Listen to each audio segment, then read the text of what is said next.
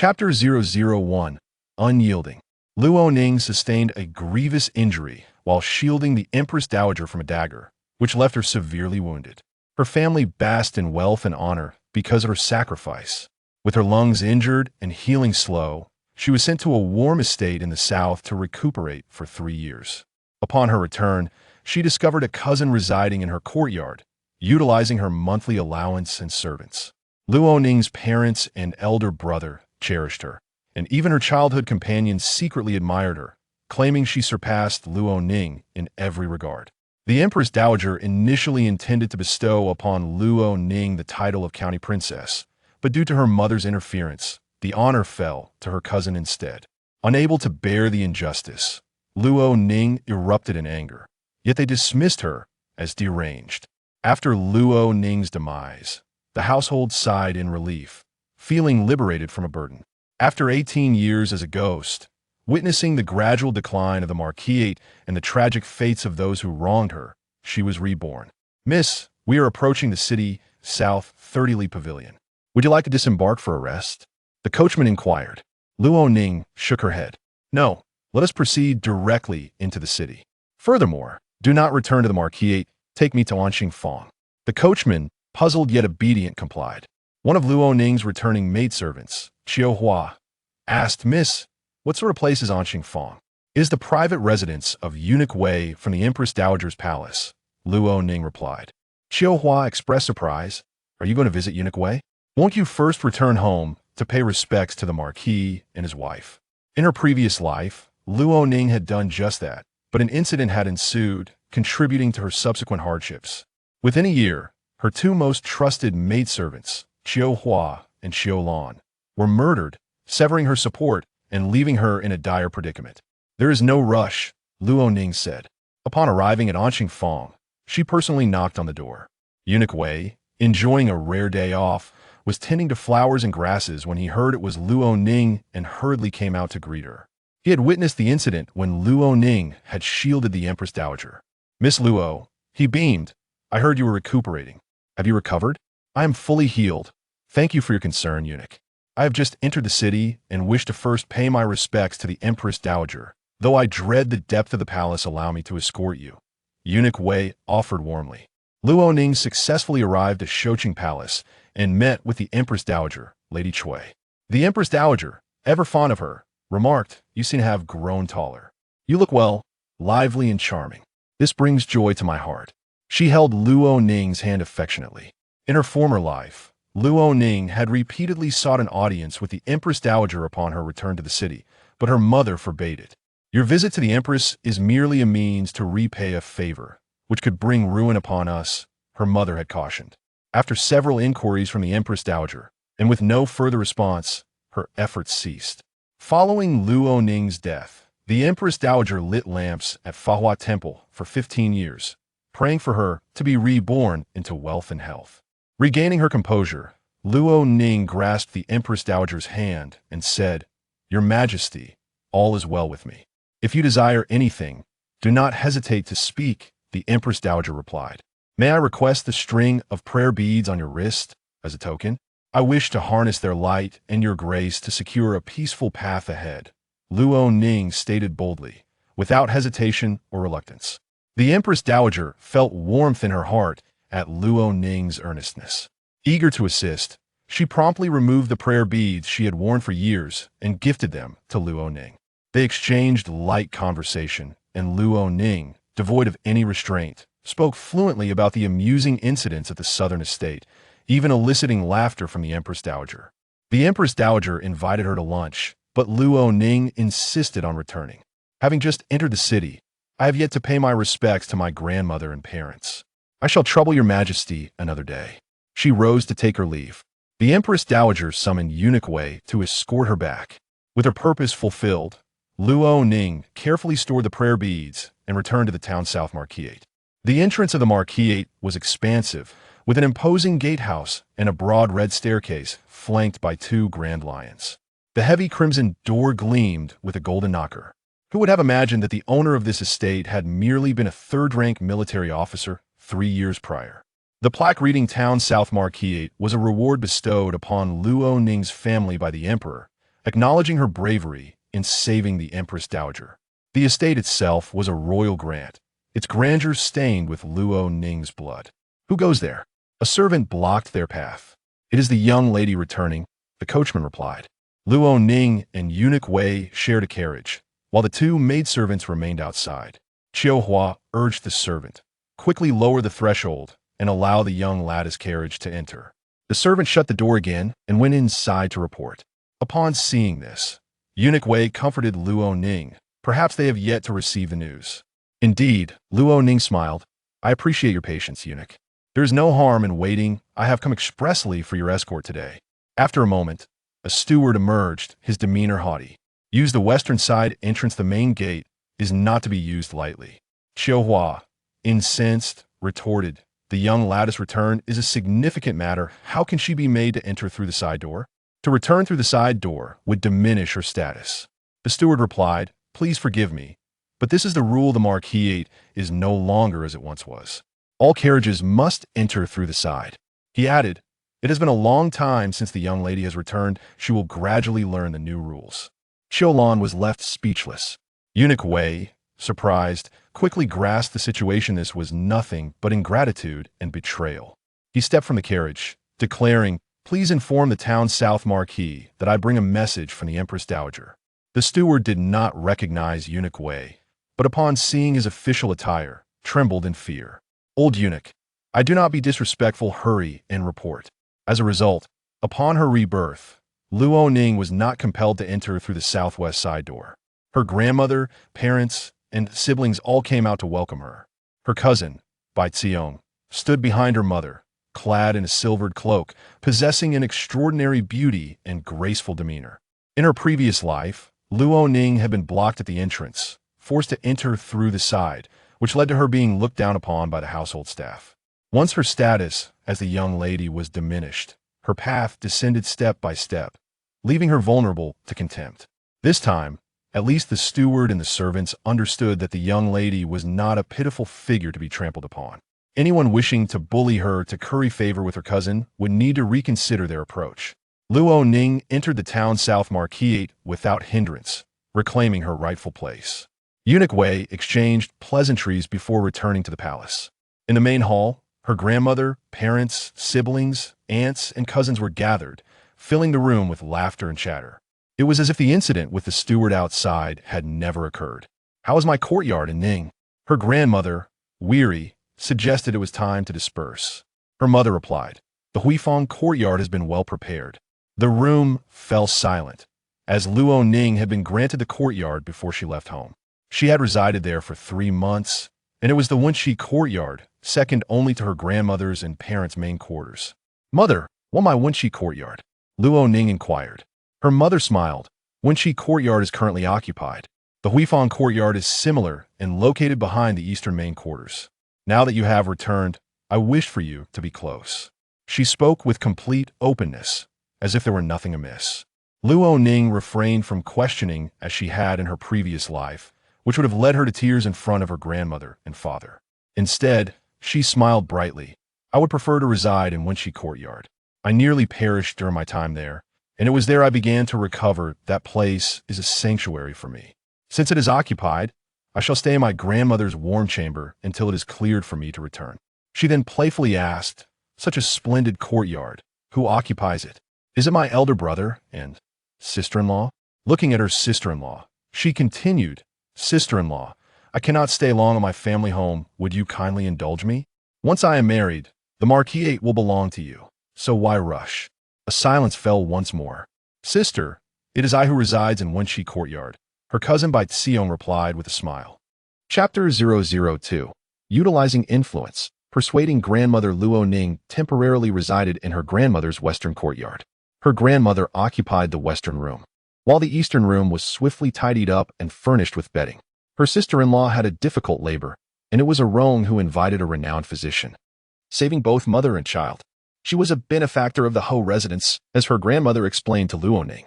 Cousin Bai Xiong was astute in social matters and exceedingly affluent, quickly winning over everyone in the Ho residence. From the highest to the lowest, all respected her. By saving the eldest young mistress and her child, her prestige reached its zenith, earning her even the approval of Luo Ning's father.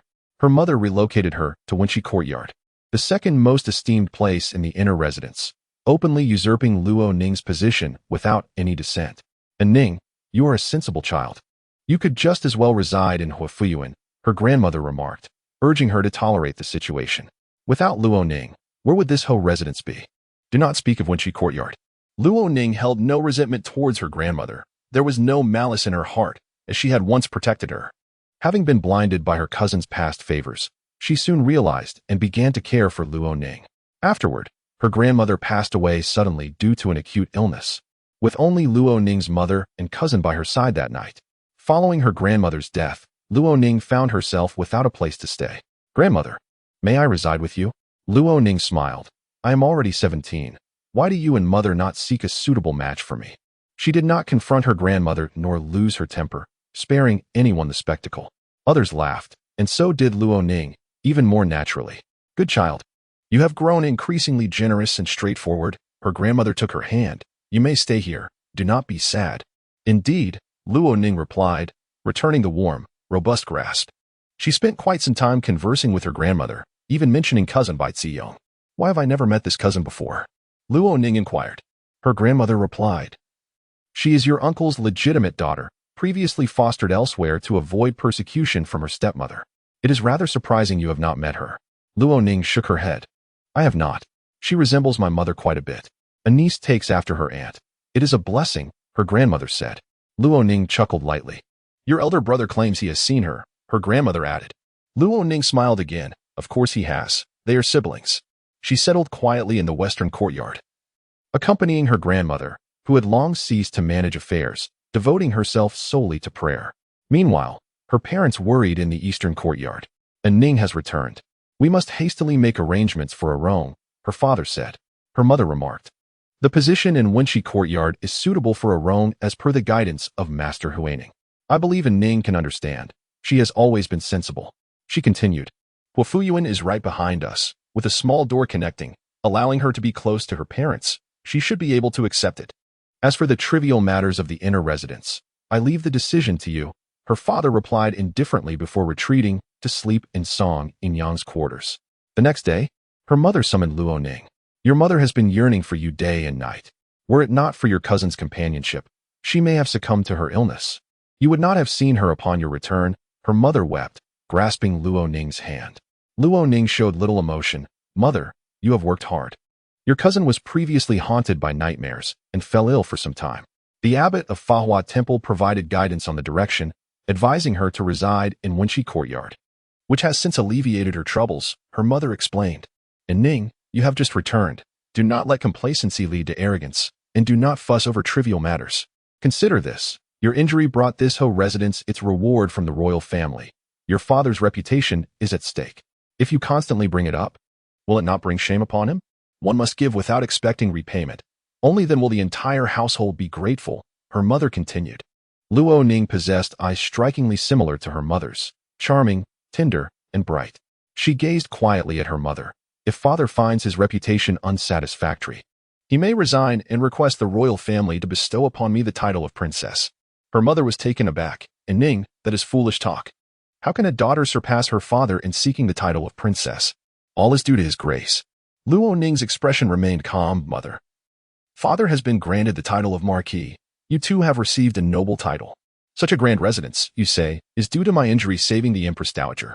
Why not acknowledge my contributions? Achievements must be spoken of by others. Can you not say it yourself? Luo Ning questioned. It is unbecoming to boast, her mother retorted. Since you are both aware of the truth, is it unreasonable for a daughter to wish to return to her own courtyard? Luo Ning stood her ground. Her mother grew somewhat irritated. And Ning, you lack decorum. The atmosphere grew tense. Remembering how Eunuch Wei had sent her back, her mother restrained her temper. And Ning, it does not matter where you reside. Wenqi Courtyard is no more distinguished than Huifuyuan. It is unimportant. Do not fixate on trifles. Since it is the same and unimportant, why not return it to me then? Luo Ning replied. Her mother fell silent. With a sigh, she remarked, you have changed, and Ning, how have you become so obstinate and lacking in manners? Luo Ning smiled gently. Mother, I do not comprehend this statement. I have returned home and wish to reside in my own courtyard. Is this an excessive request? Must I seek the Empress Dowager's intervention for justice? Her mother's eyes flashed with anger. She could no longer articulate her thoughts. Luo Ning maintained her composure and smiled, providing no one with an excuse to label her mad. She returned to the western courtyard, accompanying her grandmother in prayer. When Bai Xiong arrived at the lady of the Ho residence's quarters, she softly urged her not to be upset. "Aunt, I will move out." "Absolutely not," she insisted, adding, "I have a plan.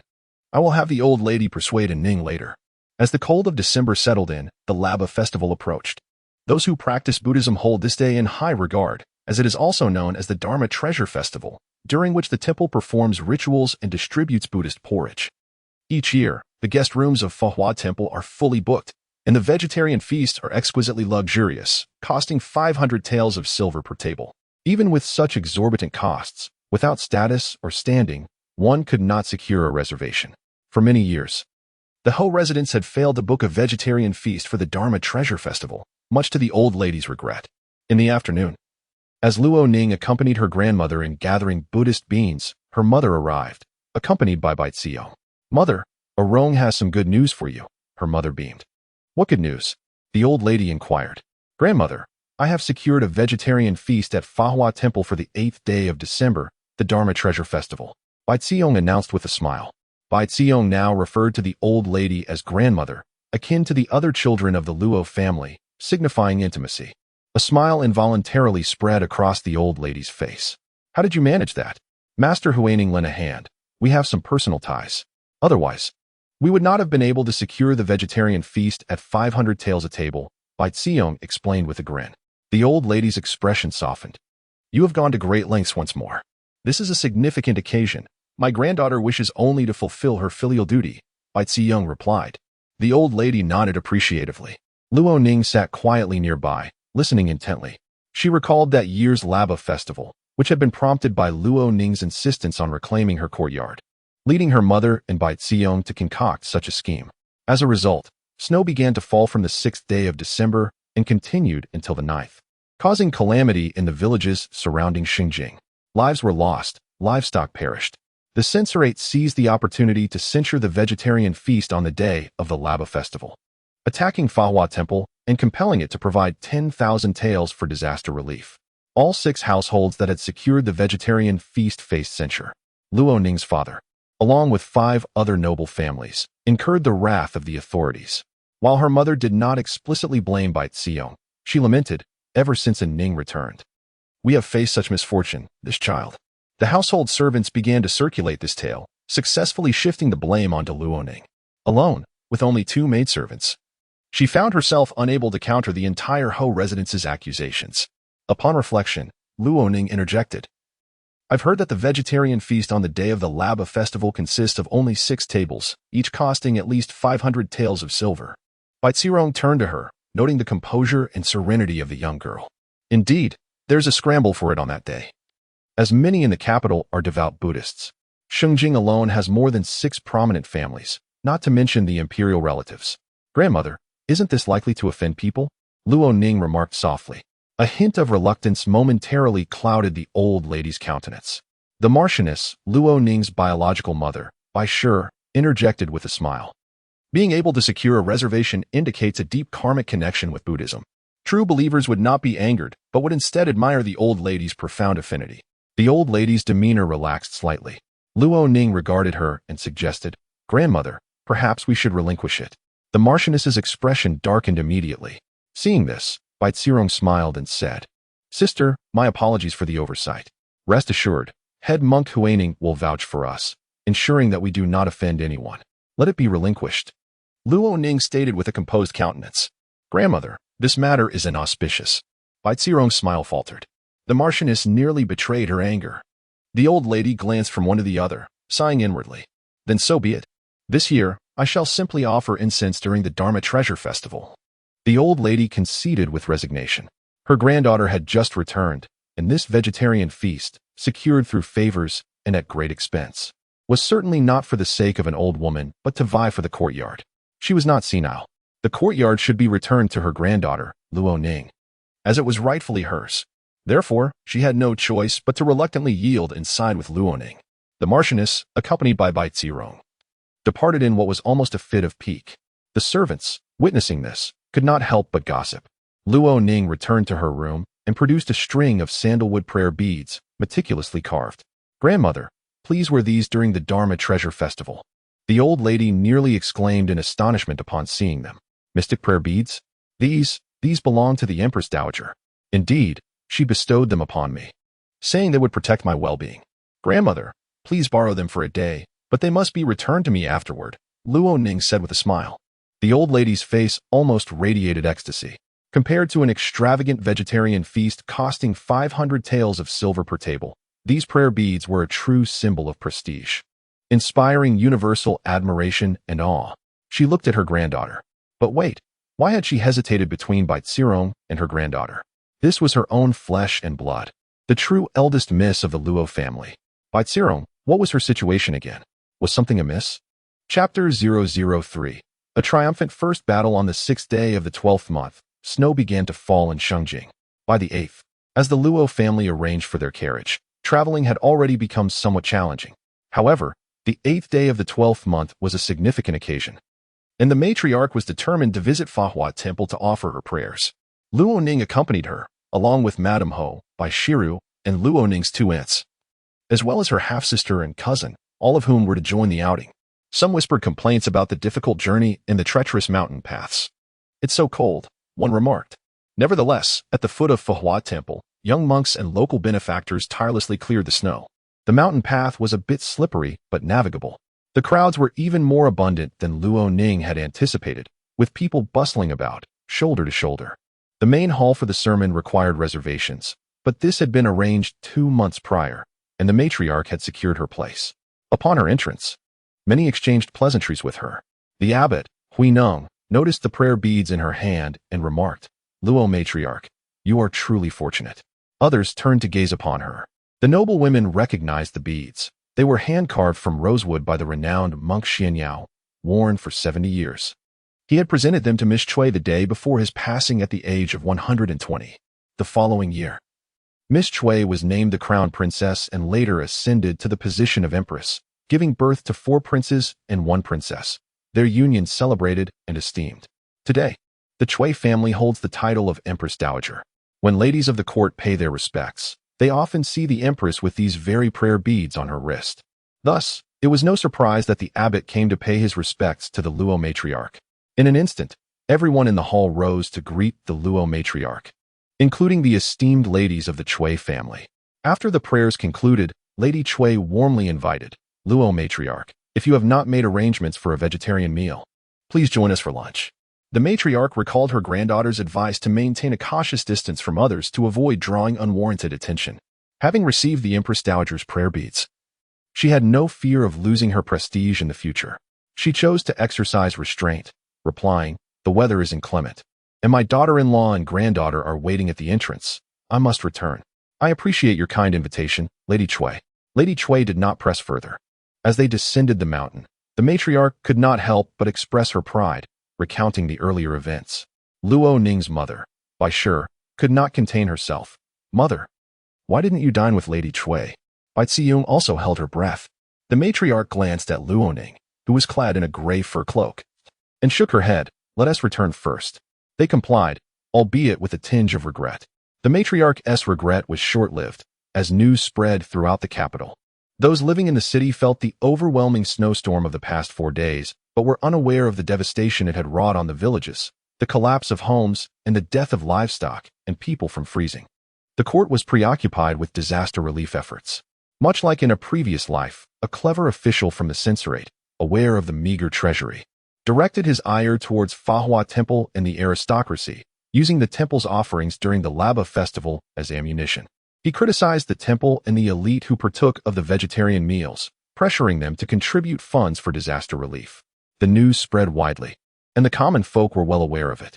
Naturally, the Luo family heard about it too. That evening, as the family gathered for dinner, Luo Ning's father remarked on the matter. "Mother, you did not partake in the vegetarian meal, did you?" "No," replied the matriarch. "Originally, Erong had arranged for it. Fortunately, Ning foresaw this and advised me to only take the prayer beads and forego the meal. Otherwise, you would have been the subject of criticism today." She continued, Our title was granted by the emperor after Aining was injured, and it is inherently tenuous, lacking solid merit.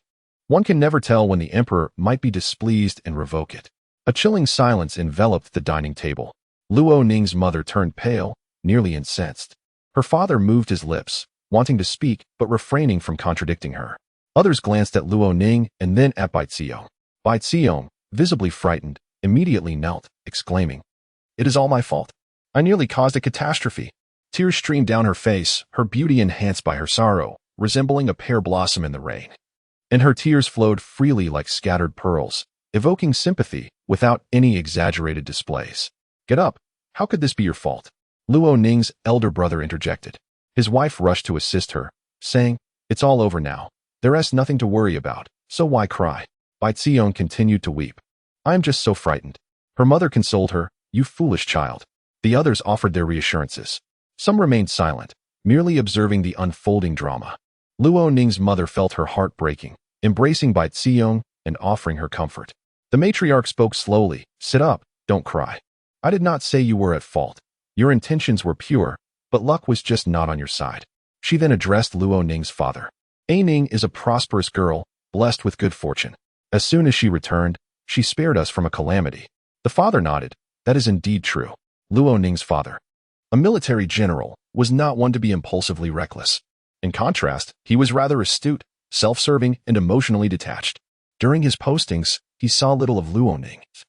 And upon returning to the capital, he was perpetually engaged in social obligations, rarely interacting with the women of his household. Thus, he was indifferent until this moment. "Madam, the Wenqi courtyard must be tidied up within 3 days. Aining has been back in the capital for nearly 10 days, and it is inappropriate for her to remain at her mother's," the father stated. Everyone at the table sensed a shift in the atmosphere. The young lady, who had been carefully nurtured by Madame Ho, was merely a relative. The legitimate daughter of the Luo family had returned. For 10 days, she had neither cried nor fussed, displaying gentleness, tranquility, and impeccable manners while waiting. The head of the household had spoken. Her courtyard was restored to her without any conflict. Luo Ning understood that everyone was watching her. She smiled faintly at her father. "Thank you, father. I would gladly accompany grandmother, though I fear I may disturb her. It would be best to return to my own quarters." Throughout, she did not relent in her stance, suggesting she could forego Wenqi courtyard for Huifuyuan. Wenqi courtyard was hers. "Mother, why does Aunt dislike the eldest sister?" On the way back, her cousin, Luo Wan, inquired of her mother. The second madam replied, "She has never liked her since childhood." "Why?" "She is her biological daughter. During childbirth, she nearly bled to death and almost did not survive. After she was saved, it took her 6 months to regain movement in her limbs. Since then, she has harbored disdain for Aining." The second madam explained. Luo Wan sighed. "The eldest sister is somewhat pitiable. Uncle is indifferent to the inner household, and aunt prefers her niece over her own daughter." The second madam felt puzzled herself. However, the eldest madam, by sure, had indeed always despised Luo Ning. The second madam had witnessed her striking Luo Ning when she was merely 5 years old and knew nothing. The eldest madam had slapped her with the sole of her shoe. The matriarch was unaware of this.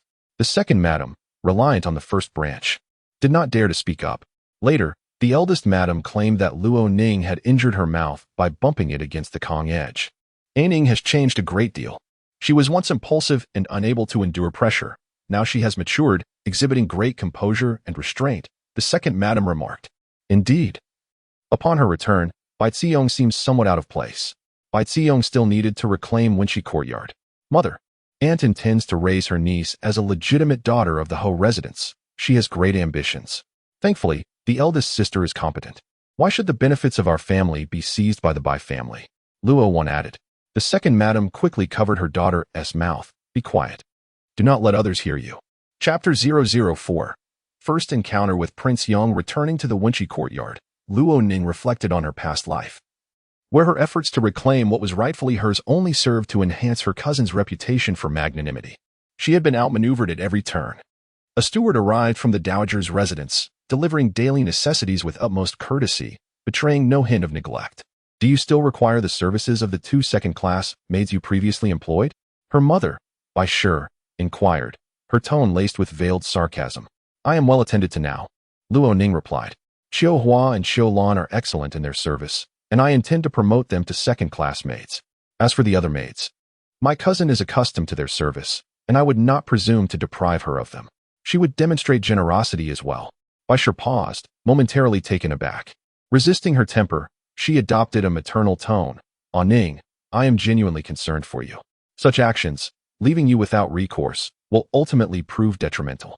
Luo Ning remained composed, her expression unchanging, neither mocking nor joyful, merely distant and indifferent. Her words were met with a silence that bordered on disdain. You would do well to heed my advice. Ning, her mother continued. Your goodwill will inevitably be exhausted, and who will protect you then? Luo Ning's expression remained unchanged. Mother, as long as the marquisate stands. My goodwill will not dissipate, will it? Baisha turned and left abruptly. The dowager then sent Luo Ning a managing matron and 2 third-class maids.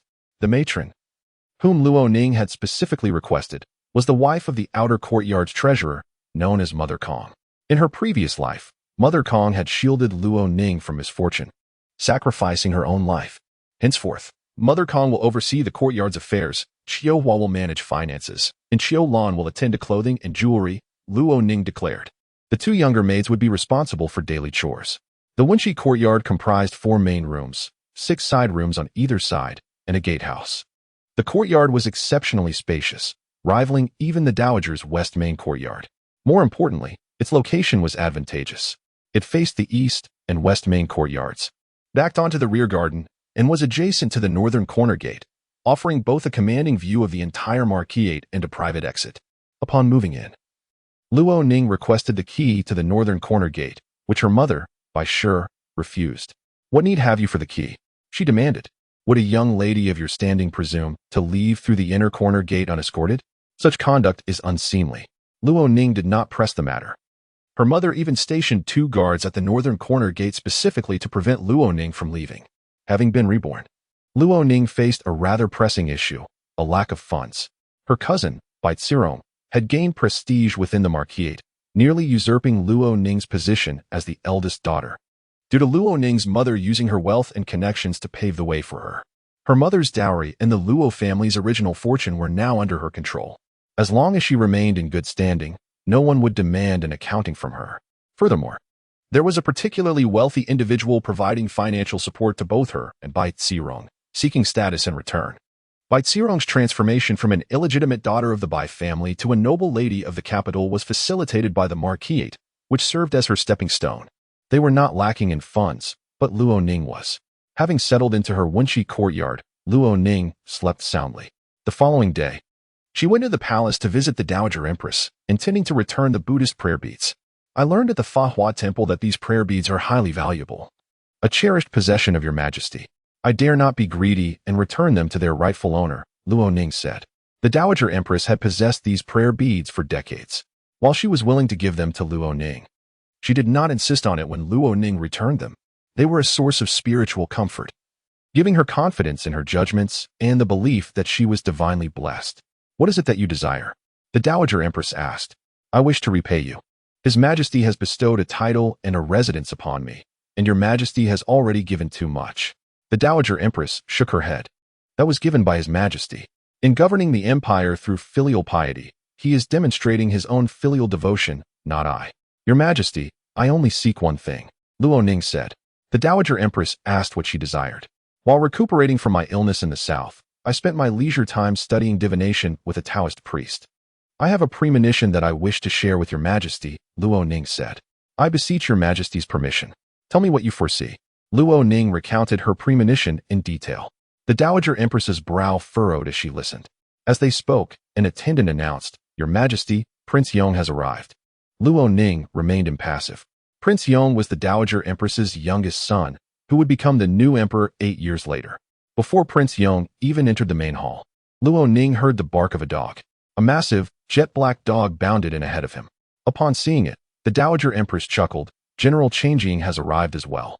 She was very fond of this dog. Its appearance was rather intimidating. Luo Ning, however, was slightly taken aback. She couldn't help but call out in her mind, Sesame. As a ghost, she was invisible to humans, but a dog could see her. This massive, ferocious dog, feared by all, could see Luo Ning. She often played with it.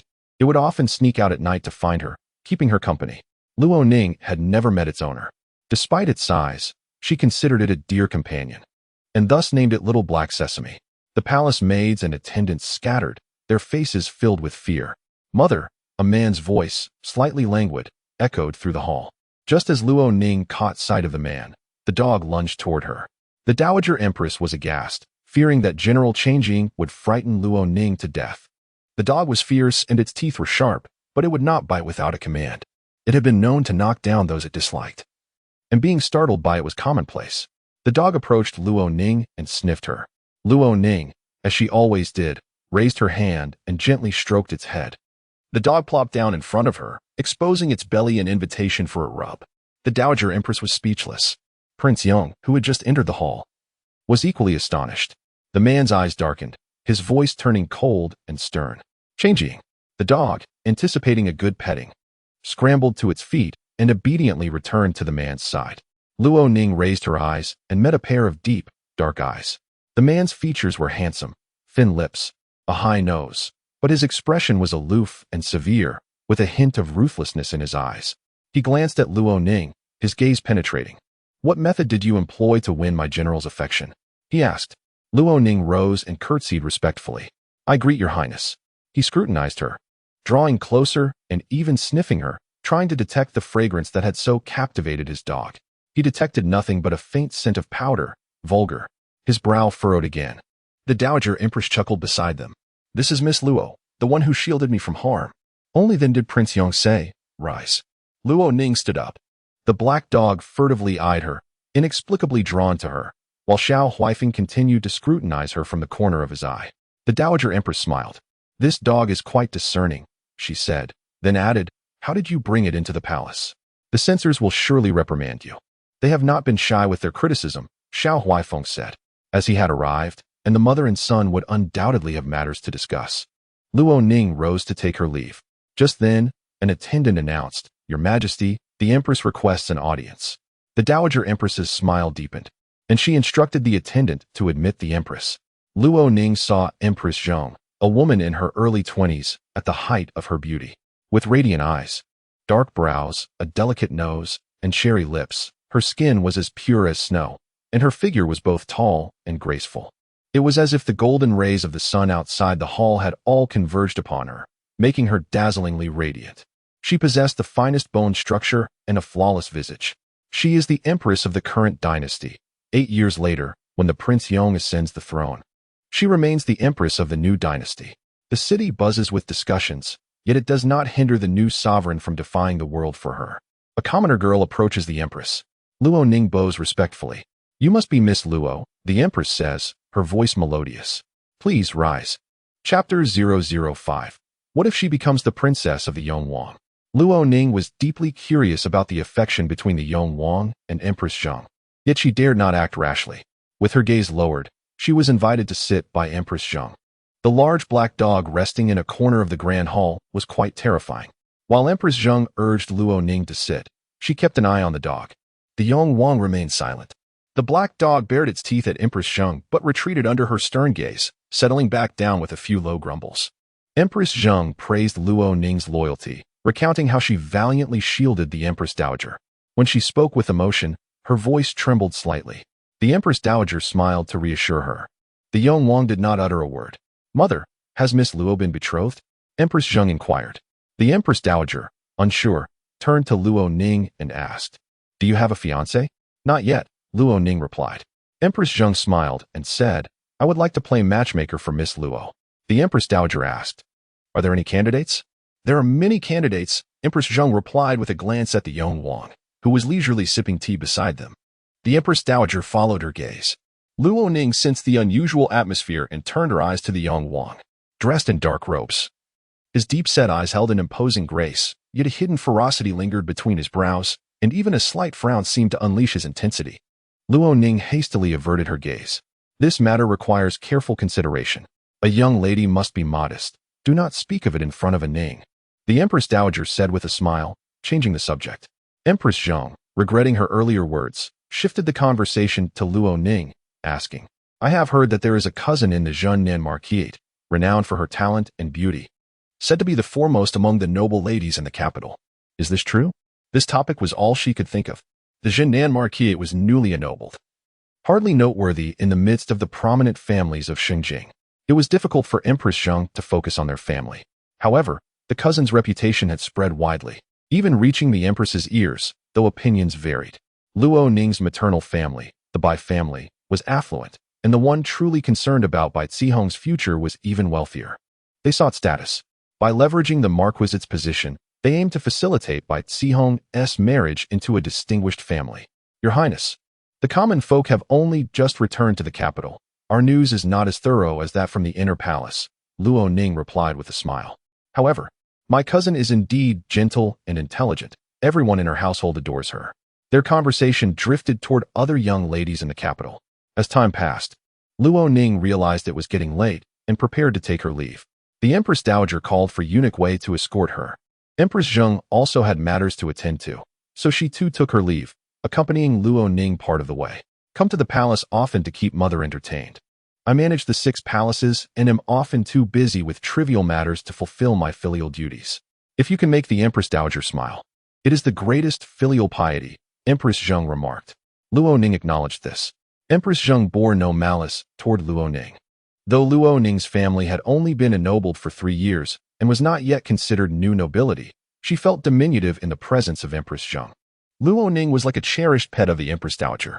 No one would perceive a pet favored by a mother-in-law as a threat. Instead, they would offer little favors and praise the pet's cleverness to curry favor with the matriarch. Empress Zheng's kindness toward Luo Ning was of this nature. What do you enjoy in your leisure? Empress Zheng inquired further. Luo Ning replied, aside from reading, I practice with a whip. You can wield a whip? Empress Zheng asked. Intrigued, her smile radiant. That must make you quite accomplished in both literature and martial arts. Not at all, Your Highness. I merely play with it, Luo Ning replied modestly. After chatting for a while, they finally allowed Luo Ning to leave. In Shouqing Palace, the Empress Dowager Cui was asking her son whether he intended to arrange a marriage. At 20, it is time for him to have a princess, she said. The Board of Rites is urging the Ministry of Rites, and the ministry is pestering His Majesty. Otherwise, the Empress would not have hurried to bring up this matter to alleviate His Majesty's concerns. Let us speak later, the Yongwang replied. What of Miss Luo? The Empress Dowager asked. She is beautiful, with a composed and refined character. She does not pale in comparison when standing beside the Empress. A rare beauty indeed. The Yongwang frowned even deeper. Mother, you are overly flattering her.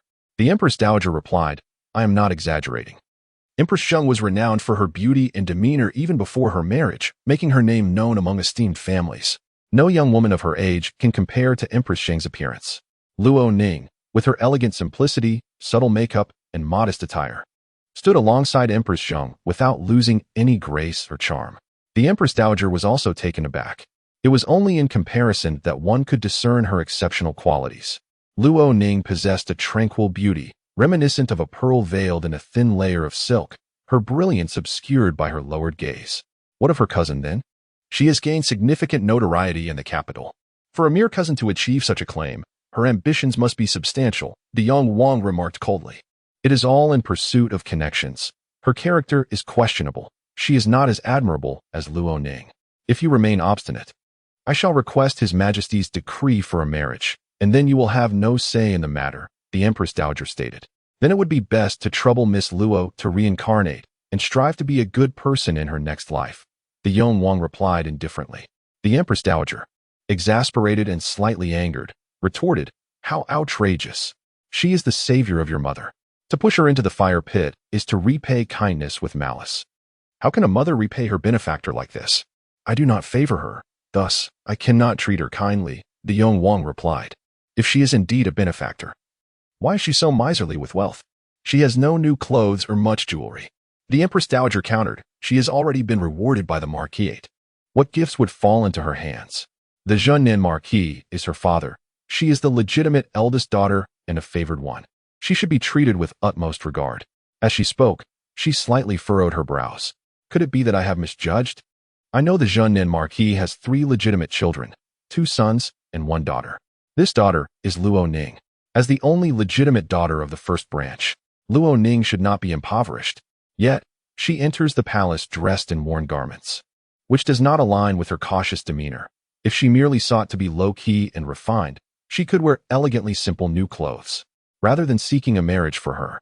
It would be more practical to reward her with some gifts during the new year, the young Wang remarked as he stood up. He called for the black dog, which promptly rose and followed him out. After he left, the Empress Dowager pondered over his words. Luo Ning is an unmarried young lady. Her family is respectable. Thus she possesses her own dignity.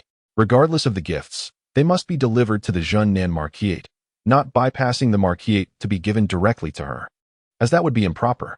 Luo Ning did not complain, nor did she display any trace of sorrow.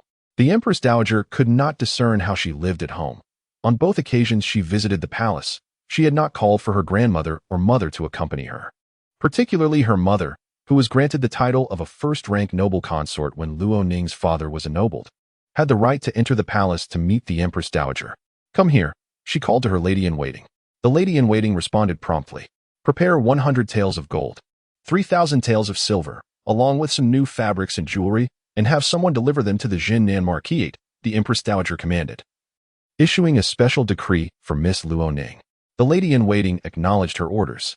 After a moment's thought, the Empress Dowager added, "Bring out the floating light silk brocade that was offered from the south as well, and send it to Miss Luo Ning."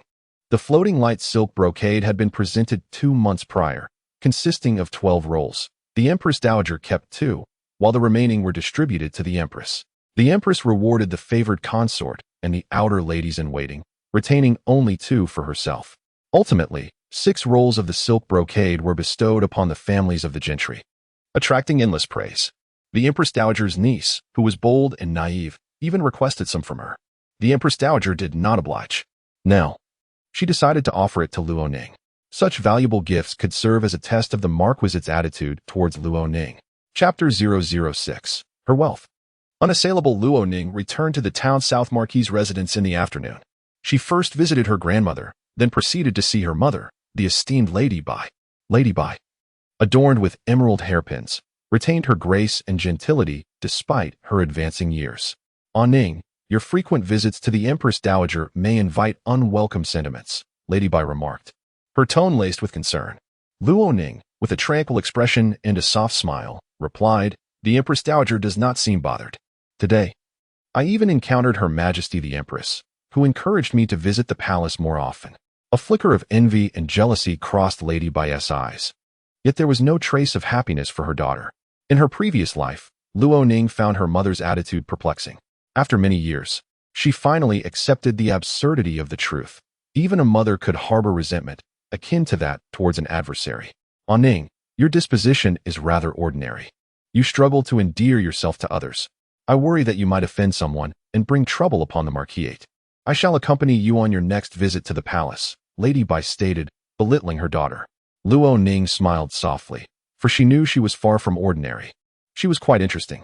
Even after years of being a ghost, unnoticed by all but the black dog, she remained content. "Let us discuss it another time, mother," she replied. Lady Bai inquired, "How do you find your residence in the Wenqi courtyard?" The seemingly innocent question concealed deep-seated resentment.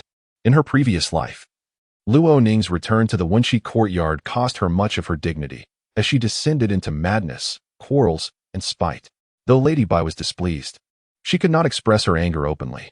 In this life, however, she could not bear the thought of giving way to her most cherished Baitsiro.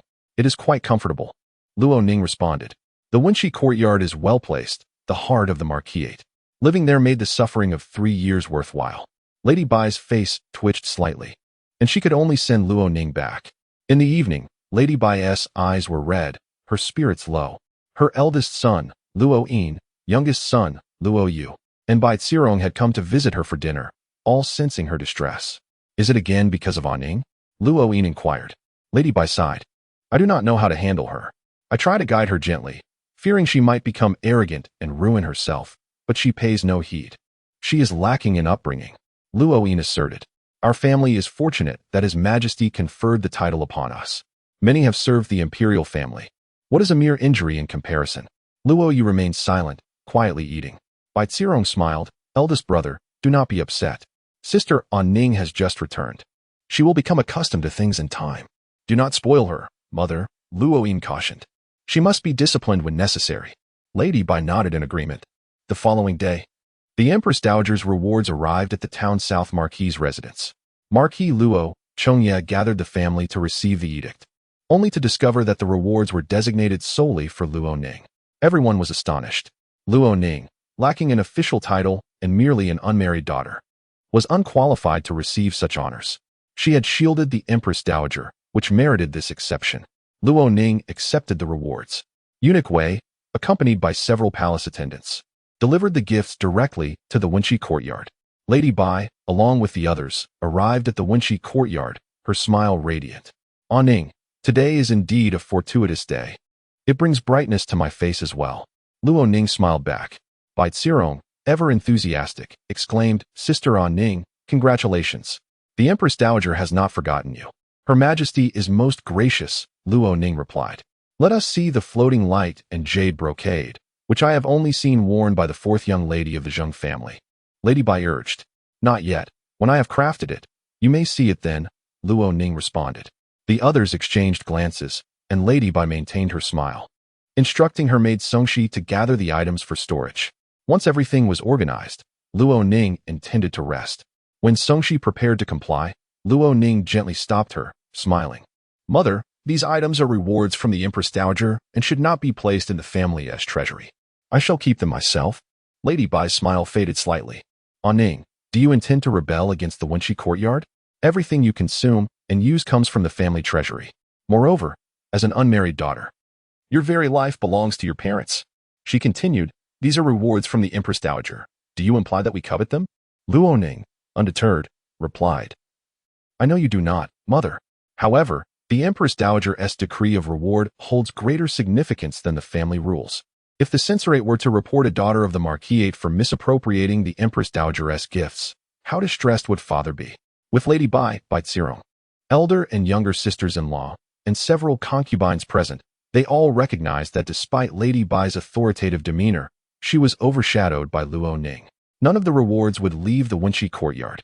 As the lady of the Marquisate, Lady Bai was a first-rank official wife. Yet she could not assert control over her daughter, diminishing her prestige. Lady Bai, realizing Luo Ning's defiance, felt compelled to admonish her. However, Luo Ning's next words struck harder.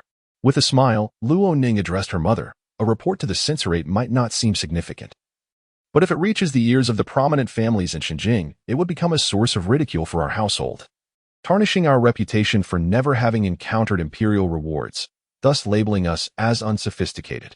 This would be detrimental to everyone." Lady Bai, who had tirelessly endeavored to elevate Bai Zirong's status for the sake of reputation, could not allow it to be tarnished by such a trivial matter.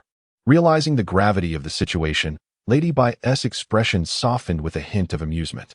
"Ah Ning speaks wisely." And so they departed. Luo Ning observed Lady Bai biting her lip, her cheeks twitching, and could not help but recall her past. In her previous life, she had been filled with sorrow and anger, unable to comprehend her mother's preference for her cousin over her. She longed to expose her grievances, but her mother always responded with a calm smile, brushing past her pain. When had she ever been so enraged? Luo Ning closed the courtyard door, feeling not triumph but a profound serenity. Having been granted a second chance at life, she resolved to live meaningfully, her heart as still as water. She was her own family now, with no expectations from them. "The eldest young lady truly lacks decorum, confronting the mistress in such a manner," remarked a maid, deliberately inciting gossip. Yet the servants had their own thoughts. While the eldest young lady's behavior was slightly excessive, Lady Bai had also failed to exhibit the maternal affection expected of her. Had it been her cousin, Lady Bai would have shown more consideration. The floating light and jade brocade is exquisite. It could be fashioned into 2 garments for the New Year banquet, Lady Bai noted, her anger having subsided. "Then Sister Ah Ning shall shine brightly." "No, you shall be the one to shine. Ah Ning should not be ostentatious." Lady Bai smiled, "Of course. All good things shall be yours." Bai Zirong, both surprised and delighted, replied, "Aunt, are you truly giving this to me?" "Naturally. All that is good is yours." Lady Bai laughed. "Good child, I would gladly give you my heart and life. You have endured too much hardship in your youth. No, being by your side makes all suffering seem trivial." Bai Zirong nestled closer to Lady Bai, but Ah Ning cannot be persuaded. Rest assured, she will obediently present it. The matron said. Bai Zirong embraced the matron's waist and softly called, "Mother." Chapter 007. Triumph over the elder brother within the walls of the Wenqi courtyard. Joy permeated the air. The Empress Dowager had generously bestowed a reward of 3,000 taels of silver and 100 taels of gold leaf, a sum sufficient to cover the expenses of the entire marquisate for over 2 years, alleviating Luo Ning's predicament. Yet, the eldest young lady and the matriarch were less than pleased. "She's your birth mother. She would never harm you. Perhaps it would be wise to heed her counsel," Mama Kong cautiously suggested. This statement, well-intentioned and kind, fell upon deaf ears, for Luo Ning was acutely aware of her mother's true nature. Not only would she harm Luo Ning, but she might very well bring about her demise. "My mother has a cousin who is favored," Luo Ning remarked with a nonchalant tone. Mama Kong replied, "During your absence, the matriarch has constantly spoken of you. Her yearning for her daughter is why she has taken to this cousin. In her heart, you remain paramount. Did you witness this yourself, or is it merely hearsay?" Luo Ning inquired. Mama Kong hesitated. "I heard it from the kitchen servants. The kitchen servants are all my mother's confidants. Their words are deliberately meant for the ears of the entire household. Otherwise, how could they avoid gossip over such an inappropriate guest?" Luo Ning countered. Mama Kong appeared taken aback. "If she misses me so dearly, why does she not visit me at the southern estate? If not that, she should at least send a messenger with letters or gifts, which is the duty of a mother." Luo Ning smiled softly, but there has been none. Such talk of longing is nothing but empty words, yet she persists in convincing herself otherwise. "Look at me, convalescing from a severe illness, far from home, truly feeling the pangs of homesickness, sleepless at night." In reality, she merely views the cousin as a stepping stone to establish her roots in the marquisate, Luo Ning expressed. Mama Kong pondered her words, utterly astonished. "This," Luo Ning waved her hand dismissively, "no more of this. Gather our belongings. With the Empress Dowager's support and our newfound wealth, what is there to fear? This marquisate is mine to claim." Mama Kong acquiesced. Yet, the following day, the festive atmosphere dissipated. The Wenchi courtyard lacked a small kitchen, and the meals delivered from the main kitchen were insipid and unpalatable. On the surface, there appeared to be no fault to find. The rice contained husks, the vegetables were overcooked, the soup was excessively bland, and the braised duck was overly greasy, with a layer of oil at the bottom of the bowl. Luo Ning sensed the unfairness but could not lodge a complaint, for the matriarch would merely accuse her of being picky and overly sensitive, putting her at a disadvantage. She painstakingly picked out the husks and rinsed the duck to remove the grease, slowly consuming a bowl of rice. The 15th day of the 12th month would forever remain etched in Luo Ning's memory. In her past life, it was the day she returned to the manor, and it turned out to be her worst day, nearly leading to her demise. The weather was cold, but not unbearably so, with only a thin layer of ice covering the ground. The Luo family did not need to attend to the matriarch daily, but instead paid their respects every 5th day. As Luo Ning sat before her vanity, memories of her past life flooded her mind. She did not shy away, but rather instructed her maid Qiu Hua. "Bring me my long whip." Qiu Hua, skilled in martial arts and responsible for safeguarding Luo Ning's whip, protested, "Miss, allow me to carry it for you." "Not necessary. I shall carry it myself," Luo Ning insisted. She then produced a piece of gold leaf and handed it to Qiu Hua. "Go to Aunt Song's quarters and see if my father has risen." She leaned in, whispering a few instructions to Qiu Hua before sending her off with the gold leaf. Draped in a grand cloak with billowing sleeves that concealed her hands, Luo Ning made her way to the small artificial lake beside the western courtyard, where she encountered her elder brother and sister-in-law, along with their child, coming to pay their respects. Her brother, Luo Yin, donned a sword at his waist, preparing to embark on an outing with friends. He had been recommended for a position in the Ministry of Personnel, holding a 6th rank title, which was considered quite respectable at his age, and as the heir of the marquisate, his future seemed bright. Although he hailed from a military family, he had little interest in martial pursuits. The sword was merely for show. Before Luo Ning could approach, he seized the opportunity to chastise her. "Having seen your brother and sister-in-law, you choose to ignore us?" Just as in her previous life, where Luo Ning had cried and fought to reclaim the Wenchi courtyard. Her mother's dissatisfaction had led her to lament to her son, and now, her brother's resentment towards her had only grown, especially since their mother had suffered a more severe defeat this time. "Brother, sister-in-law," Luo Ning acknowledged. "Such a lack of decorum. Must I prompt you before you recognize your family?"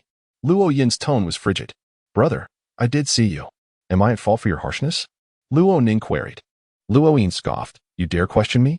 You can defy our mother and yet feel justified? I do not understand. Mother has not accused me of being unfilial. Surely, There is some misunderstanding, Luo Ning replied calmly. You speak with such guile. How did our family produce someone like you? Luo Yin retorted. His wife intervened, attempting to mediate. Brother, why do you seek to provoke her? How dare you speak back? I merely pointed out your faults, and you presume to challenge me? You behave as though you are the sovereign of the Marquisate, he scoffed. Kneel. If I do not teach you a lesson today, you will remain ignorant of your own limitations, and you will inevitably invite disaster upon yourself. It is my duty to discipline you. Luo Ning met his gaze defiantly. Without cause, you seek to punish me? Brother, you overstep your bounds. Our parents have yet to speak. Do you even acknowledge our father? Luo Yin drawled, unfastening his sword from his waist. With the sword's hilt directed at her, he commanded, kneel. Otherwise, do not blame me for taking action. Luo Ning regarded him with calm resolve. He was enraged, recalling their mother's red-rimmed eyes as she lamented how Luo Ning had embarrassed her and bullied her cousin. Fueling Luo Yin's fury, he raised the sword hilt to strike her. In her past life, Luo Ning had been taken aback by her brother's cruelty.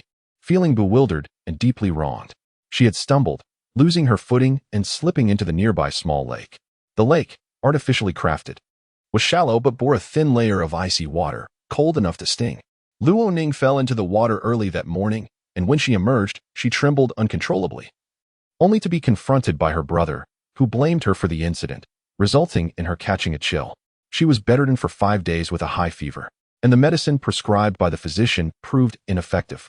Eventually, it was her grandmother who intervened, bringing her to the western courtyard to recuperate, where she finally regained her health. Yet, that illness left her with lingering ailments, causing her to cough through the night and lose considerable weight.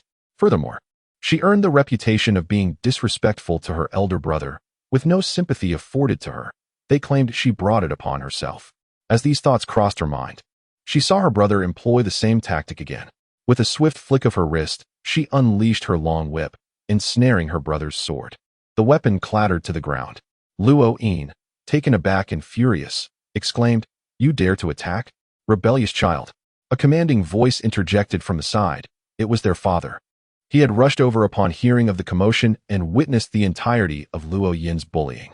Not only was he tormenting his sister, but he also sought to resort to violence. Such behavior was unbecoming of a brother. Furthermore, he had allowed himself to be disarmed by his sister, revealing his inadequacy.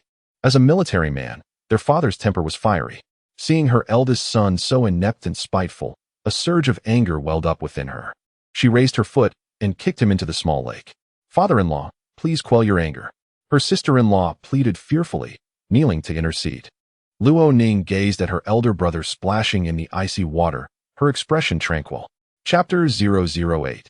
The killing of Vine's elder brother Luo Yin emerged from the lake, drenched and shivering, having been punished by his father to kneel. His teeth chattered from the cold. His sister-in-law pleaded for his forgiveness, and soon, their mother and cousin Bai Zirong arrived. My lord, the weather is frigid. Yin may suffer frostbite. Let him return to change his clothes before punishing him further. Bai urged, kneeling before the Duke of Jinan. Despite her advancing years, she retained her beauty and nobility, displaying no trace of distress as she pleaded. Her long neck adorned with a white fox fur scarf, a sight to behold. The Duke of Jinan held his eldest son in high esteem and cherished his wife. The eldest son was remarkably handsome and well-educated, while his wife possessed an extraordinary beauty and grace, both being a source of pride for the Duke. He sighed. This ungrateful child, troubling his sister so early in the morning. The sound of the gong echoed twice, although Yin was not entirely innocent. The cold was merciless, and he was a scholar. Bai continued, My lord, allow him to change first, and then punish him as you see fit. Luo Ning stood nearby, accompanied by her maid, Mama Kong, who was taken aback by Bai's words. What was the lady saying? By stating he is not entirely innocent, it implied that the eldest son was somehow blameless, suggesting that the eldest daughter was to blame, dragging him into her troubles. Though she spoke of his guilt, she actually hinted at his innocence. Such favoritism was evident. Mama Kong thought Bai's accusation of bias was merely a reflection of a young girl's sensitivity. At that moment, she could scarcely believe her ears. Hurry and change. The Duke hesitated for a moment before addressing his eldest son. Luo Yin respectfully complied and rose, casting a fierce glare at Luo Ning. She smiled slightly in return, asking, Elder brother, why glare at me? Are you defying father's punishment? Everyone turned to Luo Yin, who who suppressed his expression and bowed his head, saying, "I dare not." Lady Bai's gaze shifted to Luo Ning, sighing once more, "On Ning. You are becoming too arrogant with your favoritism. Your father dotes on you, enabling your behavior." She then urged Luo Yin to return quickly as the wind picked up. Luo Ning recalled how, in her previous life, she had been left shivering for half an hour after falling into the water, nearly succumbing to fever. Her smile brightened. "Father and mother have always favored me." However, the rules of the Duke's household seemed to weigh heavily on her elder brother's mind, for he did not take them to heart. When visiting their grandmother, he carried a drawn sword. In her hand was the sword she had just knocked from Luo Yin's grasp with a whip. She was acutely aware of her father's strictures regarding weapons. When military officers entered important places, such as the commander's tent, the first order of business was to disarm. To carry a weapon into such a place was a profound disrespect, and thus the Duke of Jinan rarely donned a sword. Everyone holds certain values dear, and he would only feel pain when those values were trampled. She knew well that her brother's sword was not merely ornamental, for she had felt its blade herself, leaving a deep scar on her hand. Her brother was ruthless when it came to inflicting harm upon her. Contemplating this, Luo Ning drew her sword. The blade glimmered in the bright morning sun, its edge shining fiercely. The brilliance pierced the Duke's eyes. While spawn, the Duke's anger was palpable, stemming from his deep-seated values and profound filial piety. His eldest son had wronged his sister, a minor transgression that warranted a light punishment. However, his son had dared to disrespect their grandmother, which demanded severe retribution. No one could challenge his authority. "Kneel," he commanded, his voice rising to a pitch that flushed his cheeks. He was a robust military man, and his wrath was formidable. Luo Yin, a scholar, had always harbored a mix of resentment and fear towards his father. His legs buckled, and he knelt once more. "You will kneel here for 2 hours and reflect," commanded the Duke. Lady Bai's complexion turned ashen. "My lord, if you continue to plead, you will join him in kneeling," he retorted, sweeping away in exasperation. He first went to the old lady's courtyard. Bai's gaze fell upon her son, whose face had turned a shade of purple from the cold, before shifting to Luo Ning. She met her mother's gaze, and in that moment, the two shared an uncanny resemblance in their exquisite features and tender eyes, both reflecting similar emotions. "On Ning, you have gone too far." For the first time, Lady Bai spoke sharply. "This is your blood brother. How can you be so cruel?" Luo Ning feigned surprise, her soft lips parting slightly. "Mother, did you just call me cruel?" Her pretense mirrored Bai's beauty, so convincing in her act. Bai felt a surge of bile rise in her throat, nearly choking on her words.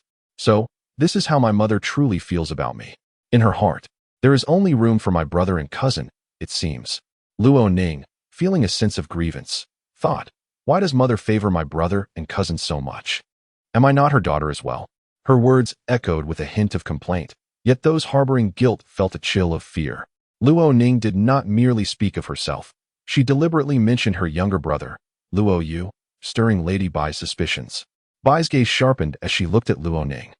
Tears glimmered in Luo Ning's eyes as she softly met her mother's gaze, asking, "Is that so, mother?" In an instant, Bai felt a cold sweat break out on her back, and the chill of the wind pierced her to her core. Foolish words. Enough, enough. Children grow beyond their parents' control. You and your brother are bound by blood, and I am caught in the middle of your quarrels.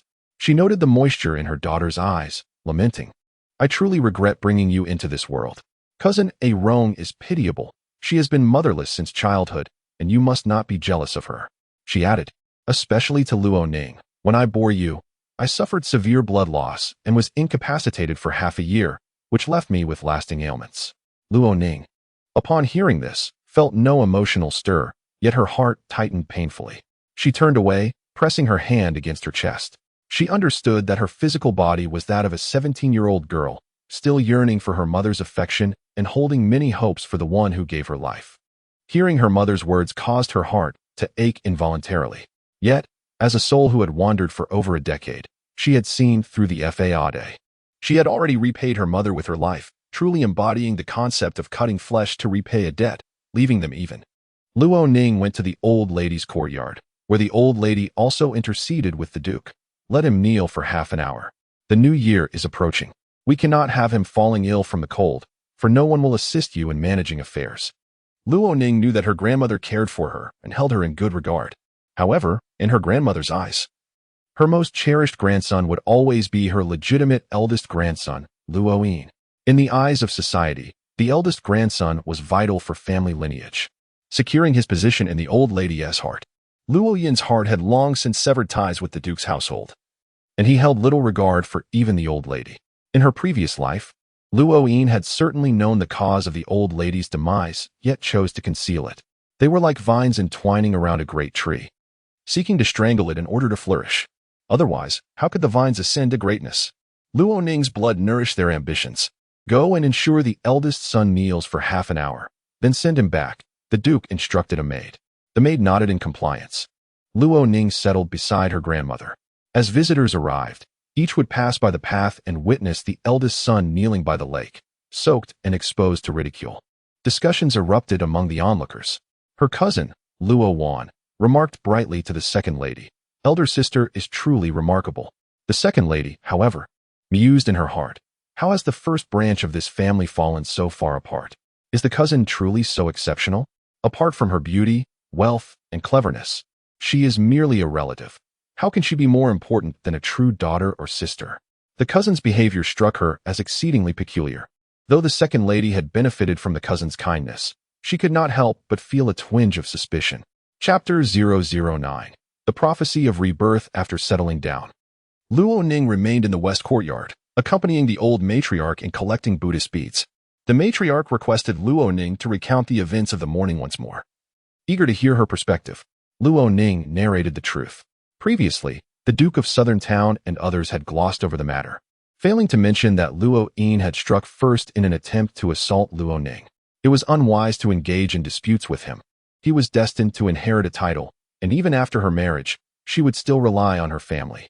As women, we cannot stand alone without support, the matriarch remarked. This statement was made with good intentions, though it pricked Luo Ning's ears. The kindness that the Luo family could extend was indeed scarce. Yet Luo Ning chose to accept it without resentment.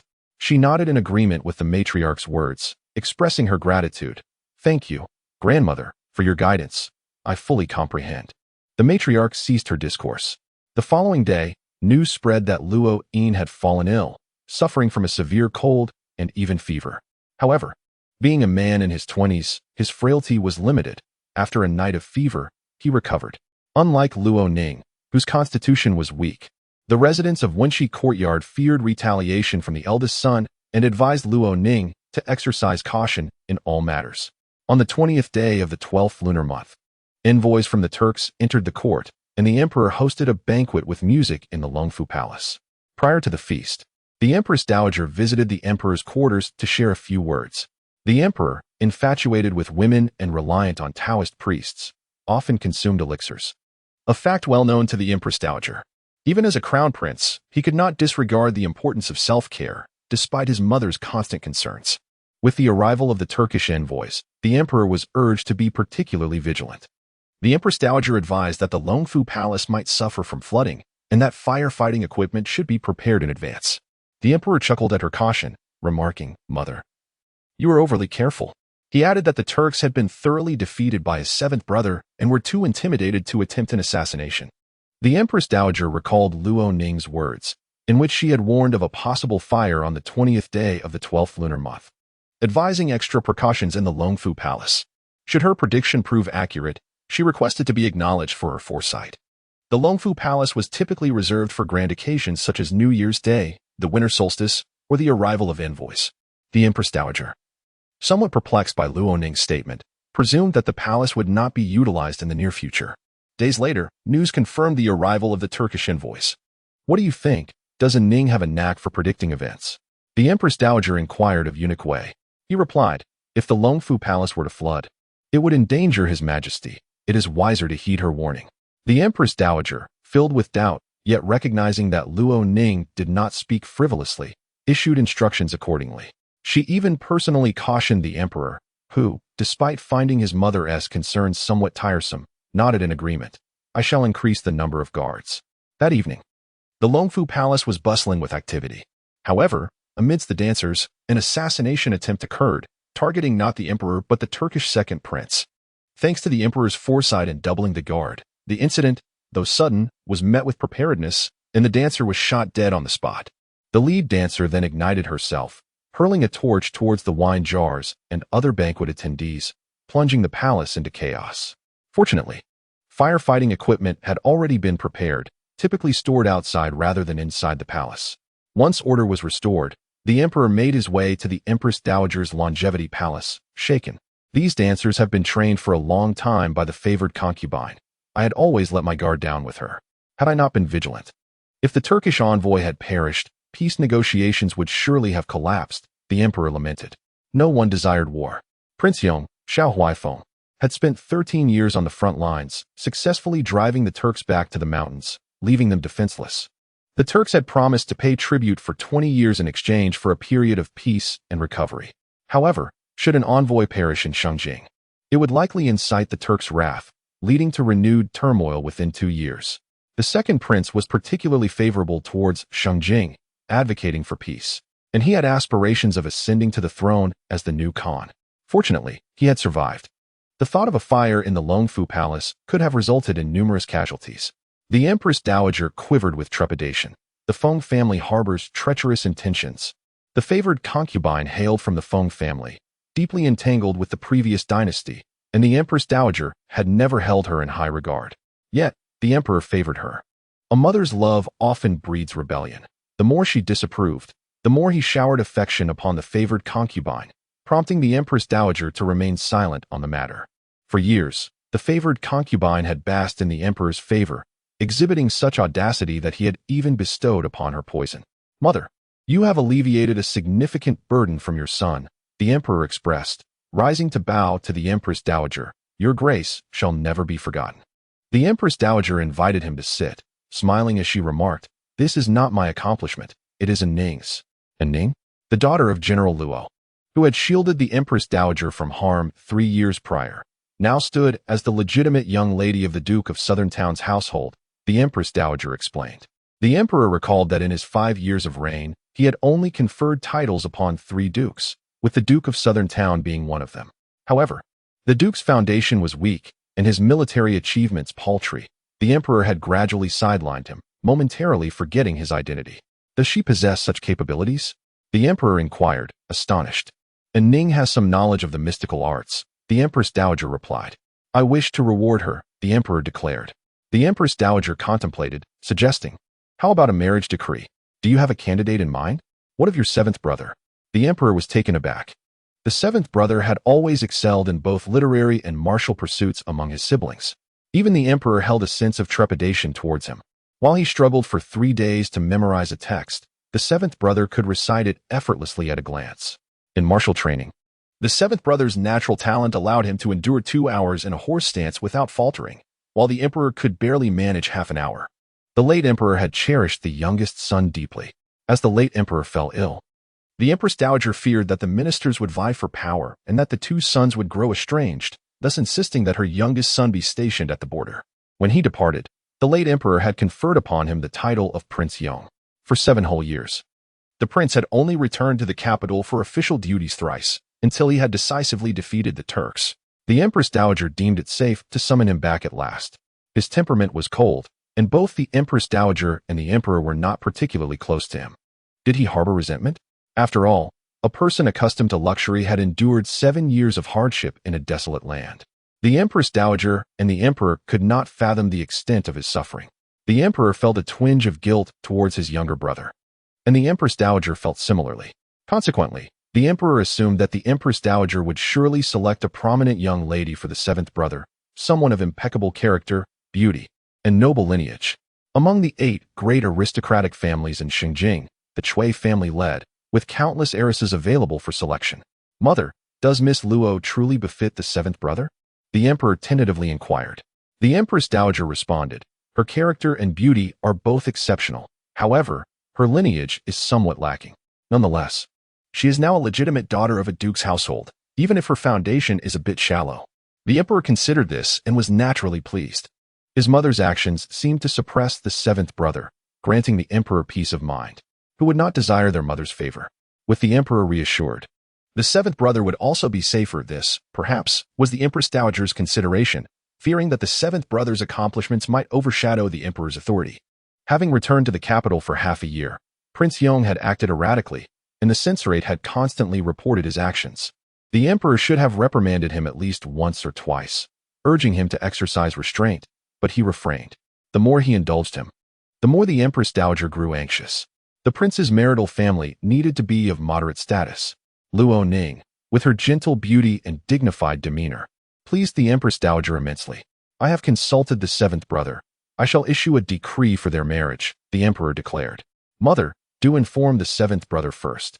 Should he refuse the decree, I would be at a loss. Chapter 10. The engagement. The affair concerning Luo Ning and the Longfu Palace quickly spread, even reaching the ears of the Zhen Marquisate. While the Empress Dowager and the emperor chose to remain silent regarding Luo Ning's prophecy, the failed assassination attempt only served to draw further animosity towards her. The Empress Dowager summoned Luo Ning to the palace, and her mother, Madame Bai, wished to accompany her. However, by the time she finished changing and arrived at the Wenqi courtyard, Luo Ning had already departed. After a moment of silence, Madame Bai exchanged a bittersweet smile with Mama Kong and gently shook her head, feeling deeply disappointed in Luo Ning, and returned home. This is 100 taels of gold leaf, a reward from His Majesty, the Empress Dowager remarked, gesturing towards a red lacquered box as she addressed Luo Ning. Luo Ning bowed respectfully, expressing her gratitude. I thank Your Highness and His Majesty. The Empress Dowager bid her to rise, and as they conversed, she remarked on Luo Ning's accurate predictions. Your Highness, I have merely scratched the surface.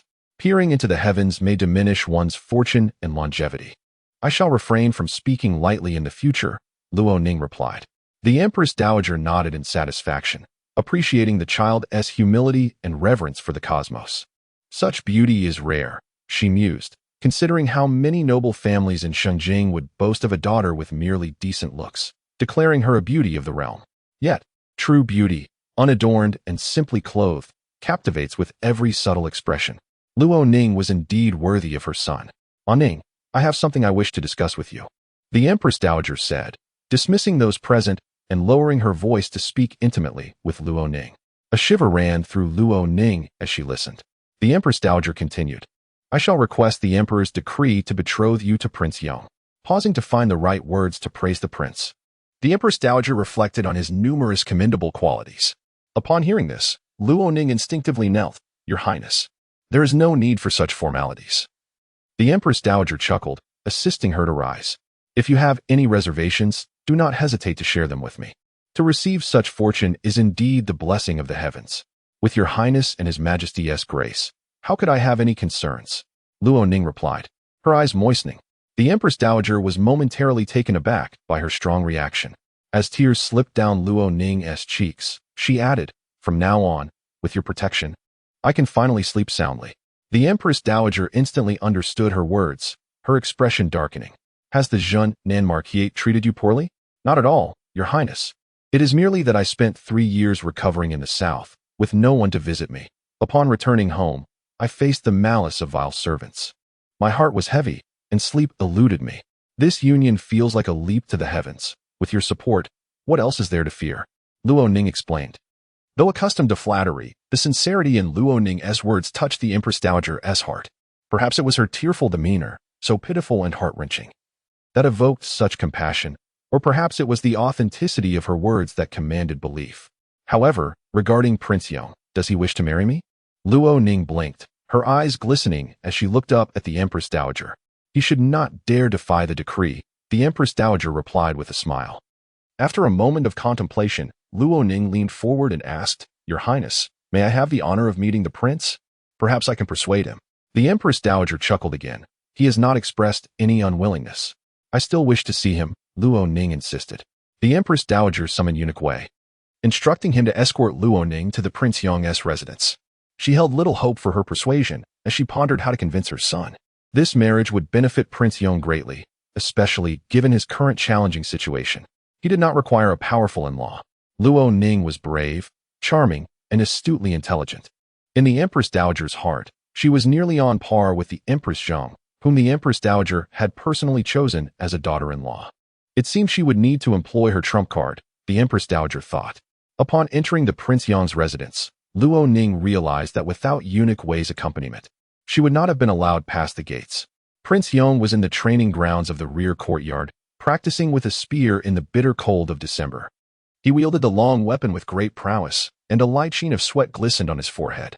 Several of his trusted commanders were present, along with a large black dog. The dog, initially alert, soon relaxed its ears and bounded over to Luoning. She reached down to scratch its chin and ruffle its fur, much to the astonishment of the commanders, who wondered if the general had lost his mind. "Who is that?" one inquired. "That is Eunuch Wei.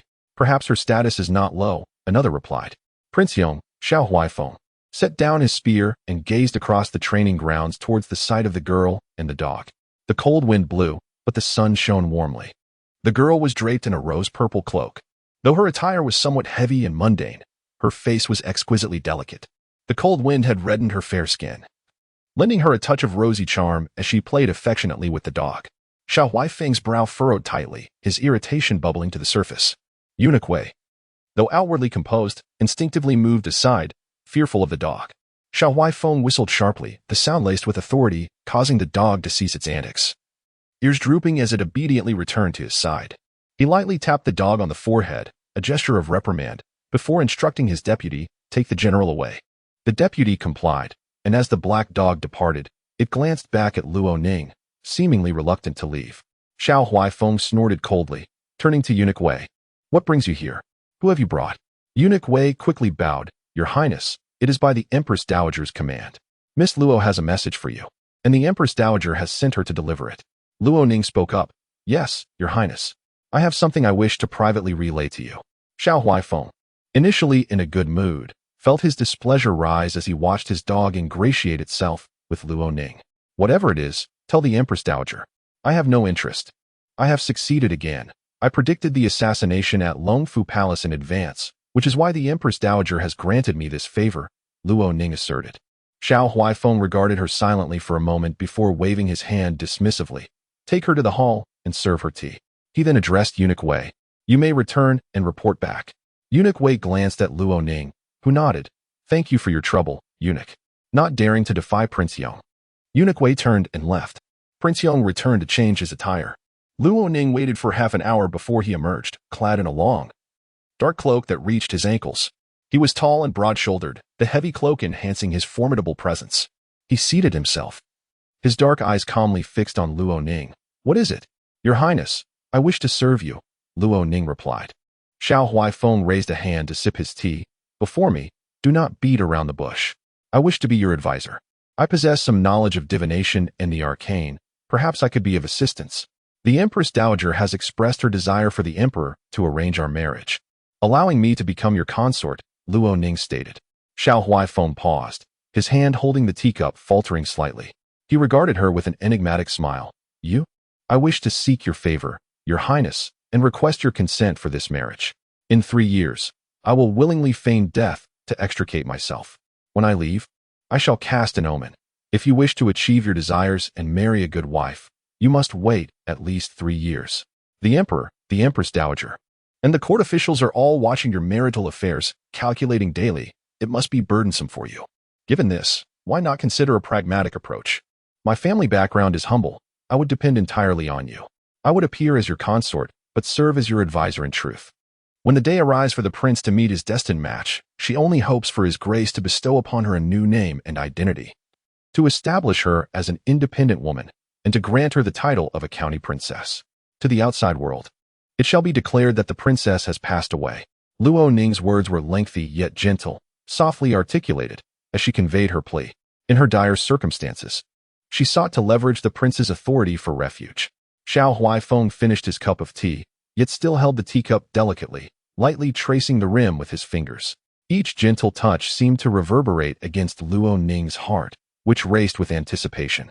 The outcome of her fate rested upon this very day. Chapter 011. To be a servant? Xiao Huaifeng quietly sipped his tea. His pupils were as dark as night, and his gaze remained tranquil, never parting his lips.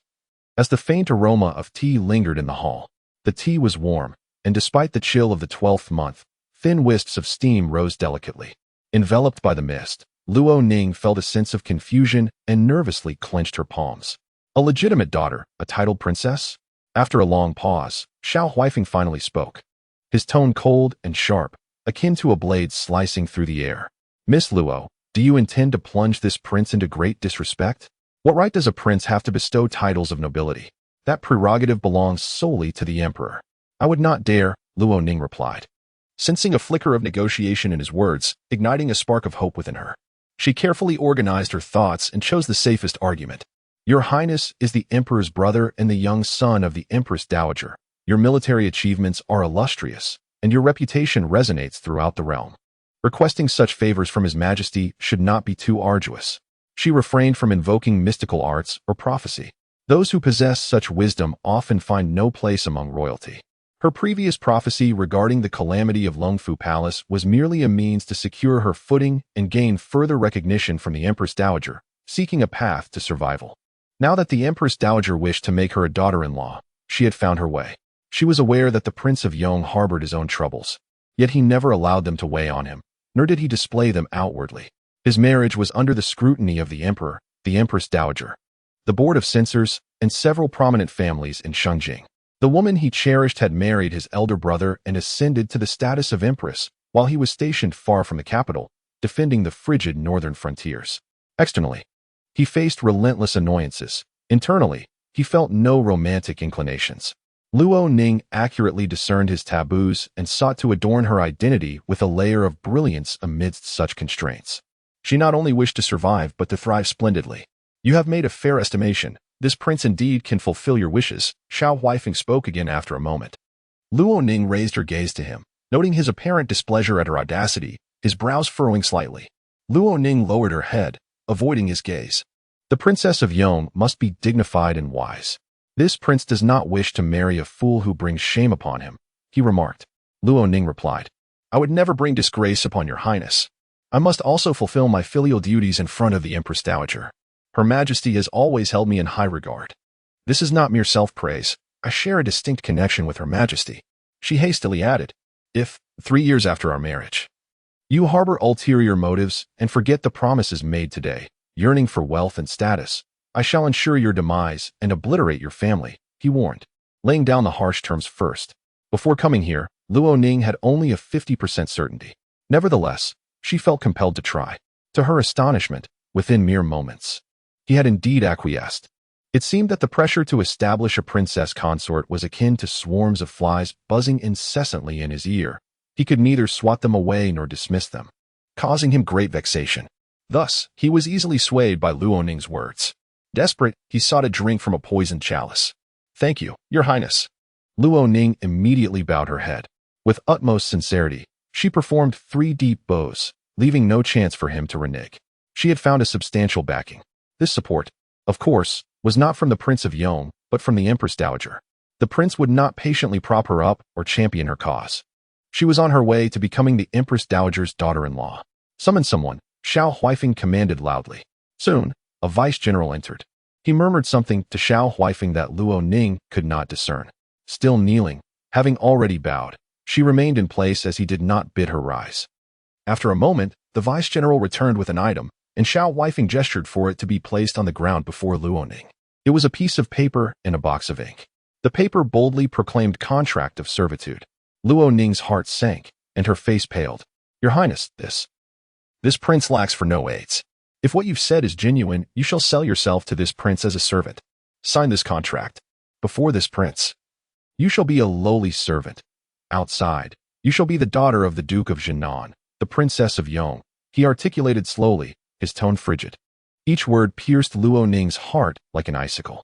As long as you keep your promise, this contract will not be stamped by the authorities. This matter shall remain between us.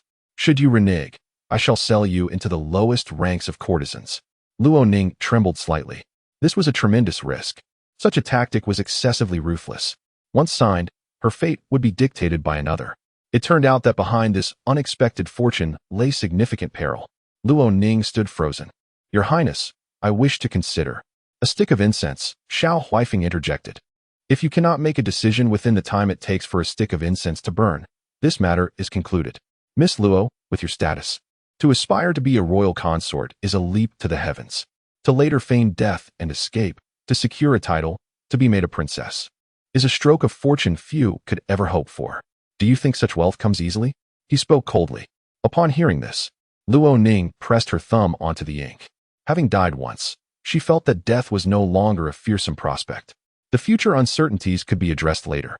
She intended to live each day with fervor. Her mother, Baitsirong, possessed immense wealth, yet none in the duke's household had the resolve to reshape her destiny. Luo Ning needed to ally herself with formidable forces. Should there be a fallout in the future, and he used the contract to humiliate her, she could choose death. Death was not to be feared. What was truly terrifying was the torment of living. Luo Ning pressed her handprint onto the contract. The vice-general collected it and presented it to Xiao Huifeng. He gazed silently, contemplating for a moment before saying, "Vice-General Zhou, Your Highness commands. Bring a token for the future consort," Xiao Huifeng instructed, then turned to Luo Ning, saying, "Rise and sit to speak." Luo Ning's knees ached from kneeling, yet she responded respectfully. Soon, Vice-General Zhou handed her a dark iron token. "With this token, you may enter and exit the Prince of Yang's residence freely," Xiao Huifeng stated. "I hope you shall honor your word and not disappoint this prince." Luo Ning carefully cradled the token, responding earnestly once more. "Return. I shall send someone to inform my mother. Await the imperial decree for your marriage," he added. Upon exiting the Prince of Yang's residence, a carriage from the Empress Dowager's Shoqing Palace awaited her at the entrance. An inner servant escorted her home. Upon reaching the gates of the Duke of Jinnan's residence, she disembarked, carrying a box bestowed by the Empress Dowager, within which lay 100 taels of gold fashioned into golden leaves. "Thank you, master." Luo Ning rewarded the servant with 5 golden leaves, which her maid, Chilan, carried back to the duke's residence. Along the way, she encountered Baitsirong. Baitsirong had just returned from the back garden with her half-sister after gathering plum blossoms. The scent of plums filled the air. "Ning, this one is for you," Baitsirong said with a smile, handing her a blossom. Luo Ning smiled faintly. "I do not favor this floral fragrance. Keep it for yourself." Baitsirong's smile remained sweet. "Very well," she replied, unperturbed, her expression unchanged. She took the wax plum and headed toward the eastern courtyard. "Aunt, the Empress Dowager has again bestowed gifts upon Sister Ning," Baitsirong whispered to the lady of the house after the concubine and maid departed. "What is it?" she inquired, noticing its weight. "If it's silver, it must be several hundred taels," Baitsirong remarked. The lady of the house replied, "She has gone to seek rewards again. Sooner or later, the Empress Dowager will grow weary of her, perhaps even detest her. We will inevitably fall into her hands. We have only just attained a noble title. No matter what, she is determined to preserve this title, something she never aspired to when marrying into the Luo family. Since fortune has unexpectedly favored her, she intends to seize it firmly. Luo Ning is her own flesh and blood. Everything Luo Ning acquires rightfully belongs to her." The lady of the house often feels a sense of danger regarding Luo Ning, wishing to send her back to the southern estate. How much better it would be without her. Chapter 012. Finding a way to send Luo Ning away. Madame Ho, Bai prepared a sumptuous feast and invited the Duke of Jiannan to the main courtyard for dinner. As the couple conversed, they began to discuss Luo Ning. "My dear husband, Luo Ning has become quite peculiar," Bai remarked. The Duke of Jiannan felt the same. The child smiled brightly, a stark contrast to her previous obedient demeanor, and showed no signs of the anxiety typically associated with returning home. Each time she smiled with such unwavering certainty, it made the Duke uncomfortable, as if he, as her father, was utterly inept, relying solely on his daughter's merits for his title. He felt an incessant sense of inferiority in her presence. How absurd, he thought. Regardless of her accomplishments, even her very life was ultimately under his authority as her father. She appears frail and thin. "Perhaps we should send her back to Shaoyang for proper care," Madame Ho suggested tentatively, gauging her husband's reaction.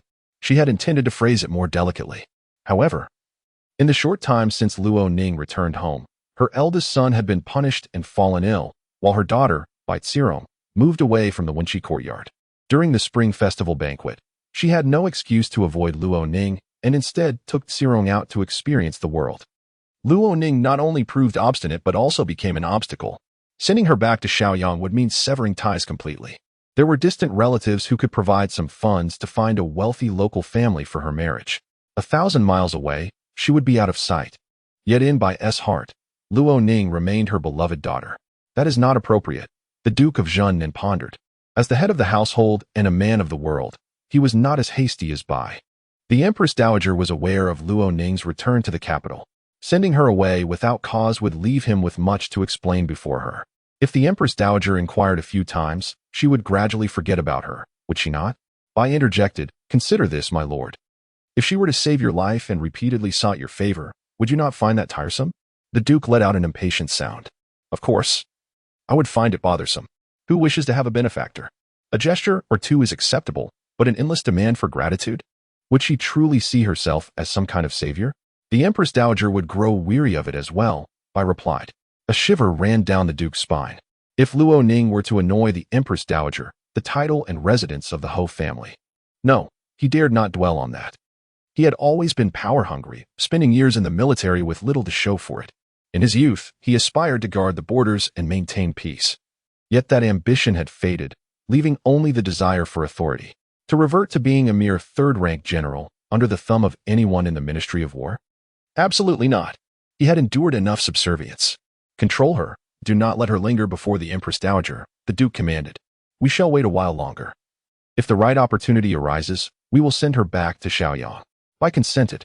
In the evening, the Duke rested in the main courtyard. Bai lay awake throughout the night, contemplating her husband's words. The Duke harbored some paternal affection for Luo Ning. If she made no mistakes, he would be indifferent to sending her away. It was crucial that both the Duke and the matriarch agree for Luo Ning to depart, Bai thought. As a mother, she believed this decision would benefit everyone, including Luo Ning. As a noble lady in the capital, marrying into a wealthy family in Shaoyang, where her in-laws had never encountered such a status before, would certainly elevate her status. Her life would improve. Without her, Xirong would no longer suffer indignities. Bai believed she could care for both Luo Ning and Xirong, balancing both sides. She needed to make a decision swiftly. Luo Ning awoke in the middle of the night, drenched in sweat. She dreamt once more of a raging inferno. She found herself locked in a room on the estate. The window screens burned through, yet the window frame would not budge. The courtyard was illuminated by the moonlight, revealing her mother and elder brother, Bai Xirong, standing silently, watching the flames consume everything. She vaguely saw her mother wiping away tears, while simultaneously throwing a torch inside, intent on burning her alive. The hatred that surged within Luo Ning at that moment surpassed even the flames. Thus, after her tragic demise, her spirit lingered for over a decade in Shengjing. After the Ho family perished, Luo Ning's spirit grew tranquil. In her rebirth, she bore no resentment. The events of her previous life faded from her memory. Were it not for this dream tonight, she would have forgotten entirely. "Why do you weep for me? Did you not send me to my death with your own hands?" In the early years of her ghostly existence, she hovered around her mother, seeking answers. Unfortunately, she was as light as a breeze, and her mother could not perceive her presence. That single tear trapped Luo Ning, leaving her restless even in death. In her rebirth, she found peace. She accepted her origins from Bai and recognized the significance of that tear shed by Bai as she perished in flames. They were both real and yet utterly meaningless. Luo Ning rose and called for the night maid, Qilan. Qilan brought warm water from the stove and mixed it in a copper basin to wipe the dampness from Luo Ning's back. After changing her nightclothes, Luo Ning suddenly asked Qilan, "The day after tomorrow is the Little New Year, is it not?" "Yes, miss," Qilan replied. In her previous life, 2 significant events occurred on the Little New Year. These incidents led the entire Ho family to label Luo Ning as unlucky and a bringer of calamity. Her parents and grandmother subtly suggested sending her back to the southern estate. Naturally, Luo Ning vehemently opposed it, throwing a fit. They claimed her temperament was volatile and that she might be ill, insisting she rest in confinement. During her return to the capital in January, her mother did not take her to any banquets, while her cousin basked in the spotlight. After the spring festival banquet, numerous families expressed interest in her cousin. However, those families did not meet the standards of Madame Ho and Bai Xirong, being either 3rd or 4th rank civil or military officials or families of lesser status than the Duke of Zhennan. Later, Luo Ning had a chance encounter with the only son of the Grand Princess of Jiahong, Pei Ying. By mere coincidence, they met several times, and the Grand Princess invited Luo Ning and her mother to visit. The Grand Princess expressed that she did not prioritize family background when seeking a daughter-in-law, only good character and beauty, and had taken a liking to Luo Ning. Even though Luo Ning was already 19, she was considered an old maid in Shijing. This was also a contributing factor to Luo Ning's tragic fate. The Ho family could never hope to secure a better match than the Grand Princess of Jiahong and had to yield to Bai Xirong. After changing her clothes, Luo Ning returned to her slumber. The following morning, she summoned Mama Kong. Mama Kong had previously served the matriarch and was familiar with the maids and matrons of the West Courtyard. "Please do me a favor," Luo Ning instructed Mama Kong. "Miss, please command me," Mama Kong replied. "Go to the market and purchase a statue of Guanyin," Luo Ning said, handing her a piece of paper with the dimensions and weight of the statue. "Try to establish a connection with the maids and matrons in the matriarch's courtyard so that the statue can be secretly brought back and hidden in the matriarch's small kitchen."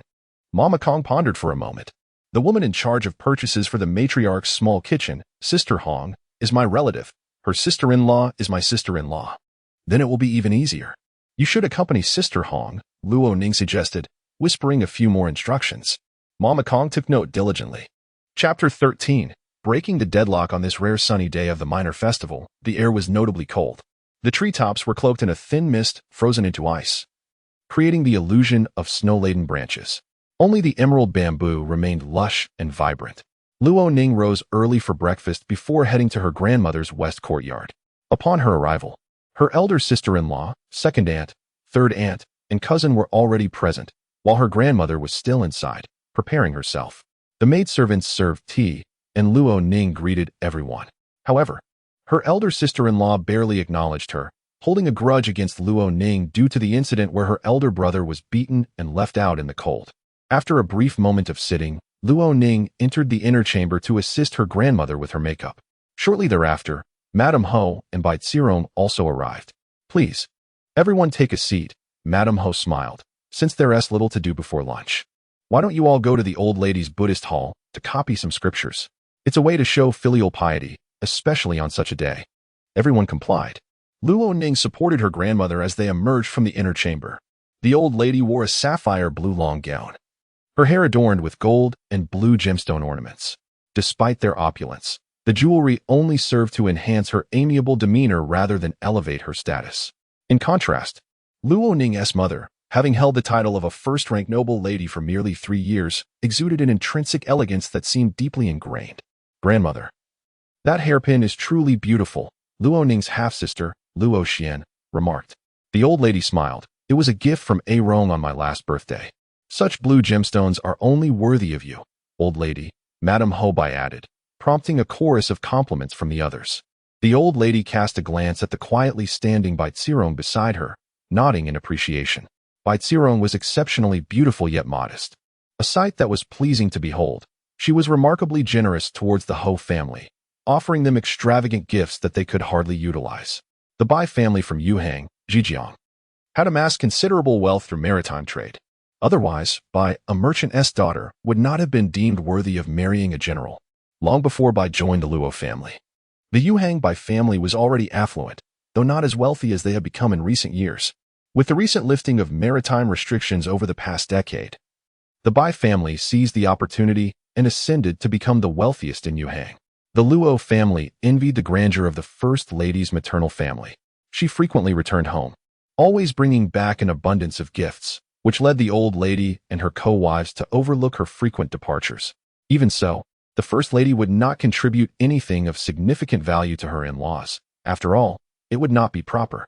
However, she had brought Bai Zirong into the family, and she had gifted her numerous exquisite pieces of jewelry. The old lady accepted them without bearing the reputation of relying on her daughter-in-law, naturally growing fond of her cousin.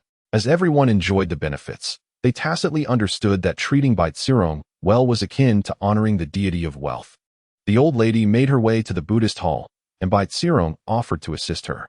At that moment, the old lady recalled her biological granddaughter and glanced at Luo Ning. Luo Ning observed as everyone lavished attention on Bai Zirong, her expression betraying no hint of disappointment. She stood gracefully at the back, her radiant cheeks adorned with a faint smile. "Hey Ning, come here," the old lady called to her granddaughter. Luo Ning stepped forward, grasping her grandmother's arm. "Grandmother, the threshold is high. Please take care." Bai Zirong's expression flickered briefly before she regained her composure. Madame Hobai merely smiled and took Bai Zirong's hand, leading her to the small Buddhist hall in the west courtyard. "A Ning and Miss Bai bear a striking resemblance," the second lady suddenly remarked. It was not uncommon for cousins to share similar features, perhaps due to their resemblance to Madame Hobai. This thought flitted through the second lady's mind like a whisper, leaving no trace behind.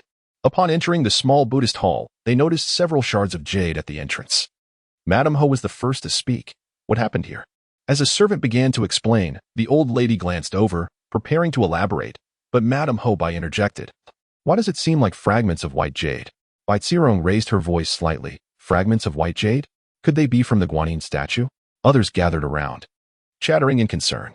The old lady's small Buddhist hall housed several statues of bodhisattvas, among which was a particularly luxurious white jade Guanyin statue. This exquisite piece was a grand gift from Bai Zirong's father, the old lady's elder brother, who had presented it to her 3 years prior in celebration of her son-in-law's elevation to nobility. The white jade Guanyin was not only valuable but also held a distinguished history, having been a revered artifact at the Nehai Guanyin Temple for 2 decades before being lost overseas. The Bai family acquired it by chance. The old lady cherished this Guanyin statue as a treasure. It had attracted visits from 2 influential noble ladies from the capital, who came specifically to pay homage to it. Not only was it precious, but it was also dear to the old lady's heart. Now, upon seeing the broken porcelain, everyone grew tense. Surely, the small Buddhist hall was always under guard. The white jade Guanyin could not possibly be harmed. Bai Zirong reassured her aunt. Madame Ho was apprehensive. Indeed, our family has been blessed with favorable fortune lately. Nothing should be amiss. The Guanyin statue cannot possibly be compromised, the third lady added. Everyone followed the old lady into the Buddhist hall. Positioned prominently was the white jade Guanyin, its texture warm and gentle, with a serene gaze cast upon all. The female members of the Luo family sighed in relief, except for Madame Ho and Bai Zirong, whose expression slightly altered, even if they wished to conceal their emotions. It was too late to do so. Mother, please don't worry. The statue is fine, Luo Ning spoke up. Everyone turned to look at Madame Ho, whose earlier panic and astonishment did not fade in time. She decided to abandon her pretense, lightly covering her heart. My heart is racing. I was truly frightened. The old lady smiled warmly. You all are rather inexperienced. Earlier, Aining wished to offer a white jade rui before the Buddha, but her little maid, clumsy as she was, dropped it. When I asked her to clean it up, she didn't do a thorough job. I was just about to mention this when you all became so overly concerned. Understanding dawned upon everyone. Bai Zirong could not help but glance at Luo Ning, who met her gaze. The clash of their eyes sparked a chilling tension, akin to the sound of blades scraping against each other. Bai Zirong lowered her eyelashes. The emotions swirling in Madame Ho's eyes remained unsettled for a moment, and she too glanced at Luo Ning. Luo Ning returned her gaze and spoke. Mother, why are you so frightened? That statue is extraordinarily valuable, and it is a sacred relic. I truly worry, Madame Ho replied. The Guanyin statue is firmly seated in the hall. It cannot be toppled by mere wind. No one would dare to intentionally knock it over, and under normal circumstances. It cannot break. What are you afraid of, mother? Luo Ning inquired, her words laden with unspoken significance. The second and third ladies had been discreetly observing Madame Ho's demeanor, feigning nonchalance as they stole glances at her. Luo Xian felt a chill run through her heart. The old lady grasped Luo Ning's hand. That is wise. Do not be overly cautious. With Aining back, our family has been blessed with prosperity. There will be no misfortune. Everyone nodded in agreement. In the morning, the old lady chanted Buddhist scriptures while the others copied them. Luo Ning sat quietly, her focus unwavering as she completed a volume of scriptures. After finishing, she knelt devoutly before the Buddha, her eyes closed for an extended period. Cousin Luo Wan pondered. What could the eldest sister be praying for with such sincerity? Compared to the rest of us, she already possesses so much. What more could she possibly desire with such fervor? Chapter 14. A joyous occasion. Yet a hidden peril. Luo Ning knelt on the mat, her eyes closed in deep contemplation, her thoughts drifting back to her previous life. During the minor festival, 2 significant events transpired. The first was the shattering of the most precious statue of the white jade Guanyin in the old lady's small Buddhist hall. It was pushed down. Yet whether by wind, a person, or a divine force remained a mystery. The old lady was so frightened that her legs turned to jelly, and she could not rise for a long while. After Luo Ning fell into the water and developed a fever, she was taken to the west courtyard to recuperate. On that day, still unwell, Luo Ning forced herself to get out of bed when the old lady summoned her to the small Buddhist hall to bow and pray for peace and health, only to witness the calamity unfold. Everyone turned pale with fear. What sin have we committed? The old lady wept. Seizing the moment, Luo Ning's mother urged the old lady, we should move Ning away quickly. Such a precious person may bring disaster to our household. Though she spoke of preciousness, the true implication was that Luo Ning was a harbinger of misfortune. The old lady did not respond, but the shock led her to fall ill, rendering her unable to advocate for Luo Ning. As Luo Ning's cold and fever began to subside, she returned to the Wenqi courtyard, where the servants grew increasingly disdainful of her, overtly and covertly making her life difficult. Whispers spread throughout the household. The young lady has just returned, and such a calamity has already occurred. She must truly be a disaster. When will we be rid of her? The Marquis and his wife should make a decision soon. It was precisely because the old lady fell ill and Luo Ning's old ailment flared up again that all social engagements in the first month were left to Madame Bai, the Marquis's wife. Seizing this opportunity, she elevated Bai Xiong. Bai Xiong would reach maturity in February of this year, and the following January, she would host her first spring banquet after coming of age. She had garnered substantial reputation prior, and this grand appearance would nearly elevate her to the status of a highborn lady. However, genuine prestigious families remained reluctant to marry a merchant's daughter. Ultimately, Bai Xiong was not the legitimate daughter of the Zhennin Marquis. She was the primary legitimate daughter of the Yu Hang Bai family.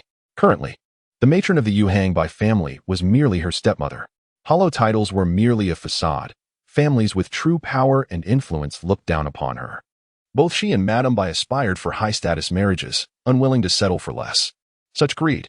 Luo Ning mused that if Madame Bai and Bai Xiong were not so arrogant, attempting to cling to noble families in pursuit of elevated status, perhaps Bai Xiong could marry a respectable new noble.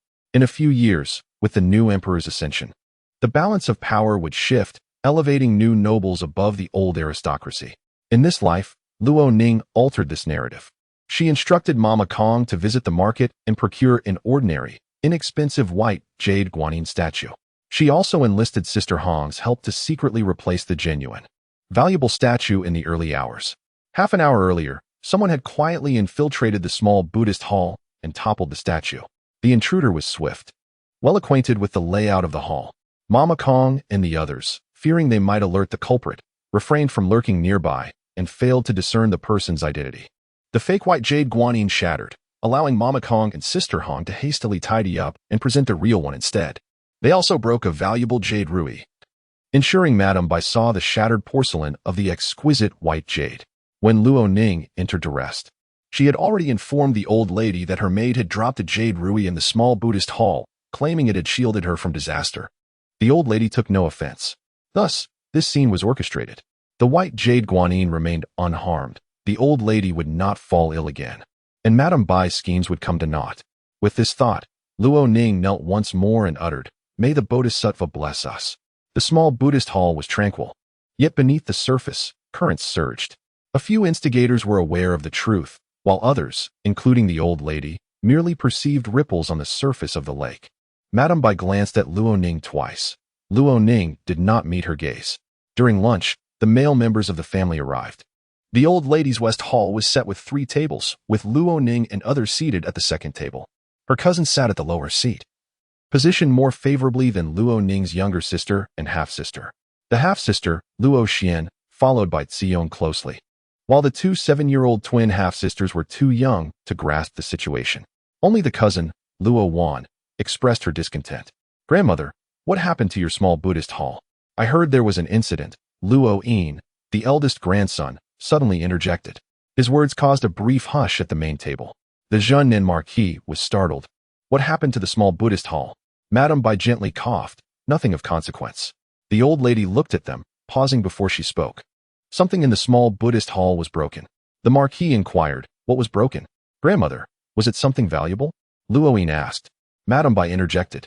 "A Ning accidentally broke a jade ruby while offering it." Such trivial matters have already spread to the outer courtyard. Our servants truly need stricter management. The Marquis frowned. "Is this trivial matter necessary to bring up at the dinner table?"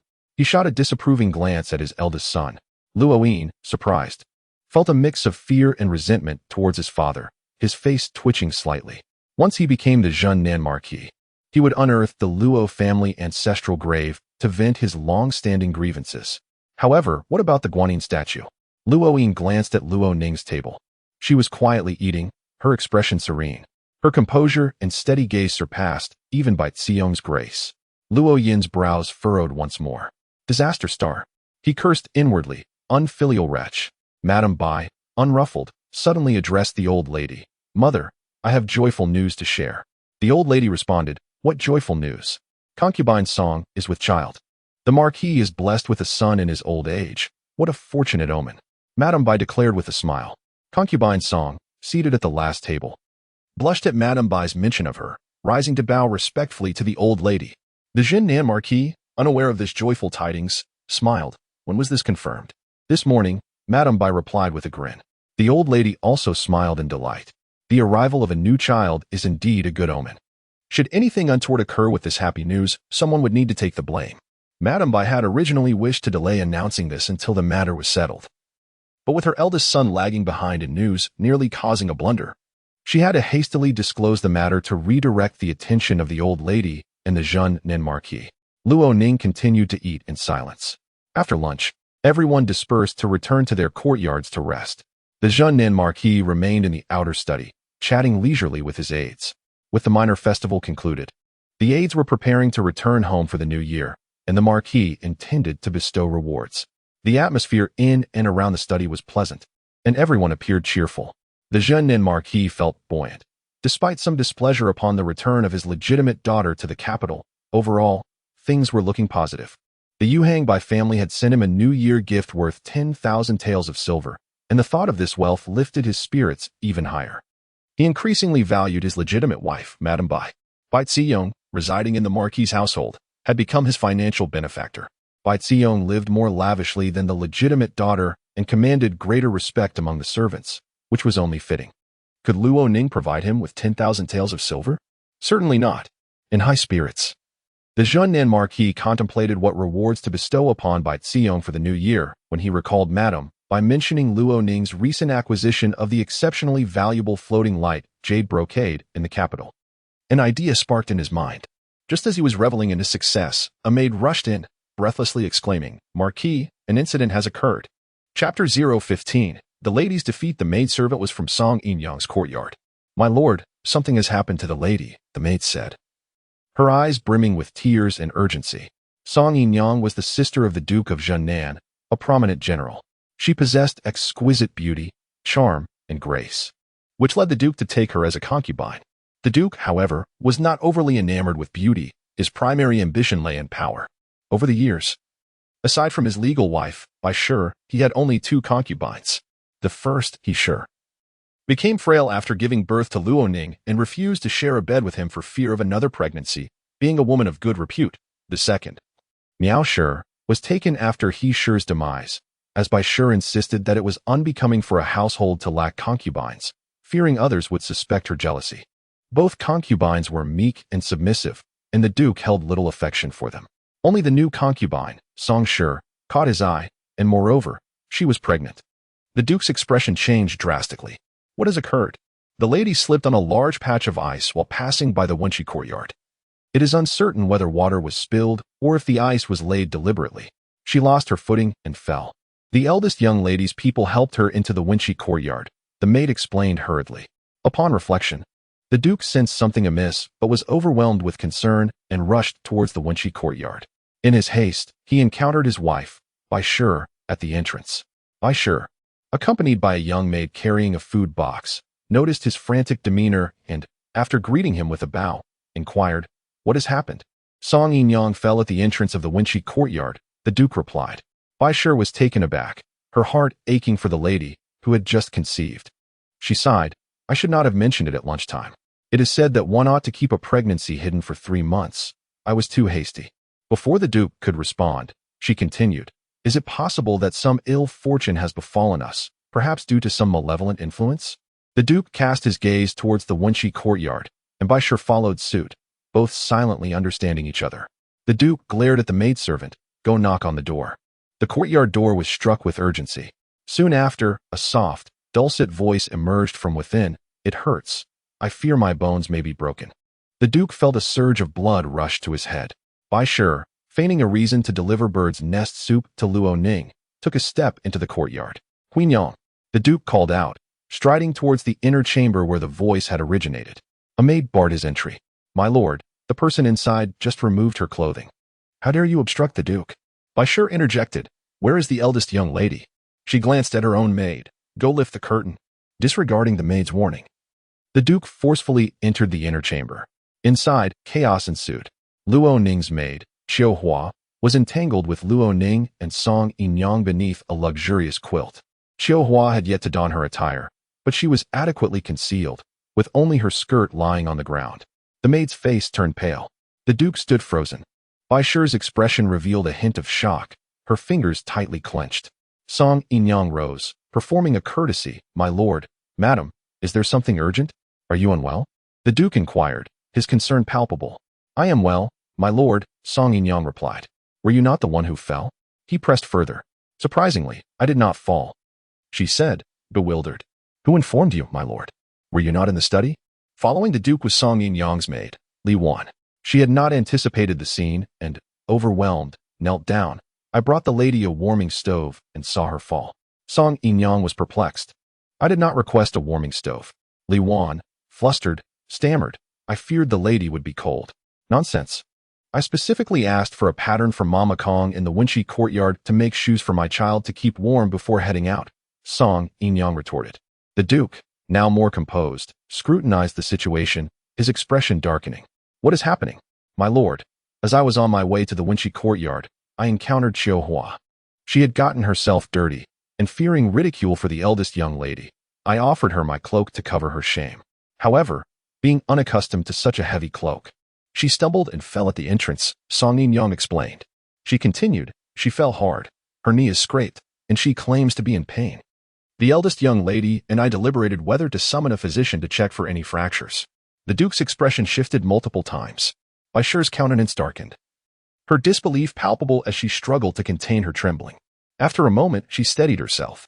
Luo Ning, witnessing the scene, spoke softly. Father, mother, my maid fell and startled you both. What has transpired? Her last words were pronounced deliberately slow. The Duke's gaze fell on Song Yinyang's maid, Li Wan, who had delivered the news. Bring Li Wan to me. Lock her up for a thorough inquiry. Li Wan gasped in horror. No, my lord, it was not me. She looked to Baishar, who met her gaze in silence. Receiving some unspoken signal, Li Wan lowered her eyes, collapsing in despair. I merely made a mistake. My lord, Song Yinyang interceded. My lord, with the new year approaching, please do not punish her harshly. Let it be a blessing for my child. The Duke sensed something amiss, but could not articulate it. He turned to Song Yinyang. I shall escort you back to your courtyard. Do not wander about carelessly. He then addressed Baishar. You are in charge. I have always trusted you. Who knew the inner courtyard would descend into such chaos? Have you taken me for a blind man? Baishar immediately knelt. My lord, I am wronged. The Duke, with a flick of his sleeve, departed. Song Yinyang followed him out of the Wenqi courtyard. Luo Ning approached her mother, offering assistance. Mother, please rise. Baishar yearned to shake off her hand but resisted the urge. I brought you a bowl of bird's nest soup, she said, taking up the conversation. Drink it while it's warm. She continued. As for Qiu Hua, such an inept maidservant, it would be better to send her back to Shaoyang and select a few more suitable ones for you. Mother, she simply fell by accident. To dismiss her for this would surely invite others to label you as cruel, Luo Ning countered. Baishar could not muster a smile. She cast a quiet glance at Luo Ning before turning away and leaving. Chapter 016. It cannot be Luo Ning's malice. She lacks such capability. Madame Ho swiftly dealt with Song Yinyang's maid, Li Juan. Li Juan was tasked with inciting Song Yinyang to visit the Wenqi courtyard for frivolity, accompanying her there. In a place slick with ice, Li Juan was to orchestrate an accident for Song Yinyang, subsequently handing her over to the individuals at Wenqi courtyard. While she would alert the Duke of Jinan, if successful, this would elevate her status to a first-tier maid in the main residence. If not, she would be sold off without hesitation. Upon bringing Song Yinyang into the residence, the Duke of Jinan had not informed Madame Ho beforehand. Once she learned of this, she could not cause a stir over a mere concubine. With only an elderly maid in the household, the Duke's actions were not egregious. Thus, Madame Ho begrudgingly accepted the situation. She arranged for Li Juan to attend to Song Yinyang. Li Juan had always been in Madame Ho's service. Her indenture contract still held by Madame Ho. Born into a modest family, Song Yinyang was unaware of the intricate rules governing noble households. Consequently, she lacked knowledge regarding the origins of several maids around her. She was even oblivious to the fact that she should demand the indenture contract of her personal maid. This ignorance provided Madame Ho with an opportunity to easily manipulate Song Yinyang. Madame Ho would never consent to Song Yinyang bearing a child unless the child was of her own trusted confidant. When Song Yinyang's menstruation was merely 2 days late, her personal maid informed Madame Ho, who was keenly aware of the situation. Initially, she aimed for a discreet resolution. However, to rid herself of Luo Ning and brand her as a calamity, Madame Ho felt compelled to make Song Yinyang's pregnancy public. Then, Li Juan was to cause Song Yinyang to fall, ensuring that even if the child did not come to term, the subsequent nourishing medicine during recovery would suffice to terminate the pregnancy. The misfortune of this child would be attributed to Luo Ning. What should have been a simple matter had turned into a convoluted affair. Seated in the eastern courtyard side room, Madame Ho sipped her tea slowly. Li Juan had been confined and had hung herself in the wood shed, her life extinguished. This time, Madame Ho's people witnessed Li Juan's demise firsthand to avoid any further complications. As evening fell, Madame Ho chose not to light any lamps, sitting in the shadows while sipping tea. Her mind was clouded with confusion and disbelief. Having navigated the Luo household for 20 years, the majority of the inner chambers were under her control. She had wielded absolute authority. She had believed that becoming the general's wife would be her path to success. A merchant's daughter attaining such a position was a source of pride for her family. Yet, she had never anticipated that fortune would smile upon her further. Luo Ning, the seemingly insignificant daughter, had procured a noble title for the Luo family, something Bai Shi would never have dared to dream. She had leaped into prosperity, becoming a first-ranking lady of honor.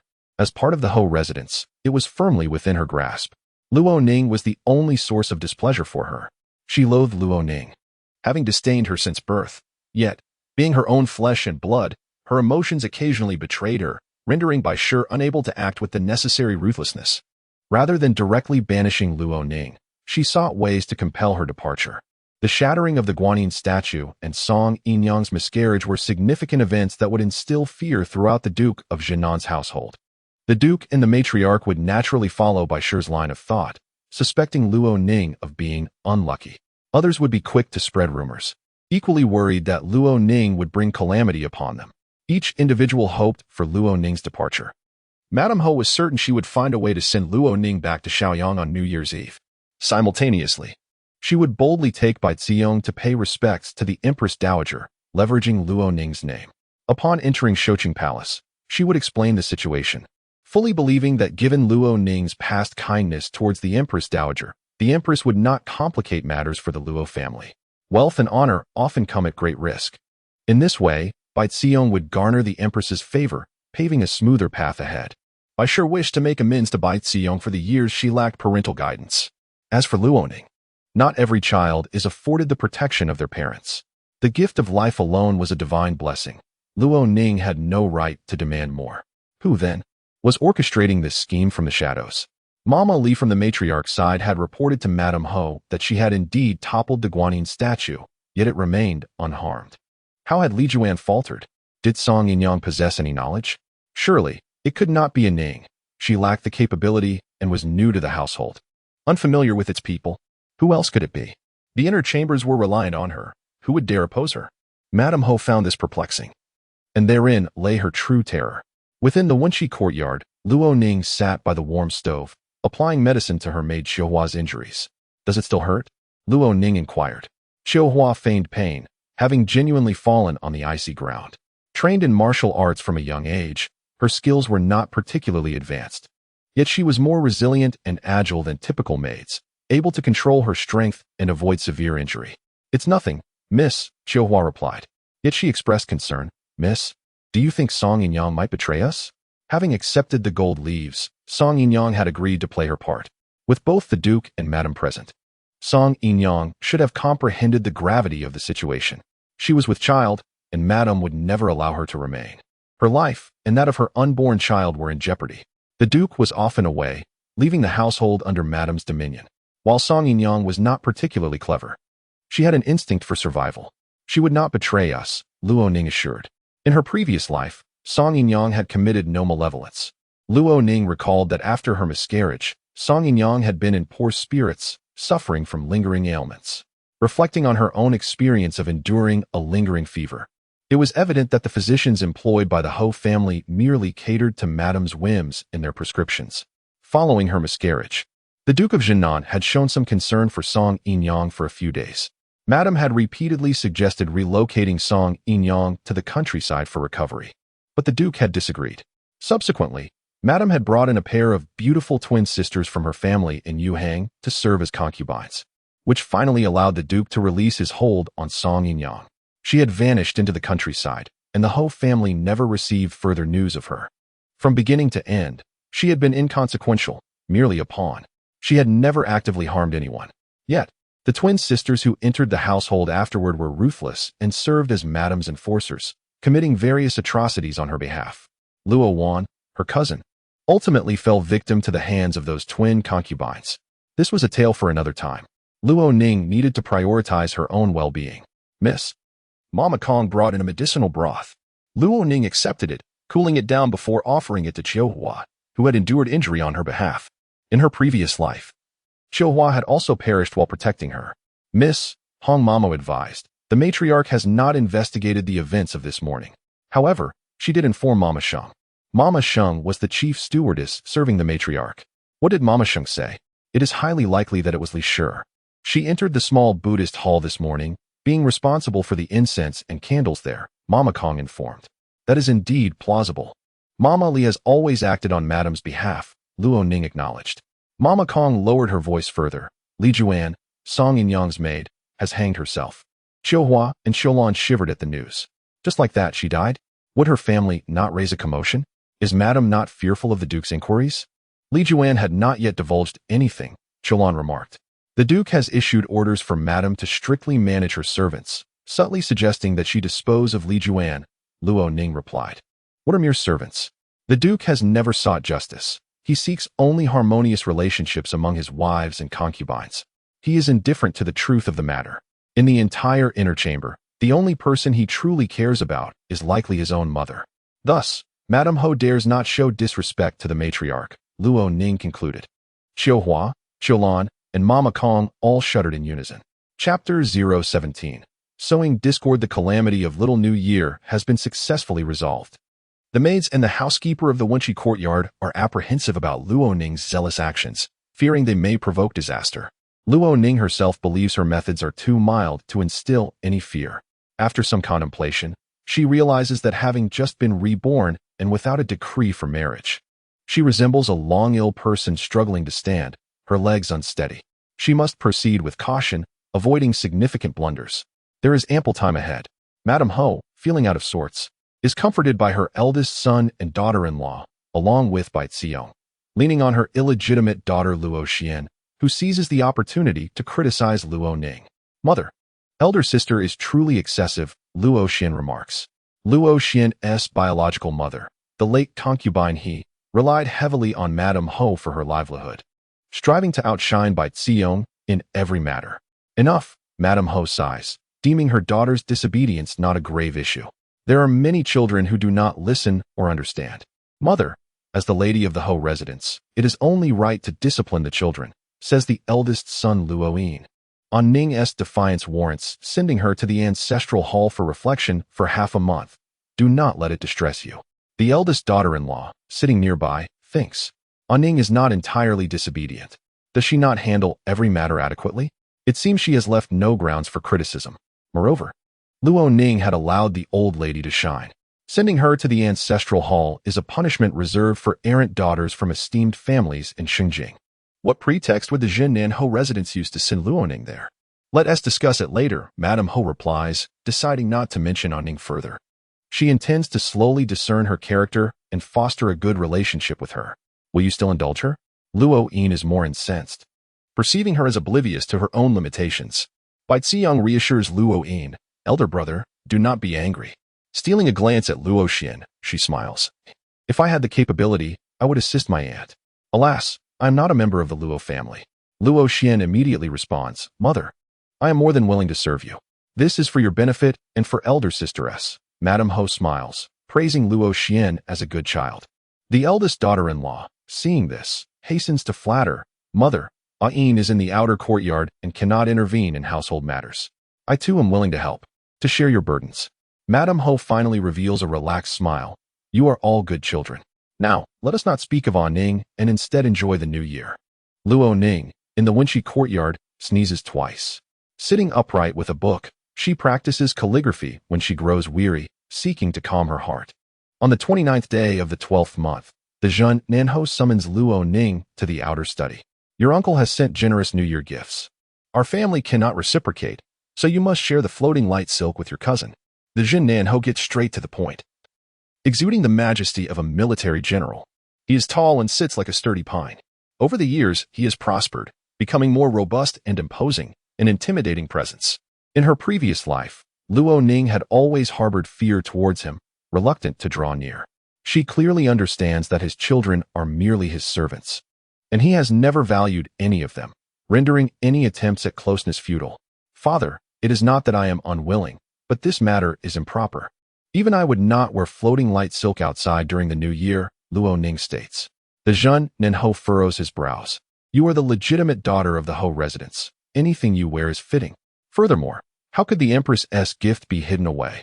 Last night, the madam mentioned the spring banquet in the new year, referencing the floating light silk. If both you and Bai Xiong each receive a piece, the two children would shine at the banquet, seeking favorable matches and bringing strong alliances to the Ho residence, which would be a wonderful occasion. I cannot monopolize it. I am, but my cousin is not, Luo Ning replies. The Zhen Nanho is momentarily taken aback. Father, do you recall how many gifts your uncle has sent over the years before you became the Zhen Nanho? Luo Ning inquires further. The Zhen Nanho's brows knit tighter. He has always known that the Bai family of Yuhang is affluent, their wealth towering. In those days, the Bai family desperately sought to align with powerful clans, sending substantial sums in silver tickets to the capital each new year, often exceeding tens of thousands of taels. The Zhen Nanho had occasionally heard of it, his mouth watering at the thought. Unfortunately, he was merely a military general. In a dynasty that valued culture over martial prowess, and with prominent families ahead, a third-rank military officer's influence was limited, and the Bai family had never sought to curry favor with him. Yet, his wife would return to her family bearing some benefits. The gifts from his uncle were intended to bolster the Zhen Nanho's reputation. In business, how many connections did you secretly use, planting hidden troubles for yourself? Luo Ning says. She continues, the title belongs to our family. If your uncle wishes not to send gifts, he need not. We have no need to beg him in return. Furthermore, if he were to create a significant disaster, the first to be held accountable by the court would be you. Father, at that point, would our entire household have enough heads to fill the pit? The Zhen Nanho's heart trembles. How could he not know? It was just that his aides seldom spoke the truth to him. He himself also harbored a sense of luck, intentionally overlooking the issues. Luo Ning lays the problem bare before the Zhen Nanho, compelling him to confront it. Are you suggesting we will no longer accept your maternal family's New Year gifts? He coldly questions. New Year gifts are merely gifts. Etiquette dictates reciprocity. If he sends too many, it would be unjust to you. Father, Luo Ning asserts. She adds, Father, your uncle used to curry favor with the nobility, sending gifts worth tens of thousands of taels. While 10,000 taels is indeed extravagant, enough to sustain the Ho residence for several years, no matter how splendid a gift may be, it pales in comparison. When compared, the balance of sentiment shifts, and 10,000 taels could buy enmity. Luo Ning yearns to say, Father, no matter how much silver you take from the Bai family, it is suitable. You raise their offspring. In the future, even the entirety of the Ho residence and the Luo family's 3 generations of legacy will be willingly handed over, making the Bai family's expenditure worthwhile. That is a valid point. The Zhen Nanho absorbs Luo Ning's words, his expression darkening. The Bai family's condescending attitude is indeed irksome. When he married a Bai woman, it was partly for her substantial dowry and partly due to being bewitched by her beauty. Ultimately, how could a merchant's daughter have the qualifications to marry him? At that time, he was already a 4th-rank military officer. The Bai family, as mere merchants, looked down upon him and never sought to curry favor. Only now do they come to sell favors, pushing their luck. He orders Luo Ning to return. Upon her return to the main courtyard, the Zhen Nanho's demeanor is grim as he tells Madame Ho, for the spring banquet, instruct your niece to remain in the residence. A mere merchant's daughter accompanying you to the banquet is an insult to our social connections. While they may not mention it openly, they will mock us behind our backs. Madame Ho is taken aback. Ho Yi, did Arong do something wrong? She is a good child. No matter how good a child she is, She is not your daughter, the Zhen Nanhou replies. I will not concern myself with how you usually indulge her. The spring banquet is a serious matter, and you have compromised the dignity of the Hou residence. I will not let it slide. Madame Hou's face turns pale. She looks at the Zhen Nanhou, struggling to find a retort. Who spread the rumors? Luo Ning? That concubine song. Madame Hou had anticipated that this spring banquet would showcase Bai Xiong, allowing her to shine. The Hou residence's cousin is her identity. Who would dare to question whether she is a merchant's daughter? Yet the Zhen Nanhou inexplicably erupts in anger, blocking that path. The Bai family has spent so much money. None of the Luo family members possess a conscience. They truly deserve condemnation. No wonder Luo Ning is so unlikable. She is the biological daughter of Luo Chongye, resembling him. Luo Ning sneezes again. The floating light silk remains untouched at the bottom of her chest. This item is a gift from the Empress. Although the Empress intended well, it is overly ostentatious, inciting envy. She will not use it and will never allow anyone else to use it. Chapter 018. Blocking Luo Ning from entering the palace and poisoning on New Year's Eve. The residence of the Duke of Southern Town buzzed with liveliness. Despite her dissatisfaction, the Duchess maintained a smile while managing household affairs. She never dared to relinquish her responsibilities. The reason was simple. The Luo family had a legacy of their own. Their fortune did not stem from the Duke of Southern Town, Luo Chongye, nor from the dowry of the Duchess. The Duchess's wealth merely served to win the hearts of others, embellishing their status rather than controlling the financial lifeblood of the Duke's household. The Luo family possessed over 3,000 acres of sacrificial fields, sufficient to ensure their descendants would never face hunger. Should the Duchess choose to relinquish her household management, she would need to justify the expenses she had incurred on behalf of her maternal family under the Luo name. These gifts were not required from the Luo family. They were merely the White family's efforts to cultivate relationships, often at a loss, with no reciprocation. Furthermore, if she ceased her management, it would sever her family's future prospects. The White family had profited immensely from maritime trade over the past decade, yet had failed to secure a marriage alliance with a family of higher stature than the Luo family, highlighting the disdain that the elite held for merchants. The Luo family was their sole option. Previously, they had looked down on the Luo family, believing their wealth entitled them to such disdain, while simultaneously hoping to leverage the Luo family's connections to ascend to greater power, seeing them as a stepping stone, yet simultaneously feeling superior. Now that the Luo family had attained nobility, the White family and the Duchess were even more reluctant to sever ties. This understanding was shared among the Duke of Southern Town, the matriarch, and the White family. Thus, even when receiving financial support, the Duke and his mother maintained their dignity in front of the Whites. The White family was diligent in managing their household, never neglecting their responsibilities. Others, however, were somewhat confused, ensnared by the White family's charm and blinded by wealth, failing to see the underlying truths. On the first day of the new year, the women of the household were to enter the palace to pay respects to the Empress Dowager. The Duchess, Bai, rose at the break of dawn to prepare herself. Bai Xiong arrived early to assist her aunt in selecting jewelry. This set of red rubies is splendid. It enhances your complexion, Aunt, Bai Xiong remarked. The Duchess replied, it is a bit too ostentatious. Entering the palace for New Year's greetings, one must appear grand and dignified. After contemplation, the Duchess indeed chose the ruby jewelry. Observing her aunt adorn herself in the complex and lavish ceremonial robes befitting a first-rank noblewoman, Bai Xiong could not conceal her envy. Aunt, you truly married well, she whispered. The Duchess took her hand, reassuring her, in the future, you will marry even better. The title of the Duke and the wealth of the Bai family will be your wings, allowing you to soar to greatness. Bai Xiong's heart fluttered slightly. Aunt, I cannot dare to dream such a thing. I come from a merchant family in Yuhang. Could you have imagined I would be entering the palace to pay my respects today? The Duchess chuckled softly. We are destined for greatness. Those around us are our nourishment. Bai Xiong's cheeks flushed. Even if not a princess, she would still be a lady of a prominent family. The Duchess added, indeed. Bai Xiong blinked. If that is the case, my previous solitude and suffering were not in vain. The Duchess embraced her gently, her heart aching for her. As the hour approached, the Duchess prepared to leave, yet the sky remained dark as night.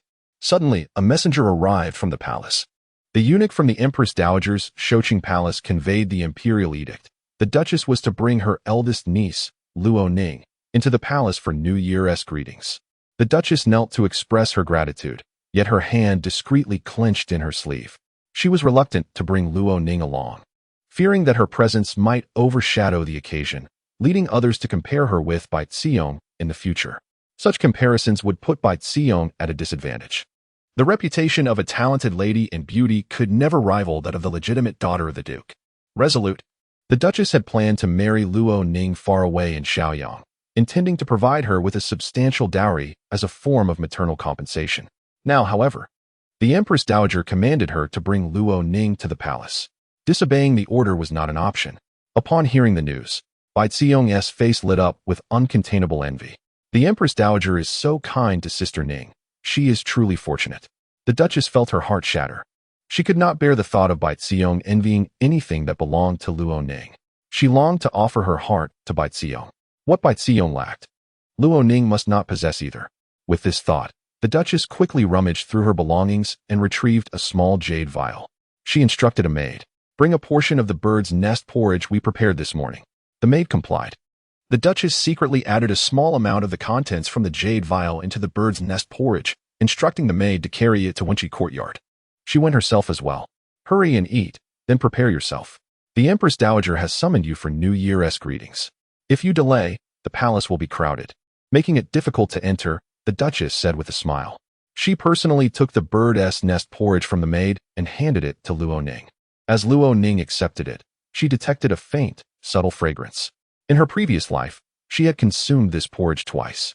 The first time, she broke out in a red rash, her face swollen like a pig's head, suffering for 2 days before it subsided. The second time, she grew wary but felt her mother would not resort to such cruelty, so she drank it again. The same rash reappeared.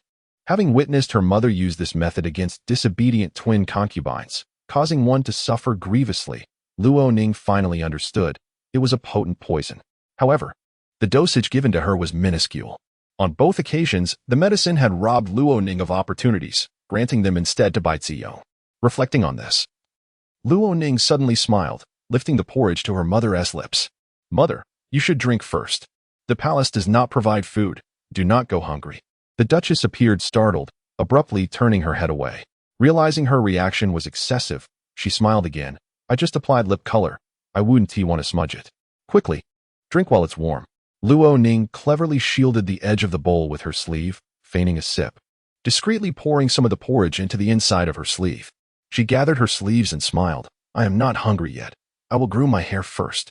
She urged the Duchess to sit in the outer hall and wait. Seizing the opportunity when the Duchess returned to prompt her, she brought the bowl to her lips, having already discarded the porridge inside, merely mimicking the action. After rinsing her mouth, she applied some lip color, and the Duchess expressed her satisfaction with a smile. Luo Ning indeed followed through.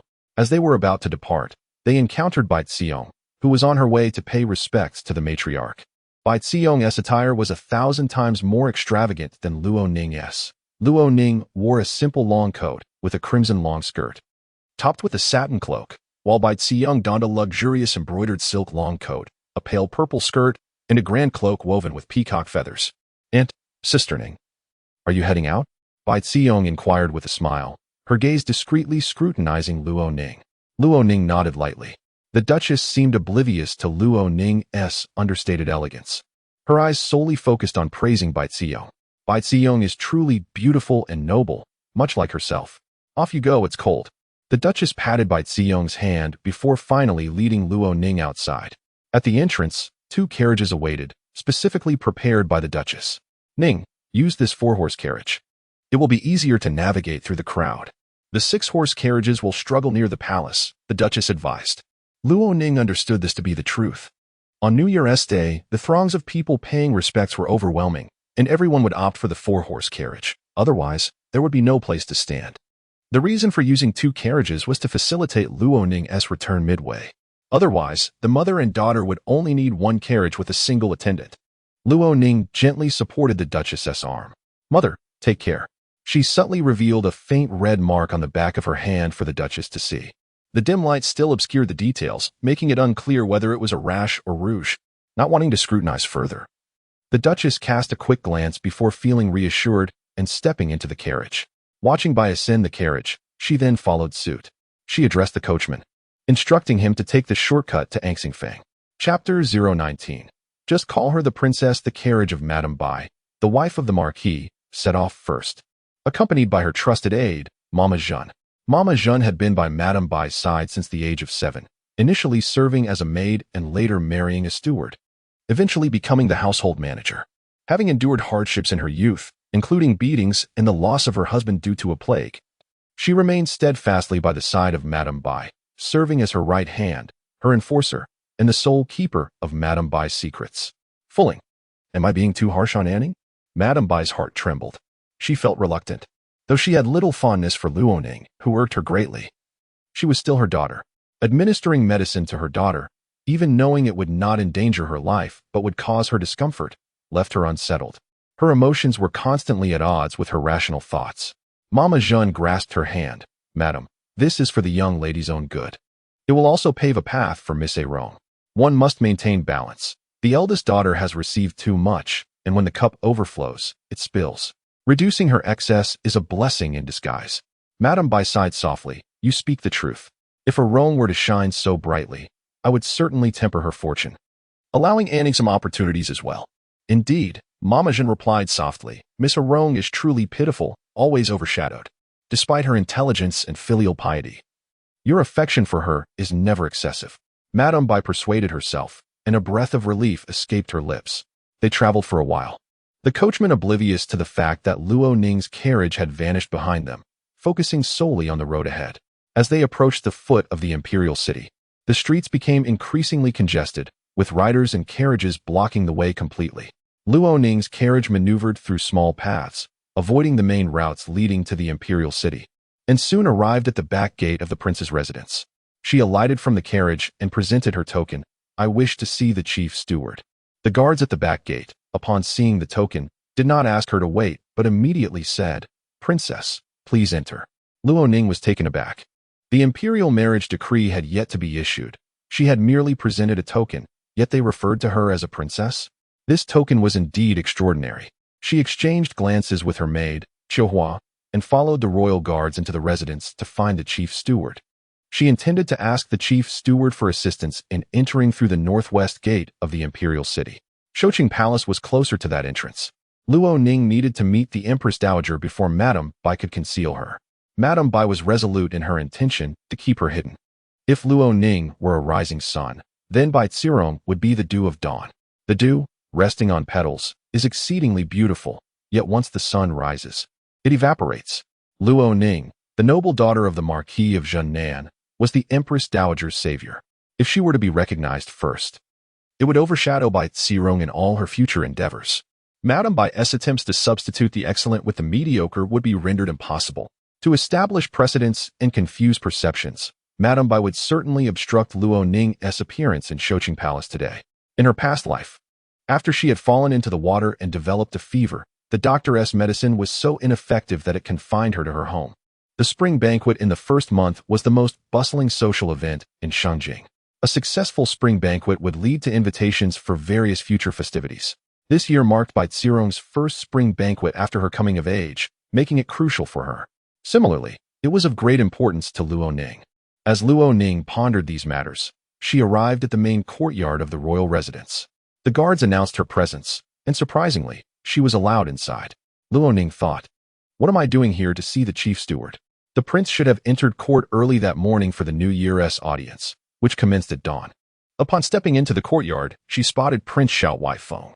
Tall and imposing, he was clad in the royal attire of a prince, embroidered with dragons and adorned with a 9-crest crown, enhancing his noble demeanor. His deep, bright eyes settled quietly on Luo Ning, and then, slightly furrowing his brow, he remarked, on the first day of the new year, you come to the palace to beg for alms? Luo Ning was startled. Your Highness. Deputy General Zhou. Fetch a cloak from the storeroom for the princess. She looks so shabby. It seems the Empress has been rather harsh with you. Without allowing her to respond, Xiao Huaifeng continued. Luo Ning, momentarily speechless, was soon addressed again by him. What brings you here?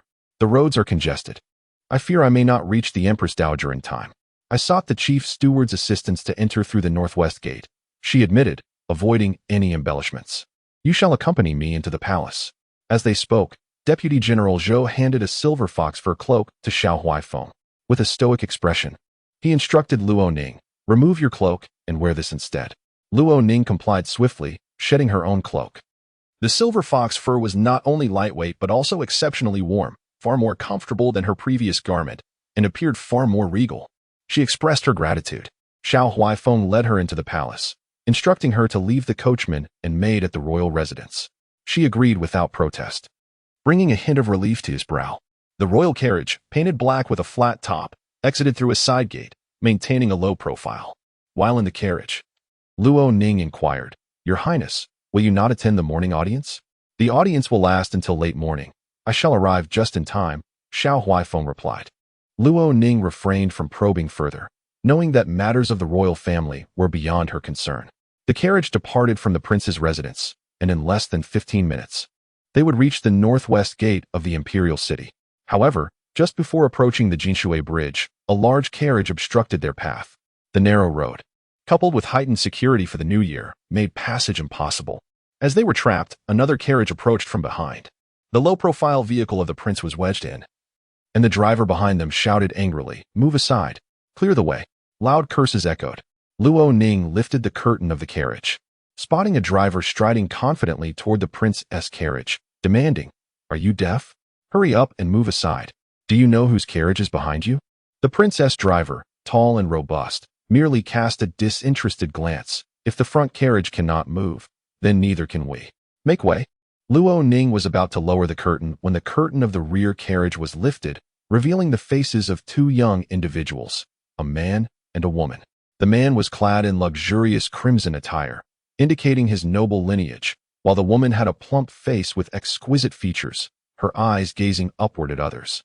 "Stop the chatter, smash this carriage," the woman commanded, her voice melodious yet tinged with a hint of petulance.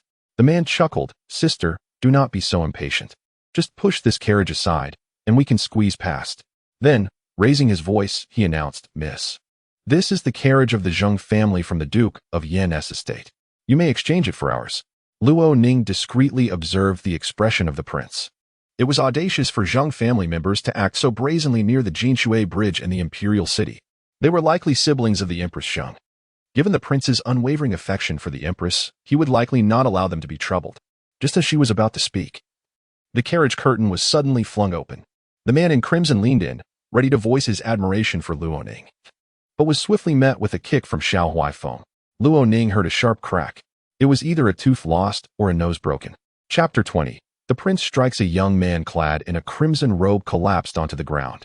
The coachman, a following attendant, and his sister, Zheng Jiaer, rushed forward.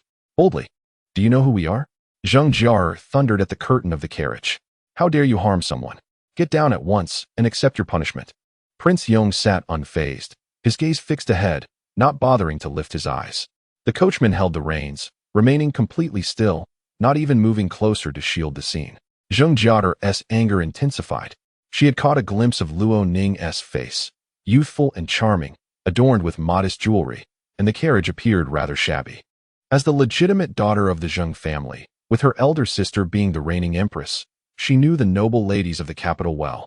Yet she had never encountered Luo Ning before, deeming her insignificant. "Bring the person inside the carriage out," Zheng Jiaer commanded furiously. One of Zheng's attendants stepped forward, intending to push the coachman aside to lift the curtain, only to find the coachman motionless, allowing him to pull the curtain back. Before he could clearly discern the figure inside, a hidden weapon shot out. The attendant fell in response, a visible lump swelling on his forehead, having been knocked unconscious by the small projectile. At such a close distance, only a powerful weapon could inflict such an injury. It indicated that the person inside the carriage possessed formidable skills. Zheng Jiaer panicked. "This is the foot of the royal city. Do you not fear the law? Come out." She continued to insult. "Once I discover your identity, I shall lay waste to your estate and desecrate your ancestral tombs." On the ground, Master Zheng Xiao endured a kick. His head spun for a moment as the pain gradually subsided, replaced by an overwhelming sense of humiliation and rage. He staggered toward the carriage again, intent on striking back. Blood streamed from his nose, and he covered his mouth with his left hand. "Let me see who dares to be so audacious," he stammered, his speech slurred by pain. Having never suffered such indignity before, except when yielding to princes, he had never been bested by anyone, not even the sons of dukes, who would typically grant him some respect. He leaned against the side of the carriage, striving to climb aboard. This time, someone seized his wrist. With a sharp crack, his arm broke, and he was swiftly thrown down, as light as a rag. Zheng Xiao felt a wave of pain that nearly caused him to faint. Yet he did not lose consciousness, emitting a heart-wrenching cry of agony. The commotion finally drew the attention of the guards at Jinshui Bridge, as well as the vehicles blocked ahead. Who goes there? The guards recognized Zheng Xiao and Zheng Jiar, inhaling sharply. Just as they were about to speak, the inconspicuous curtain of the carriage was lifted. The sun shone brilliantly that day, the sky a deep azure. Golden rays cascading upon the embroidered dragon of the prince's ceremonial robes. The dragon, illuminated by the sunlight, appeared almost alive. The man stood at the edge of the carriage, towering over the crowd like a deity gazing down upon mortals. His striking features were enhanced by an air of authority and menace. The guards and the nobility watching the scene instantly regained their composure upon the prince's appearance. Bowing deeply, long live the prince. Zheng Zhao's cries were stifled in his throat. He, in pain, felt cold sweat bead on his forehead, staring incredulously at Xiao Huaifeng, who returned his gaze. Without uttering a word, he leaped down from the carriage, not waiting for the coachman to bring a stool. Everyone lowered their heads. Zheng Jiar gazed at him in a daze, calling out, "Your Highness." However, Xiao Huaifeng paid her no mind. He simply remarked, "This road is already narrow and congested. Do not drive such a large carriage here." The few people around him bowed, too afraid to rise, murmuring their agreement. Xiao Huaifeng then turned to Luo Ning, who sat in the carriage. "Get down. It's just a few steps to walk." Luo Ning thought he would assist her, but instead, he grasped her waist and lifted her down from the carriage. Luo Ning. In that fleeting moment, she felt as though her soul had been momentarily dislodged. He set her down and strode forward, prompting her to hurriedly follow. With his long strides, she nearly had to jog to keep up. Moments later, they crossed Jinshui Bridge and entered the northwest gate. The guards, recognizing the prince, did not dare to obstruct him and respectfully allowed him to pass. Due to this unexpected turn of events, when Luo Ning and the prince arrived at Shouqing Palace, the first group of New Year visitors had already entered. Among them were several grand princesses, the aunts and sisters of the current emperor. "Commoner has met the Empress Dowager," Luo Ning greeted respectfully. The Dowager Empress, upon seeing her enter alongside the prince, expressed surprise. "What a coincidence," Luo Ning said. The Empress Dowager gestured for her to rise, first presenting her with a pouch, then taking her hand and granting her a seat beside her. "So this is the esteemed Luo Ning," the Empress Dowager said kindly, reflecting on the time when a blade had aimed for her heart, but this girl had stood in the way, preventing harm. "She is a bit taller than me, but far too slender," the blade pierced through. The grand princesses quickly chimed in, either praising the Empress Dowager's good fortune or lauding Luo Ning's loyalty and bravery. Meanwhile, Prince Yong stood aside. Seizing the moment, he exchanged greetings with the Empress Dowager before proceeding to the main hall. The Empress Dowager remarked, "You have arrived too late. The censorate will report your disrespect. Off you go." Prince Yong departed, leaving Luo Ning beside the Empress Dowager. Grand Princess Jiahong was also present. She had married into the powerful Pei family and shared a loving bond with her husband, Pei Ying, their only son. Pei Ying was devoid of the arrogance typical of noble science. He was passionate about reading and playing the flute, cultured and martial, humble and courteous. When he had shown interest in Luo Ning years ago, Grand Princess Jiahong had not made things difficult for her and had even praised her upon their meetings. Seeing her again brought a sense of familiarity to Luo Ning, who smiled at her. "Miss Luo, have we met?" Grand Princess Jiahong inquired with a smile. Luo Ning replied, "Commoner traveled south for health reasons and was in Shaoyang." Grand Princess Jiahong chuckled. "The prince's family home is also in Shaoyang." "Indeed, I have heard that," Luo Ning responded. "There is also the ancestral hall of the prince's family, where everyone praises him." Upon hearing this, Grand Princess Jiahong hesitated to ask something but refrained. The Empress Dowager noticed her indecision, and another princess interjected, diverting the conversation. After a brief period of casual conversation, the princesses rose to take their leave. The Empress Dowager chose not to summon the next group of noblewomen, but instead engaged in a private chat with Luo Ning, inquiring about the events that led her to enter the palace with Prince Yong. Luo Ning explained, "I got separated from my mother's carriage along the way. There were too many people. Fearing I would be late, I took a detour to Prince Yong's residence, hoping to benefit from his presence and find a shortcut." She then recounted the incident that had transpired near Jinshui Bridge. The Empress Dowager listened, unperturbed, a faint smile gracing her lips. The Zheng family's children do have the audacity. Aside from the Cui family, the Zheng family holds significant influence in the court. It is fortunate you are not alone. Otherwise, you would have faced their wrath. Were you frightened? Chapter 021.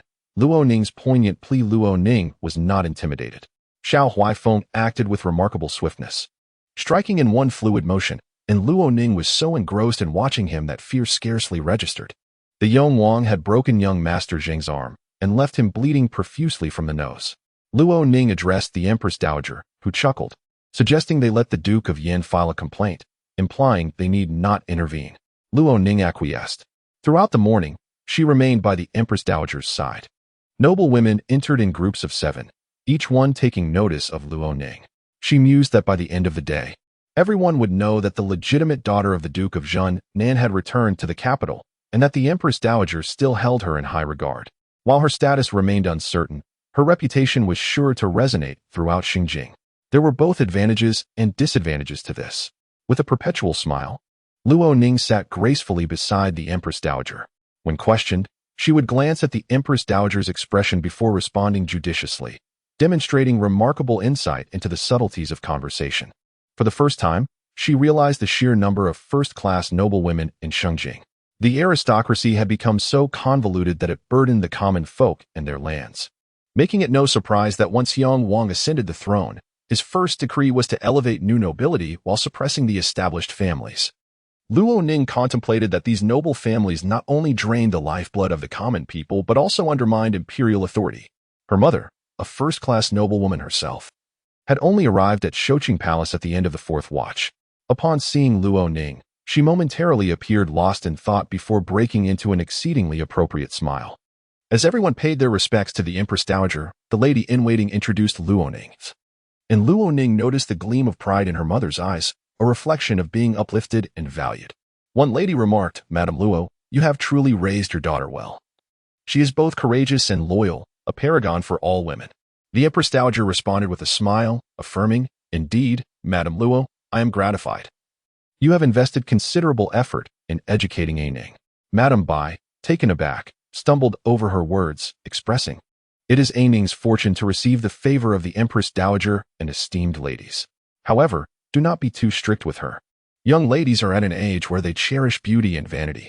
While modesty is commendable, one should not be overly harsh. The new year is a time for grandeur. I have gifted A Ning 2 rolls of exquisite fabric." Surely, the Duke's household was too busy to prepare her attire? The Empress Dowager's inquiry was laden with meaning. Observing Luo Ning's attire and contrasting it with Madame Bai's ostentatious ruby jewelry, the disparity between mother and daughter was stark.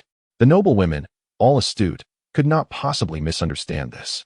How could a mother adorn herself so splendidly while her daughter remained draped in simplicity? Unable to tolerate the incongruity, the Empress Dowager pointed it out directly.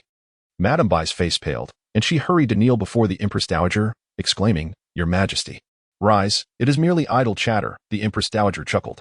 "During the new year, chaos is common. Which household is not fraught with disorder? I do not blame you."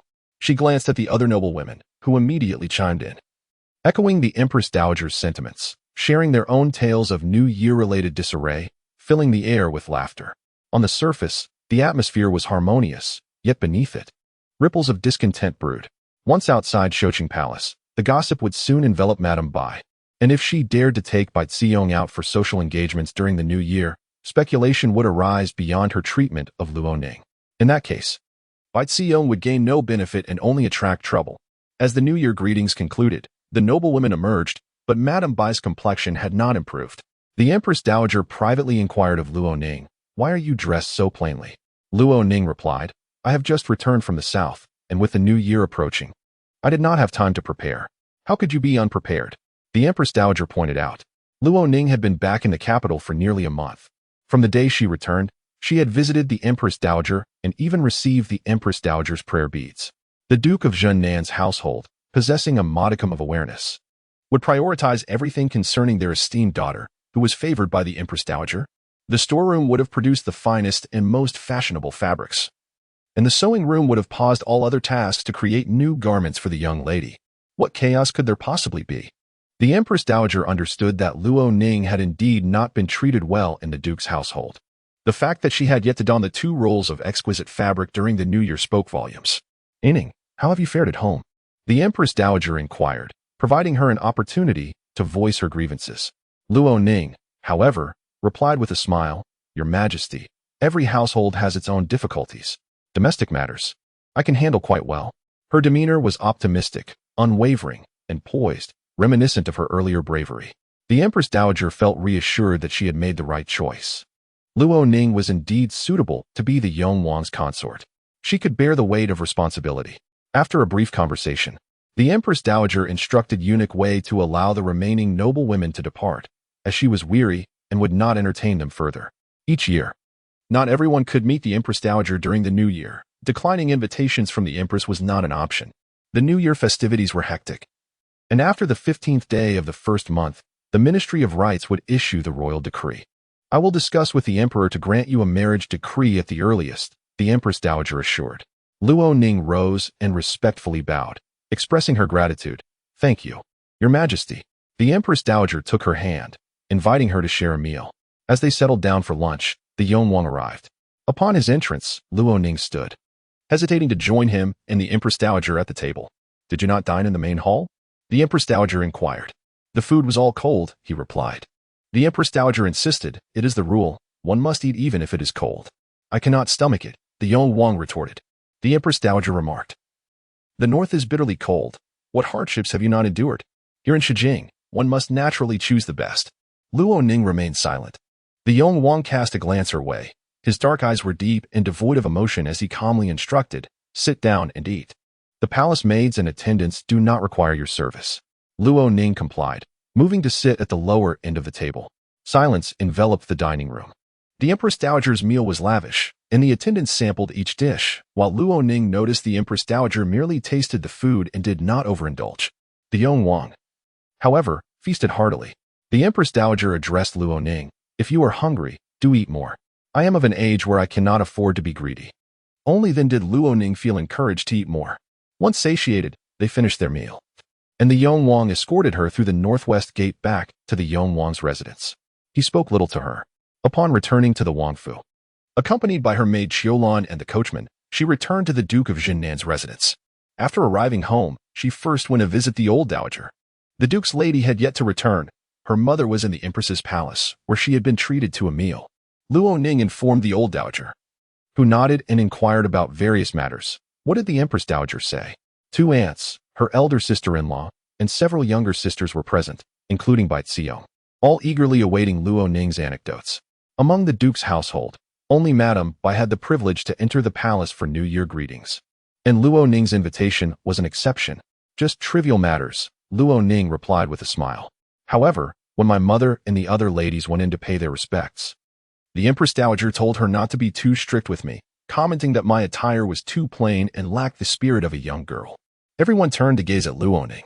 The young ladies of the household were all dressed in finery, while Luo Ning's gown was made of ordinary fabric, with a simple pattern. In stark contrast, Bai Xiong wore a resplendent ensemble adorned with gold threads embroidered in the shape of begonia flowers, radiating extravagance. The old dowager's expression darkened. "I thought the steward had taken care of these matters. Our Luo family is not impoverished.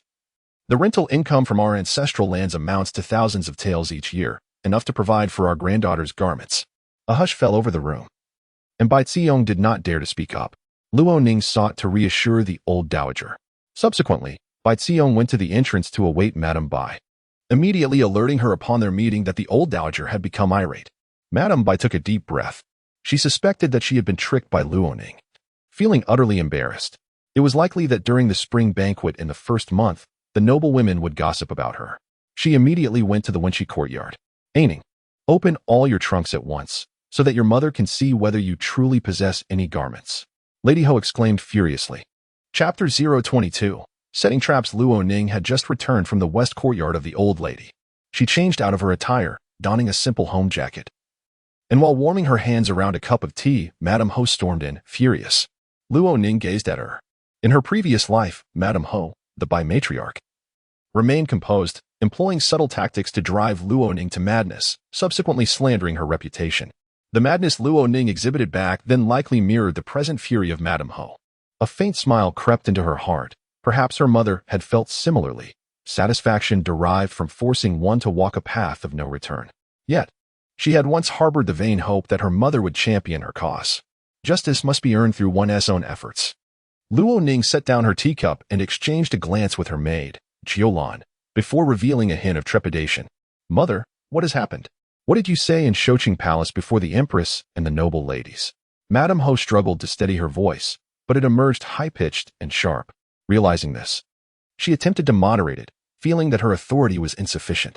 I said nothing, Luo Ning protested innocently, even taking a step back, slightly drawing in her shoulders in a feigned display of grievance. Mother, I didn't utter a single word to the Empress, lest she look down upon the Ho residence. With another glance at Madame Ho, she added, it was your exquisite attire and beauty that drew attention. Madame Ho was taken aback. Very well. She was being accused instead. Before she could retort in anger, Luo Ning continued, Mother, we left together this morning. Had you paid more attention to your daughter's clothing, there would be no need for your return in a fit of rage. Madame Ho's complexion shifted from pale to a tinge of green. Ning, do you still regard your elders? I do, Luo Ning replied. Regardless of how one behaves, I have always respected you, mother. She then asked, do you regard me at all? In her fury, Madame Ho could not absorb the words and insisted, have I not treated you well? I endured great hardship to bring you into this world, mother. If you wish to see my belongings, please do so. Why dredge up the past? Luo Ning stepped forward. Her previously retracted shoulders now relaxed, a gentle smile adorning her face. She had drawn Madame Ho's emotions to their nadir, and upon witnessing her struggle, Luo Ning felt a measure of relief. However, that smile startled Madame Ho, momentarily calming her. Yet, she still refused to believe that the steward in Shaoyang would deny Luo Ning new garments. Deep down, she resented Luo Ning. She loathed that Luo Ning had grown up in opulence, surrounded by countless servants. She despised that Luo Ning had a name, a family, and was perpetually beautiful, with many families of status subtly proposing matches. Each time Madame Ho beheld Luo Ning's advantages, she thought of Bai Ziyong, who possessed none of them. If Bai Ziyong had even a fraction of what Luo Ning had, Madame Ho would not feel such bitterness. Amidst her heartache, her disdain for Luo Ning only intensified. Nevertheless, she had never skimped on Luo Ning's needs, as her own reputation compelled her to maintain appearances. Being exposed would be a disgrace, especially before her husband and mother-in-law. Madame Ho's fury stemmed not only from her loss of face before the Empress and noblewomen, but also from the realization that Bai Ziyong might be deprived of opportunities at the upcoming spring banquet. She had been planning for years, eagerly awaiting this spring to showcase Bai Ziyong's brilliance, having prepared countless garments and accessories. With Luo Ning's return and the Empress's guidance, it was likely that no one would dare to host them. Bai Ziyong would not only miss out on prestige but also face humiliation, losing her chances of marrying into royal or influential families entirely. This thought nearly drove Madame Ho to the brink of tears, and her ire was directed squarely at Luo Ning. Luo Ning instructed Mama Kong to bring out her trunks. There were 2 trunks, containing both new and old garments. Madame Ho's eyes fell upon the exquisite silk jacket within one of the trunks, and her fury escalated. She marched over, seizing it and hurling it toward Luo Ning's face. What is this? At that moment, a group entered the Wenqi courtyard. The maid Qiulan rushed to inform them that the brothers of the Zhennan Ho, including Luo Yin, had returned after paying New Year's visits and were conversing in the old lady's courtyard. The second and third wives and the eldest daughter-in-law were also present. Qiulan purposely cried out, Madam is about to strike the eldest young lady. Old lady, come quickly. Upon hearing this, the old lady trembled slightly. She intended to go to the Wenqi courtyard, and the Zhennan Ho had to support her. The others eagerly followed, wishing to witness the spectacle. The eldest son, Luo Yin, moved to shield his mother. However, as they entered, they were met with the sight of Madame Ho's unrestrained fury. What is this quarrel about? The Zhennan Ho inquired. Madame Ho's anger instantaneously turned into tears, cascading down her cheeks. My lord, I have lost my composure.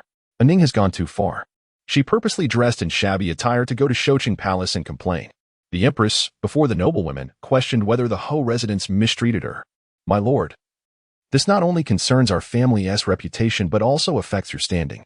If the censorate makes an issue of this, it will tarnish your official reputation. The Zhennan Ho's brows knitted in concern. He turned to Luo Ning, then to Madame Ho.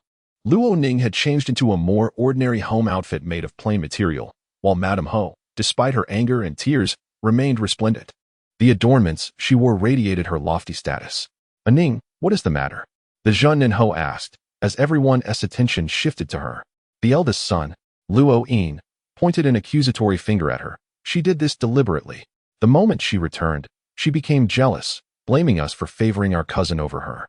Such pettiness and selfishness show none of the grace expected of a lady from a prominent family. To act in such a harmful manner on the first day of the new year. Luo Ning regarded them silently. Madame Ho took a deep breath, suppressing her tears. "My lord, look at this trunk of clothing. The exquisite silk jacket is so valuable, yet she refuses to wear it." The old lady, too, was perplexed. Luo Ning picked up the jacket from the ground and gave it a shake. Then, before her father, uncles, and brothers, she turned around and unfastened her simple home jacket. Others attempted to intervene, but Luo Ning moved swiftly. Her two uncles had no choice but to turn their backs. Luo Ning's undergarments were substantial. Even without her outer jacket, her dignity remained intact. Subsequently, she donned the silk jacket that Madame Ho had thrown at her. With a gentle and serene smile, Luo Ning asked, "Shall I wear this to see the Empress?" "Father, mother, are you both certain?" The room fell silent. Everyone stared at Luo Ning in shock. The jacket's sleeves were noticeably short. Someone gasped in disbelief. Wearing such ill-fitting attire into the palace was worse than donning something simple yet suitable. The Zhen Ho's expression shifted several times. Madame Ho stood frozen, her cheeks trembling, her lips paling momentarily, only obscured by her lipstick. Upon my return to the capital, no one inquired whether I needed clothing. After all, I am a young lady. I cannot simply go begging, can I? The garments that appear to be presentable were made 3 years ago. Grandmother, father, mother, I have grown. I have matured. Luo Ning sighed softly. Perhaps I should return to Shaoyang, as my family shows no concern for me. Such seemingly light words struck each person present like a resounding slap, including the old lady, who felt a burning sensation on her cheeks. Having practiced asceticism for years, she had entrusted all household matters to her eldest daughter-in-law. There had been no major upheavals in the family. During these years of favorable weather, the Luo family's estate had seen stable harvests, and they had no worries for food or drink. The eldest daughter-in-law was wealthy and claimed that the Bai family relied on the Ho residence and was willing to offer benefits. The old lady had never considered that Madame Ho would err so grievously in matters as trivial as clothing and sustenance, unless it were deliberate. Chapter 23, Lady Ho's house arrest. For many years, the old matriarch had not been angered. Yet, she exploded with rage, scolding Bai, busy with this, busy with that. And yet you have not even bothered to make a single outfit for your own daughter upon her return. What are you preoccupied with? Do you intend to change the Ho family's surname to Bai before you are satisfied? Her accusations were severe. Lady Ho fell to her knees. Bai Xiong hurriedly knelt beside her, pleading with the old lady, "Grandmother, please calm your anger." Upon seeing her, the old lady's fury intensified. A mere cousin staying as a guest, yet her attire outshines that of my granddaughter. What regard do you hold for the Ho family? The old lady's aged face flushed with rage, tears streaming down her deeply wrinkled cheeks. Zhen Nanho, Luo Chongya, quickly sought to soothe his mother. "Mother, do not be angry. At your age, such fury could lead to dire consequences. My son deserves to be punished severely." He turned his ire towards Bai, rebuking her for her lack of filial piety and maternal care. "You have failed to be attentive to both mother and daughter. What use are you to us? If you do not wish to be this noble lady, you may as well seek a divorce." His words were even harsher. The eldest son, Luo Yin, also knelt. "Father, please do not be angry." Zhen Nanho kicked his son in the side, causing Luo Yin to wince in pain. Zhen Nanho was quick-tempered. He could not strike his wife but felt free to chastise his son. Witnessing her husband's aggression towards their son, Lady Ho cried out, "My lord, it is all my fault. Punish me as you will, but spare the child." Zhen Nanho sensed something amiss. "Your son is a child, your niece is a child. Is Aining not your child?" He retorted angrily. "If you had any genuine concern for her, how could you allow such disgrace to befall the Ho family during the spring festival?" Lady Ho trembled, nearly overwhelmed by fear. To those unaware, it appeared that Zhen Nanho's authority was so formidable that mere words could render Lady Ho utterly terrified. The family had become a subject of ridicule, with the entire city of Beijing poised to witness their misfortune. The old lady's voice trembled as she insisted that preparing several outfits for Aining was the most pressing matter. Zhen Nanho agreed, determined to mobilize all the seamstresses in the household and borrow 2 embroiderers to work day and night, ensuring that Luo Ning's garments would be ready within 3 to 5 days. This year's spring festival, you shall take the children, Zhen Nanho decreed, instructing Bai to reflect upon her actions in seclusion. Should there be any further missteps, he would entrust the keys and account books to his daughter-in-law. Wen was indecisive. Enamored with Luo Yin, revered her mother-in-law, and shared a sisterly bond with her cousin Bai Ziyong, she was a person of little consequence. Upon hearing her father-in-law mention her, she panicked, stammering, "I am still young, perhaps. Your mother-in-law managed the household before you were even of this age," Zhen Nanho replied coldly. "If you cannot handle it, pass the responsibility to your second aunt." The second lady paused in surprise. "My lord, please temper your anger," she implored. Unlike the eldest daughter-in-law, she did not panic or express joy, for she had never taken the situation seriously. Having managed the household for over a decade, Lady Ho had many loyal servants. The authority she wielded was not easily relinquished unless she chose to. Bai, coming from a merchant background, held power as her lifeline. She would not easily let it go. After much chaos, calmness was finally restored. Lady Ho Bai was temporarily confined to her quarters, forbidden from attending banquets. Bai Ziyong accompanied her, both looking disheveled. The eldest daughter-in-law, Wen, took on Lady Ho's responsibilities, not only needing to sew new clothes for Luoning but also to manage household affairs. Fortunately, she shared a united front with her mother-in-law. Lady Ho trusted her, and she sat in the eastern courtyard, directing the servants to assist the eldest daughter-in-law in managing the household. Within 3 days, new garments began to arrive at Wenqi courtyard. Luoning, feeling the fine fabrics and observing the meticulous embroidery, remained serene. In her previous life, she had spent the entire first month nursing an illness, merely hearing tales of how her cousin excelled and how Lady Ho thrived. Now, however, Lady Ho was under house arrest. Seated in the eastern courtyard, Lady Ho was reconciling accounts. Bai Ziyong remained beside her, hesitant to speak.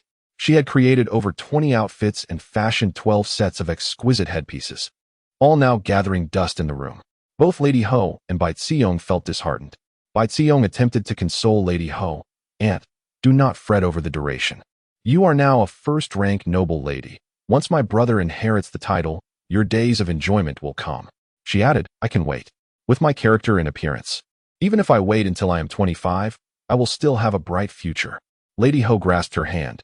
"Child, you speak wisely." Yet, Bai Ziyong's words rang true.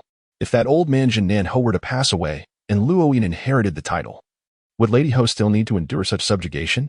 Having lowered herself for over a decade, even giving birth to Luoning, she believed she had earned her place within the Luo family. Everything belonging to the Luo family, including the title, rightfully belonged to her. After all, it was Luo Ning who had earned the title, and Luo Ning was her daughter. In that moment, Lady Ho felt her patience waning. However, she did not let it show. Did Ning not consume that bird's nest? She could not help but wonder. Luo Ning had not developed a rash. Moreover, she had entered the palace ahead of Lady Ho, who, while waiting at the palace gates, initially thought Luo Ning was unwell and had returned early. Upon seeing Luo Ning in good spirits within Shoucheng Palace, Lady Ho was momentarily dazed. "Aunt, I have a small insight, and I hope you do not laugh." Bai Ziyong grasped Lady Ho's hand. "What insight?" Lady Ho inquired. "My hope of marrying into a prestigious family is rather slim. Those families are all quite powerful. However, if I had the chance to enter the imperial family," Bai Ziyong continued. Lady Ho was taken aback. Nowadays, most of the imperial consorts were recommended by noble families to the Ministry of Rights, which then presented candidates to the emperor. The mere act of being recommended to the ministry was a challenging path. Those in control of the ministry were also from noble families. They were interconnected, deeply rooted, and would not easily extend opportunities to outsiders. Moreover, when noble families sought young, beautiful girls, they could either choose from their own offspring or adopt beautiful maidens under different names, effectively making them their own. Thus, the palace was not lacking in consorts. They either hailed from such esteemed backgrounds or were favored palace maids who had been rewarded. Lady Ho had never contemplated this path, as it seemed unfeasible. "Aunt, you are a noble lady. There will always be opportunities." Bai Ziyong insisted, "I can take the surname Bai or the surname Chui or even Zheng. As long as I enter the palace, with my talent and beauty, I am certain to gain favor. If fortune smiles upon me, and I give birth to a prince, this would be the true transformation of a merchant's daughter." "Aunt, Do not feel disheartened about not making a grand appearance at the Spring Festival. We should not despair. Aining saved the Empress Dowager's life. She is your daughter. Should we fear a lack of opportunities? Lady Ho's eyes brightened a little. You speak correctly, she replied. Moreover, with Aining receiving the Empress Dowager's favor, and I being a noble lady, I may have the chance to bring you into the palace. In that case, I should be more lenient towards Aining. She calmed down, realizing she must exercise patience and elevate Bai Ziyong to a higher position. She could not allow herself to be cornered and discouraged by the trivial matters surrounding Luoning. Thus, with this resolution, Lady Ho regained her composure, and her anger dissipated entirely. Luoning was indeed unfilial and deserved a lesson. However, she should not be deprived of her due benefits. Lady Ho decided to procure some jewelry for her. The Bai family was wealthy. How could they bring her so much trouble and add to her burdens? Lady Ho sighed. Bai Ziyong responded, It is because she has lived too comfortably. The Luo family's eldest daughter has always shown. She has never endured hardship. Lady Ho immediately thought of the struggles Bai Ziyong had faced and gently embraced her. Chapter 024. Luoning wins hearts. Luoning's attire was complete.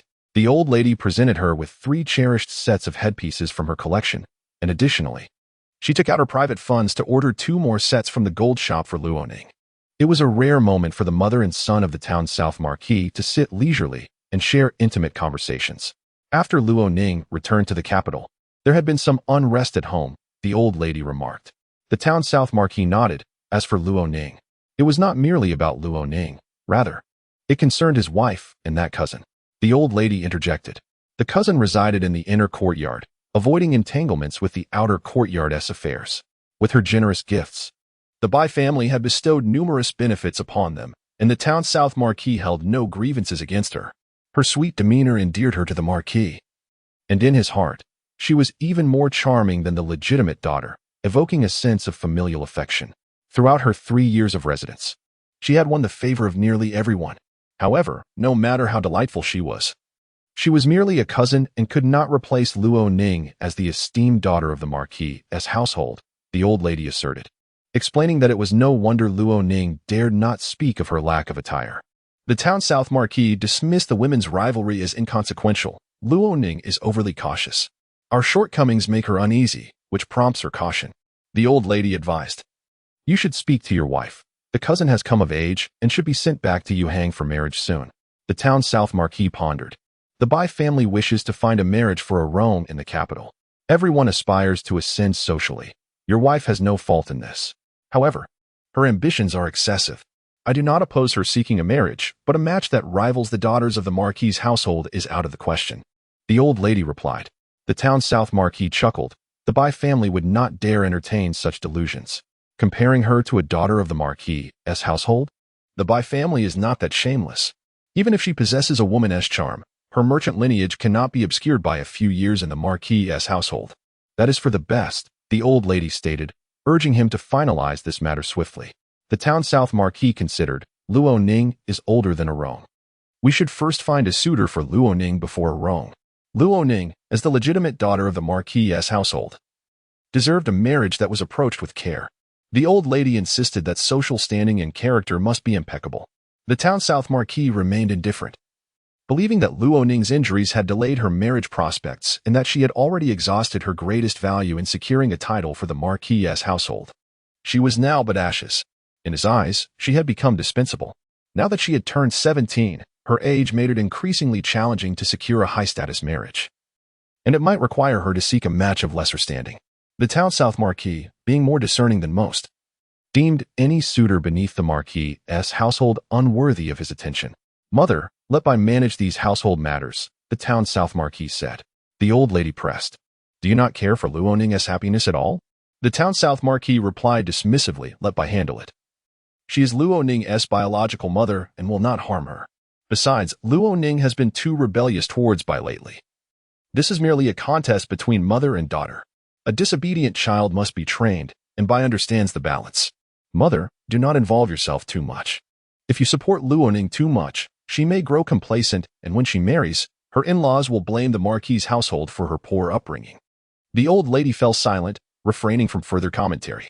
She felt a twinge of certainty. After all, Luoning was indeed Bai's offspring, a fact the old lady was confident of. A mother might harbor dissatisfaction and, in a fit of anger, wish she could strike her child. Yet the bond of blood was undeniable and feelings remained. The old lady realized her concerns might have been overly alarmist. Luo Ning sat in the Winchi courtyard, leisurely turning the pages of a book. At the town's South Marquis' residence, countless invitations had arrived. On the day of the ceremony, seated beside the Empress Dowager, Luo Ning had become the toast of the elite, who vied to invite her. They sought her company, but whether they treated her with the proper respect remained to be seen. Their motivation was not Luo Ning, but rather to curry favor with the Empress Dowager. "Miss, another invitation has arrived for you to select," announced the maid Xiuhua as she entered. Luo Ning set aside her book and perused the invitation.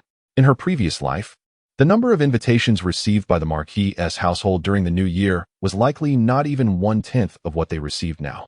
Even so, the Marquis' wife had seized the opportunity to showcase her cousin. Had the Marquis' wife not been confined this lifetime, her cousin would still have had the chance to shine. The cousin was indeed beautiful, with a vibrant personality that radiated charm, and Luo Ning could not completely overshadow her. Witnessing her cousin benefit from her own success was somewhat displeasing to Luo Ning. Fortunately, the Marquis' wife had lost her temper and, in a fit of rage, blocked her cousin's path instead. Luo Ning chose several invitations, all from families of comparable standing to the Luo family, with some promising potential. Among those invitations were those from the Cui and Zheng families, which Luo Ning set aside.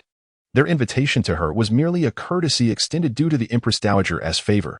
Her eagerness to ingratiate herself would only bring discredit to the Empress Dowager. 2 invitations were designated for her second aunt, instructing her to take Wan along, as there was an eligible young man from the Hu family yet to be engaged. The invitation from the Qin family was intended for her third aunt, as both Mrs. Qin and her third aunt hailed from Qinzhou. Luo Ning remarked. In addition, she selected several suitable invitations for her second and third aunts to boast about, ensuring they were within reach to attend the banquets. Luo Ning also chose a few invitations for her sister-in-law, to attend, as the young mistress of the host family was of similar age. Meanwhile, Luo Ning and the old lady selected invitations from the family of the old lady's childhood friend. It was neither a matter of forming new alliances nor of seeking advantage, but simply a reunion to reminisce. Aside from attending banquets, the Luo family also hosted a 3-day spring banquet, inviting relatives and the ladies of families they had previously entertained as a gesture of reciprocity, with decorum and dignity. They concluded the New Year's spring banquet without any semblance of subservience. The second and third branches of the family were quite pleased, and both aunts gifted Luo Ning jewelry. Her cousin, Luo Wan, presented her with a delicate confection. The old lady praised, "Luo Ning has done well. When you marry in the future, you will manage the household without needing your grandmother's assistance." Luo Ning merely smiled shyly. As the 14th of the new year approached, the spring banquets were nearly concluded, and Bai and Bai Ziyong finally made their public appearance. Bai had lifted her confinement and first sought the old lady's blessing. She apologized to the old lady, admitting her lack of consideration had caused Luo Ning distress. Turning to Luo Ning, she said, "Luo Ning, do not hold a grudge against your mother. See, even in her reflection, she has not forgotten you and has prepared 4 sets of jewelry for you, using her treasured rubies and pearls. The jewelry has been completed and sent to the Winchi courtyard. You will see it upon your return. If you desire anything else, do not hesitate to tell your mother." Without resentment, she emerged and showered gifts. Luo Ning felt somewhat inadequate in comparison. She also noticed the relaxation in the old lady's eyes. Luo Ning even thought how wonderful it would be if Bai were her stepmother, for then, at least, her grandmother would not be so easily reassured. A biological mother could easily deal with Luo Ning, and consequently, the world would not suspect her. "Mother, you are too extravagant," Luo Ning remarked. The Marquis' wife smiled with satisfaction. "Everything belonging to your mother will eventually serve as your dowry. It is all yours. Given to you ahead of time, how can it be considered extravagant?" She took Luo Ning's hand. "Do not blame your mother. If there are areas where I have fallen short, please voice them. Otherwise, I will have no recourse, and your father will surely be angered." Turning to blame you for putting me in a difficult position. Her eloquence was impressive. Luo Ning quietly smiled. Chapter 025, The Preservation of the Prince in the Blink of an Eye. The Lantern Festival had arrived. Throughout the city of Xinjing, every household hung lanterns, creating a vibrant spectacle. In the morning, Luo Ning's maid and Mama Kong also hung 2 lanterns at the entrance of Wenchi courtyard, along with a small flower lantern adorning the windowsill. Luo Ning settled on the large Kong by the window, leaning against a cushion while engrossed in her book. Miss, would you like to have your guqin strings tuned? Xiao Hua observed her languid demeanor and gently reminded her, you haven't played in quite some time. Luo Ning paused, momentarily taken aback. She was on the verge of forgetting how much she used to enjoy playing the guqin, especially during moments of inner turmoil. While recovering in Shaoyang, the melodies had served as her emotional outlet upon returning to the capital. After days of neglect, her fingers had grown stiff.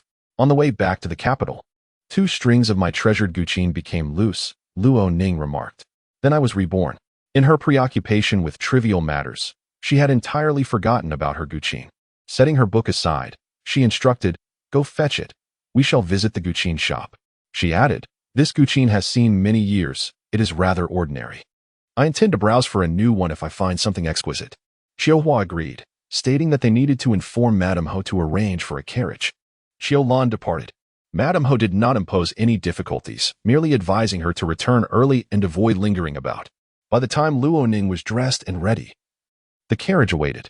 Concealing a soft whip within her sleeve, Luo Ning had Xiao Hua carry the guqin as the two set off for the shop. The guqin shop was abuzz with activity. Upon inquiry, they learned that a rare ancient guqin had surfaced from the confiscated estate of the Chuming Duke's residence last year. This exquisite instrument was crafted from ancient paulownia wood, known for its rarity and superior sound quality, making it far more precious than other materials. Unbeknownst to Luo Ning, the ancient guqin was on sale that day. She had merely stumbled upon the commotion. Do not push forward, she cautioned Xiao Hua. She had no intention of competing for the guqin at inflated prices nor of being jostled in the crowd. Xiao Hua acquiesced and turned to leave, only to feel someone shove her from behind. Clutching the guqin, she stumbled slightly, fearing she might fall and damage the instrument, instinctively trying to steady herself. Luo Ning intended to assist her, but before she could reach, Xiao Hua had already stepped back, inadvertently stepping on the foot of the individual who had pushed her. The woman yelped in pain. Luo Ning raised her gaze to see Zheng Jiar, the 4th miss of the Yin State Duke's household and sister to the current empress. Zheng Jiar inhaled sharply, her expression darkening. Who is this in such a rush? Upon spotting Luo Ning, she sneered, her demeanor shifting to one of disdain. I wondered who dared to cross my path. It turns out to be Miss Luo. Her voice rose noticeably, drawing the attention of numerous onlookers. Refusing to let her noble demeanor falter, Zhang Jiar slightly lifted her chin, signaling for her maid to step forward. The maid, brimming with arrogance, advanced with the intent to strike Xiao Hua. Luo Ning intercepted her wrist. Having practiced with the whip, her strength surpassed that of an ordinary woman, rendering the maid unable to move her hand. Release me, or I shall report you to the authorities. The maid fumed. Luo Ning let go, causing the maid to stagger backward. Zhang Jiar's expression darkened further. You dare to attack? How bold. Miss Zhang, it was your maid who struck first. In this noisy place, do you wish to escalate this trivial incident and tarnish your own reputation? Luo Ning retorted. When jade meets a stubborn stone, I shall not be the one to suffer. Zhang Jiar scoffed. Do you think that by belittling yourself, I will let you off the hook? She turned and exited the guqin shop, her maid following closely behind. Luo Ning exchanged glances with Xiao Hua, and they both stepped out of the shop. These shoes took 3 months to embroider, and your servant has sullied them. How will you make amends? Zhang Jiar demanded, her delicate features marred by a frown. Miss Zhang, what do you propose as a resolution? Luo Ning countered. Zhang Jiar extended her foot. Kneel down and lick the dust clean, and I may reconsider. Luo Ning's expression remained serene, her gaze steady. That is impossible. She continued, I witnessed your maid shove mine first, causing her to lose her balance and step on you. What folly is this? Why would I push a servant? Zhang Jiar's brow furrowed further. If she was pushed, should she not fall forward? Listen to your own words. They do not align. Miss Zhang, are you intent on creating a scene? Luo Ning pressed. Your servant has harmed me and sullied my shoes. Naturally, you, as her mistress, must repay the debt. Zhang Jiar coldly commanded, bring her back. I shall interrogate her. Her voice rose slightly. From the shadows, 2 dark guards emerged, surrounding Luo Ning and Xiao Hua. Xiao Hua stepped protectively in front of Luo Ning. It was merely an accident. My lady is not at fault. The maid was indeed pushed, causing her to lose her footing. Miss Zhang, are you resorting to vigilante justice in Shangjing? What are you to question me? Zhang Jiar retorted, her lip curling. First, I shall give you 20 slaps. The dark guards moved forward, but Luo Ning swiftly drew her whip. She and Xiaohua had only learned martial arts from Xiaohua's father, who had a background in guarding estates, teaching them basic self-defense techniques. Luo Ning swung her whip, which was caught by one of Zhang's dark guards. He yanked it forcefully, causing Luo Ning to nearly lose her balance. Just then, a sudden gust of wind swept through. The guards, more alert than Luo Ning and Xiaohua, instinctively attempted to evade, but one felt a sharp pain at the back of his neck and collapsed forward. Luo Ning quickly stepped back, her gaze shifting to the tea house across the street, where a shadowy figure could be discerned through the half-open window. She recognized the deadly hand that had struck. Zheng Jia's complexion shifted dramatically. Who was hiding there? She seemed to realize the implications. Recalling how her brother had been knocked unconscious by the prince in a similar manner. One of Zheng Jia's remaining dark guards whispered urgently, "Miss, you should return to the carriage. I will investigate. Do not move. Take this woman away," Zheng Jia commanded. Her domineering and ruthless nature would not allow her to let Luo Ning go unpunished. The dark guard hesitated, yet duty compelled him to comply. He reached for Luo Ning's neck, intending to incapacitate her before taking her away. "Be swift," Zheng Jia urged. Luo Ning remained vigilant, stepping back cautiously. Suddenly, a large black dog burst forth from the tea house, charging like a whirlwind. Its massive form startled onlookers, causing them to scream in fright. Before the dark guard could react, the dog pounced, towering over him as it stood. With its forepaws pinning him down, its sharp teeth clamped onto the guard's throat. The guard gasped, blood oozing from his neck as a sickening crack echoed, and he fell limp, eyes rolling back. The black dog released its grip, blood staining its jaws, turning its fierce gaze toward Zheng Jia and letting out a low growl. Only then did Zheng Jia pale in terror, stumbling backward as her maid supported her into the Guqin shop. A shop assistant, trembling, raised a door bolt to ward off the dog. Luo Ning approached the black dog, gently stroking its head. The creature immediately softened, nuzzling against her palm. A whistle sounded from the tea house across the street. Reluctantly, the black dog pulled away from Luo Ning and dashed back to the tea house, inciting another round of terrified screams from the crowd. Luo Ning glanced toward the second floor, fully aware that the prince was watching. Since they had crossed paths, and he had extended his assistance while also sending a dog to carry out a lethal task, Luo Ning could not feign ignorance. At the very least, a word of gratitude was in order. Accompanied by her maid, Xiaohua, Luo Ning entered the tea house. Chapter 26. Allow her to sit at the same table. Luo Ning entered the tea house, where the private room on the second floor was guarded by attendants. As she approached, the attendant addressed her, "Princess." He then announced, "The prince and princess have arrived." The address felt awkward to Luo Ning, as the marriage decree had yet to be issued. Even if it were announced, until the Ministry of Rites selected an auspicious date for the wedding, she would merely hold the title of a consort. "Come in." A deep male voice beckoned from within. Luo Ning lifted the curtain and entered the private room. Inside sat 3 men and a dog. The black dog, spotting Luo Ning, eagerly attempted to ingratiate itself. Its blood-stained muzzle had been cleaned, yet remnants of its disheveled fur were still evident. Prince Xiao Feng, seated on the west side, wore a pale blue silk robe, his expression exuding impatience as he cast a glance at his dog. The dog immediately lay down, deterred from approaching Luo Ning by the prince's commanding gaze. Only then did Xiao Feng turn his attention to Luo Ning. Luo Ning sensed a change in his demeanor today. His features remained stern, with an undercurrent of danger and ruthlessness lurking in his eyes. But the pale blue robe softened his appearance somewhat. "I have met the prince before. Thank you for your timely rescue," Luo Ning said, curtsying respectfully. Xiao Feng replied coldly, "Rise." Luo Ning stood up and continued, "Forgive my intrusion, Your Highness. I merely came to pay my respects and shall take my leave now." "Since you are here, have a seat and enjoy some tea," Xiao Feng said nonchalantly. Opposite him sat 2 gentlemen.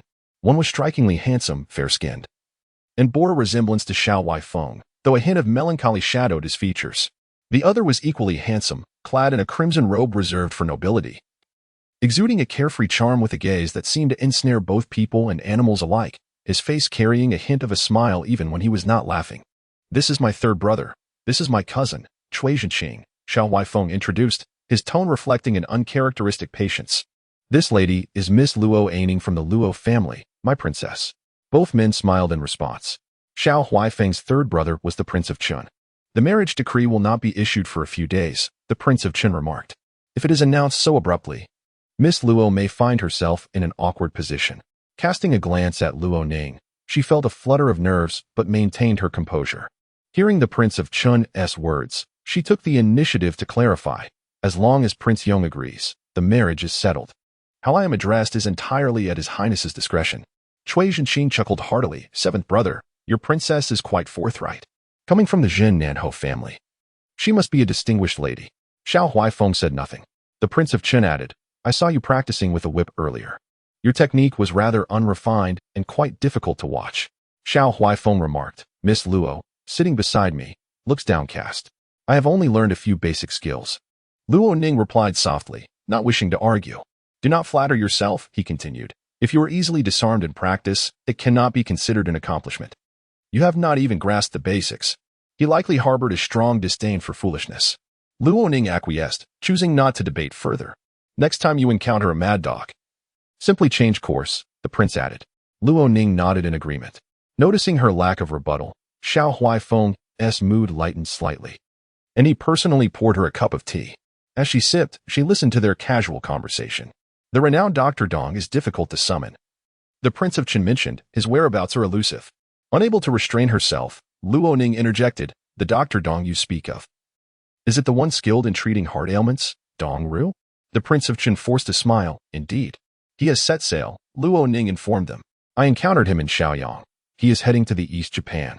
I heard that his younger brother has gone missing there, his only relative, and he is going to retrieve him. The Prince of Qin's expression shifted slightly, and Cui Zhenqing explained to Luo Ning. The Princess of Qin is not in good health. The Prince of Qin sighed. We must seek another skilled physician. It was no surprise that a shadow of sorrow lingered upon his countenance. Luo Ning shifted slightly in her seat. Xiao Huaifeng ceased conversing with her, and after finishing her tea, she took her leave gracefully. Once she departed, Cui Zhenqing remarked, Miss Luo possesses remarkable beauty. With such a captivating appearance, why is her name not more widely known? Xiao Huaifeng dismissed him with indifference. The Prince of Qin cautioned, do not speak ill of the Princess of Yong. Cui Zhenqing jested, seventh brother, are you dissatisfied with her? After she enters the palace, I shall present you with several beauties to ensure your contentment. Xiao Huaifeng did not acknowledge him, instead gazing out the window where the body of a dark guard killed by the dog was being carried away. The Zheng family has raised their daughter to be more ostentatious than a princess, he remarked blandly. The censorate is only focused on impeaching the young master of the Zheng family, while they neglect the ambition of the young lady, Xiao Huaifeng added, his tone laced with disdain. The Zheng family indeed harbors grand ambitions, the Prince of Qin concurred. After conversing for a while longer, the trio finally dispersed. The tea house was a property of the Prince of Yong, specifically for gathering intelligence. Luo Ning had ventured out but returned empty-handed, having neither repaired her qin nor acquired a new one, and had also drawn unwanted attention. She sighed. The Lantern Festival at the Jin Nanhou residence was quite lively. Bai Ziyang stood out among the Luo siblings, her phoenix eyes and red lips radiant to the point of being nearly dazzling, rendering Luo Ning's half-sisters and cousins somewhat ordinary in comparison. Once the Lantern Festival concluded, the year would also come to an end. The old matriarch remarked. Another year has passed. The Prince of Zhennan replied, indeed. Mother's health is better than last year. The old matriarch smiled, with a Ning's return. I can see her joy, which naturally contributes to her health. Granddaughter will certainly be dutiful and filial to her grandmother from now on, Luo Ning assured, seizing the opportunity. The old matriarch inquired of Lady Bai, do you have any suitable marriage candidates? Lady Bai hesitated, struggling to find the right words. She had been reprimanding Luo Ning for being grounded by the Prince of Jinnan and missing all the spring festivities. Where could she find a match for Luo Ning? After much contemplation, she tactfully replied, we shall wait and see. A marriage proposal is a significant matter and cannot be rushed. The old matriarch seemed to recall past events.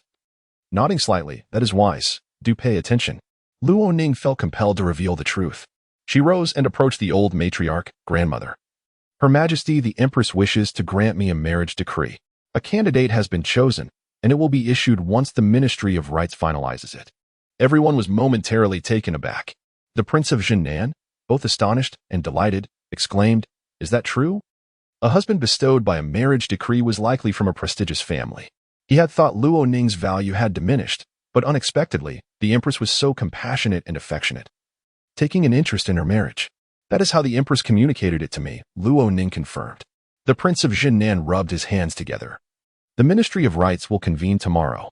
If good news arrives in the coming days, we must prepare plenty of firecrackers. Lady Bai beamed. Ning, you truly are fortunate. The Empress is generous. You must always remember her kindness. Luo Ning nodded in agreement.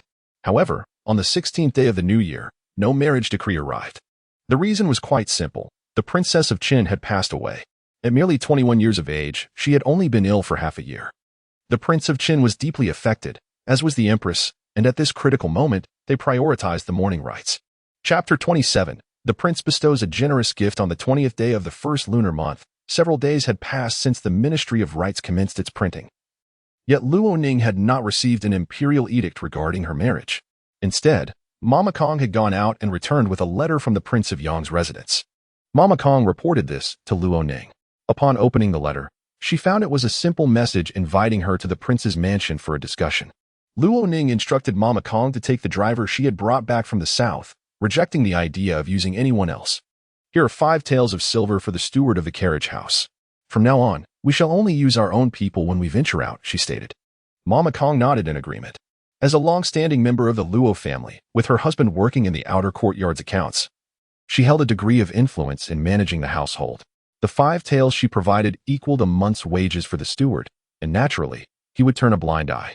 While on the way, Luo Ning contemplated that in her previous life, she had not aligned herself with the Prince of Yong. Should fate prove unchangeable, this marriage might be annulled. If that were the case, so be it. The bond she had signed was a source of unease, and retrieving her freedom would be preferable. One should not be overly greedy. The Empress Dowager had already shown her considerable favor. Not becoming the prince's consort would not be a significant loss. Having reassured herself, she arrived at the prince's residence in a calm state. The prince awaited her in the secondary hall of the front courtyard. Servants brought tea, which Luo Ning did not touch, instead addressing him directly. Your Highness, is there a change regarding the marriage decree? Third sister-in-law hailed from a prestigious family and shared a deep affection with third brother. The Empress Dowager held her in high regard. Her sudden demise makes it inappropriate to hastily arrange a marriage for me, Xiao Huaifeng replied. To proceed with an engagement while in mourning, even among commoners, would invite criticism, let alone for royalty. Luo Ning understood. The commoner girl will visit the Empress Dowager at a later date to provide her some comfort. The prince nodded. Please bear with me for a moment, he replied, his expression neutral, devoid of any discernible emotion. After 100 days for third sister-in-law, we shall request the emperor's decree for marriage. 100 days, a span of 3 months. Luo Ning mused that this was sufficient time. She merely sought to leverage the prince's power, not hastily enter matrimony. Her unresolved grievances with the Duke of Jinnan's estate lingered. To marry would mean departure. And even her identity as the prince's consort could provide them with benefit. Without her, they might flourish. How could she allow that? Your Highness, I am in no rush, Luo Ning assured him. The prince inclined his head. He sipped his tea and called for his personal guard. Present the gift to the princess. He referred to her as princess in a tone that was unremarkable, as if the title was merely a matter of course. Luo Ning took a sip of tea to mask her emotions, careful not to betray her innermost thoughts. Soon after, Deputy General Zhou entered. Placing a guqin on the small table, although wrapped in silk, its beauty was evident. Xiao Huaifeng gestured for Luo Ning to unveil it. Upon seeing the ancient Polonia wood guqin, she inhaled sharply, testing a couple of notes. Compared to her own guqin, it was indeed resonant and delightful. What a splendid instrument, Luo Ning remarked. It is rumored that the Duke's residence has excellent craftsmanship. I am not versed in music. You may enjoy it, Xiao Huaifeng replied blandly. Many sought to claim it that day, including some from noble families, yet it fell into my hands. Thank you, Your Highness. Luo Ning accepted it with a smile. Adding playfully, will Your Highness listen to my performance? Xiao Huaifeng gave a slight nod. After a moment of preparation, servants brought in a stool for her. Once she adjusted it, she began to play. Initially apprehensive after a long hiatus, she soon found her rhythm. Recalling a lively piece she had composed at the age of 12, she often created her own melodies, driven by both skill and passion, though since arriving in Shaoyang, her compositions had taken a more melancholic turn.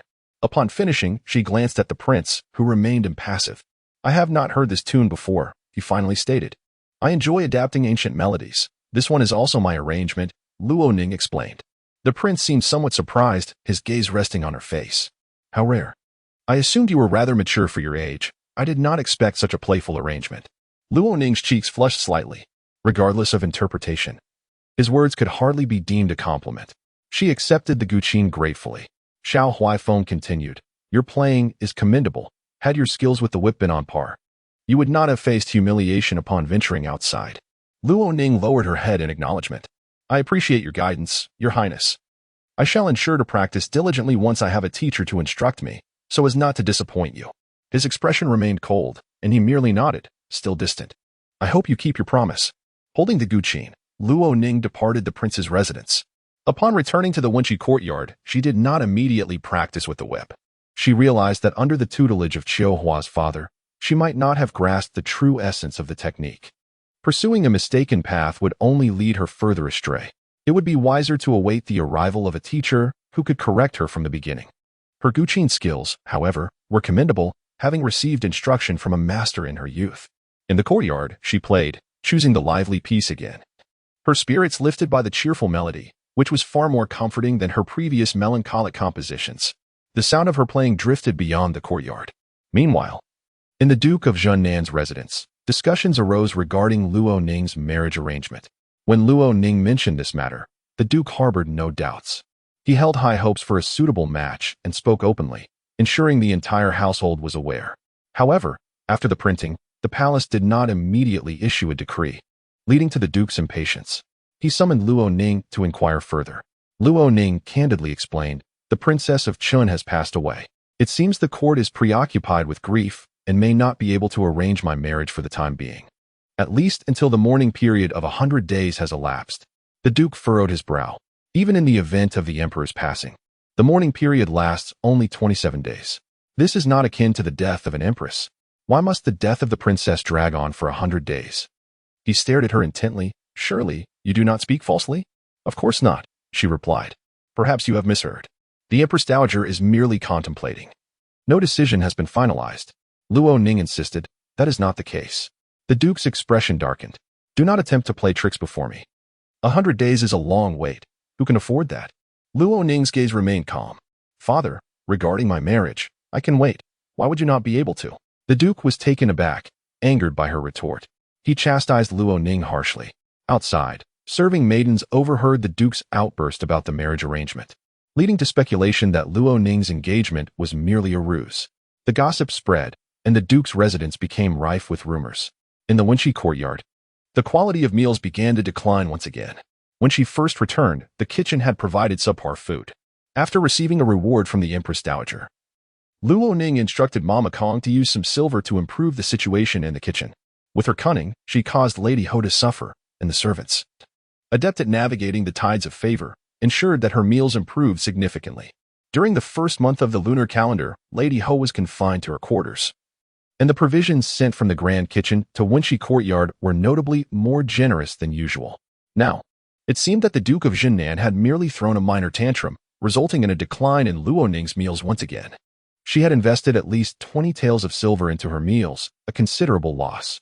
We ought to establish a small kitchen in our courtyard, Luo Ning remarked to Mama Kong. Mama Kong replied, I can cook. If the lady consents to adding a small kitchen, I assure you that I will see to it that the young lady dines well.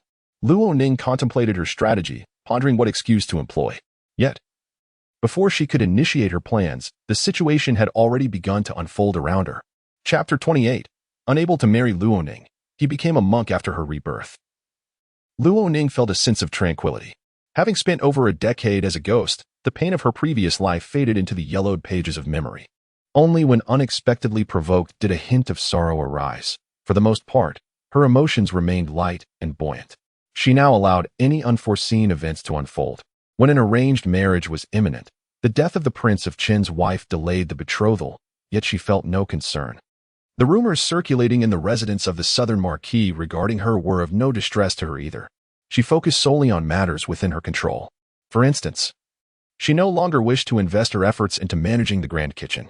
The kitchen was lucrative, but it was filled with the trusted servants of Lady Bai, and her financial contributions yielded no returns.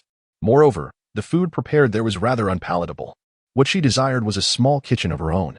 However, since this decision required the approval of the matriarch, it was not entirely within her purview. Miss, the old lady requests your presence. A maidservant from her grandmother's quarters announced as Luo Ning pondered over her small kitchen aspirations, draping a cloak over her shoulders. Luo Ning made her way to her grandmother's courtyard. The matriarch greeted her with a smile, saying, "And Ning, fortune smiles upon you. The Grand Princess Jiahong has sent 2 invitations for her birthday banquet." The Grand Princess Jiahong was turning 39 this year. According to the customs of Xinjiang, this was a significant milestone that called for grand celebrations. As the most esteemed princess of the royal family, she was married to a gentleman of the Pei family, whose Lu Mountain Academy had educated the majority of the court's civil officials. Thus, while the Pei family appeared to be merely noble, their influence was profound. As the head of the Pei family was a revered mentor to scholars across the land, almost overshadowing the imperial family. In her previous life, the son of Grand Princess Jiahong, Pei Ying, had sought to marry Luoning, causing a stir within the Marquis estate. Pei Ying's status was so elevated that even unmarried princesses in the palace wept at the thought of marrying him. Bai Zirong, who had already been conferred the title of county princess, coveted the Pei family's renowned prestige and sought to claim him for herself, which ultimately led to Luoning's tragic demise. Bai Zirong was later dispatched by Grand Princess Jiahong to her end. Bai Zirong's interference and Luoning's so-called accident proved unbearable for Pei Ying, prompting him to renounce the world and become a wandering monk, disappearing without a trace. He was the only child of Grand Princess Jiahong, and his departure shattered her heart, causing her to harbor resentment toward the southern Marquis estate and the Bai family of Yuhang. Having witnessed Pei Ying as a ghost 10 years later, Luoning found it hard to remember his features. Their encounters had been few and far between, and she did not believe his monastic vows were for her sake. At 24, Pei Ying, as a scion of a noble family and the sole heir of the Grand Princess, had ample choices for a suitable bride. Young noblemen often discussed marriage by the age of 13 or 14, and the princess had consistently consulted him on his preferences, to which he remained indifferent. By the age of 24, relying on the prestige of his lineage and mother, the women vying for his hand continued to come forth, including daughters of prominent families. Luoning thought to herself that a man who hesitated to marry must have his own reasons. Her influence over him was negligible, given their limited interactions, thus, any choices he made were solely his own. Now, as she prepared to attend the Grand Princess Jiahong's banquet, Luoning felt a tumult of emotions. On one hand, she held a favorable opinion of the Grand Princess. When Pei Ying clamored to marry her, the Grand Princess had never subjected her to humiliation. Even though she could have easily looked down upon her as a high-ranking princess of the imperial family, this kindness had not escaped Luoning's memory. While she felt compelled to congratulate the Grand Princess, she was reluctant to face Pei Ying, the direct cause of her past suffering. She wished to avoid entanglement in such fateful consequences again. With no emotional ties or destinies between them, she preferred to remain apart in this lifetime. Grandmother. The Grand Princess's banquet will attract numerous esteemed guests, Luoning remarked, reflecting on her thoughts. The matriarch nodded in agreement. Indeed, I fear both the Emperor and the Empress Dowager will be in attendance. But I have only met Grand Princess Jiahong once. Even if I have a debt of gratitude to the Empress Dowager, she has no reason to treat me with such kindness, Luoning replied. The matriarch regarded her with mild surprise. What troubles you? Nothing, merely some unexpected concerns, Luoning said. I feel a sense of unease about this unforeseen event. Yet it presents a good opportunity. Grandmother, why not take Awan with you, so she may experience the world as well?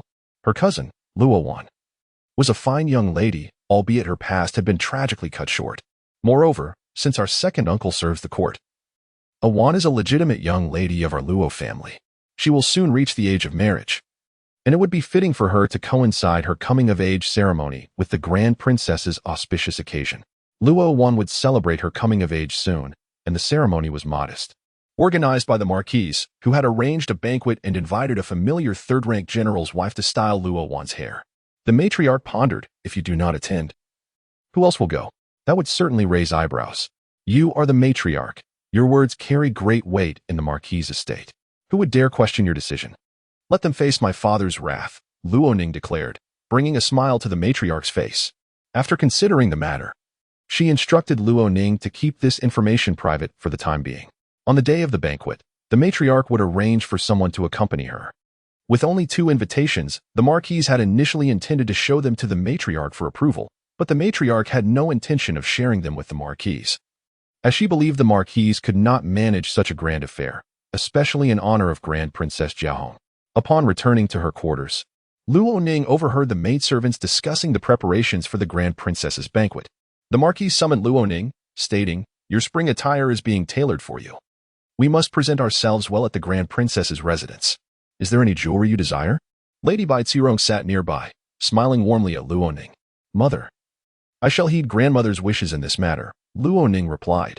You know your grandmother seldom wishes to go out, and it is rare for her to take such an interest. We must not dampen her spirits, Lady Bai said. Luo Ning understood this was a test. The matriarch had neither confirmed nor denied her attendance, while Lady Bai clearly wished to go. You should inquire with grandmother, Luo Ning suggested with a smile, leaving no room for doubt. With no alternative, Lady Bai relented and allowed her to return. Cousin, it is highly likely that the emperor will attend this banquet, her brother remarked, echoing the lord's speculation. Even if the emperor does not attend, other noble matriarchs and distinguished offspring will undoubtedly be there. In such a crowded pond, it is easy to catch a fish. Missing this opportunity is akin to fishing in the vast sea. Arduous, perilous, and potentially fruitless, Lady Bai Zirong insisted. Lady Bai was determined to seize this opportunity. The last time she had been confined, it had not instilled fear in her, but rather deepened her resentment toward the southern marquis. Mother will surely take you along, Arome, she whispered, ensuring no outsider heard her. This banquet would be attended by countless dignitaries, far surpassing the significance of 10 spring gatherings. Lady Bai aimed to make amends and grasped the opportunity. Mother, the invitation has been taken by the matriarch, Bai Zirong remarked. We should not have sent it to her for inspection. Who would have guessed that the usually aloof old lady would suddenly show interest this time? However, such a significant matter cannot bypass the old lady's scrutiny. Otherwise, the Duke of Jinan might lay blame, and the title of disrespecting the matriarch would weigh too heavily on the Duchess. It is a burden she cannot bear. I shall devise a solution, the Duchess remarked. In truth, if one particular task is accomplished, this dilemma will be effortlessly resolved. Chapter 29. Luo Ning's Vigilance. Luo Ning sat in the Wenqi courtyard, extracting the exquisite Yao Qin presented to her by the Prince of Yang, and played a melody. Her maid, Qiulan, remarked, Miss, it feels as though the music is missing something. Luo Ning inquired with a smile, is it perhaps the absence of a flute accompaniment? Qiulan's eyes brightened with realization. Indeed, that must be it. She continued with a chuckle, recalling their time in Shaoyang, where their residence was adjacent to Madame Feng's small courtyard. Whenever Luo Ning played in the backyard, Madame Feng would often accompany her with the flute. Madame Feng, a widow and the neighbor of Luo Ning in Shaoyang, was the widow of the local governor. The Feng family was a prominent clan in the area, and Madame Feng was only 4 years older than Luo Ning, hailing from the Pei family of Shaoyang. The husband of the Grand Princess Jiahong was her uncle. Following her husband's death, Madame Feng, burdened by grief, moved out of the Feng family estate and resided alone in a small courtyard in the southern part of the city, surrounded by lush bamboo and clusters of lychee trees on the hillside. During her recuperation in the old Feng residence, Luo Ning gradually regained her health but felt increasingly isolated in the bustling household, where no one truly cared for her. In her final year there, she expressed her desire to move to a quieter place to the clan leader, who consented and selected a house for her in the southern part of the city, conveniently next to Madame Feng's. The clan leader cautioned her against offending Madame Feng, for both the Feng and Pei families wielded considerable influence locally, and they were not to be trifled with. Luo Ning took heed of this advice. On her first day in the new home, she asked Qiulan to prepare some pastries, which they delivered as a greeting to Madame Feng. However, Madame Feng did not appear to meet Luo Ning. Instead, her stewardess was quite warm, and the next day, she returned the favor with several valuable tonics. Despite living next door for a year, Luo Ning had never formally encountered Madame Feng. A few times, when they crossed paths, Madame Feng was always clad in a conical hat, concealing her features. From a distance, Luo Ning perceived that she did not possess the delicate stature typical of southern women. Rather, she was tall, accentuating the petite nature of her maidservants. Madame Feng never initiated conversation with Luo Ning. Each encounter was marked by her maid offering greetings. Luo Ning received delicacies like lychee chicken soup from Madame Feng's cook, and sometimes even fine fabrics. Each evening, as Luo Ning played, Madame Feng would respond with her flute, creating a harmonious exchange. Luo Ning's melancholic notes intertwined with the gentle, lingering tones of Madame Feng's flute, reminiscent of a warm blanket enveloping her as she floundered in cold waters. In Luo Ning's heart, she regarded Madame Feng as a somewhat reclusive elder sister, uncommunicative yet possessing a kind spirit. On the eve of her return to the capital, Luo Ning specifically visited the largest musical instrument shop in Shaoyang and purchased a beautifully crafted, expensive purple bamboo flute. She also selected a small jade buckle, intricately tied to the flute, as a token of gratitude for Madame Feng's companionship and care over the past year. She informed Madame Feng of her imminent departure. Yet Madame Feng still did not come to see her off. Her maid conveyed Madame Feng's well wishes, urging Luoning to travel safely, feeling a twinge of regret. Luoning's spirits lifted on the journey back to the capital as she began to reclaim the lightness of her childhood, only to be caught off guard by changes within her family. After her rebirth, the memories of Xiaoyang felt like a distant echo, nearly forgotten until Qiulan brought them to mind. Her flute playing is enchanting, Luoning remarked. You can sense the power, yet it is intentionally restrained. Indeed, miss. It is only when you play that you find a moment of joy, Qiulan replied. Luoning set aside the Yuqin and declared to Qiulan and Qiuhua, I should pay a visit to the Grand Princess Jiahong. The princess's residence often sends items to the prince's hometown. I could include some treasures from the capital for Madame Feng. Qiuhua chuckled. Since the princess's residence is already sending things, Madame Feng surely does not lack for gifts. This is my intention, Luoning insisted. She added that she also wished to send gifts to the clan leader and her younger siblings, though she was uncertain whom to entrust with the delivery, and she intended to include a gift for Madame Feng as well. With their agreement, they put away the Yaoqin and prepared to rest. That night, in her dreams, Luoning faintly heard the sound of the flute. The following day, Zhenmama, a servant of Madame Hobai, personally visited the Winchi courtyard, smiling as she informed Luoning, the back garden has received a splendid array of flowers. Unsure of your preferences, I hesitate to send them without your choice. The madam requests that you select 2 pots. She added, tomorrow is the 3rd young lady's coming-of-age ceremony, and these flowers will add beauty to the festivities. You are to choose a pot to present to her. Each young lady must offer one. Luoning acquiesced and invited Zhenmama to stay for tea. However, Zhenmama had other matters to attend to and took her leave. Once she departed, Luoning fell into contemplation. In her previous life, during the first month of the year, she had been unwell and missed the spring feast. The Grand Princess Jiahong had not sent an invitation to the Luo family, and she had thus missed her cousin Luo Wan's coming-of-age ceremony.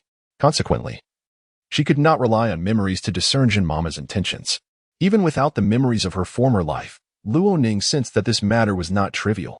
It was not merely her overactive imagination. Such a minor task could have been delegated to a maid, yet Zhenmama had been sent specifically. As the overseer of the inner quarters, Zhenmama commanded a certain respect, even from the matriarch. Her presence made it difficult for the young ladies to decline, compelling them to personally select the flowers. Furthermore, the insistence on sending a pot to her cousin as a gift for the coming-of-age ceremony seemed a subtle coercion, pushing her towards the back garden. Recognizing the peculiarity of the situation, Luoning immediately instructed Qiuhua, bring me a small dagger. We are going to the back garden. Now? Should we change first? Qiuhua queried, swiftly retrieving the dagger for her. What do you need it for? Luoning did not respond, concealing the dagger within her sleeve. No time to change, we must go at once. Typically, a young lady would change out of her everyday attire, which would cause a delay. Luoning estimated it would take at least an hour or 2 before they could arrive. She wished to get ahead and uncover the truth. Qiuhua, obedient to her command, affirmed, understood. Luoning and Qiuhua hastened towards the back garden. She anticipated arriving early but encountered her half-sister, Luo Xian, on the way. Luo Xian appeared momentarily taken aback, her eyes betraying a flicker of surprise before she quickly composed herself. Elder sister, she greeted. Second sister, Luoning replied, appraising her attire. She noted that Luo Xian wore a pomegranate red flower-patterned jacket, revealing a pair of bracelets on her wrists. They were a matching set of jade bracelets, which were not common among the women of the Luo family. Luoning had seen such exquisite jade pieces in the possession of the first Madame Bai. Maintaining her composure, Luoning raised her gaze and noticed the red ruby earrings adorning Luo Xian's ears.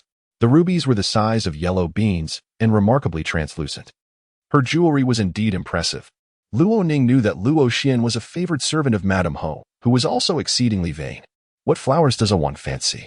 I have been away for several years and am not quite sure. Luoning initiated a conversation, attempting to engage her in small talk. Luo Xian responded with a smile. The third sister adores begonias. Shall we select begonias for her? You may go ahead, elder sister, Luo Xian suggested. I shall choose something else. The two proceeded to the back garden, where the gardeners had brought an array of potted flowers, filling the air with delightful fragrances. Seizing the moment, Luo Xian remarked, I am quite thirsty, elder sister. There is tea at the Zhaitsue pavilion. I shall fetch a cup. I, too, feel parched. I will go check first, elder sister. If there is tea, you may follow to avoid both of us making a fruitless trip, Luo Xian replied. Luo Ning regarded her quietly. Luo Xian felt an inexplicable chill in his heart, just as he heard Luo Ning speak. All right, you may go and take a look. Chapter 30. Tumbled down the stairs, Luo Ning spent half a day selecting flowers, yet could not find a single satisfactory pot. The second madam, the third madam, and various concubines, as well as the daughters and senior maidservants from different households, gathered, making the flower pavilion quite crowded. Luo Ning exchanged pleasantries with them, and on the surface, everyone appeared to be amiable. The second madam remarked, I just saw a Xian picking flowers at the Zai Chui pavilion. What could she possibly be doing there? It is a cool place for summer, and it is still quite chilly in the first month. Luo Ning replied. Sister said she went for a cup of tea and to enjoy the scenery. Such refined taste, the second madam chuckled, harboring a sense of disdain but refraining from uttering any harsh words. As everyone gathered, preparing to finalize their selections, Madame Ho Bai and Bai Zirong arrived fashionably late. The crowd paid their respects. Luo Ning mused, Mother and Bai Zirong always desire the very best. They either do not attend the selection at all or arrive first. How could they come when everyone is nearly finished? She thought this, but concealed her thoughts well. She cast another glance at Bai Zirong, who wore a simple yet elegant jacket and a light purple skirt, moving gracefully as if walking on lotus petals. Her poise and beauty were well cultivated, surpassing others by a noticeable margin. Around her waist, she still wore a jade pendant, which Luo Ning recalled vividly. How about this pot of wintersweet, a rose? Luo Ning asked, presenting the most exquisite flowers to Bai Zirong. You may give it to third sister. Bai Zirong looked slightly surprised. Madame Ho nodded approvingly. Having good things in mind for your sister indeed shows some semblance of maturity. Luo Ning smiled. Mother, do you think I am so thoughtless? She then glanced at the second and third madams, urging them to weigh in. Laughter erupted among the crowd. Bai Zirong accepted the flowers, her expression a mix of amusement and exasperation. At that moment, Luo Ning's dagger slipped from her sleeve, severing the cord of Bai Zirong's pendant. The dagger was sheathed, and the pendant slipped into her sleeve. Utilizing the flower pot as a cover, her movements were not particularly swift, yet they were executed with utmost secrecy. I am quite thirsty, Luo Ning declared. I shall go outside to find some tea. Do not touch that pot of begonia. It is my selection. Madame Ho replied. There is tea outside the flower pavilion. Do not wander too far, Luo Ning exited. Upon her return, she found Luo Xian had come back from the Zai Chui pavilion and was also selecting flowers. Where have you been for so long, eldest sister? Did you go to the Zai Chui pavilion for tea? Luo Xian inquired. I merely visited the lavatory. I did not go to the Zai Chui pavilion, Luo Ning responded. Luo Xian said no more. As everyone continued with their flower selections, each harbored their own thoughts. As the event neared its conclusion, the second madam, third madam, and other concubines began to leave. Madame Ho Bai and Bai Zirong lagged a few steps behind, engaging in conversation with the Luo sisters. Suddenly, Luo Xian exclaimed, Oh no! One of my earrings has fallen. She added, It was a ruby earring given by mother. Rubies are precious. Her face turned pale. Madame Ho reassured her, Do not panic. Where have you been? I was only in the flower pavilion. Feeling hot and thirsty, I went to the Zai Chui pavilion for some tea and fresh air. Luo Xian explained. Madame Ho advised, Go back and search. It is likely you dropped it at the Zai Chui pavilion. She turned to Luo Ning. Accompany your sister to look for it. More eyes will be helpful. Luo Ning thought to herself. I could call the maidservants to help search. Yet she insists on naming me, as if she wishes to lay the scheme bare before me. Mother is not only selfish, but also lacks any affection for me. How terribly disappointing. Very well, I shall accompany my sister, Luo Ning replied. Madame Ho seemed to realize her words were misplaced and added. Have your maidservants move the flowers back first. Do not take too many people. If it becomes crowded, we may not find it. Luo Xian complied, and Luo Ning nodded obediently. As the sisters turned to leave, Luo Ning cautioned, Sister, be more careful. Today it is an earring, tomorrow it may be a jade pendant. And soon you might even misplace your own keys. Let us hurry, she urged. Madame Ho and Bai Zirong shared a smile upon hearing her words, feeling that their plan was progressing well. However, mentioning the jade pendant made Madame Ho instinctively glance at Bai Zirong. Bai Zirong had worn her pendant for many years, and it held great significance. Upon seeing this, Madame Ho was taken aback. Arone, where is your pendant? Bai Zirong looked down, her expression shifting abruptly. It was just on me. I distinctly remember having it before entering the flower pavilion. Attempting to reassure both Madame Ho and herself, she added, "It must have fallen in the flower pavilion. I will go and look for it." Madame Ho grew anxious. "Call for help. I will assist you in searching." Bai Zirong smiled, grasping Madame Ho's hand. "And the cousins have gone to the Zai Chui pavilion. If something were to happen, wouldn't you bear the responsibility?" Madame Ho hesitated. Bai Zirong continued, "I will go myself. You and the maidservants take the flower pots back first. I will be careful. A pendant of that size is easy to find." Madame Ho squeezed her hand in return. "Do not be reckless. If the situation seems unfavorable, return immediately. A pendant belonging to the Luo family cannot be lost. Even if we cannot find it right away, I will search high and low for it." Bai Zirong nodded in agreement. She turned and headed to the back garden. She searched around the flower pavilion, even inquiring the gardener, but found no sign of her pendant. Considering it was an item she frequently used, made of modest material, anyone in the Ho household, be they master or servant, would recognize it and likely turn it in to Madame Ho for a reward. Bai Zirong felt a pang of anxiety but remained composed. As she stepped out of the flower pavilion, she glanced toward the Zai Chui pavilion. In that moment, her heart raced. Her pendant was hanging from the railing on the second floor of the Zai Chui pavilion, fluttering in the breeze. It was perhaps better that she had not seen it. Once it captured her gaze, her thoughts fixated solely on the pendant, and she hurried toward the Zai Chui pavilion. She knew it was inappropriate for her to go, as Luo Xian would handle the matter on behalf of Madame Ho. Her presence could potentially hinder the situation. Yet, it was her pendant. Upon her arrival, she saw Luo Ning and Luo Xian in a heated argument at the staircase of the second floor of the Zai Chui pavilion. "Do you intend to search me? How absurd. Do you think I desire your ruby earrings?" Luo Ning's tone was sharp, her plan progressing smoothly.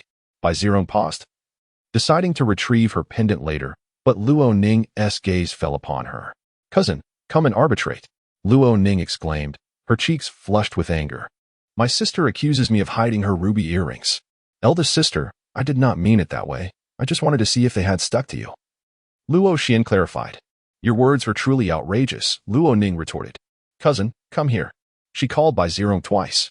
If Bai Zirong did not ascend now, it would seem overly deliberate. By joining them, she could remain an observer and a witness. With this thought in mind, she ascended the stairs, smiling brightly. "Sisters, do not quarrel. It is unseemly for siblings to dispute over trivial matters." Luo Ning's expression darkened. It is she who has gone too far. She is clearly speaking in riddles, insinuating that I, her sister, have hidden her possessions while meaning to say that the outsider, cousin, has stolen her earrings. Luo Xian, Bai Zirong. Luo Ning's words were truly capable of distorting right and wrong.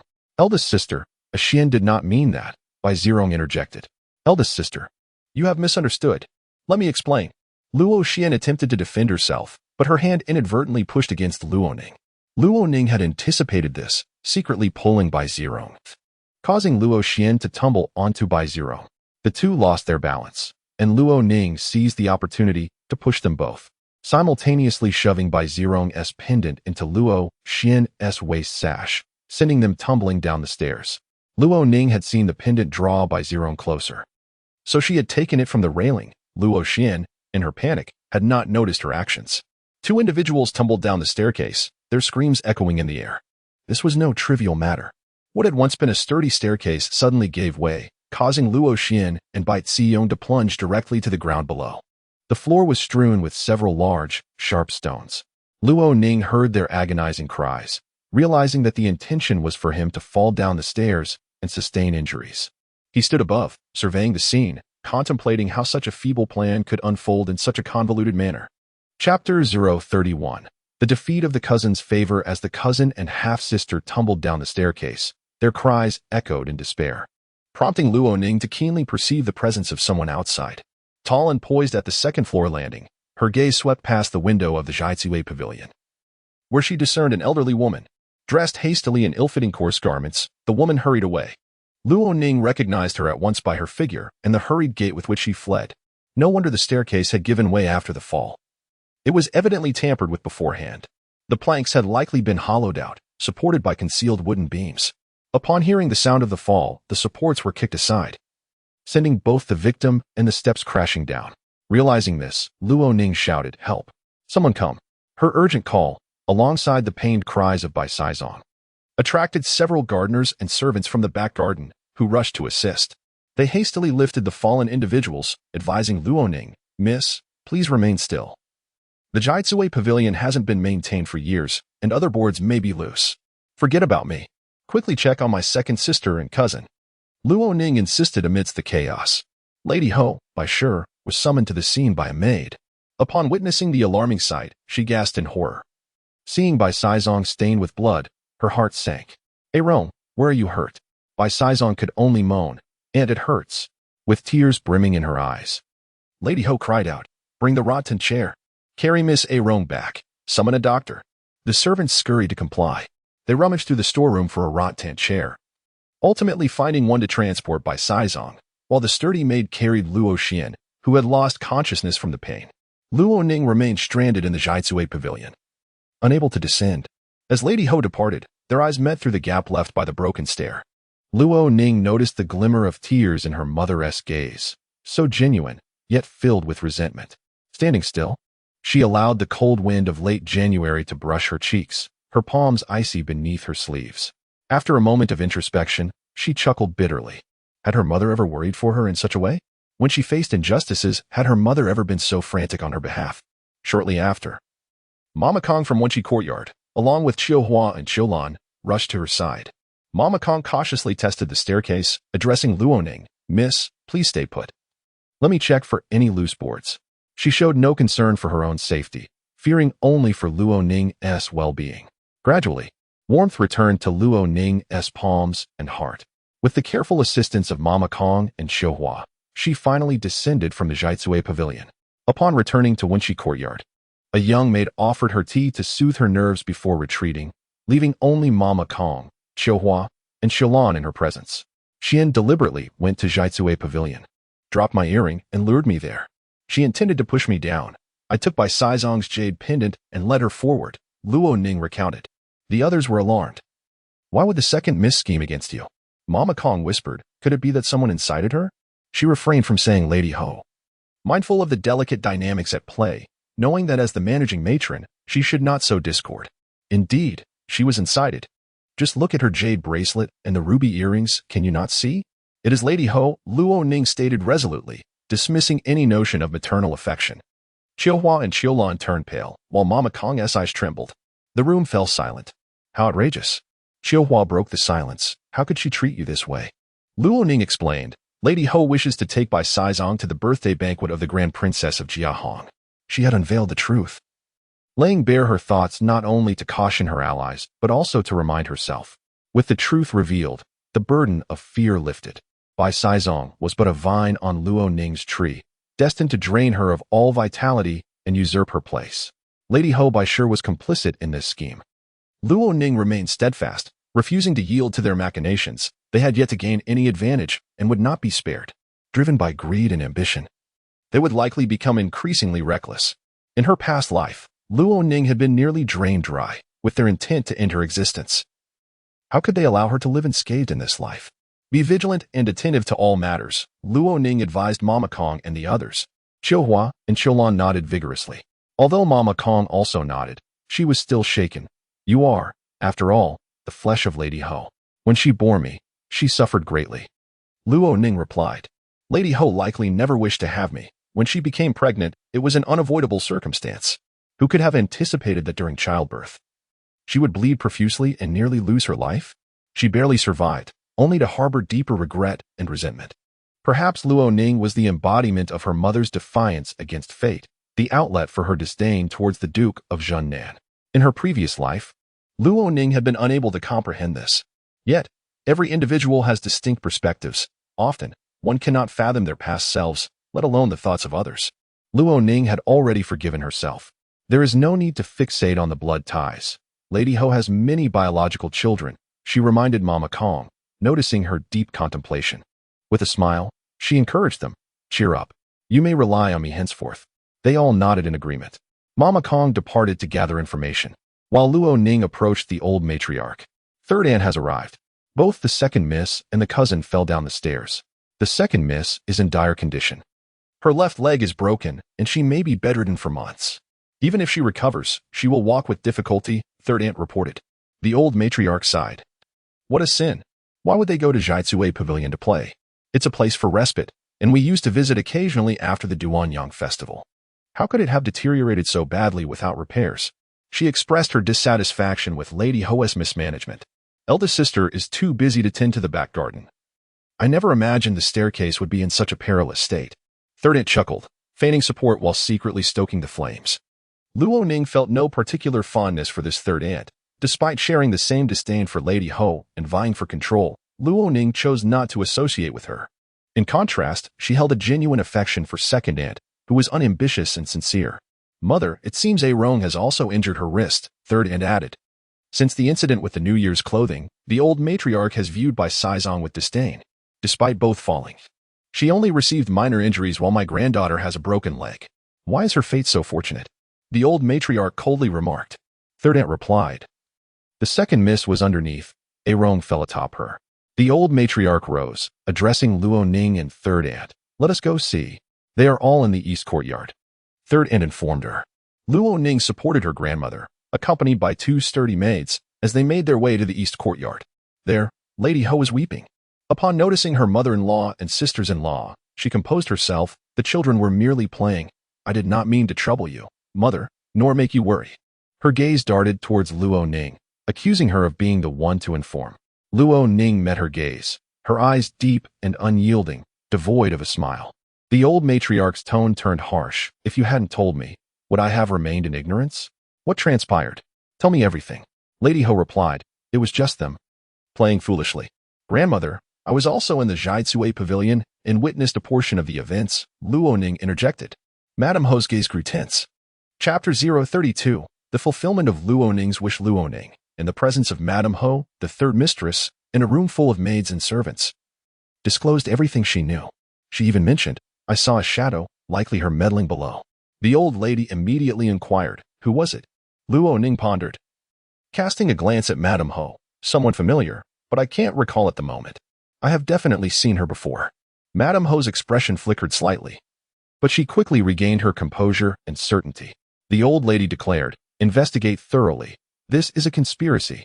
Yes, mother, I will ensure it is investigated in detail. Madame Ho responded, her voice steady, although a hint of anxiety lingered in her demeanor, accompanied by a sheen of perspiration on her brow, which she discreetly wiped away. The old lady turned her attention to Luo Xian, who lay weakly in bed, a splint set by the bone doctor. The old lady expressed her concern for her, then asked, has someone harmed you? Luo Xian, having relied on Madame Ho for her entire life, was acutely aware of who her protector was. Moreover, she was unable to move, and those attending to her were also under Madame Ho's command. She dared not utter a word for fear of retribution. Thus she wept. Grandmother, it is all my fault. I should not have been so playful. Losing the earring was trivial, but I insisted on searching for it. In my panic when I fell, I tried to help and inadvertently caused trouble for A Rong. As her words trailed off, she was overcome with sobs, perhaps from genuine pain, fear, or a sense of grievance. Seeing this, the old lady and the third mistress realized they could glean nothing further from her. They proceeded to visit Bai Sierong. The doctor had examined her hand. While her wrist was unbroken, there was a significant swelling at the joint of her right hand, causing immense pain.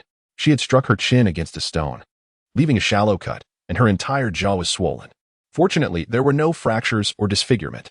Grandmother, third aunt, it is all my fault, Bai Sierong lamented, addressing the old lady and the third mistress with a familiarity that surpassed Luo Xian's. Those unaware would assume she was the true heiress of the Luo family, with Luo Xian merely a guest. I quarreled with sister and Ning. I should not have involved myself. Now, having been injured, I have caused you all distress, and I feel guilty for A Xian, Bai Sierong continued. I merely intended to mediate. Madame Ho hastily reassured her, while the old lady and the third mistress remained silent, reflecting on her eloquence. 3 months prior, both Luo Ning and Luo Xian would have faced reprimand for Bai Sierong's words. However, a series of events had transpired upon Luo Ning's return home, leading the old lady to harbor discontent toward Bai Sierong, while the third mistress began to nurture ambitions regarding the steward's authority. Their perceptions of Bai Sierong had shifted. Once the thought of finding fault arose, one could discern an individual's true nature. The old lady held her tongue. The third mistress mused to herself, such a silver tongue, yet a heart of malice. Madame Ho continued to comfort Bai Sierong. You have endured much. Take care of yourself." After a brief moment, the old lady, supported by the third mistress, returned to the west courtyard.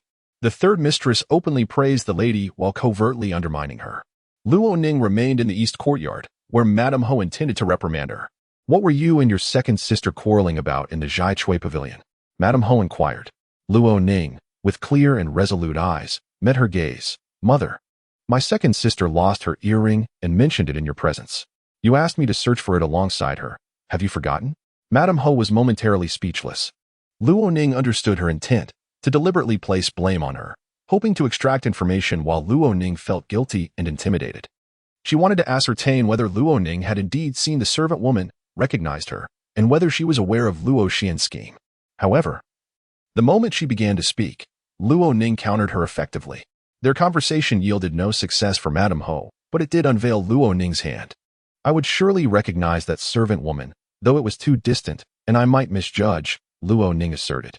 Madame Ho felt a tightening sensation in her chest. Seizing the opportunity, Luo Ning added, "Mother, I too was somewhat startled this time and wished to recuperate quietly." "Do as you wish," Madame Ho replied. "When you are unwell, you must have some supper. If I go to the kitchen every day to ask for late-night snacks, the servants may gossip about my gluttony." Luo Ning continued. "Indulgence is not a commendable reputation." Without waiting for Madame Ho to interject, she persisted, "Mother, the Wenxi courtyard is spacious, and there are many residences. I wish to establish a small kitchen. In noble families, establishing a small kitchen is not merely an added expense, but a privilege. Only the old lady and Madame Ho have small kitchens in their courtyards, granting them the right to dine separately from the communal pot. Others, regardless of their affluence, lack the status to set one up without permission. Yet, Luo Ning proposed it. That is inappropriate, Madame Ho contemplated. If I arrange a small kitchen for you, what will others think? Your grandmother and father will blame me for being partial. Then I shall speak to grandmother and father myself. Would that be acceptable?" Luo Ning countered. "This title of nobility was earned through great sacrifice, which has left me with lingering ailments. I desire some warm nourishment for my health. I believe grandmother and father will be accommodating." Madame Ho's expression turned ashen with frustration. She longed to reprimand Luo Ning further. Luo Ning spoke more candidly. "Mother, you must care for my second sister and cousin. It would be better for me to consult grandmother first," implying that should she acquire a small kitchen, she could overlook the matters concerning the Zhai Chui pavilion. Madame Ho took a deep breath. "If that is the case, I shall bear the risk and make this concession for you. You are my own flesh and blood, and I naturally wish to favor you," she added. "The reason for my initial refusal was concern over what the servants might say about you being spoiled and relying on favoritism, which would tarnish your reputation.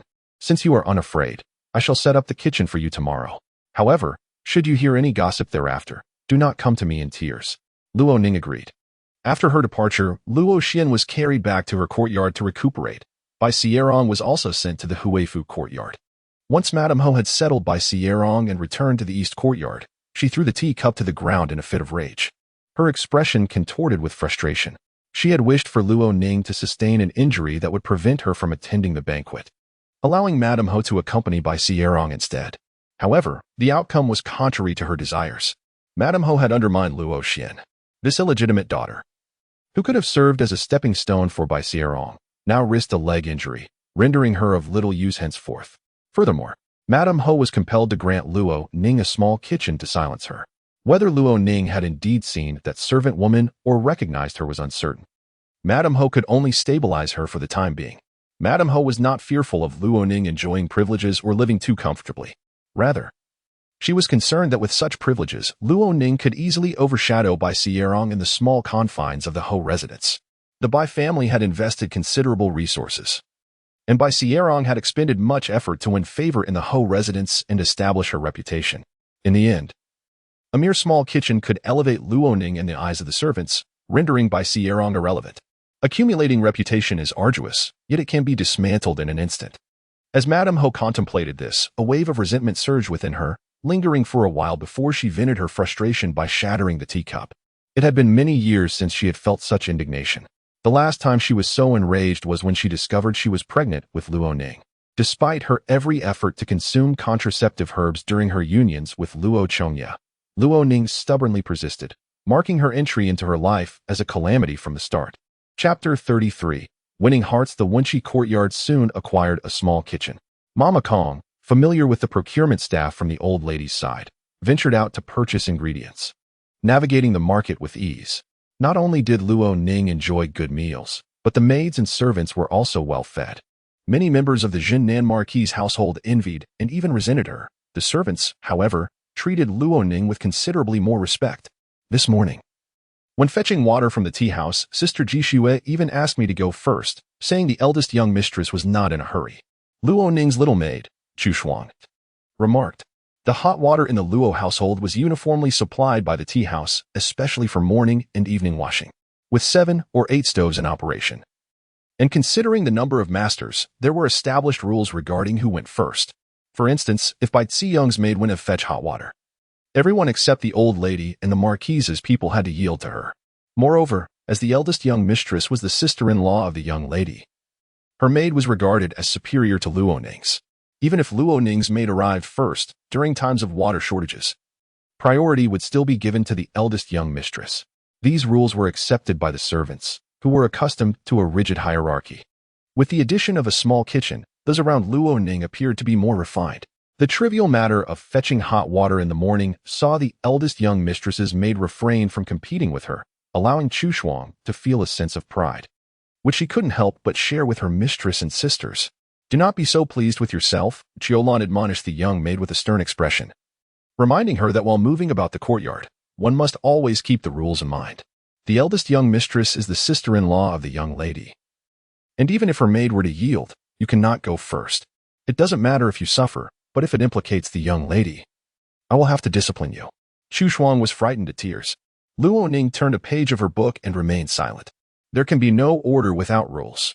When Chiolan disciplined the young maid, Luo Ning refrained from intervening as long as her reasoning was sound. Chiolan continued with her reminders. Subsequently, Luo Ning overheard Chiolan and Mama Kong discussing the need for 2 more rough servants in the courtyard due to the addition of the small kitchen. As some tasks were becoming overwhelming, Mama Kong said, I shall speak with the eldest young lady about this. As Mama Kong entered the inner chambers, Luo Ning set her book aside and awaited her response. Mama Kong conveyed the discussion she had just had with Chiolan. Do you have any reliable individuals in mind? Luo Ning inquired. If you do, we can bring them in. If not, I shall select 2 from grandmother's side. Mama Kong considered and mentioned that she was acquainted with people from the servant quarters. There were many individuals there. If a man worked in the Marquis's household, and his wife or daughter lacked any notable skills, they would only be assigned trivial tasks. They received no wages, merely 2 meals a day. In Luo Ning's courtyard, rough servants, like the young maids, earned 500 coins monthly, with meals and 2 seasonal outfits, thus accumulating 5 to 6 taels of silver annually. With their sustenance and clothing assured, I will find 2, Mama Kong said. Let them not be too clever. Honesty is sufficient, Luo Ning instructed. Mama Kong agreed. Shortly after, 2 robust and taciturn women in their 30s were brought in and assigned. Only then did Luo Ning approach the Marquise. If there are too many, I shall cover their wages myself, including their meals and clothing, Luo Ning stated. The Marquise initially intended to refuse, not wishing to grant Luo Ning her wish. However, recalling that Bai Ziyang's Huafuyuan had 4 rough servants for rough maids, 2 third-rank maids, and 2 second-rank maids, her words faltered. The Wenchi courtyard had fewer people. Even the young maids in the illegitimate daughter Luo Xian's courtyard outnumbered those in Luo Ning's. You should consult me first, the Marquise said.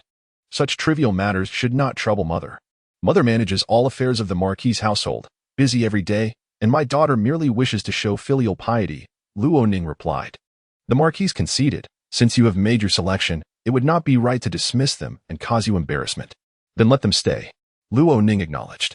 Upon exiting the eastern main courtyard, she encountered her sister-in-law, the Wen family matriarch, who was accompanied by a wet nurse and maids, holding her son, Luo Liqin. The child, 15 months old, was quite articulate and intelligent. Sister-in-law, Luo Ning greeted her. The eldest young mistress's smile appeared somewhat strained. Ning, come greet your mother. Indeed, Luo Ning replied, playfully engaging the child. Akin, do you recognize your aunt? I do, her little nephew replied sweetly. Annie, a Rome. Luo Ning. The eldest young mistress's smile grew even more awkward as she quietly instructed the wet nurse to take the child inside, lest he catch a chill from the wind. The little nephew continued to call out a wrong, Auntie. Luo Ning maintained her smile, merely remarking, "He is quite astute. Some children his age have yet to learn to speak." "Indeed, everyone praises him," the eldest young mistress said. Luo Ning responded, "He takes after you, sister-in-law. You are a remarkably intelligent person." She added, "I have matters to attend to, so I shall take my leave." The eldest young mistress appeared bewildered by Luo Ning's words. Luo Ning understood that her sister-in-law, the Wen family matriarch, was a gentle and submissive woman, having spent her life under the thumb of her husband and mother-in-law, lacking her own opinions. During her difficult childbirth, Bai Ziyong had summoned a midwife, saving both mother and child, leading her to be eternally grateful to her mother-in-law and Bai Ziyong. This incident was also pivotal in establishing Bai Ziyong's authority within the Marquis' household. Perhaps the sister-in-law would never realize that this act was deliberate and veiled with ulterior motives. With Luo Xin's downfall, the Marquis and Bai Ziyong needed a new pawn. As Luo Ning walked towards the Wenqi courtyard, she pondered that this indecisive woman, who could not discern good from evil, would make an ideal candidate. After all, she remained her sister-in-law. The illegitimate sister was younger than Luo Ning and could not overshadow her status. However, the Wen family matriarch was the elder sister-in-law, carrying weight within the Marquis' household. Not only did the old lady dote on her, but the servants also regarded her as the future mistress, treating her with utmost deference. And even the Jinnan Marquis valued her. The last time the Marquis was confined, the Marquis' first reaction was to summon the eldest daughter-in-law to manage the household. As February approached, Luo Ning returned to the Wenqi courtyard and informed Mama Kong and the others, "Write down an address for me. I want someone to keep an eye on this property and rent the adjacent one in advance." Mama Kong looked puzzled. "Miss, why do you need to rent a house?" Luo Ning replied, "I have my own purposes." She inquired if Mama Kong had any trustworthy relatives who were not serving in the Marquis' household. Mama Kong confirmed she did. "Have them rent the house next door. Do not allow anyone to live there, and lock the doors," Luo Ning instructed. She asked Qiu Hua to open the money box and handed Mama Kong 5 taels of silver to facilitate this task. Mama Kong did not ask further questions.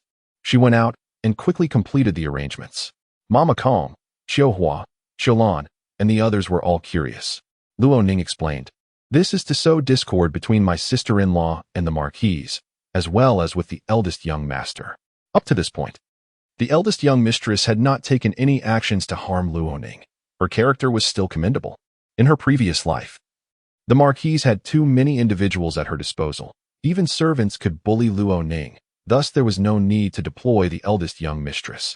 In this life, with no enmity and no grievances from the past, Luo Ning sought to lay bare the matter that concerned her sister-in-law the most, her difficult childbirth and the conspiracy surrounding it.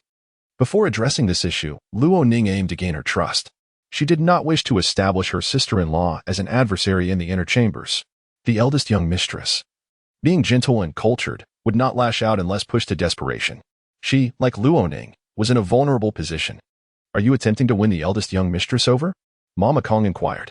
Luo Ning replied, "It cannot be said that I am trying to win her over. At the very least, I want her to see the truth. If the eldest young mistress becomes aware of everything and still chooses to side with the Marquis, then I shall not hold back when I retaliate. I am not trying to win her over. Rather, I am offering her an opportunity." Chapter 034. Restoring prestige. The grand birthday celebration for Princess Jiahong was held as scheduled. Bai Ziyong, with an injured wrist and a slightly swollen chin, was determined not to present herself in such a state. Lady Bai, her mother-in-law, had resigned herself to this reality. The old matriarch attended the banquet accompanied by Luo Wan. It was not Luo Ning, which eased Lady Bai's heart somewhat, and she ensured that the outward appearances were well maintained. Upon returning in the evening, Luo Wan was somewhat exhilarated. The following day, the second lady brought 2 baskets of game to Luo Ning: mountain chicken, wild rabbit, and venison. Half were fresh and half were cured, allowing Ning to enjoy them at her leisure. "These are from the dowry estate," the second lady remarked. "Dear aunt, you have truly touched my heart. I was just thinking of having some wild chicken soup these days," Luo Ning replied with a smile. Luo Ning graciously offered the opportunity to Luo Wan, knowing that given the second lady's resources, she could not afford a complete set of adornments. A couple of pieces of jewelry were of little interest to Luo Ning, as she already had plenty, and they would merely end up at the bottom of her box, lacking significance. In contrast, the game was a rarity. Moreover, with her newly added small kitchen, she could prepare wild chicken soup to present to the old matriarch and Lady Bai, seizing the chance to showcase her skills. Thus, Her remark about it being a heartfelt gesture was entirely sincere. The second lady remarked, Awan has made acquaintances with two young ladies from the loyal Bo family and the Yinping princess's household at the banquet. She has indeed made some friends. Thanks to you allowing her to attend. Luo Ning replied, Awan is my sister. We are, after all, blood relatives. I have already received the favor of Her Majesty the Empress. If I were to be greedy for more, would that not incite resentment? Naturally, when benefits arise, one must first consider their own family. I understand this distinction. The second lady smiled brightly and said to Luo Ning, Aunt remembers your kindness. Should anything arise in the future, feel free to inform me. Seizing the opportunity, Luo Ning said, There is indeed a matter for which I could use Aunt's assistance. What is it? Could you wait at the main gate on the afternoon of the third day of the second month? Luo Ning inquired. For how long? I cannot recall the exact time, but I heard the servants mention the afternoon of the third day. Aunt, you may decide how to proceed, Luo Ning replied. The second lady pondered for a moment and had an idea. Very well. I happen to have some worthless pearls that have turned yellow. I shall scatter them at the gate, allowing the maidens to pick them up slowly. Luo Ning could not suppress a chuckle. The second lady glanced at her and said, Ning, you have changed quite a bit. Luo Ning restrained her laughter. Have I? You used to be rather suspicious and impulsive. Now that you have returned, having experienced such significant changes at home, you were able to manage it all. You have truly matured, the second lady remarked. Luo Ning replied, When one is uprooted from their homeland and faces life and death, naturally, one sees through everything. The second lady felt a pang in her heart. If it had been Luo Wan who was injured, even if her twin sons were still young, she would have accompanied Awan south for her recovery. Even if she could not constantly watch over her, at least she would ensure Awan was settled, spending a few months by her side, arranging everything around her before returning. When the children were to come back, she would personally go to greet them. Lady Bai, however, was eager to send Luo Ning away, claiming to be consumed by longing for her daughter, thus bringing her niece close. How much distress must Luo Ning have felt? Yet, she bore no sorrow or desolation upon her face. In fact, she seemed somewhat joyful. The second lady observed that after enduring a great calamity, Luo Ning had emerged from it unscathed, possessing a newfound fearlessness, something ordinary individuals could scarcely achieve. Many who had suffered would only become more timid and hesitant. Thus, the second lady expressed her astonishment at how much Luo Ning had changed and how she was moving towards a better path. After a brief moment of idle conversation, the second lady took her leave. Luo Ning began to tidy up the game the second lady had brought. The wild chicken soup was ready by dinner time and was served to the old matriarch, the Duke of Zhennan, and Lady Bai at the dining table. The Duke dined alongside the pregnant Song concubine, who praised the dish profusely. In return, the Duke ordered a set of calligraphy papers as a reward for Luo Ning. The old matriarch also expressed her fondness for it. Lady Bai, unable to eat, pushed her portion aside and asked a maid to remove it. With a small kitchen now established, the arrival of food from various sources showcased her capabilities, much to Lady Bai's displeasure. While she was upset, the other servants and managers began to comment. The old matriarch relished the chicken soup, delighted by her granddaughter's filial piety. Everyone praised how admirable the cousin was. But no matter how exceptional she was, she could not compare to the legitimate daughter. No matter how much the household favored the cousin, they would not provide her with a small kitchen. After all, the legitimate daughter was the true heiress. The gossip subtly elevated Luo Ning's status once more. Luo Ning's maid, Chilan, ventured out and was greeted by other second-tier maids from different households, who called her sister. Among the maids, sister was a term of respect, all being second-tier maids. If their mistress was weak, others would not bother to acknowledge them, let alone offer such a title. Chilan remained composed and calmly returned the greeting, not taking advantage of the situation. Time passed in this manner. The incident involving the illegitimate daughter Luo Xian's broken leg had long been forgotten. Meanwhile, Bai Ziyong had visited the old matriarch's courtyard several times, reminding everyone that her wrist was healing and her chin was recovering, always striving to attract attention. The old matriarch grew increasingly irritated, to the point of refusing to even spare her a smile. She only refrained from chastising Bai Ziyong out of respect for Lady Bai, the head of the household. Observing the shifting tides, the servants quickly noted that the cousin's status in the Duke's household was no longer as esteemed. One day, as Bai Ziyong stepped out, she realized she had forgotten her handkerchief after passing under the drooping flower gate. She casually pointed to a passing maid, instructing her to fetch it. The maid, however, smiled brightly and replied, "Cousin, I still have my duties. Perhaps you could ask someone from your side to go instead? Upon closer inspection, this maid was a second-tier maid from the old matriarch's side. Bai Ziyong's expression darkened. The maid curtsied and, without waiting for Bai Ziyong to respond, walked away.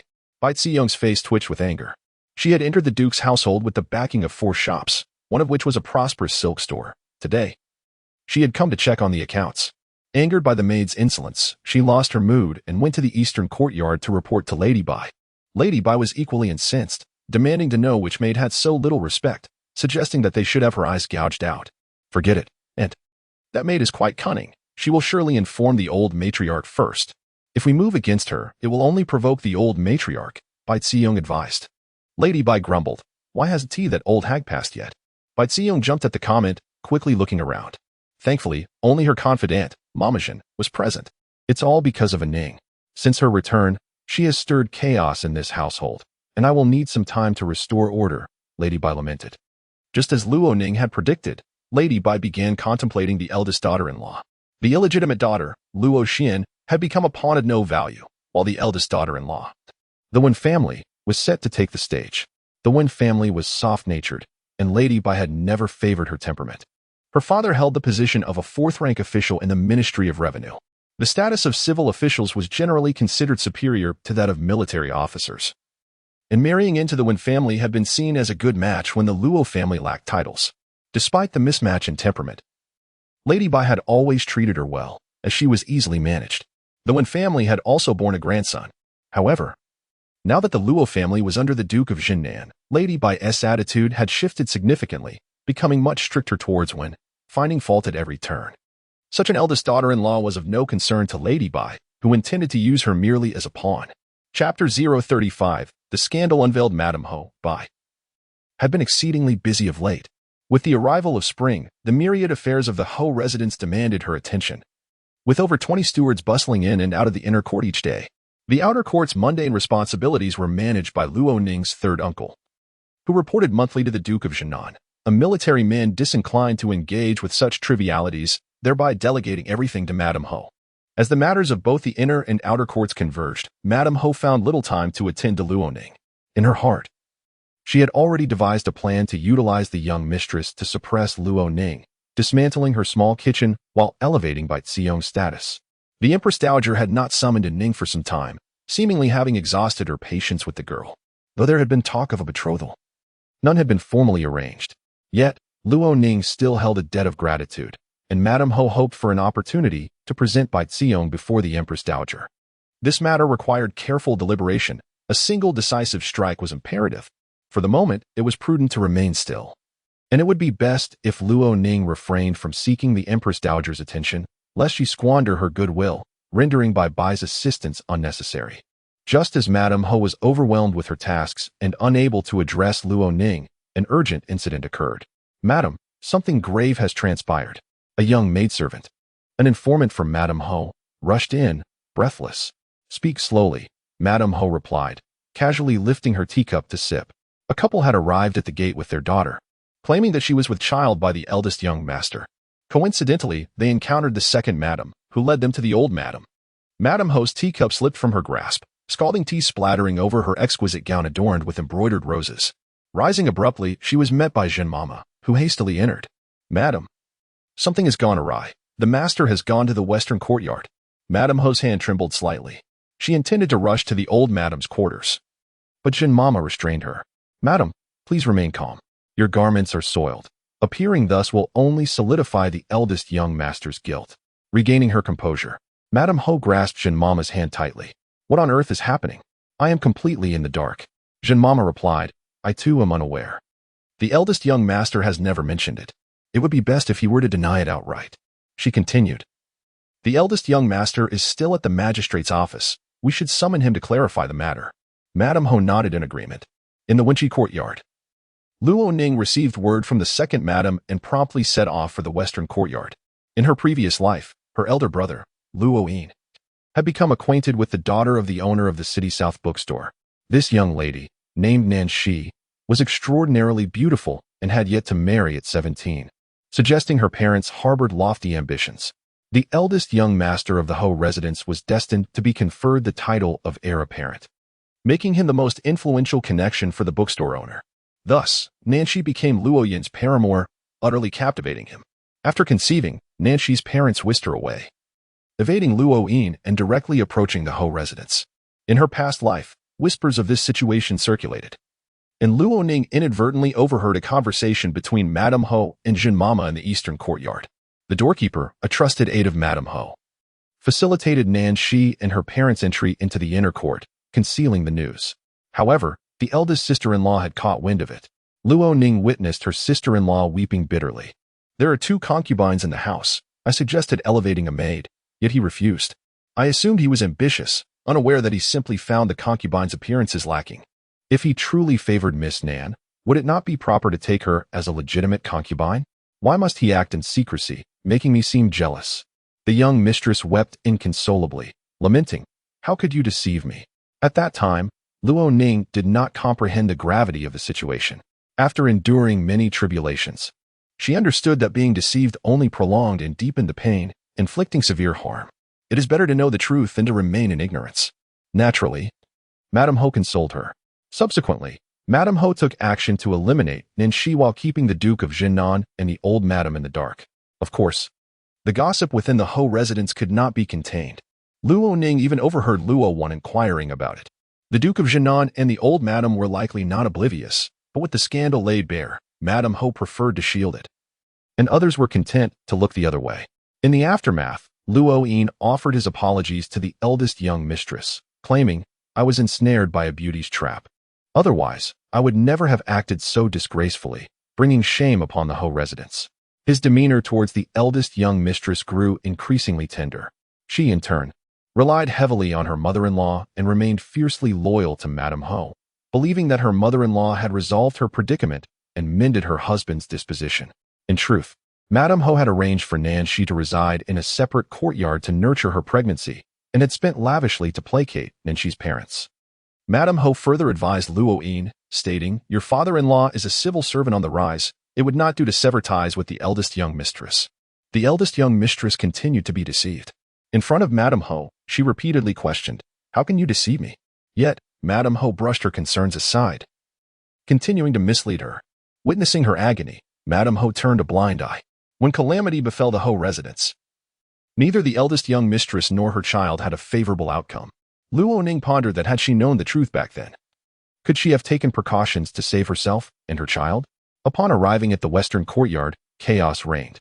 Cries and shouts filled the air, and the Duke of Jinnan's voice boomed, "Bring Luo Yin back to me. If I do not see him, I will have his life." And summoned by immediately. Before Luo Ning could step inside, the eldest young mistress, Wan, arrived. Her face was ashen, one shoe missing as if she were blind to Luo Ning's presence, rushing inside. "Grandmother, father-in-law," I heard. She beheld an elderly couple kneeling on the ground alongside the pitiful Nanshi, her body trembling. Nanshi lifted her misty eyes to the eldest young mistress. "Eldest young mistress, you are magnanimous. Please have mercy and allow my daughter to enter the residence." The woman clutched Wen's leg, already with child, pleading that she should not be condemned to death. Wen was unsteady on her feet, fortunately supported by a maid. 2 sturdy women pulled the woman away. "I know nothing. Ayin has never mentioned any of this to me." Wen looked to the elders. "It is not that I forbade it. I was entirely unaware." The old madam sighed and addressed Wen. "You sit down. This does not concern you." Wen complied, taking her seat beside the second madam, her hands still trembling slightly. Luo Ning entered.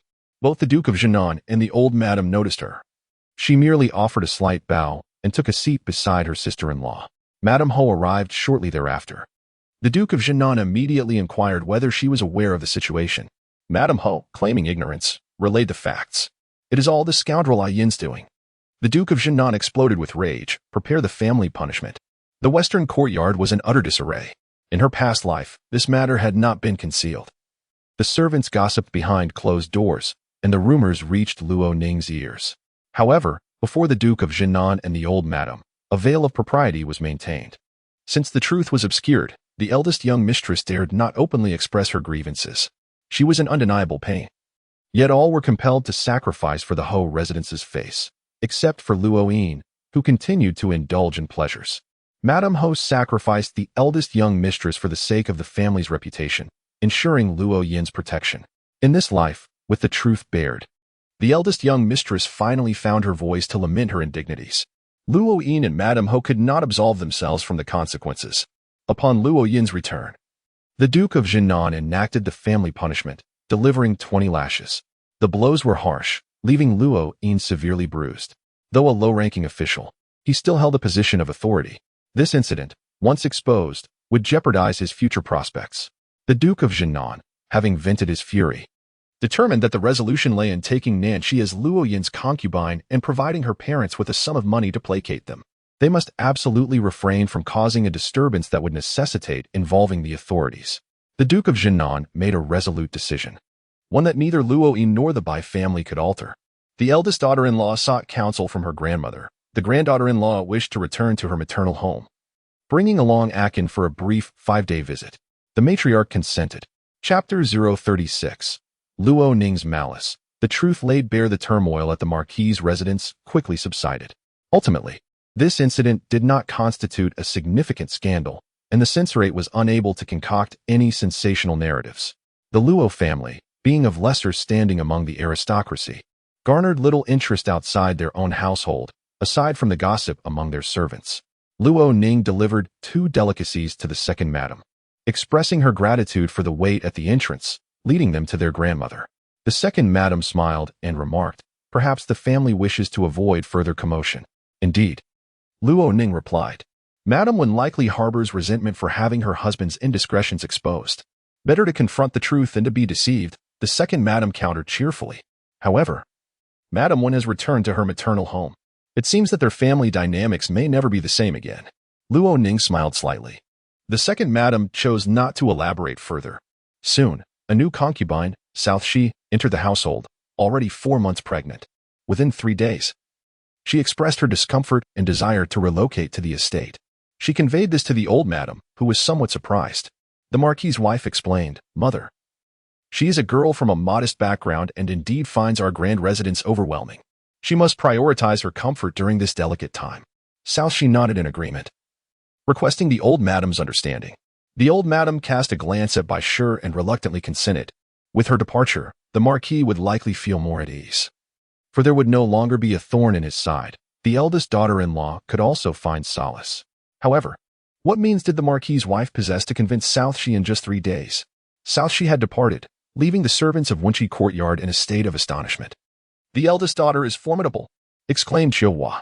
Madame South's parents created quite the ruckus to gain entry into the Marquis's household, yet within 3 days, she chooses to leave willingly. Luo Ning understood the reason behind this. The quarters arranged by the Marquis's wife featured 3 exquisite courtyards furnished with the finest rosewood furniture, and the provisions were of the utmost quality. South Shi's parents received 2,000 taels of silver, not to relocate to the estate, but to remain in the city, living a modest life as household masters. How could South Shi and her parents not be pleased? Wealth often blurs one's vision. "My sister-in-law is likely to return soon," Luo Ning remarked nonchalantly. After sending South Shi off, the Marquis's wife visited the Wen family. The Wen parents reproached Luo Yin for his lack of decorum. However, upon learning that South Shi had been sent to the estate, their spirits lifted considerably. On her way back, the eldest daughter-in-law wept before Bai Shi, deeply moved. "Mother, aside from you, no one else has considered my well-being so thoroughly," she said. The Marquis's wife felt a surge of joy. She had intended to leverage Wen Shi's influence, but South Shi's arrival nearly derailed her plans. Unexpectedly, this incident left Wen Shi feeling even more grateful. Seizing the opportunity, the Marquis's wife declared, "From now on, this Marquis's household belongs to you both as a couple. If I do not protect you, who will? Once you enter the household, you shall be treated as my own daughter." Wen Shi had been feeling particularly distressed in recent days. The Marquis's wife's gesture provided warmth and began to mend the rift in her heart. After shedding tears, her mood improved significantly. The tranquility of the Zhennan Marquis's residence was restored to its former state. Luo Wan quietly remarked to the second madam, "Aside from my elder brother receiving a beating, the eldest sister's commotion has had no real impact." The second madam chuckled, "The servants will still have their gossip. What do the servants matter? Mother, I believe the eldest sister's intention was to create discord within the main family. At the very least, my sister-in-law and my aunt cannot remain united," Luo once stated. The second madam nodded approvingly. "You are growing up. Unfortunately, the eldest sister's efforts may have been in vain, Luo Wan lamented, worried for Luo Ning. The second madam pondered. Let us observe for now. I see that Ning remains unperturbed. Perhaps this is merely the first step, with her true strategy yet to unfold. 10 days had passed since the incident when Luo Ning visited her grandmother, only to find her elder brother being assisted by his wife for a stroll in the courtyard. He had regained the ability to rise from bed and needed to walk more to promote circulation. Upon seeing Luo Ning, his gaze was filled with venom. His wife offered a polite nod as a greeting. This troublemaker, Luo Yin exclaimed as soon as she left. His wife thought to herself, your punishment is a consequence of your own misbehavior. How can you blame your sister? She only recently learned of it. With the departure of concubine South, the eldest daughter-in-law felt a slight uplift in her standing, and she was overwhelmed with gratitude. Yet, as night fell and silence enveloped the household, a chill settled in her heart. The rift had formed, and even if temporarily mended, it remained, lurking in the shadows and haunting her during sleepless nights. However, she bore no blame towards her mother-in-law. Her husband was at fault, but the South family had plotted first, leaving him only partially culpable. The eldest daughter-in-law managed to console herself and continued to assist her elder brother during his walk. One afternoon, the eldest daughter-in-law's son was taken out to play by his wet nurse. After a while, the wet nurse hurried back, agitated, to inform the eldest daughter-in-law. The eldest daughter has taken the young master out. He wanted candy, and she insisted on taking him to the market, forbidding the maid from following. The eldest daughter-in-law was taken aback. While she believed Luo Ning would not harm the child, her husband and mother-in-law's wariness made her anxious that Luo Ning might take her anger out on the boy. She hurried to Wenqi courtyard. Inside the courtyard, Mama Kong reassured her, do not fret, madam. The eldest daughter has taken young Master A Chin to buy candy. They will return shortly. If you're uneasy, you may go check on them. She added, I also have an errand to run. A relative has rented a house. Madam, may I accompany you? The matter of the child stirred her anxiety, and the eldest daughter-in-law did not pause to ponder. Let us go. As the carriage exited, following Mama Kong's directions to find Luo Ning, they encountered a cart blocking the entrance, seemingly in need of repair. The eldest daughter-in-law's heart raced with urgency. Yet she could not escape.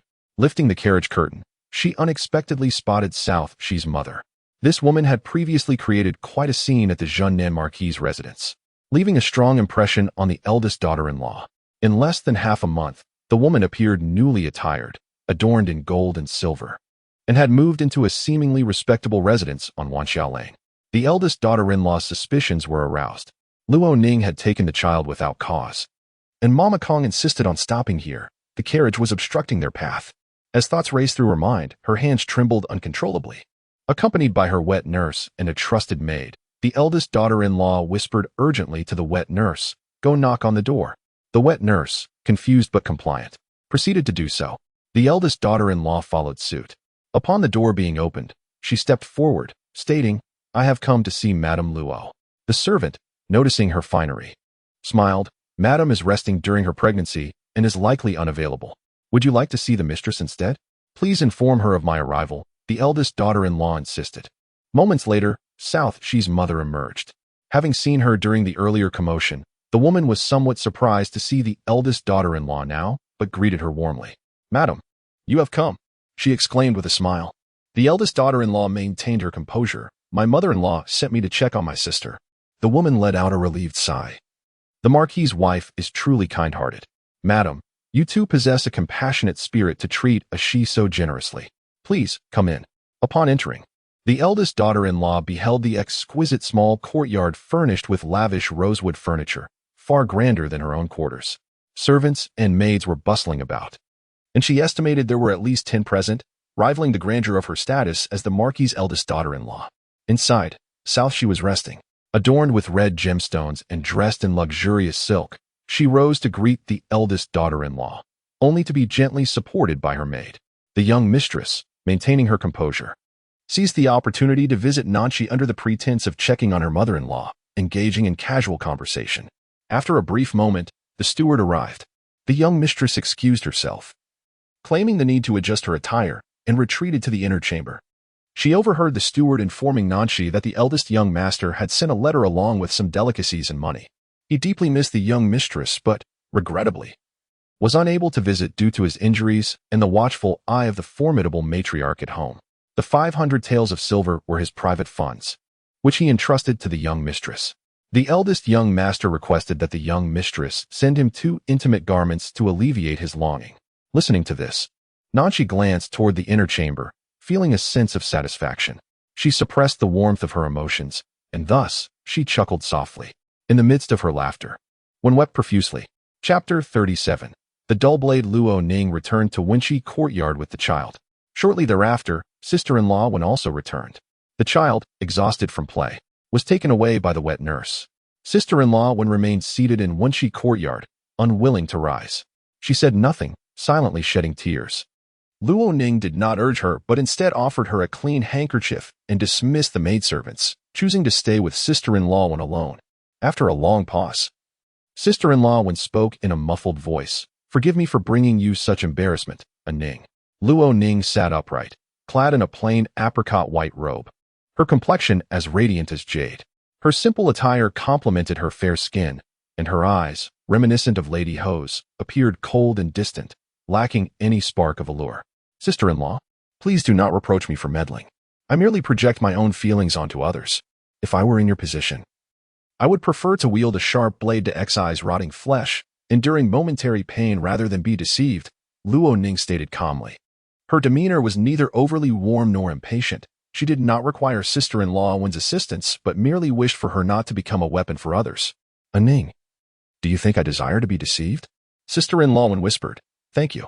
She added, "I do not wish for others to vent their anger upon you.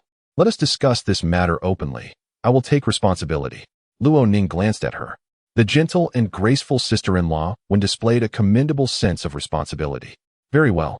After a brief silence, sister-in-law Wen, her eyes swollen and red, turned to look at Lady Ho Bai.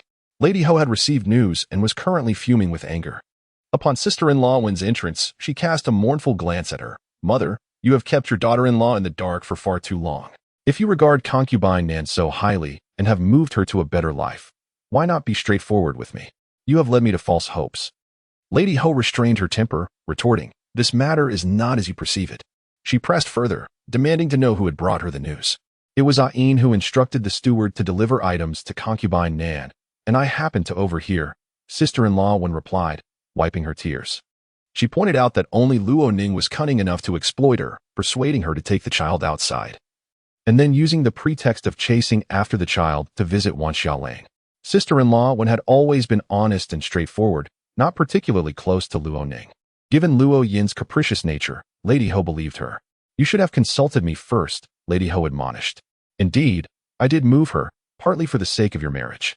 This concubine came into the household already pregnant, which you did not approve of, and it may have caused a rift between you and Ain. Furthermore, Nan has schemed against Ain, who does not truly care for her. By transferring her, I can gradually distance her and then deal with her on your behalf.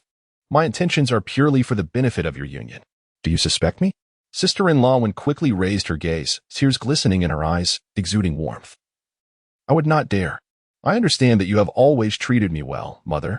This matter is ultimately my oversight." Lady Ho, seeing that she had quickly yielded, sighed in relief. "I will silence Ning. From now on, you should minimize your interactions with her."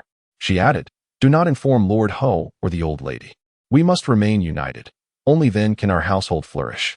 Understand who truly cares for you." Sister-in-law Wen nodded in agreement. She wiped her tears once more and could not help but voice her concern. "Mother, the possessions at concubine Nan's are so extravagant. Those are all fakes. Merely veneered with rosewood, with worthless materials inside," Lady Ho replied. Sister-in-law Wen was both astonished and delighted. "I knew it. Mother must cherish me the most, and would not belittle me by raising a mere concubine."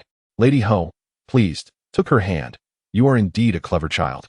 My affection for you has not been in vain." She summoned Mama Jin and instructed her to present a set of jade jewelry to sister-in-law Wen. It was only then that sister-in-law Wen took her leave. Mama Jin quietly remarked, "The eldest young master is quite brazen. This eldest young lady, with some wit, has managed to visit Wan Xiaolang." Lady Ho sighed. Mama Jin continued, "Madam, will the eldest young lady still cause a scene?" "She wouldn't dare. As the daughter of a fourth-rank civil official, she is fortunate to have married into the Ho family and is destined to become Lady Ho. Why would she cause trouble?" Lady Ho replied. Mama Jin conceded, "That is true. The eldest young lady is obedient and lacks initiative. She does not regard this incident as significant. Not only Lady Ho, but also Luo Yin had foolishly manipulated sister-in-law Wen, and even Mama Jin had not been cautious. Lady Ho then called for Luo Ning. Luo Ning and sister-in-law Wen exchanged their accounts. Sister-in-law Wen had been used, but she had not entered the residence, so Luo Ning was entirely unaware of the situation inside. Mother, Mama Kong's relative rented the courtyard next door. This was an old matter, Luo Ning added. Lady Ho had already inquired into this matter. It could only be said that Lady Ho had been particularly unlucky lately, with many events coinciding. The conversation between sister-in-law Wen and Luo Ning indeed lacked scrutiny. However, one cannot predict the future. What seems full of holes may indeed be the truth. Lady Ho understood best that only meticulously woven lies could be seamless. You need not concern yourself with this, Lady Ho said. This is a small token of goodwill. Take it. It concerns your brother's reputation. Do not speak of it. A servant presented a red lacquered box to Luo Ning. She accepted it, feeling its weight, and nodded slightly. Yes, daughter understands. Lady Ho, fearing Luo Ning might not grasp the gravity of the situation, continued, you will need to rely on your maternal family in the future. Your brother's future is more important than life itself. If he falters, we all suffer. Do you comprehend? Luo Ning responded affirmatively. She appeared indifferent, her hands continuously weighing the red lacquered box. Upon seeing this, Lady Ho finally felt reassured. Upon returning to Wenchi Courtyard and opening the box, she discovered it contained 100 taels of silver. Luo Ning instructed Mama Kong to store it away and also urged her relatives to vacate Wanxia Lane and find another place to live, though Lady Ho had not mentioned it. Luo Ning understood her intentions. Lady Ho felt increasingly satisfied. The eldest young master also pacified his wife. Sister-in-law Wen and the eldest young master returned to their previous state. Her gaze towards her husband grew progressively gentler, though she refused to draw closer to him again. During her free time, she enjoyed visiting the old lady to transcribe Buddhist scriptures, resolving a significant concern for Luo Ning. Sister-in-law's blade is dulled. Lady Ho will no longer find her useful. Without anyone to rely on, perhaps Lady Ho and Bai Zihong will personally confront Luo Ning. Luo Ning remained unperturbed. Those who have passed on live their days languidly. She was waiting. In August of that year, salt merchant Qiu Shidong from Huzhou would come to the capital to vie for the title of imperial merchant. Luo Ning's maternal uncle, Bai's elder brother, would also arrive in the capital. Luo Ning awaited the lively events of that time. She turned another page of her book.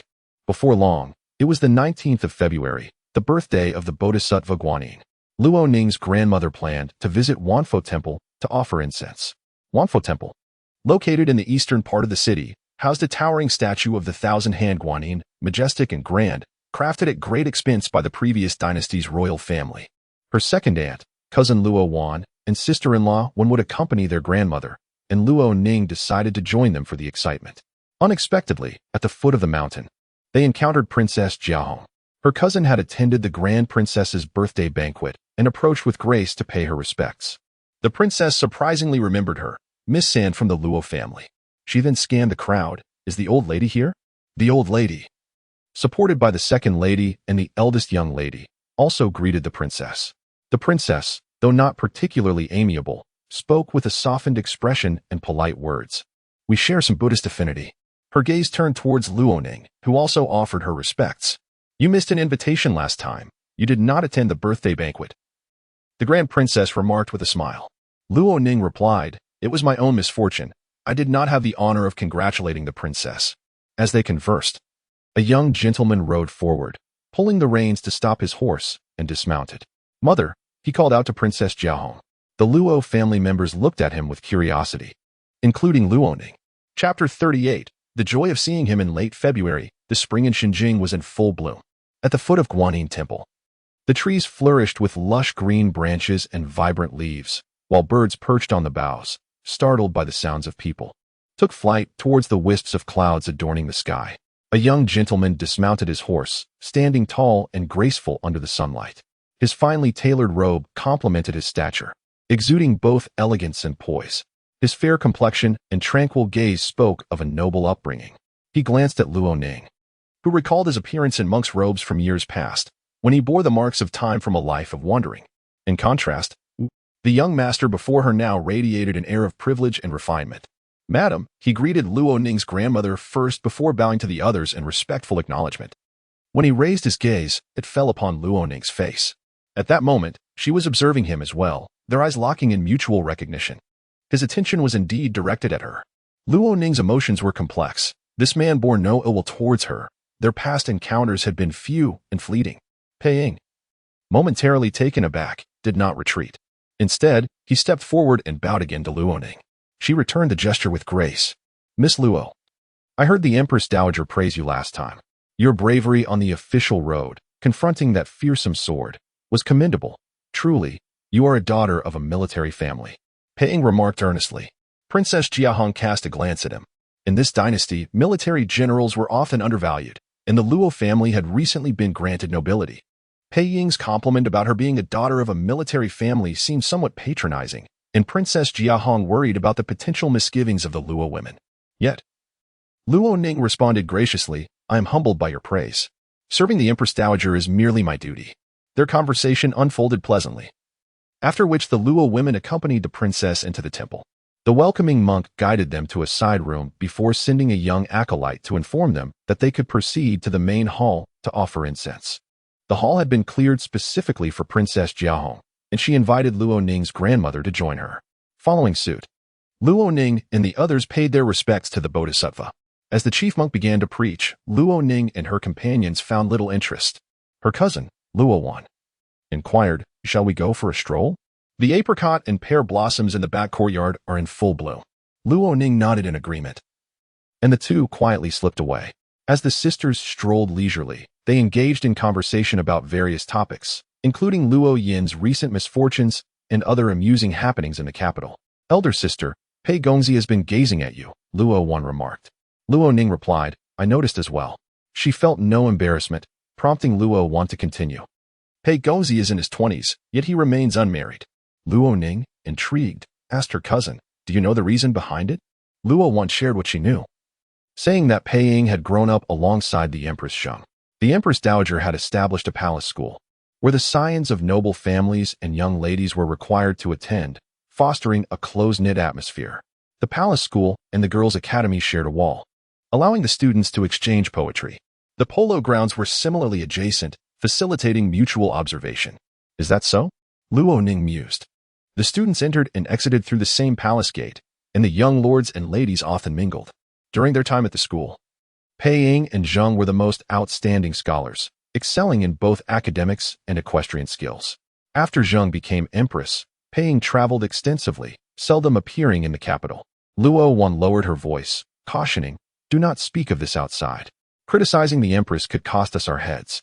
This information had been shared by Miss Chun, daughter of Princess Yanping, who also attended the palace school. Others dared not speak of it. Luo Ning was taken aback. So, it was because of Empress Cheng. She felt a sudden clarity. How could Pei Ying have renounced the world simply due to his inability to marry her? The reasoning seemed absurd, and she had never believed it. Even in death, she had never cared. Furthermore, Pei Ying was a few years her senior, and both were distinguished figures at the palace school, frequently encountering each other. It would be logical for affection to have developed over the years. What of Prince Yong? Luo Ning inquired. Luo Wan replied. Miss Chen mentioned Prince Yong as well. He did not attend the palace school. The Empress Dowager Cui gave birth to 4 princes, 3 of whom accompanied the crown prince in his studies. No other students were invited. The crown prince had his own study. Miss Chen also mentioned that the crown prince often visited the palace school to see Zheng, and their relationship was quite amicable. However, over time, as he took many consorts, his bond with the empress became rather ordinary. Empress Zheng has yet to bear any children. In her past life, after the emperor's death, the Empress Dowager Cui supported the young emperor, who was born of a beauty. During the previous dynasty, it was Prince Yong who held power. The young emperor's untimely demise paved the way for Prince Yong's ascension. Luo Ning was aware of the deep affection between Prince Yong and Empress Zheng, who had been willing to defy convention for her sake, yet she had never heard of Pei Ying's past ties to Zheng. It was indeed a new revelation. You've gained quite an education from your social outings, Luo Ning chuckled. Luo Wan blushed. Miss Chun is quite talkative. Being well-informed is a good thing. I know you understand discretion. Aside from confiding in me, you wouldn't share it with others. Luo Ning nodded. Indeed, you have my trust. The sisters exchanged smiles. At noon, they partook of a vegetarian meal at Guanyin Temple. Afterward, Luo Ning's second aunt attended to their grandmother's rest, as they were to listen to the monks chanting in the afternoon, with plans to stay the night. Luo Ning, unaccustomed to napping, noticed the waves of blossoms surrounding the temple and the serene yet imposing figure of the thousand-hand Guanyin, prompting her desire to explore further and pay her respects once more. With her whip concealed within her sleeve, Luo Ning ventured out alone. The temple, usually bustling with visitors, had become deserted following Princess Jiahong's arrival. Now, aside from a sweeping acolyte, the mountain path was devoid of company. In the distance, she heard the gentle sound of a flute. The melody was soothingly familiar, reminiscent of a composition she had crafted herself. Yet, upon closer listening, it diverged slightly from her own. The music emanated from a nearby pavilion, where she caught a glimpse of a corner of a jade-hued robe, akin to the one worn by Pei Ying. She paused, standing still on the mountain path, straining to capture the notes of the flute, feeling a sense of recognition intermingled with uncertainty. Suddenly, a voice broke her reverie. "Are you coming up or going down?" Startled, she turned to find Prince Yong, Xiao Huaifeng, standing behind her, dressed in a dark robe adorned with golden cloud patterns at the cuffs and collar. He was tall and broad-shouldered, the robe accentuating his formidable presence. His expression was inscrutable, with deep, dark eyes that seemed to hold unfathomable depths. "Your Highness." Luo Ning greeted him respectfully. As Prince Yong looked up, he spotted the man playing the flute in the pavilion. His expression remained unchanged, though a hint of impatience flickered in his eyes. "Do not block the path here. If the sound of the flute can so easily distract you, your resolve is lacking. You must cultivate yourself further.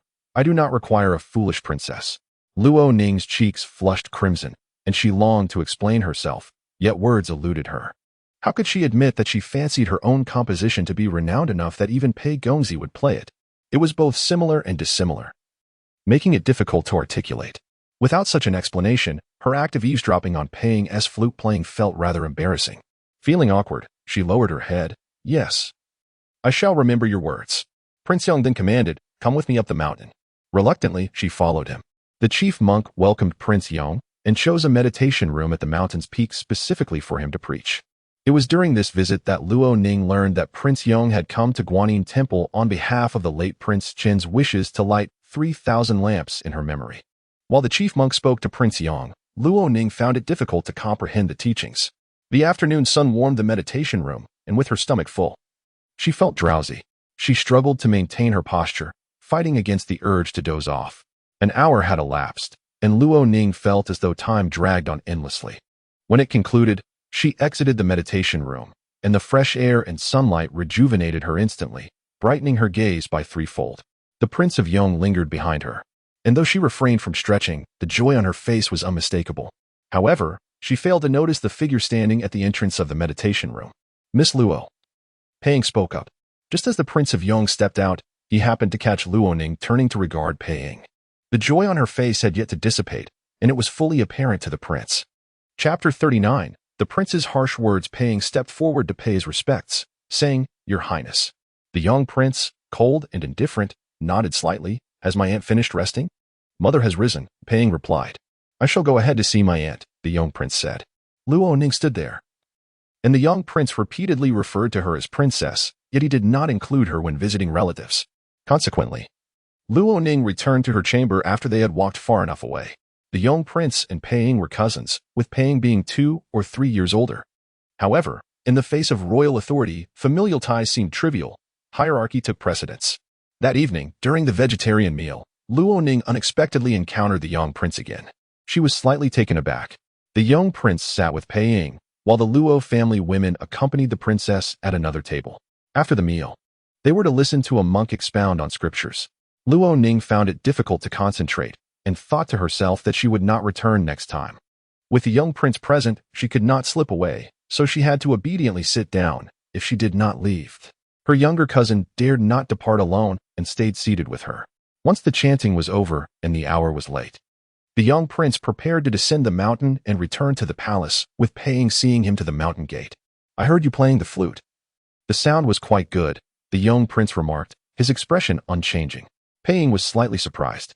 Though this prince was his cousin, he had always been proud and aloof, having been favored by the late emperor, which rendered his brothers comparatively mediocre.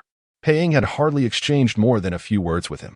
When the young prince was 13, the late emperor fell ill, and the empress dowager, in collusion with the Cui family, forced the young prince into exile in a desolate border region for 7 years. It was only after the new emperor ascended the throne and the court stabilized that the Empress Dowager summoned him back to the capital. In Pei Ying's mind, the young prince remained cold and haughty, disdainful of mingling with commoners. Yet here he was, inquiring about the flute. I learned for a few years, Pei Ying replied. What piece did you play just now? The young prince asked. An original composition, Pei Ying responded. The young prince said nothing, merely curling his lips slightly. Though he said nothing, and his expression was subtle, Pei Ying felt as if he had heard a derisive snicker. It was merely a playful composition. Hardly worthy of the occasion, Pei Ying said. The young prince retorted, Indeed, the melody is entirely off. Anyone who hears it would find it particularly jarring.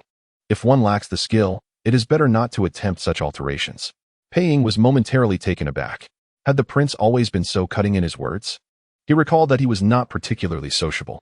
Except for the crown prince, everyone treated him with the utmost respect, and only the Qin prince dared to jest with him. Feeling unjustly criticized, Pei Ying was displeased. His grandfather was a renowned figure, even capable of admonishing the emperor, and everyone was polite to him. So how could he endure such humiliation? He chuckled softly. The melody is passable, barely pleasing to the ear. Perhaps the young prince is unaccustomed to the refined notes, preferring the lighter tunes from the Qin Tower and Chu Pavilion. The young prince turned his gaze back at him. The lantern's light at the mountain gate was dim, and his dark eyes glimmered like those of a sharp-eyed leopard in the shadows. You are knowledgeable in both refined and popular music. You must have acquired quite a bit. Next time, please ask your mother to persuade your aunt to encourage your advancement. You are a fine young man, looking quite presentable. Do not fall into disgrace. Pei Ying was taken aback. He had returned to the capital only a little over 2 years ago and had not offended this prince, not even having seen him. Why was he being insulted? After berating him, the young prince surprisingly did not leave but instead asked, May I see your flute? This item is precious. I cannot show it. Pei Ying coldly refused. He then turned and returned through the mountain gate. The young prince hastily descended the mountain and rode back to the city. At this hour, the city gates were locked, and upon seeing him, the guards hurriedly opened the gate. His demeanor was cold, and the guards, fearing trouble, were quite anxious. The next day, after having breakfast at Guanyin Temple, the Luo family women descended the mountain with the princess. At the foot of the mountain, the princess retained Luo Ning for a conversation. The Shangxi festival is approaching. I shall host a spring outing banquet. You must come, the princess said. Luo Ning replied. I would never dare to miss it this time. Thank you for your kindness, your highness. The princess smiled with satisfaction. I see we have a good rapport. Luo Ning exchanged a few pleasantries while Pei Ying silently listened beside them. He was gentle and elegant, speaking in soft tones, and played the flute beautifully. Remembering the flute, Luo Ning thought of the widowed Madame Feng of Shaoyang. Do you know this Madame Feng? She inquired of the princess. The princess glanced at Pei Ying. His expression remained unchanged. She is quite wild in character, the princess chuckled. Luo Ning was slightly surprised. Is that so?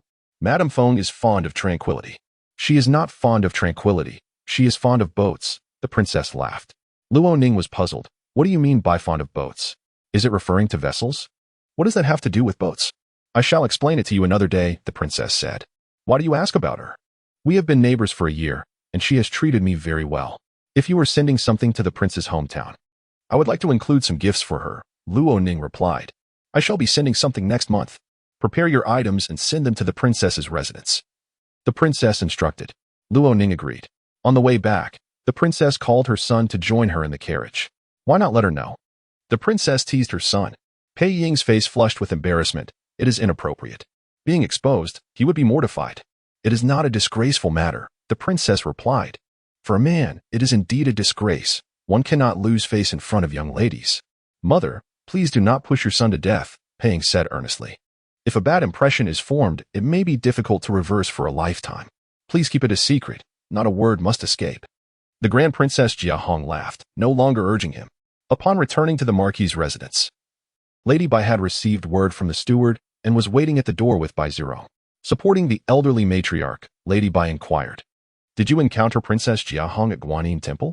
It was merely a chance encounter, the elderly matriarch replied. Lady Bai said, Had I known yesterday, I would have rushed up the mountain overnight. With such a fortunate connection, we must not treat her lightly. The elderly matriarch's tone was calm. It is the princess who has entertained us, not we who have hosted her. Do not speak of treating lightly. It would leave us with no place to stand. Lady Bai felt a pang of awkwardness. She lowered her eyes, remaining silent for a moment before saying, "The daughter-in-law was thoughtless." The elderly matriarch withdrew her hand. "You may go. There are many matters at home that rely on you." The second lady and the eldest daughter-in-law assisted her back to the west courtyard. At lunchtime, Lady Bai summoned the eldest daughter-in-law, Wenshi, to the east courtyard to inquire about the events at Guanyin Temple. "Aside from the princess, were there any other nobles present?" Lady Bai asked. Wenshi replied, "I do not recognize them. Were it not for marrying into the Marquis's residence, how would I have the chance to meet such nobles?" This was a valid point. Lady Bai found her response agreeable and further inquired, "Did the prince accompany the princess? I heard the princess has a son. Did he come to escort her?"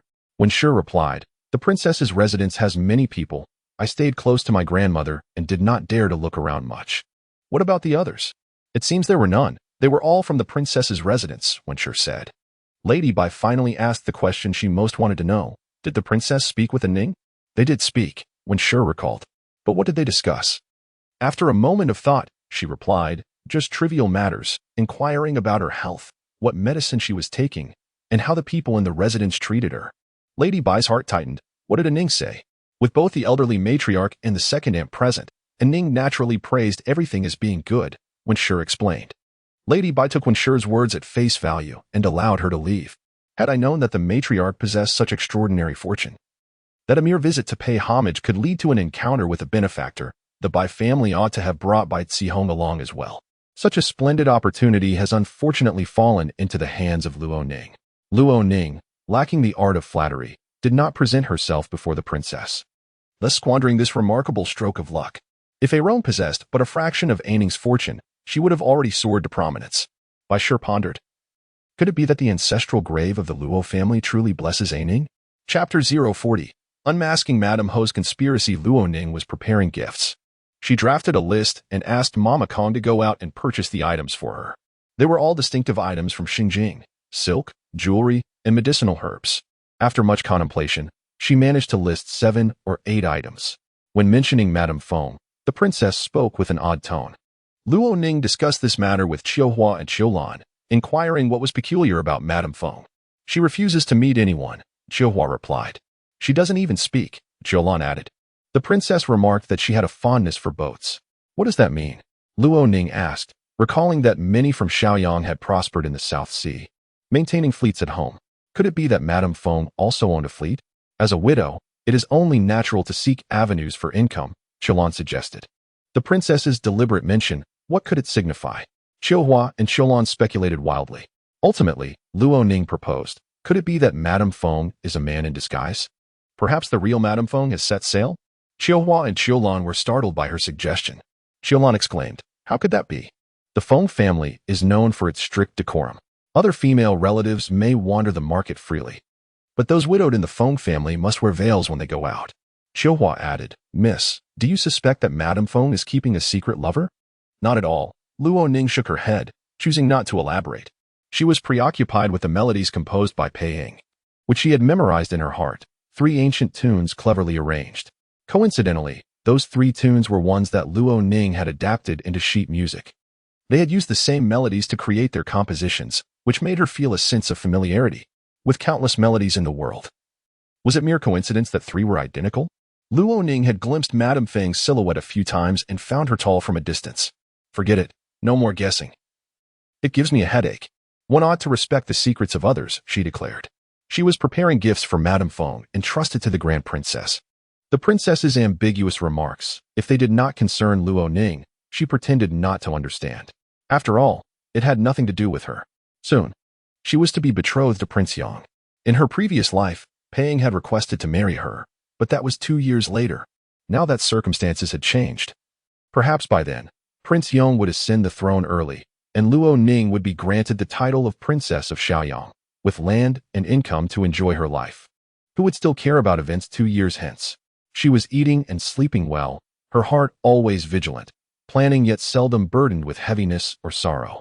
Thus, even with weighty thoughts, her spirit remained light. At the end of February, Shijing experienced 2 downpours. Spring rain, precious as oil, caused the courtyard's peach blossoms to bloom overnight, their soft pink hues and fragrant aroma enchanting the air. In the morning mist, the peach buds glistened with dew, appearing delicate and forlorn. The branches swayed lightly as swallows returned, settling on the trembling tips of the trees, causing the peach branches to shed their blossoms like rain. Early in the morning, Luo Ning opened her mirror case and began to groom herself. Her maid, Qiulan, styled her hair and selected her garments. "Miss, what will you do this morning?" Qiulan inquired. "I wish to practice the calligraphy from the writing manual my father gifted me last time. It is by Dong Shuxing. Please ask Chu Shuang to prepare the ink." Luo Ning responded. Qiulan nodded. Breakfast was light. After washing her hands and rolling up her sleeves, as she prepared to practice writing, a first class made from Madame Ho's side arrived. "It is time to select materials for summer garments. Mississippi Madam requests your presence," the maid announced. "We just made spring garments last month, and now we are to prepare for summer? Time passes so swiftly," Luo Ning remarked. Spring, with its mild temperatures and moderate humidity, was her favorite season, yet it always felt fleeting. She proceeded to the west room of the eastern courtyard, where laughter and chatter filled the air. The female relatives had gathered, selecting fabrics from the pile on the Kong table. The array of materials was dazzling. "Aining, come quickly to choose. This is the latest fabric sent from Yuhang by my father," Bai Zirong urged with a smile. Luo Ning approached, lightly touching 2 pieces of fabric, confirming they were indeed top-quality silk. "Your uncle is quite generous," Luo Ning chuckled. "It seems he has prospered greatly these past years." "Did he send such fine materials last year?" Bai Zirong hesitated. "No, he did not send anything last year. This year, with your return, it seems he is eager to elevate our status," she retorted. The Ho residents could afford seasonal garments throughout the year, a customary practice, rendering such gestures unnecessary after all. The materials from the Bai family were not given freely. Moreover, even with these gifts, Madame Ho would still find ways to deduct the expenses for summer garments from other funds, adding to her private savings. The housekeeper had the skill to manage such affairs, as long as they did not overstep their bounds. So what advantage did the Luo family truly gain? It was merely a matter of the Bai family shuffling funds from one pocket to another while enhancing Bai Zirong's reputation. "Aining, do you like this fabric? This is moonlight brocade. Summer fabric is the most comfortable, light and cool." Madame Ho shifted the topic. Luo Ning nodded. "I do like it very much. However, with such fine fabric, won't we need to hire embroiderers from outside to make our garments?" "Of course," Madame Ho replied with a smile. "I have already invited 3 embroiderers from the embroidery workshop. They will rush to prepare new clothes for you all." Luo Ning countered, "We need not use outside embroiderers. I would still have to pay them monthly wages. The embroiderers from the workshop charge high fees, yet their work may not be the best. Besides," she smiled at the second and third madams and her sister-in-law, "the workshop sells ready-made garments. Once the embroiderers create similar pieces, we can wear them out, and others will assume we purchased them directly from the workshop." The countenance of several madams turned slightly awkward. Madame Ho's face flushed with anger. "Aining, how audacious of you." Luo Ning beamed. "Mother, I am merely speaking the truth. Please do not be upset." "How can I not be upset? Your uncle, with good intentions, spent a fortune on these precious fabrics, and you show no gratitude, instead making sarcastic remarks. What does that imply? Do you still regard your mother and the virtue of filial piety?" she questioned, her voice stern and elevated. The maids and servants in the room fell silent. The 2 aunts and cousins dared not speak. Bai Zirong's charming eyes now glimmered with anger. "Aining, do you disapprove of me? I have never obstructed you." "There is no need to make things difficult for your aunt," Bai Zirong said. Luo Ning's expression remained unchanged, her smile still faint. "Mother, cousin, what is the matter? I merely asked a question. Is your question appropriate? I wish to ask why we do not procure summer fabric for our share, hiring embroiderers from the ready-made clothing workshop. How can we differentiate our styles and patterns from theirs, so as not to be ridiculed? I also wish to know why fabric was not sent in previous years. Only this year? Since it is a gift, why is it not directly distributed to everyone's courtyards, but rather used to replace our share of summer garment fabric?" Luo Ning articulated each word clearly. She did not shy away from exposing Madame Ho's intent to win favor for Bai Zirong. The third madam could not help but laugh. "I am utterly confused. Is this a gift, or merely our share of summer garments? Sister-in-law, can we truly mix these together? Have we both incurred a debt of gratitude, while failing to receive what we are entitled to? Does our Luo family not have harvests and income? If we use gifted fabric for our share of clothing, if word gets out, others will think our Luo family relies on the Bai family to afford our garments. Wouldn't that be rather unflattering?" Chapter 041. Another loss of Lady Ho's henchman. The matter regarding the summer shirt left Lady Ho in a state of furious agitation. She yearned to reprimand Luo Ning, but found herself without a solid ground to stand on. The entire household was aware, and even the Duke of Zhennan had heard of it, dispatching someone to summon Luo Ning to the outer courtyard. The young maid returned with the news that the young lady was in the old lady's western chamber, showcasing her ability to evade confrontation. The Duke of Zhennan scoffed coldly and made his way to the western chamber. Luo Ning was helping the old lady sort out the Buddha beans. Upon seeing the Duke of Zhennan approach with an imposing demeanor, her expression remained unchanged. The old lady furrowed her brows, questioning who he sought to vent his ire upon. "Mother, I have just heard that a Ning embarrassed her mother before the ladies and stewards," the Duke said, casting a disdainful glance at Luo Ning. "Such an unfilial daughter, do you intend to protect her?" The old lady set aside the Buddha beans, her countenance stern. "Are you aware of the circumstances surrounding this?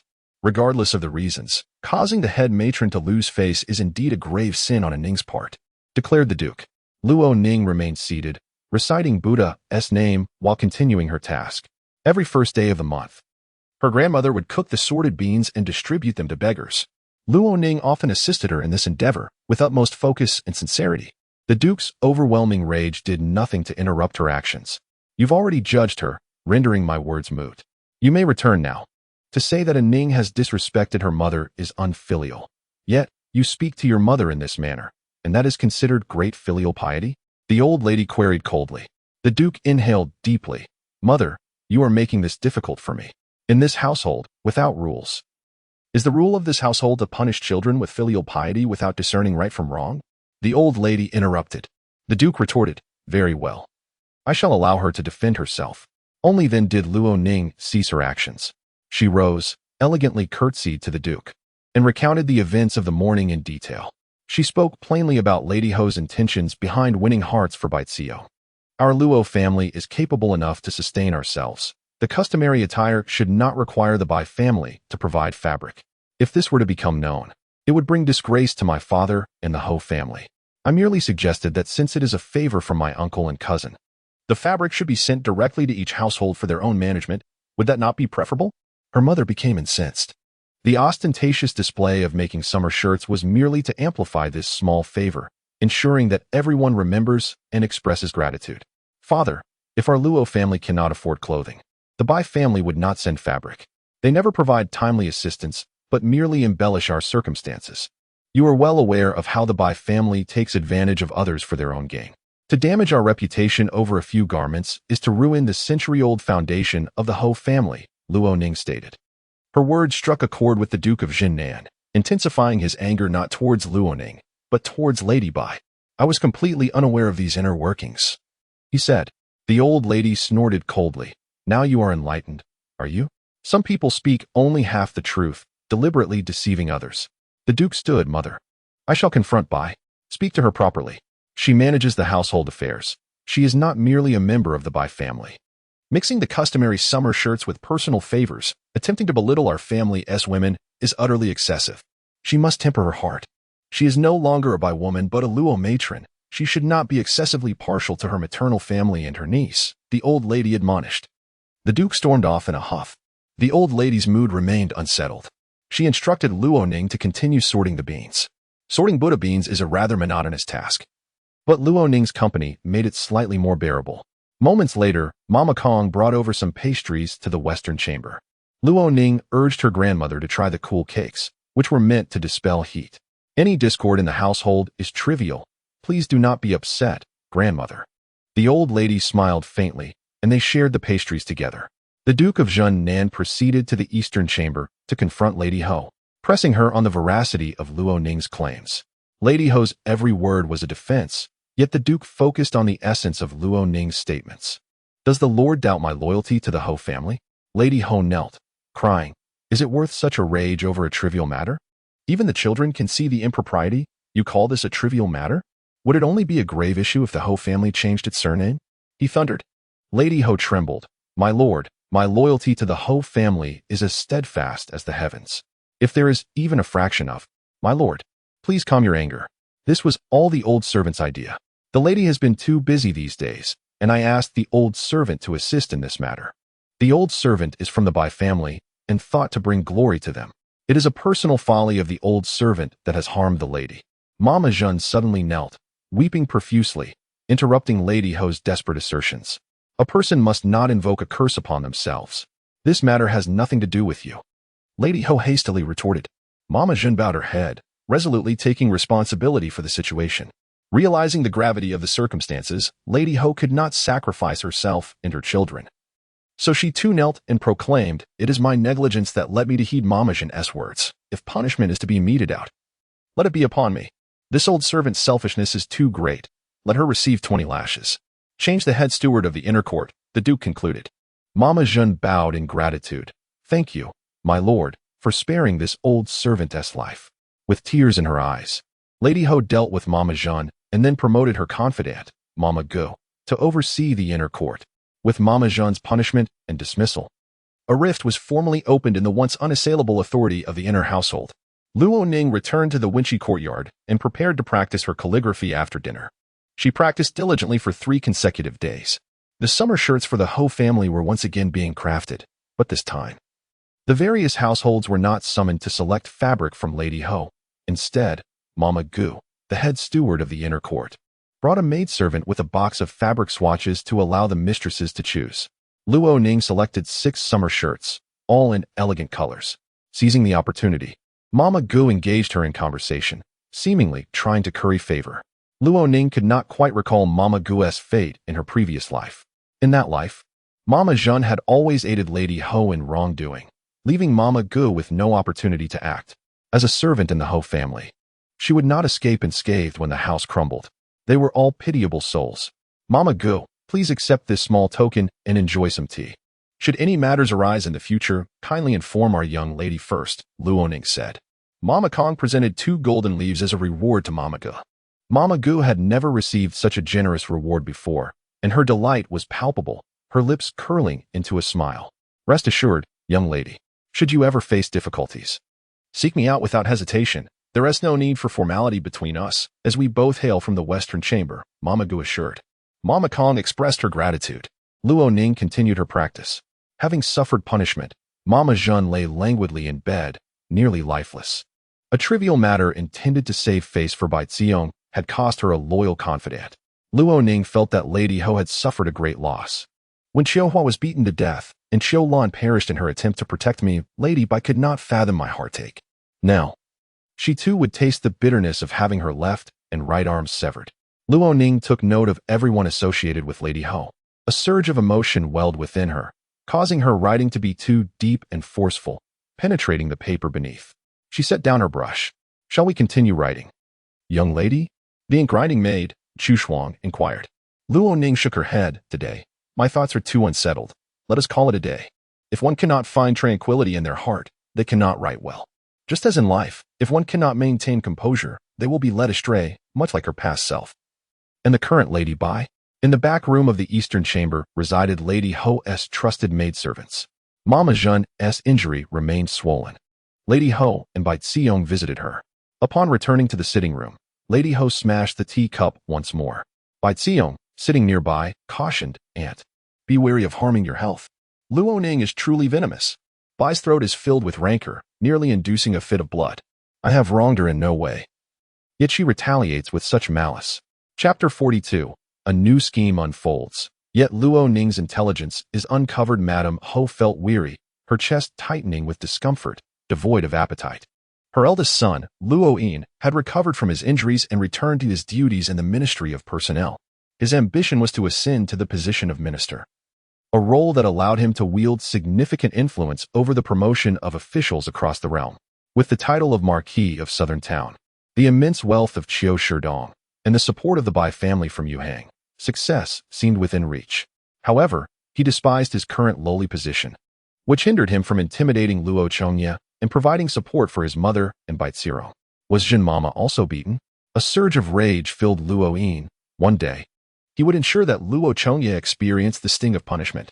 He naturally referred to Luo Chongre. Luo Yin's resentment towards him had reached its zenith, often surfacing in his daily speech. Bai Shi shot him a fierce glance. "Silence. Watch your words."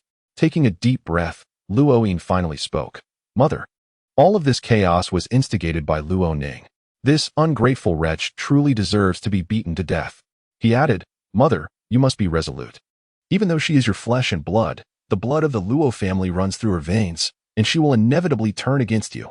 Madame Ho's heart tightened at his words. Rationally, she understood that she should swiftly send Luo Ning away, even if it required extreme measures. Yet, her emotions often betrayed her. She was uncertain whether she was reluctant or simply afraid. Life and death were matters of great import. Bai Zirong, sensing the tension, softly urged Luo Yin to temper his anger, saying, Elder brother, Sister Ning still holds value for us. She continued, in business, losses are inevitable. If this plan succeeds, we will naturally benefit. If it fails, it is merely Jin Mama who suffers a beating, and our losses will be minimal. She turned to Madame Ho, her voice gentle. Mother, Jin Mama is ultimately just a servant. After all these years of good treatment, she ought to contribute in return. Her punishment is merely fulfilling her duty. You need not grieve over it. If we fixate on such trifles, we risk losing sight of greater opportunities. Luo Yin nodded in agreement. Mother, Zirong speaks with wisdom. You are already the Madame Ho, no longer a merchant's daughter from Yuhang. Where is your courage? Madame Ho regarded the two of them. Have you two turned against me? Daring to lecture me? Bai Zirong, seeing her regain some strength, smiled. Mother, elder brother merely fears you may lose your fighting spirit, and he is advising you in reverse. Mother, you have not only Sister Ning, but also the three of us siblings. Our futures are worth more than Sister Ning's alone. Once we succeed, we will truly enjoy wealth and power. Madame Ho took a deep breath. That is indeed wise. I was momentarily blinded by anger and strayed from the right path. Now, I feel reassured. Luo Yin added, unable to suppress his fury. I cannot swallow this anger without teaching Luo Ning a lesson. She must repay the punishment Jin Mama received. Double. Bai Zirong's gentle eyes sparkled. Elder brother, what do you propose? Luo Yin pondered. At present, I cannot devise a plan. The matters within the inner courtyard must rely on you. Sister-in-law can assist you, Bai Zirong suggested. Madame Ho also contemplated this. With the Shaanxi festival approaching, the noble women of Xinjiang would soon venture out for a spring outing. Many families of good standing were organizing spring banquets. Sister Ning would certainly receive invitations, presenting an opportunity. Bai Zirong reminded. Luo Yin affirmed. Indeed. After some thought, Madame Ho declared, the opportunity of the Shaanxi festival should be reserved for Zirong. She needs to make an appearance.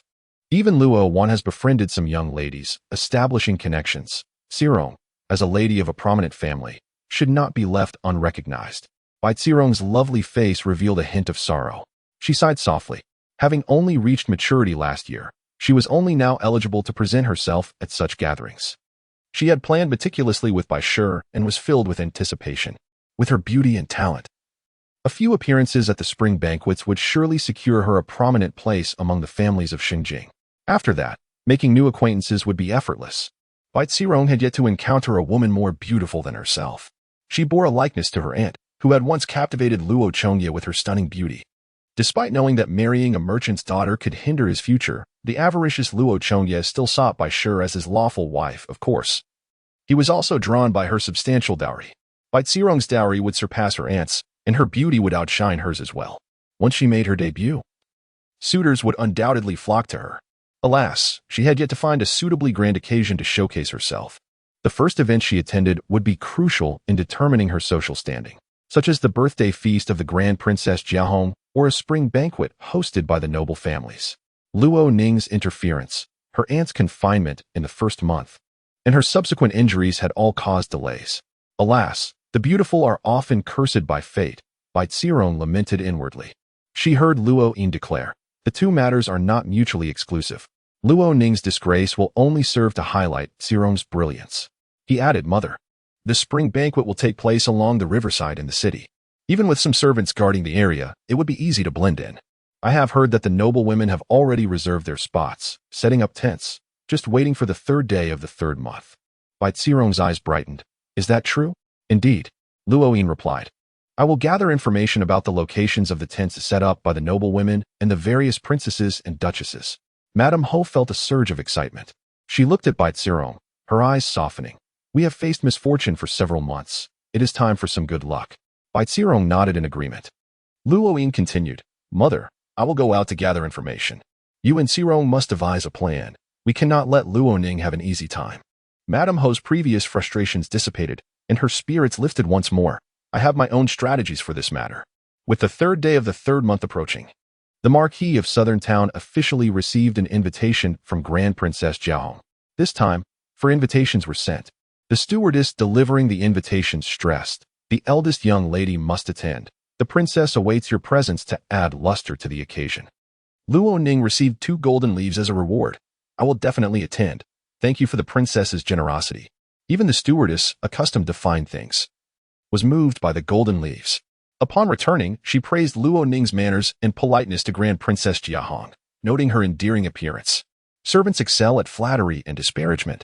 When the princess heard the stewardess extolling Luo Ning, she nodded gently. Everything seemed satisfactory. Luo Ning was exceptionally beautiful, not relying on cosmetics or extravagant clothing, but rather possessing a natural grace in her physique. Her nonchalance about her appearance only served to elevate her in the princess's eyes. Regardless of gender, many people, upon realizing their own beauty, cannot resist the urge to flaunt it, often appearing frivolous. The princess found Luo Ning to be a rarity. What was even more remarkable was that her son had finally relented, wishing to remain in the capital and prepared to establish a family. This little ancestor had been infatuated with Buddhism and the flute since his teenage years, planning to travel far and wide, often contemplating renunciation. No counsel seemed to sway him. Who would have thought he would change his mind? A single flute had become a treasured possession. The princess was on the verge of tears from joy. Were it not for her esteemed status as a grand princess, she would have eagerly sought to curry favor with Luo Ning. The Luo family, though not of high standing, was not insignificant either. The princess harbored concerns that Luo Ning might come off as petty. However, seeing the servants praise her, she finally felt reassured. The Luo family was also preparing for the spring outing on the 3rd day of the 3rd month. Luo Ning received the invitation and presented it to her grandmother, requesting her to distribute it. "Have your second aunt, third aunt, and Luo one accompany you," her grandmother suggested. Luo Ning replied, "Let us leave the third aunt out. How about asking my sister-in-law to go?" Her grandmother looked at her in surprise. "Your sister-in-law? She has been very respectful to you these days," Luo Ning stated. The elderly lady hesitated for a moment and inquired, "Are you truly willing?" "If it were a falsehood, I would not have mentioned it," replied Luo Ning. The elderly lady nodded and called for the housekeeper, instructing her to deliver it to the eldest young mistress. Luo Ning further advised the housekeeper to avoid the eldest young master. The housekeeper complied. Later that evening, the eldest sister-in-law deliberately brought her child to play in Luo Ning's courtyard. The child, already capable of calling out a Ning auntie in a sweet, soft voice, resembled the eldest sister-in-law, displaying a hint of shyness, yet still merely a toddler not yet 2 years old. Luo Ning felt no resentment towards him. She instructed Mama Kong and the wet nurse to take the child for some pastries. Upon hearing that he was inquiring about the spring festival outing, the eldest young mistress responded that the specifics were still uncertain, but she would keep an eye on it for him. Luo Ning chuckled softly. "Thank you, elder sister-in-law, but I do not particularly require it. Ning, as you strive to extricate yourself from this quagmire, I wish to offer you my support. When you eventually find your way to solid ground, do not forget your nephew," the eldest sister-in-law whispered, her intentions solely for the child's sake. A wave of emotion surged within Luo Ning as she replied, "Elder sister-in-law, times will improve." When Sher offered a bitter smile in response. Chapter 43. Luo Ning observes the men in a daze as the first day of March arrived. The old lady's west courtyard was filled with the aroma of cooked fava bean porridge. Luo Ning received a letter from her sister-in-law, who had indeed inquired about matters.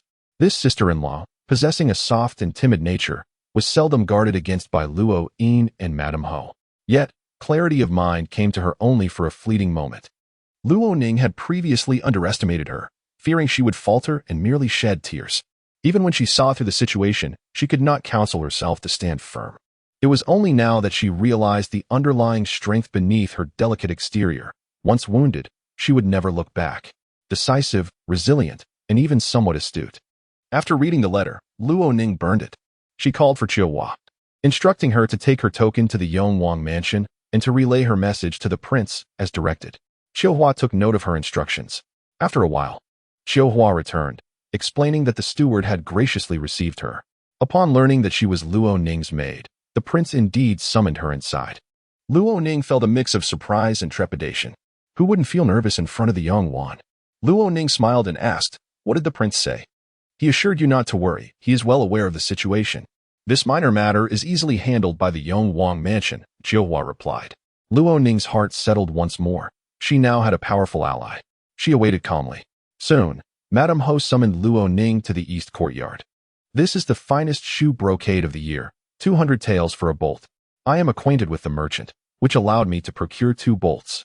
The crimson one is for Arong's skirt. This rain-soaked azure is for you, along with a top and a coat, complemented by apricot white brocade," Madame Ho explained. "Ning, you should take your Qin to the princess's birthday banquet. All the esteemed young ladies will perform at the spring banquet every year. It's wise to prepare in advance." Luo Ning smiled, expressing her gratitude. "Thank you, mother." She then glanced at her, asking, "Mother, are you no longer angry with me?"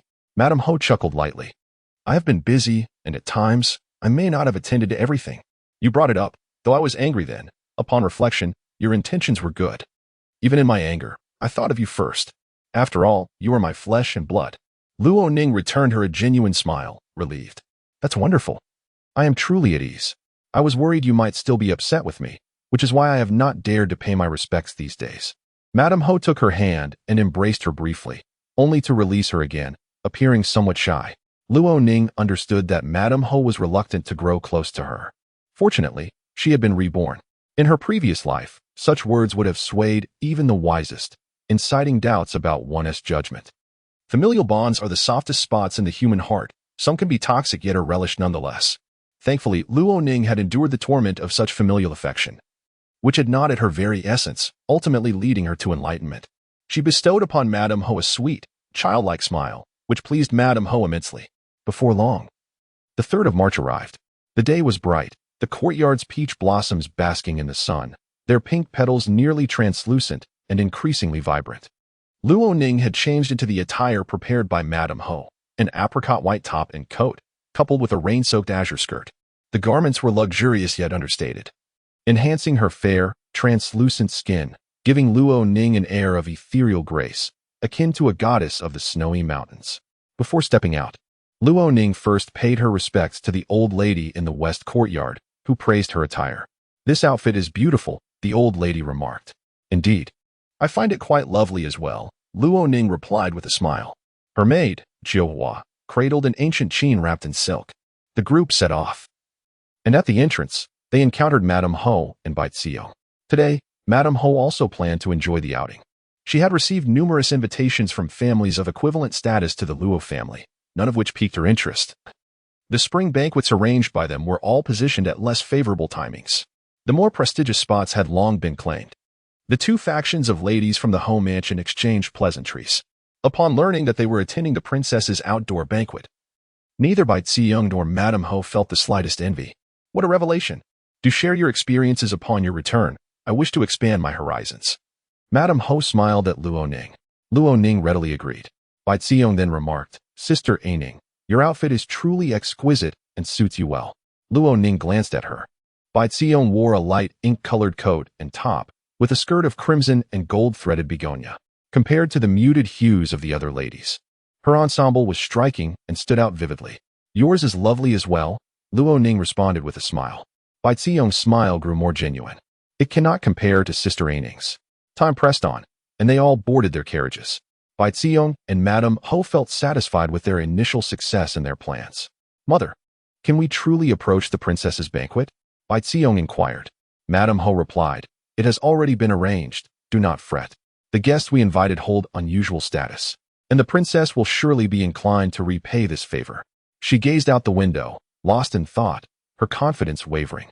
It was not for any other reason than her unease. Just moments ago, she had observed Luo Ning standing alongside Baixiu. Though Baixiu's attire was more extravagant and her makeup more refined, Luo Ning had eclipsed her. Luo Ning's fair complexion and tranquil gaze, even with minimal makeup, exuded an elegance that was strikingly refined. Consequently, her beauty appeared increasingly radiant and noble. In comparison, Baixiu's allure seemed somewhat contrived when placed beside Luo Ning. Should both of them appear at the princess's spring banquet, even if Luo Ning were to be ridiculed, could Baixiu genuinely triumph? Without comparison, Madame Ho viewed Baixiu as the radiant moon, but next to Luo Ning, she instantly dimmed. Luo Ning was, After all, merely human. Mother, do you find it hard to part with Sister Aining? Bai Ziyong softly asked, her concern for Luo Ning's potential embarrassment evident. Today, Luo Ning might suffer a significant loss of face. If she were to disgrace herself, it was likely that the Duke of Jinnan would no longer acknowledge her as his daughter, nor would the Empress wish to bear witness to her humiliation. Bai Ziyong and Luo Yin's plan was well conceived, but at this moment, Madame Ho seemed distracted, causing Bai Ziyong to fear she might falter. After all, she was still Luo Ning's mother. No, I am not worried about her, Madame Ho replied, regaining her composure as she gently adjusted Bai Ziyong's collar. Good child, I have arranged a brighter future for her. Marrying into a wealthy family in Shaoyang will lead to her prosperity. I have made plans for you all. This was not intended to harm Luo Ning, nor was it a form of torment or humiliation, but rather an education. A lesson to help her recognize reality and accept her fate early on, compelling her to obediently marry into a local noble family in far-off Shaoyang. The splendor of the capital should be reserved for Bai Ziyong. This was a debt owed by the Bai family to Bai Ziyong and her father, who had endured too much hardship for Luo Ning's sake. The Qingming Festival outing was the most vibrant event in Shengjing. Though it was termed an outing, it was also a form of indirect viewing. Many noble women hosted lavish outdoor banquets, inviting eligible young men and women of comparable standing. By the riverside on the outskirts of the city, people splashed in the water, symbolizing the washing away of impurities and invoking blessings to avert calamities. It also served as a prayer for fertility and the dispelling of misfortunes. The riverside was adorned with numerous colorful canopies, vibrant and splendid. As the Luo ladies disembarked from their carriage by the official road, they were met by attendants from the princess's mansion. Luo Ning spotted Peiying, who was clad in a sky-blue robe, closely resembling her azure skirt. He bowed respectfully. My mother sent me to wait for the guests. Miss Luo, please follow me. The Luo ladies followed him toward the canopies, and Luo Ning could not help but scrutinize him, observing his gait and silhouette. He was indeed captivating. In her memories, the days of Shaoyang belonged to a time over a decade ago. She was now Luo Ning, reborn anew. All that remained vivid in her mind were the melodies she had once played. Moreover, in her previous life, she had never questioned the propriety of Madame Feng, and thus had not paid particular attention to her demeanor or gait. Yet, curiosity stirred within her. Her younger cousin, Luo Wan, gently tugged at her elder sister. There are people around. Only then did Luo Ning realize that she might have been gazing at Peiying too intently. She offered a brief smile and clasped her cousin's hand in return. In the distance, she spotted Madame Ho, Bai Shi, alongside Bai Serong. They were accompanied by their maidservants and were casting glances towards Luo Ning and her cousin. Luo Ning adjusted her skirt and continued to walk forward, deciding to let them enjoy a moment of peace. Soon enough, who would be the first to shed tears? This matter was known only to Luo Ning and her elder sister, Wen Shi, while her younger cousin and second aunt remained blissfully unaware. Chapter 044. An eye for an eye. Within the tent of Princess Jiahong, over 30 small tables were arranged, adorned with soft cushions. The drapes merely shielded the outside gaze, allowing sunlight to pour in, warming the atmosphere to a delightful heat. In this enlightened era, it was customary for men and women to share the same table, particularly during noble banquets, which were regarded as occasions of elegance and merriment. However, the princess's guests comprised predominantly women, with only a few men, all relatives seated beside their mothers and sisters. As the Luo family entered, all eyes turned toward them. The second aunt, having previously attended the princess's birthday banquet, was now at ease, presenting herself with grace as she introduced the young ladies. Princess Jiahong expressed her delight, stating, I relish a lively gathering. Your presence brings me joy.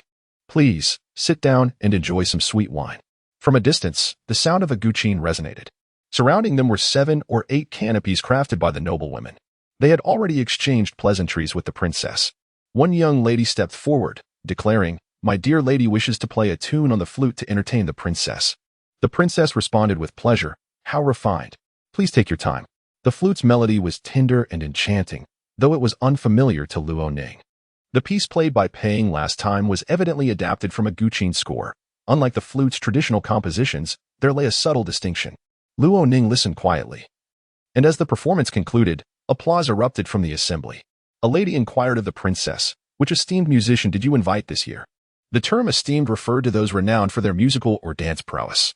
Such artists, upon gaining fame, could grace the banquets of prestigious families. marking a fashionable and refined trend of the time. I had originally invited Lu Nyangzi, whose Guqin skills are unparalleled, Princess Jiahong explained, but regrettably, her maid informed me last night that she had overexerted herself in practice and injured her wrist. The guests expressed their disappointment. Who would not wish to see the illustrious Lu Nyangzi? It seemed she was genuinely injured, for none dared to deceive the princess. Princess Jiahong continued.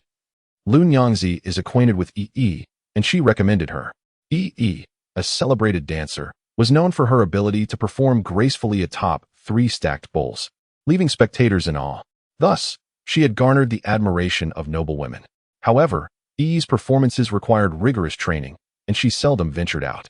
The nobility cherished her, and her haughty demeanor made it difficult for others to reproach her.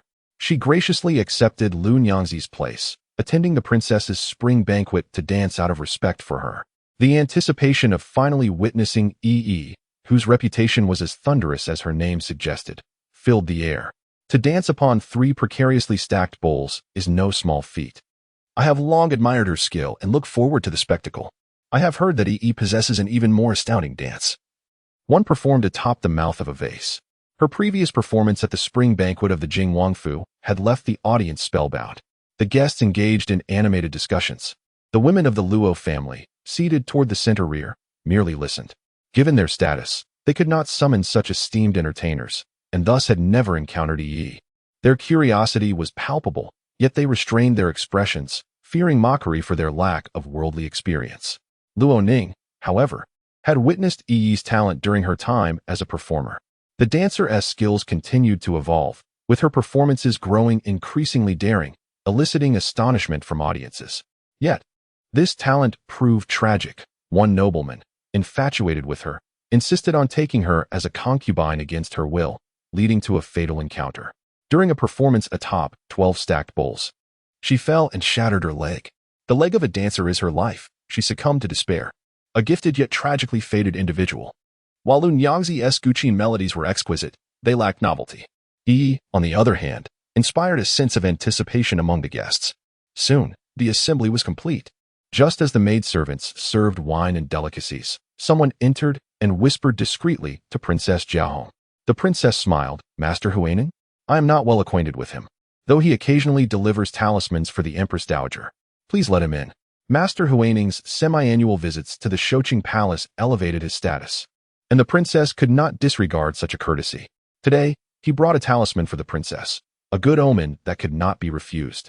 A moment later, Master Huaining entered, flanked by 2 individuals, Lady Bai and Bai Zero. The members of the Luo family exchanged glances, recognizing each other. The others, curious, whispered, "Who are they? Why did Master Huaining bring women with him? They appeared familiar. Was Miss Luo related to them?" The princess, though puzzled, maintained her composure. Master Huaining bowed, and Lady Bai and Bai Zero followed suit. Your Highness, I humbly visit to present a talisman. May you enjoy eternal peace and blessings, Master Huaining proclaimed, hands clasped in reverence. The princess smiled. Thank you, Master. He stepped forward, personally placing the talisman in her hands before retreating. The princess then inquired about Lady Bai and Bai Zero. Master Huaining replied, This is the wife of the Marquis of Jinan, and this is Miss Bai. I share a profound bond with Miss Bai, who wished to pay her respects upon hearing I would visit your Highness. This act of virtue also serves to bestow blessings upon you. Please do not take offense. Such grandiloquent words. The Bai family was indeed influential, able to summon the abbot of Fahua Temple to perform such a courtesy. All eyes turned toward her and the Luo women. Upon hearing these remarks, the princess could not show displeasure but was hardly pleased. Seizing the moment, Bai Zirong and Lady Bai knelt, expressing their fortune in meeting the princess. Their abrupt entrance was met with a plea for forgiveness. Rise, the princess said with a smile. It is but a trifling matter. Since you are here, please sit and share a drink. She called for a maid. Bring a table. A low table was swiftly brought in and placed at the back. Lady Bai and Bai Zirong's plan unfolded seamlessly. The noble women exchanged glances of disdain, yet were curious about their connection to Master Huaining. They were cautious, particularly since Luo Ning was favored by the Empress Dowager. The situation was intricate. The noble women and young ladies, perceptive as they were, refrained from brashness. Adapting to the unfolding dynamics, they subtly speculated on the reasons behind this encounter and found it rather amusing. This scene was indeed captivating. Lady Bai and Bai Zirong exchanged a glance, maintaining their composure, but their eyes betrayed a hint of delight. Bai Zirong then glanced toward Luoning, who met her gaze with a slight nod. Bai Zirong responded with a smile. You must be furious, yet you strive to appear composed, Bai Zirong mused, feeling superior in both appearance and demeanor. When Lu Nyangzi entered later, Luoning would surely be even more incensed. Bai Zirong lowered her gaze, delicately sipping from her cup. She and Lady Bai were aware that the assembly might be scrutinizing them, judging their audacity in intruding upon the princess's banquet, yet soon enough, all attention would shift to the spectacle surrounding Luoning. Bai Zirong did not wish to attract attention today. She merely required this opportunity. By making an appearance at the grand banquet hosted by Princess Jiahong, she could elevate her status once more, avoiding any missteps and ensuring a smooth passage. In the future, more invitations would surely come her way, providing ample opportunities for her to showcase her talents. She had acquired a stepping stone. Princess, everyone has arrived, announced a maid at the door. Bai Zirong felt a flutter of excitement. When the maid mentioned everyone, it surely indicated that Lu Nyangzi had arrived. Other performers lacked the qualification for such an honor. Her elder brother's intelligence was indeed astute.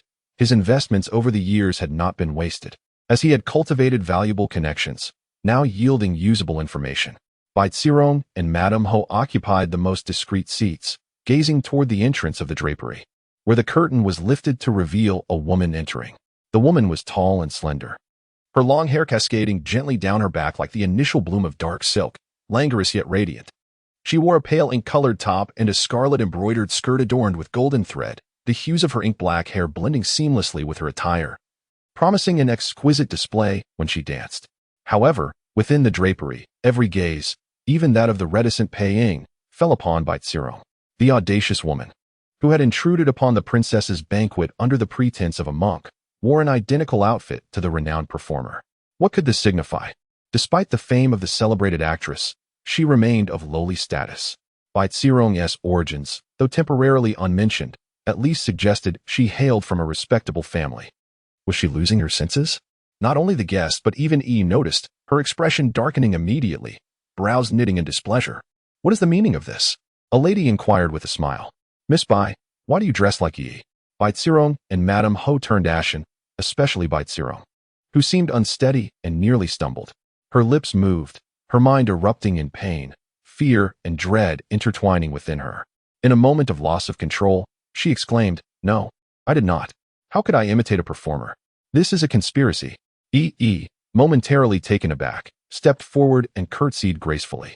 Princess, you must uphold justice for this lowly servant. I performed out of reverence for your grace and cannot endure such humiliation.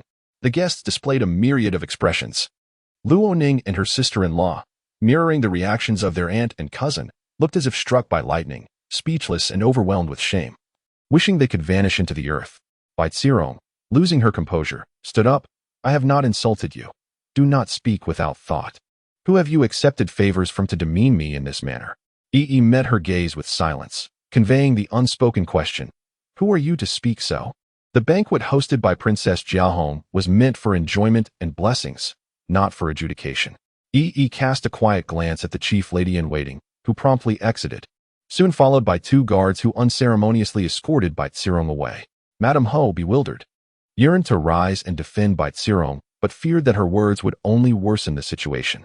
They were utterly unprepared, as if walking a dark path and missing their footing, their minds blank. Even the thought of self-preservation eluded them, lost in confusion. What is happening? Only when Bai Zirong was silenced and dragged away did Madame Ho regain her senses. Swiftly, she devised a plan. Kneeling before the princess, she bowed her head. The young lady is naive and enamored with trends. She has acted impudently and offended your grace. The princess glanced at Luoning, whom she valued greatly, having invited her multiple times.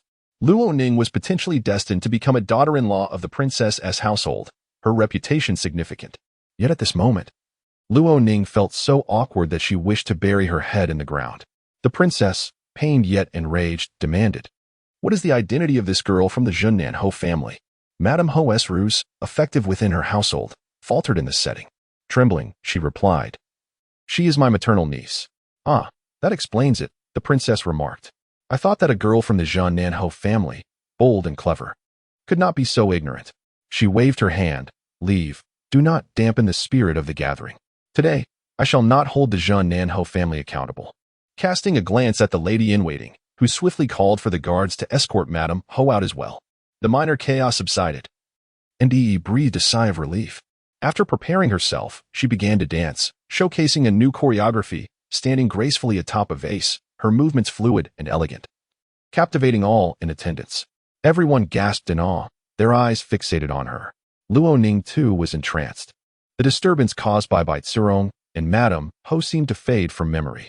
As the dance concluded, the princess, delighted, called for rewards. Generous rewards. Fearing that Princess Jiahong might still harbor resentment over the earlier incident, Yi performed 2 additional dances, each more breathtaking than the last. The audience reveled in delight, praising her brilliance. Following Yi's solo, there were songs and dances, all choreographed by the palace dancers, enhancing the festive atmosphere. They will likely discuss you. The sister-in-law whispered to Luo Ning, even though they have embarrassed themselves. Luo Ning smiled. I wanted them to be embarrassed. As for me, once I am betrothed to the Yong Wang, countless will vie for my favor. Who would dare to speak ill to my face? When the Yong Wang ascends the throne, I will head south as a princess. All officials and prominent families in Shaoyang will heed my countenance. I have no intention of mingling with these ladies from the capital. Their opinions hold no weight with me. Madame Ho and Bai Zirong had aimed to outmaneuver Luo Ning. Having learned of the princess's invitation to Lun Yangzi, and in response, they spent lavishly to obtain similar attire. Lun Yangzi. Each time she graced the banquets of the powerful Dondu garments. This time, her ensemble of apricot white top and rain-dark azure silk skirt prompted Bai to hastily commission a replica, presenting it to Luo Ning. Should Luo Ning appear in the same attire as the celebrated performer, she would surely become the target of ridicule. Thereafter, the princess would likely refrain from inviting her again, and the other matrons would feel ashamed to associate with her. Luo Ning would be forced into seclusion, and Bai Zirong would seize her opportunity. Having previously attended the princess's banquet, this was also a means for Bai Zirong to elevate her status. The sister-in-law, Wen, had gleaned information for Luo Ning, prompting her to call upon the Yong Wang for a counterstrike. This tactic, however, might not wield the impact that Madame Ho and Bai Zirong had anticipated. Nevertheless, by employing this strategy, they acknowledged its potential for harm. Luo Ning would retaliate with it, as it was a psychological tactic designed to immediately undermine Bai Zirong and Madame Ho's morale, leading them to collapse. After all, they deemed it a vicious maneuver that would yield severe consequences. Indeed, upon witnessing Yi's attire, Madame Ho appeared as if frozen, stiff, and immobile. Bai Zirong, on the other hand, lost her composure, speaking harshly and thoughtlessly. Had they pursued an alternate plan, they might not have exposed themselves so egregiously. Their disgrace was the gravest outcome of this affair. Do not worry about me, sister-in-law, Luo Ning remarked quietly with a smile. Luo Wan cast a curious glance at Luo Ning, who gestured for her to sip sweet wine and enjoy the performance, advising her not to lose focus. Amidst the cheerful and harmonious atmosphere, a lady-in-waiting entered quietly and whispered to Princess Jiahong. The princess rose and approached the entrance to greet someone personally. A moment later, she entered the drapery alongside a man clad in a dark robe. All within the tent stood, respectfully calling out Your Highness. Luo Ning and the others followed suit. The Yong Wang nodded slightly, and the princess led him to the head table, adding a small stool so that the aunt and niece could sit together. How did you come here? The princess inquired. The Prince of Yong replied in a nonchalant tone, The curtains of the Cui family are next door. My aunt invited my third brother for a spring outing, and I accompanied him. My brother is rather inebriated and has turned back to pay his respects to our aunt. Has he improved? The princess asked, inquiring whether the crown prince had recovered since the passing of the princess. 9 out of 10 days. He is in a drunken stupor. The Prince of Yong remarked. The princess sighed. How pitiable. As they conversed, the Prince of Yong's peripheral vision caught a glimpse of Luo Ning. Luo Ning sat upright, sipping wine and nibbling on pastries. During the Shaanxi festival, one abstains from warm food, indulging instead in sweet wine to warm the belly. His gaze was light and indifferent, soon returning to the conversation at hand. He had not specifically sought her out. Rather, he had come to return a token. She had sent a maid to request his assistance, and the token had been delivered to the royal residence. He had not instructed the maid to take it back, intending to present it to her personally, along with a few casual inquiries. Chapter 045. Luo Ning's subtle maneuver in the splendid springtime. Fragrant incense wafted within the drapery, harmonizing with the gentle mist rising from the riverside on the outskirts of the city, creating an unceasing ambience. Luo Ning savored 2 cups of sweet wine. The Prince of Yong sat beside the princess, casting merely a fleeting glance at Luo Ning before averting his gaze entirely. However, many young ladies discreetly observed him. Opposite Luo Ning sat Miss Pei, the niece of the Grand Princess of Jiahong, who struggled to restrain her gaze. She was the most conspicuous among them. The Grand Princess of Jiahong did not disapprove. Instead, she called her forward. "Ew, have you prepared a piece today?" Miss Pei, named Pei Yu, was the most outstanding among the unmarried daughters of the Pei family. She possessed remarkable beauty and excelled in the arts of music, chess, calligraphy, and painting. Her calligraphy adorned the classroom of Lushan Academy, where students admired her work. This indicated her esteemed position within her family, particularly cherished by her grandfather. The spring exploration feast on the 3rd day of the 3rd month included an opportunity for eligible young men and women to meet. Pei Yu boldly gazed at the Prince of Yong, as the princess naturally wished to give her niece a chance. She had recently mastered a piece she wished to present to the princess. Pei Yu approached gracefully and bowed. The princess glanced at the Prince of Yong, who, with his handsome features and a serious demeanor, sat more upright than others, exuding an air of authority from his dark eyes. Up close, Pei Yu felt a surge of nervousness, not from shyness, but from an instinctive fear. The formidable general, even without armor or weaponry, emanated a palpable aura that commanded respect. The Prince of Yong's demeanor was unwavering, unaffected by his attire, as if it were woven into his very essence. "Then play a piece," the princess commanded. The spring exploration feast traditionally featured artistic displays, such as playing the zither and painting. Miss Pei complied. A maidservant brought in a zither stool, and she seated herself to play. Luo Ning, who also practiced the zither, immediately recognized Pei Yu's exceptional skill. The piece she played was titled Gazing at the Mountain Moon. A poignant lament of a young lady gazing mournfully at the distant mountains and moon, uncertain of her future. The melody was enchanting, and Pei Yu performed admirably. However, her expression was rarely one of such profound contemplation, and while her technical prowess shone, her emotional depth fell short. Music and song require emotional investment to resonate with the audience. As the piece concluded, everyone offered their praise. Yet, at that moment, Pei Ying, seated nearby, stole a glance at Luo Ning. The princess exclaimed, "Truly splendid, your skills have improved." Turning to the Prince of Yong, she inquired, "What do you think?" The prince's expression remained indifferent. The music lacks vitality. It is not a true expression of sorrow. To feign sadness seems contrived. The crowd fell silent, and Luo Ning felt the tension rise. The princess had praised Pei Yu, only for the prince to dismiss her efforts, a clear slight to the princess. It appeared that Pei Yu's frequent glances towards him had irked him. Luo Ning pondered the prince's reluctance to accept Pei Yu's advances, noting his evident disdain for such overt displays of affection. His loyalty to Empress Zheng was profound. Even after her marriage, he remained steadfast. Luo Ning surmised that perhaps the piece was too refined for the prince's taste. Suddenly, Pei Ying spoke up, "There is no distinction between high and low in music." The prince turned his gaze toward Pei Ying. "Cousin, this is not the first time you've expressed such sentiments. Must you be so presumptuous?" Pei Ying fell silent. Before he could respond, the prince addressed the Grand Princess. "A proud disposition is not inherently negative, but it must be tempered. Cousin, at your age, such arrogance is unwise and leads to wasted potential." The Grand Princess, slightly vexed yet attempting to maintain composure, replied, "Ying is not without merit," indicating her awareness of his concerns. The atmosphere grew tense. The princess had intended to foster a connection between the prince and Pei Yu, but the prince seemed unwilling to entertain even a hint of that notion.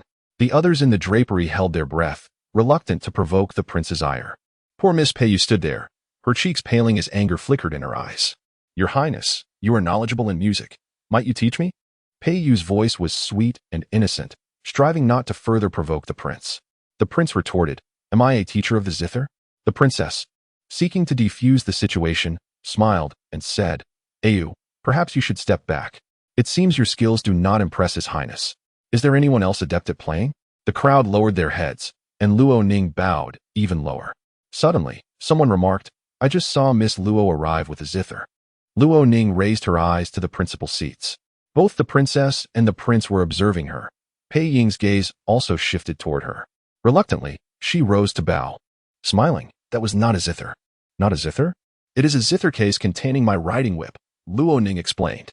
I deemed it unwise to carry a weapon to the banquet, fearing unforeseen circumstances, thus resorting to this ruse. Given that I am seated among such talented ladies, there is no need for me to display my own skills. Her emphasis on no need carried a hint of sarcasm, insinuating that the lady who had pointed her out had done so to embarrass Miss Peiyu. The princess was perceptive enough to grasp the underlying message. There was no need for Luo Ning to further expose herself. The audience understood her implication and turned their gazes toward the offending lady, who blushed crimson. At a loss for words, the prince's expression softened slightly, perhaps contemplating that Luo Ning had spared him from embarrassment. At this juncture, being compelled to perform was not the wisest decision. Not only was she shielding Miss Peiyu, but she also placed the prince in a precarious position. Should he praise Luo Ning, he would offend the Pei family. Should he criticize her, he would humiliate her as well. Caught in a dilemma, she had deftly maneuvered the situation. Luo Ning's relatives, including her second aunt and elder sister-in-law, admired her quick wit, while the princess and Pei Ying regarded her with newfound appreciation. Enough of this, the hour grows late. Bring forth the flower baskets and blooms, the princess declared. The attendants promptly complied, distributing flower baskets to the unmarried young ladies, while the young gentlemen received flowers.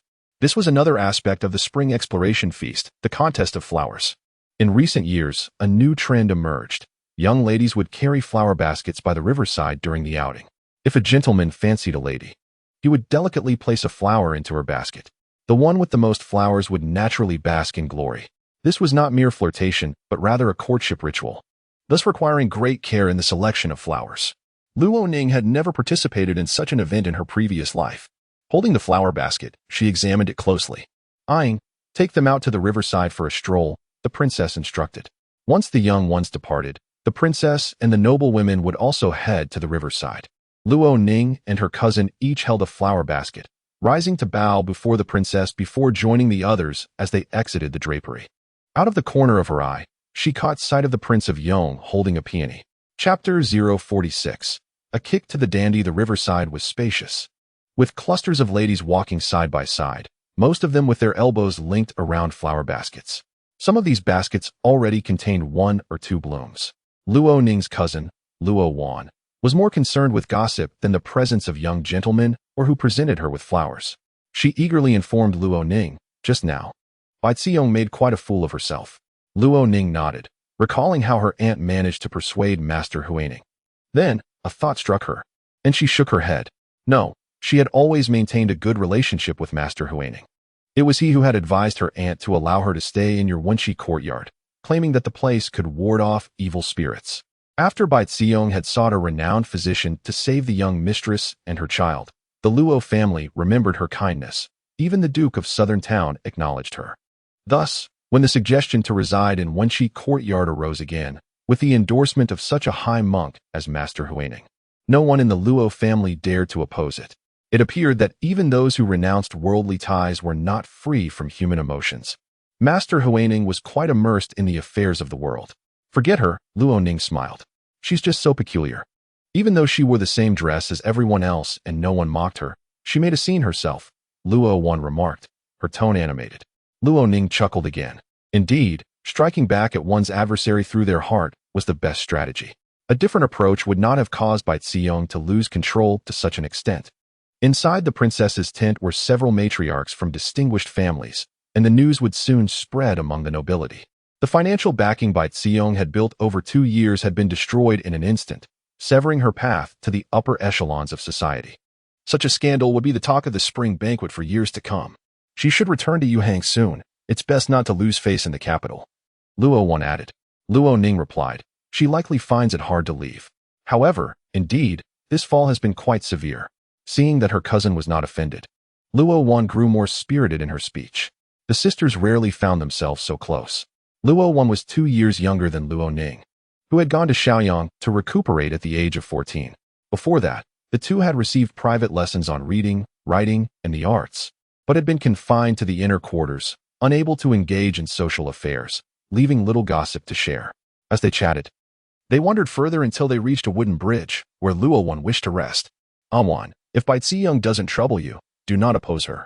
You must remember, your marriage prospects are still in the hands of the Duchess, Luo Ning advised, speaking as an outsider, not calling her cousin sister. I cannot tolerate Bai Xiong's bullying, Luo Wan retorted. She clearly wants to replace you. I know, Luo Ning replied, but what gives her that right? My aunt is truly oblivious to the boundaries. Just then, they noticed someone approaching from afar, and Luo Ning recognized the figure. They had crossed paths on 2 previous occasions. Luo Ning pulled her cousin back, intending to retreat. But Zhang Jiao had already spotted them. Stop, Zhang Jiao called out, carrying a basket filled with 7 or 8 flowers, representing her charm and value. Accompanying her were 4 or 5 other ladies, each with a couple of blooms in their baskets, but none could rival Zhang Jiao, who walked proudly alongside several young gentlemen, including her brother, Zheng Xiao, who had recently been beaten by the Prince of Yong. Are you attending the spring banquet? Zheng Jiao scrutinized Luo Ning. What? No flowers for you. That's quite unusual for a daughter of the Duke. The others laughed. Luo Wan was about to fume, but Luo Ning restrained her. Miss Zheng, you have suffered greatly at my hands on both occasions. If I were you, I would keep my distance, Luo Ning said quietly. Zheng Jiao raised an eyebrow. How dare you suggest I avoid you? Who do you think you are? The Prince of Yong is here today, Luo Ning responded. Zheng Jiao immediately turned her gaze.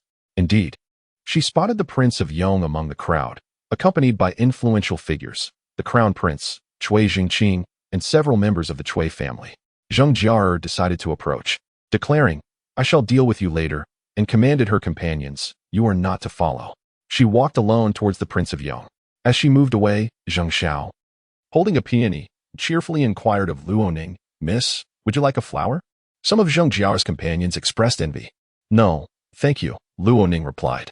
I can offer you one, Zheng Xiao said, but you must return the favor with an earring. How does that sound? Laughter erupted from those nearby. Luo Ning turned to leave, but Zheng Xiao reached out, attempting to snatch her earring. His hand nearly brushed her face, prompting her to turn and face him. Unable to evade, she raised her foot and kicked.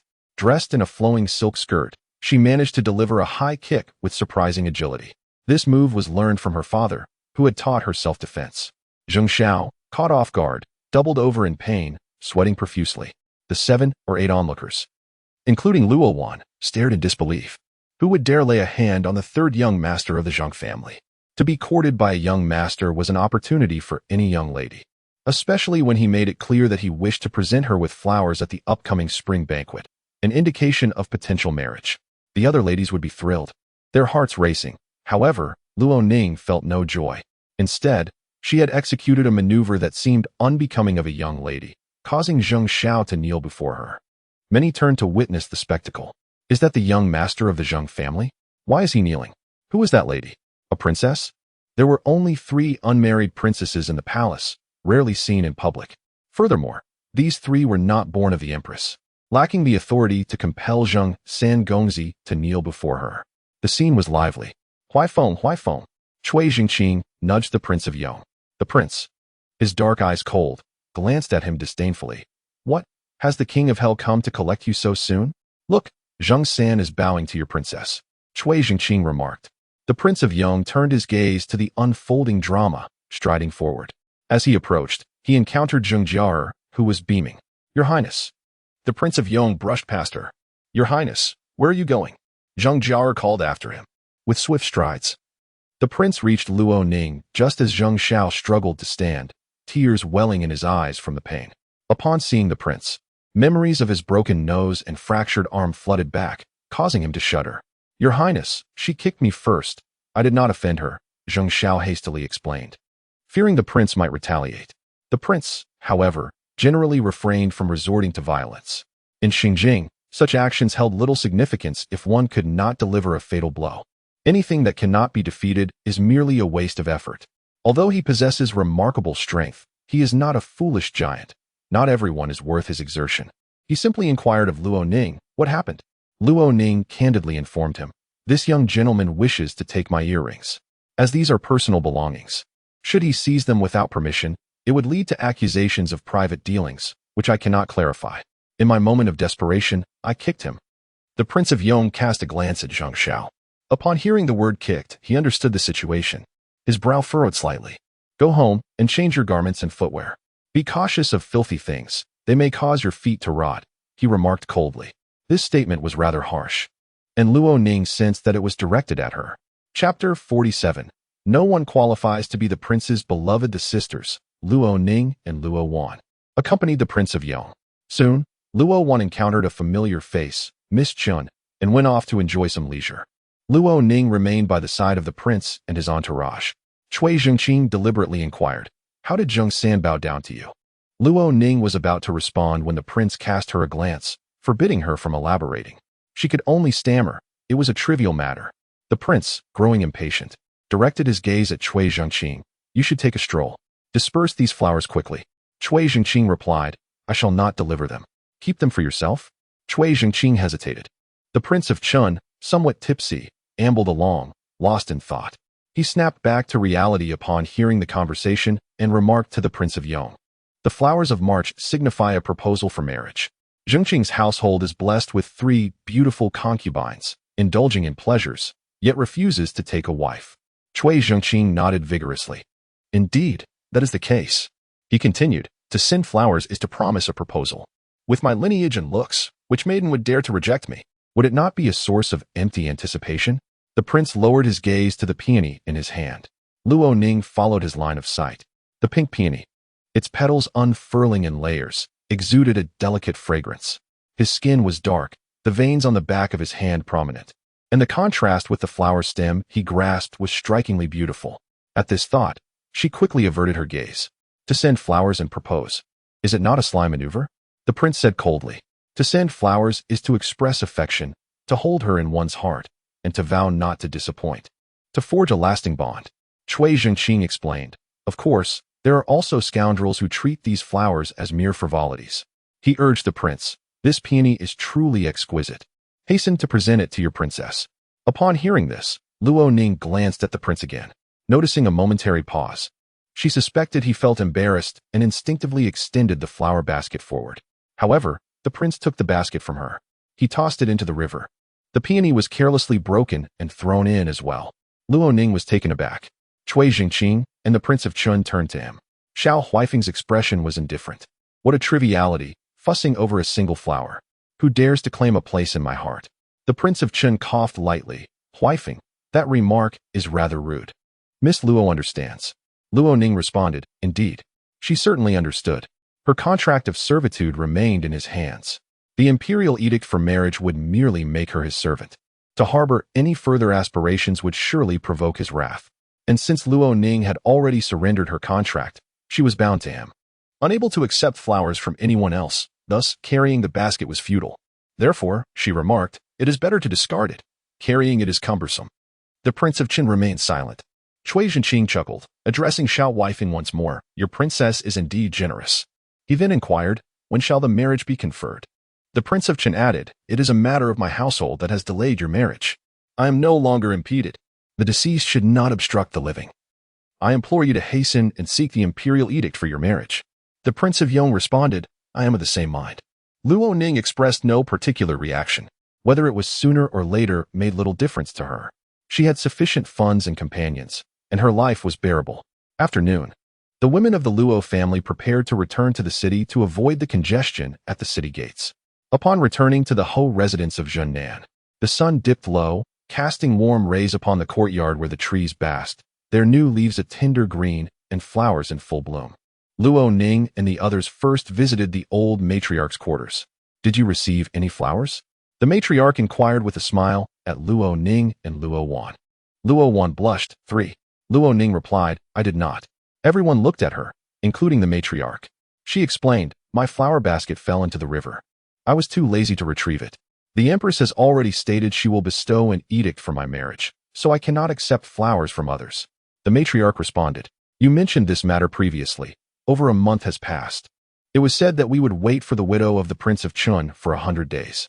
Now that we have encountered him, he expressed that the deceased should not hinder the joy of others. It seems it will be soon." Luo Ning remained reticent. She firmly believed success lies in secrecy. The contract of servitude was a private agreement between her and the Prince of Yong. Publicly, she would be betrothed to the most powerful prince in the capital, inevitably stirring emotions. She awaited the imperial edict. Until it was conferred, she would not divulge a word. The matriarch did not press further, shifting her focus to Luo Wan, asking which young master had given her flowers. Luo Wan recounted each suitor to her grandmother. The fathers of the two suitors were of comparable status to the Luo family's second elder, both fourth-rank military officials. The other was the fifth son of the loyal marquis. They are all quite suitable, the matriarch remarked to the second madam. You should take a look. Awan has come of age. It is best to settle her marriage early. The second madam agreed. Eldest sister Wen had already returned, and the second aunt also sent Luo Wan back, remaining to converse with the matriarch and Luo Ning. The second aunt recounted the disgraceful antics of Bai Xiong earlier that day to the matriarch. Henceforth, she will likely be barred from marrying into high families in Xinjiang. The matriarch huffed in response. Her reputation may be ruined, but let us not allow it to taint the daughters of the Ho family. The Ho family, from top to bottom, had 5 unmarried daughters. Luo Ning had 2 half-sisters, her cousin Luo Wan, and there was another illegitimate daughter in the third house. Only 3 years old, the second aunt tentatively asked, Mother, should we inform the Ho lord of this matter? I will tell him, the matriarch replied. The second aunt was concerned that Bai Xiong's tarnished reputation would affect her cousin Luo Wan's chances at marriage, as Luo Wan was at a crucial time for courting. After a brief pause, she rose to leave. Luo Ning accompanied the matriarch for dinner. The matriarch sensed that there was more to the story and probed Luo Ning for details. Luo Ning did not conceal anything, recounting the events one by one. The matriarch, initially merely annoyed, was now shaking with rage. Luo Ning soothed her, gently advising, at your age, it is dangerous to be angry. If you fall ill, who will support me? The Ho lady, in her attempts to elevate Bai Xiong, would deliberately seek to undermine Luo Ning. With each failure, their schemes would only escalate, becoming increasingly ruthless. Jin Nanho was a military figure, perpetually scheming for power. In truth, his intellect and capabilities were rather ordinary. He still held some affection for the Bai family, making him easily swayed by them. She treats you this way, yet she dares to treat her own flesh and blood so? The matriarch paused to catch her breath. You are her own child, and that Bai Xiong. At this point, her expression faltered. The elderly lady had seen much of the world. Often, the dimly lit corners hide the most disgraceful aspects of human nature, which she had underestimated. In that moment, the matriarch grasped the crux of the matter. However, Luo Ning chose not to say more. Suspicion should be nurtured in silence, fermenting slowly to break through barriers, allowing her grandmother to see the truth. The matriarch would undoubtedly struggle to believe it. Who could have imagined the Bai family possessed such audacity? Return home now. You have been busy all day, the matriarch instructed. Luo Ning complied. Once she left, the matriarch summoned her trusted steward. Investigate this Bai Xiong and send someone to Yuhang, the old lady said. Chapter 048. Temptation following the spring banquet. Bai Xifeng indeed acquired a tarnished reputation in the capital. Whenever her name was mentioned, it was often accompanied by disdain, scorn, and speculation regarding the origins of her former esteem. A parasite of the marquisate, they would say.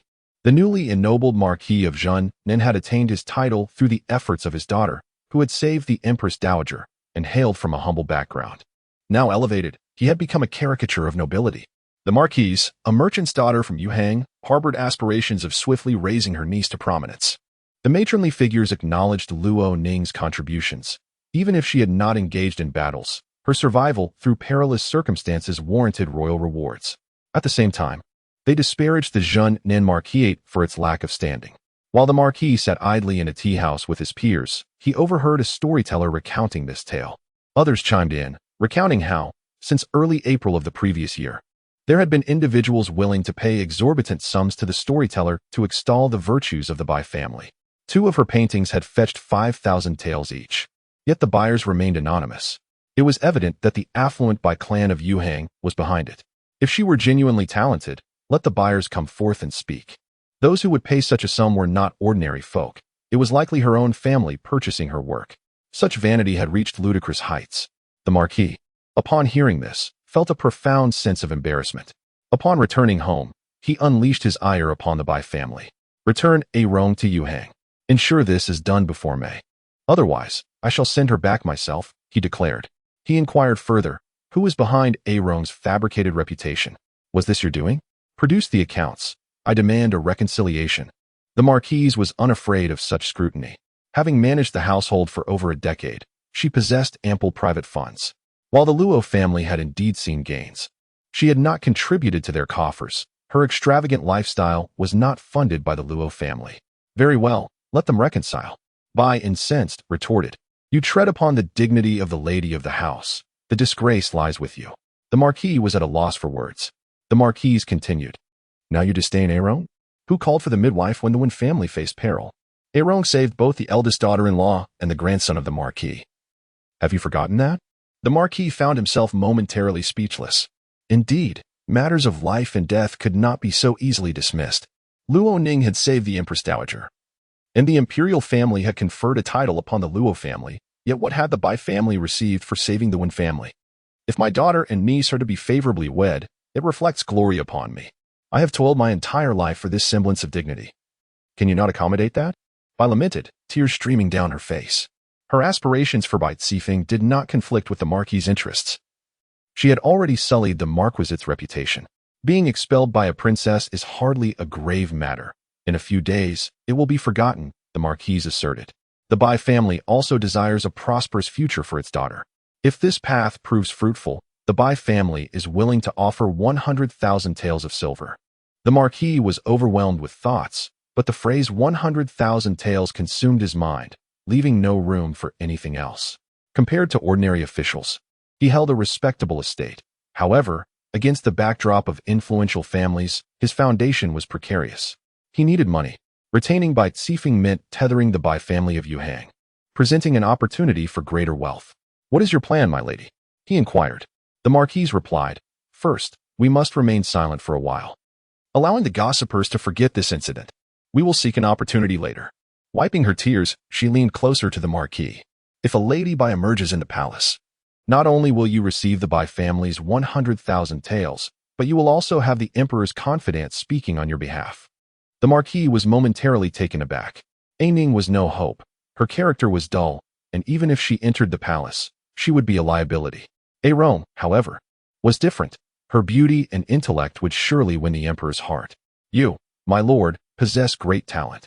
What you lack is merely a pathway for the Emperor to recognize your capabilities," the Marquise asserted.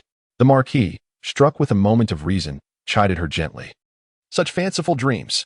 "My lord, it is both difficult and easy," the Marquise countered. "Arong is my niece. Once she rises in prominence, she will undoubtedly rely upon the Marquis for her own glory. When she becomes a noblewoman and bears an imperial son, do you think her child will favor the merchants of Yuhang or the Marquis of Zhennan?" The Marquis suddenly felt parched. Such fanciful musings, when spoken by the Marquise, seemed attainable with just a stretch. If Bai Zifeng were to truly enter the palace, gain favor, and bear a son, perhaps that child could even ascend to the throne. The Emperor's great-uncle. The Luo family could become as esteemed as the present-day Chui family. The shift of power could elevate the Luo family to unparalleled heights in less than 20 years. The Marquis rose, still admonishing Bai, "Cease your nonsensical talk. You must keep quiet." He added, "Ensure Arong takes good care of herself during these days." No further mention was made of sending Bai Zifeng away. The Marquis sighed with relief. As the Marquis exited the Bai residence, the wind brushed against him, sharpening his senses. He understood that the visions articulated by the Marquis were mere illusions, yet his greed had blurred the lines of reality. In moments of wavering rationality, avarice crept in, clouding his thoughts. The next day, the Marquis sent supplements to Bai Zifeng to alleviate her distress. The entire household was taken aback, including the elderly matron, who summoned the Marquis for an explanation. He cited Bai Zifeng's act of saving the Wen family to silence her. While her reputation lay in tatters externally, the Marquis managed to salvage some semblance of dignity internally, as even the servants dared not belittle her. Luo Ning, having endured hardships in her past life, felt a twinge of resentment. "I cannot help but feel discontent," she confided to Mama Kong and Qiuhua, Qiulan. Qiuhua quickly grasped the situation. The Marquis and Marquise doted on the cousin. "Of course, you would feel slighted as their biological daughter." The maidservants felt her grievance. Luo Ning nodded, indeed. Her emotions were like the springtime sky in Shenyang, bright and warm, yet occasionally marred by rain. She recognized this as a normalcy, allowing it to be, confiding in her trusted confidants. Speaking her thoughts provided a release. She would not overlook those who had wronged her, however, she chose to tread carefully, cherishing herself in the process. Her parents' indifference did not deter her from valuing her own worth. She prioritized her well-being, desiring a good reputation and health. "Is there anything delicious to eat?" she inquired of Mama Kong. "There are a few pastries," Mama Kong replied. "Prepare some tea to accompany the pastries," Luo Ning instructed. After enjoying the treats, she took out her calligraphy practice book. Her spirits lifted significantly. She received a letter from the Prince of Yong, delivered by someone Mama Kong had sent out for errands. In the letter, the prince informed her that a marriage proposal would be made in early March, with the exact date to be determined, as the Ministry of Rites was drafting the edict. Luo Ning carefully hid the letter away. That evening, she slept soundly, without a single dream. The Marquise had pulled the Marquis aside, knowing once the marriage decree was issued, he would be thrust back into the fray. This man, consumed by his desires, was perpetually manipulated. Luo Ning felt no sympathy for him. Before the marriage edict was even issued, her childhood companion returned. Chapter 49. The despicable man. Luo Ning's childhood companion, named Yu Zhua, is the son of a colleague of Luo Chongya. In their early years, the two families lived in close proximity, fostering a friendship that has lasted 3 generations. Yu Zhua, 3 years older than Luo Ning, often visited the Luo household, forming a close bond with Luo Yin. Having trained in martial arts from a young age, his father secured him a position in the western garrison of the city. A man of valor, born into a military family, he earned the admiration and careful cultivation of his superiors. He treated Luo Ning kindly, often bringing her small gifts from the market and showing genuine concern for her well-being. His temperament, however, was not one of gentleness. He was impulsive and combative, fueled by youthful fervor. The intentions of both families to unite through marriage were evident, and Yu Zhua himself was eager for this union. He even requested a pair of shoes from Luo Ning as a token of their affection, waiting for her to reach maturity so that the two families could formally arrange a marriage. However, before Luo Ning could craft the shoes, she sustained an injury and needed to recuperate. In her previous life, upon her return, she found that Yu Zhua had already become acquainted with Bai Xiong. Yu Zhua, being a close friend of Luo Yin, was encouraged by him to treat Bai Xiong as a younger sister, offering her special care. During Luo Ning's first year of recovery in the south, Yu Zhua's father passed away. He was already committed to his military duties. During the mourning period, he remained idle at home and fell in love with Bai Xiong. Shortly thereafter, turmoil erupted in the Nanzhao kingdom, prompting the king to seek assistance from the court to quell the unrest. Yu Zhuo accompanied General Cui southward, driven by his unyielding spirit and martial prowess, earning respect from his superiors. Fortuitously, he captured the leader of the rebel forces and defeated him in battle. The emperor, upon receiving the news of this victory, was overjoyed and conferred upon Yu Zhuo the title of General of the Cavalry, 3rd rank. Achieving such a rank typically requires over 20 years of dedication. Yet Yu Zhuo attained it with remarkable ease. Upon returning to the capital, Yu Zhuo's demeanor had transformed entirely, making it difficult for Luo Ning to recognize him. He had become arrogant and conceited. At that time, Luo Ning had just returned home, having endured much hardship and turmoil, often expressing her grievances. She found herself at a disadvantage, and the servants of the Zhennan Marquis' residence whispered about her madness. Spurred on by Luo Yin and Bai Xiong, Yu Zhuo uttered many unkind words to Luo Ning, further provoking her. She vividly recalled his remarks. "Miss Bai is a guest. How can you bring such embarrassment upon her? Your mindset has become narrow." He further accused her of jealousy over Bai Xiong's beauty and charm, urging her to reflect upon herself. "It is not her fault, but yours. If you cannot find peace, perhaps you should enter a monastery for 2 years. The path to enlightenment may save you." Luo Ning, with her fiery temperament, retorted furiously. "To enter a monastery, I must renounce my status. Without it, what am I to do? Live as a nun for the rest of my life?" Yu Zhuo responded. "You can accompany me. As long as you wholeheartedly respect Miss Bai as your mistress, there will be a place for you in the general's household." He further proposed that Bai Xiong, being wise and socially adept, would manage affairs while Luo Ning lived a simple life, enjoying leisure and entrusting the care of children to the mistress. "You can recite scriptures and seek enlightenment. Only then can you dispel your inner demons." He audaciously suggested that she become a concubine, urging her to relinquish her noble status as the daughter of the Zhennan Marquis. How could he utter such words? In a fit of rage, Luo Ning struck him with her soft whip. He endured 2 blows without retaliation, merely stating, "They all say you've gone mad." It seems to be true. When his mother, Madame Yu, discovered the whip marks upon his return home, she caused a scene at the Zhennan Marquis' residence, exclaiming, "Yu Zhuo is to meet the emperor soon. How can he appear with such injuries? If your daughter has lost her senses, lock her up."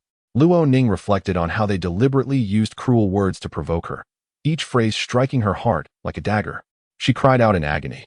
Yet they labeled her mad. Bai Ziyong, Luo Yin, and Yuzhua were the principal instigators, with Yuzhua as an accomplice. In her previous life, Luo Ning could not fathom how he could speak such vile nonsense. It was only upon her death that she realized he had fallen for Bai Ziyong but could not let go. He wanted both. He favored Bai Ziyong, perhaps truly enchanted by her beauty, or perhaps lured by the promises of substantial dowries from her connections, mirroring the ambitions of the Zhennin Marquis, Luo Chongya, who had married a merchant's daughter for potential titles. Regardless of the reasons, he was captivated and ensnared. Yet, given their childhood bond, Luo Ning held a unique place in his heart. He could not bear to see her wed another. If he did not compel Luo Ning to enter a monastery, how could he justify having the daughter of a marquis as a concubine? If he did not strive to belittle her, how could he bring her to such despair that she would cling to him as a lifeline? He was acutely aware of her wounds, yet for his own ambitions, he inflicted further pain upon her. After her rebirth, Luo Ning rarely recalled this individual until news of his return to the capital reached the Zhennan Marquis' residence. Mama Kong, aware of the impending union between the Yu and Luo families, inquired and informed Luo Ning. The young General Yu is returning to the capital tomorrow to present his captives at Zhaoyang Gate.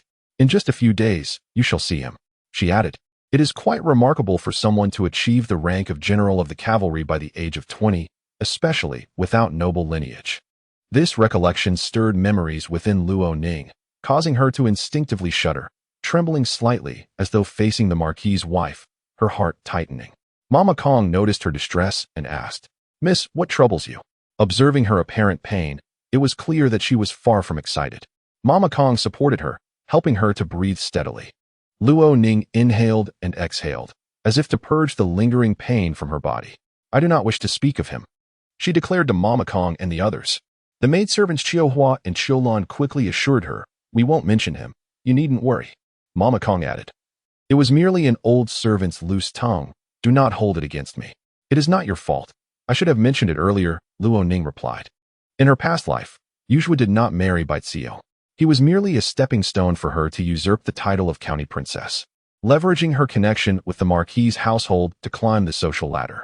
Unfortunately, her aspirations were thwarted. Highborn families looked down upon her merchant origins, even with a title. She remained insignificant in their eyes. Conversely, families of comparable status were beneath her notice.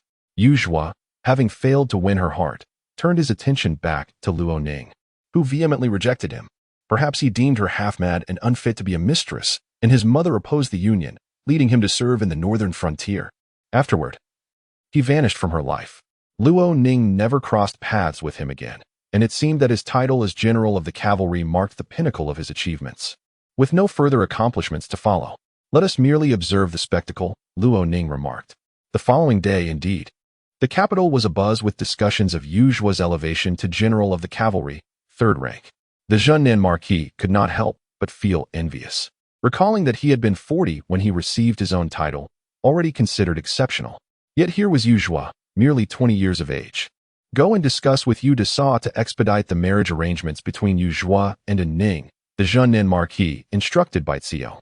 In his words, Yu Dasa referred to Yuzhua's mother. Bai Ziyong was equally astonished, recognizing Yuzhua as a prodigy of his generation. The Zhennin Marquis felt a twinge of jealousy, offering a few backhanded compliments. Bai Ziyong visited Hua Fuyuan, observing Bai Ziyong, who sat disheartened while embroidering, and quietly remarked, "Your fortune has arrived. Yuzhua is back in the capital." She then recounted Yuzhua's achievements to Bai Ziyong. "A year ago, he set off for Nanzhao. And did he not bestow upon you a token?" Lady Ho inquired. Bai Sarung straightened her posture and replied, "Indeed." Yet, a hint of reluctance lingered. "Aunt, must I truly wed a mere 3rd-rank military officer? Your uncle, at his age, had already garnered commendations as a 4th-rank official in the flourishing capital. Do you comprehend the difficulties of this matter?" Lady Ho remarked. Bai Sarung contemplated that this individual must first prove his worth. With a radiant smile, she affirmed, "You are right, Aunt."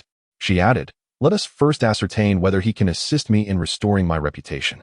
Once I seize an opportunity to ascend, I must not relinquish it so easily. If all else fails, I shall marry him."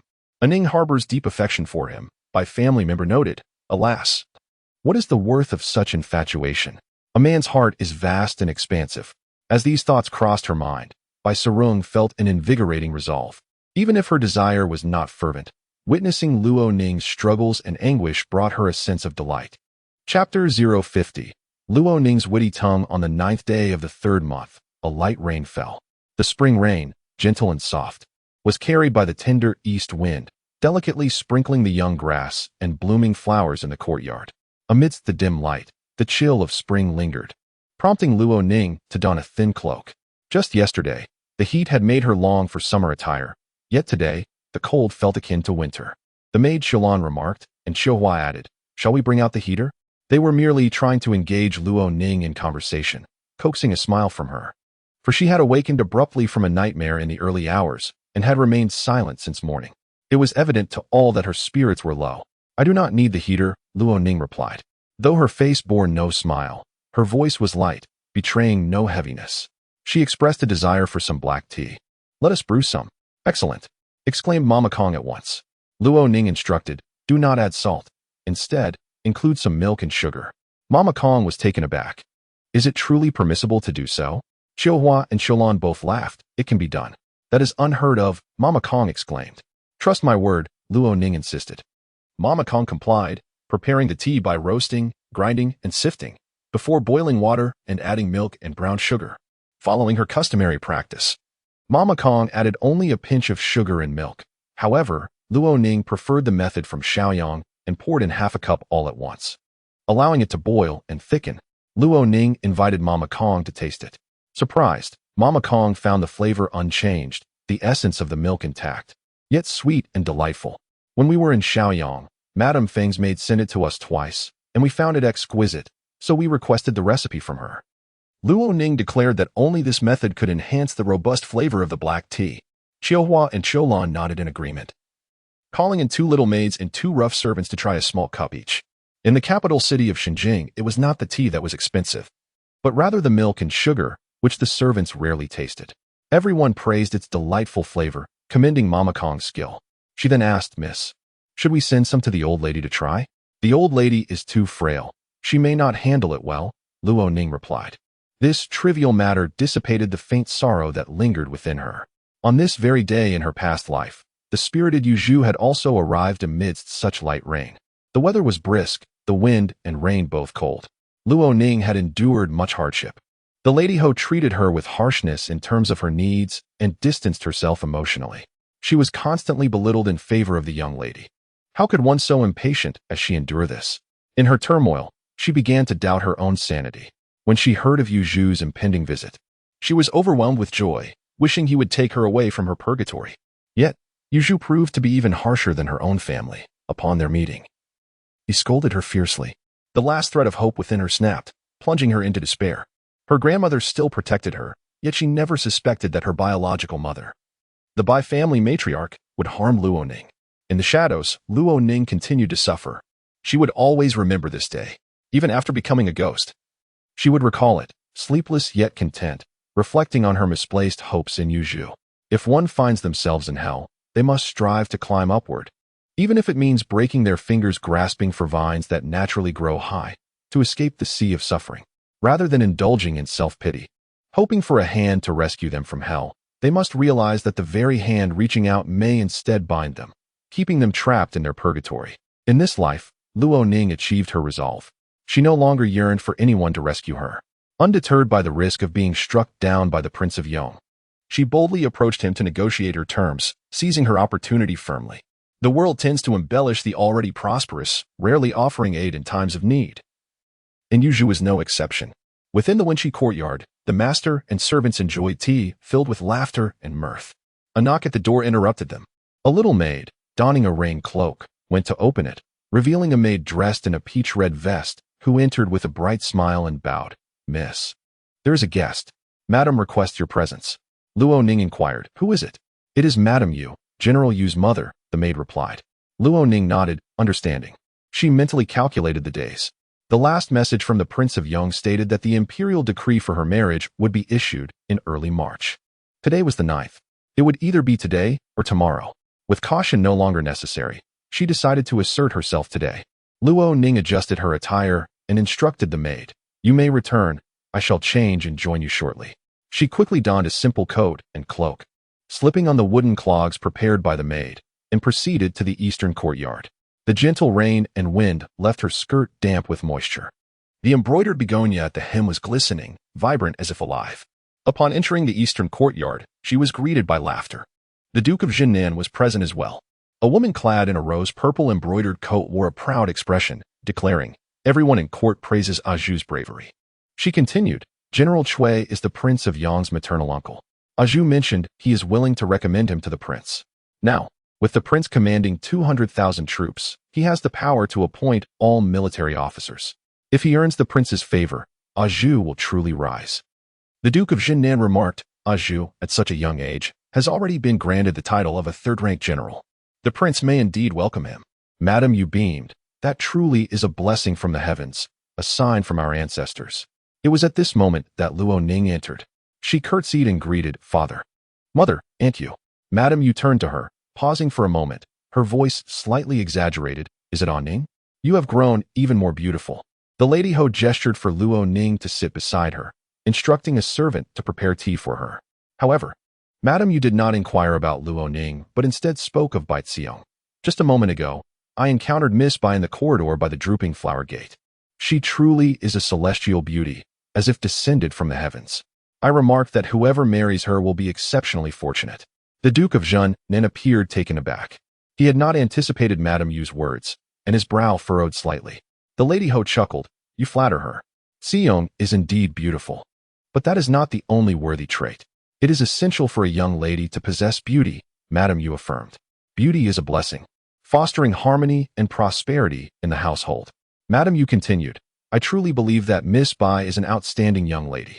The Duke of Jinnan understood. The Yu family had evidently changed their intentions, no longer wishing to marry Luo Ning, but rather Bai Xiong. Having married a merchant's daughter himself, the Duke had faced ridicule from his peers. Yet, he recognized the true value of such unions. While they might come from humble beginnings and lack social finesse, their dowries, gentleness, and ability to manage a household often surpassed those from noble families. With the passing of the Yu family patriarch, Yu Zhu had assumed the role of head of the household. In seeking a more practical advantage than an alliance with the Duke of Jinnan, Madame Yu preferred the more substantial dowry that Bai Xiong offered. The Duke felt a twinge of displeasure. How dare Yu Zhu, having just gained a title, be so picky about an alliance with the Duke's family? He cast another glance at Luo Ning, though she should have been upset by Madame Yu's comments. Luo Ning remained serene, sipping her tea slowly, a faint smile gracing her lips. "On Ning, you have been in Shaoyang for 3 years. Why have you returned to the capital?" Madame Yu suddenly asked Luo Ning, as if she ought to have remained in Shaoyang forever. Perhaps the Lady Ho, by sure, thought the same. Without waiting for Luo Ning's response, Madame Yu continued, "The scenery there is beautiful. Why not seek a suitor from that region?" Luo Ning smiled. "Seek a marriage for myself? What a curious notion.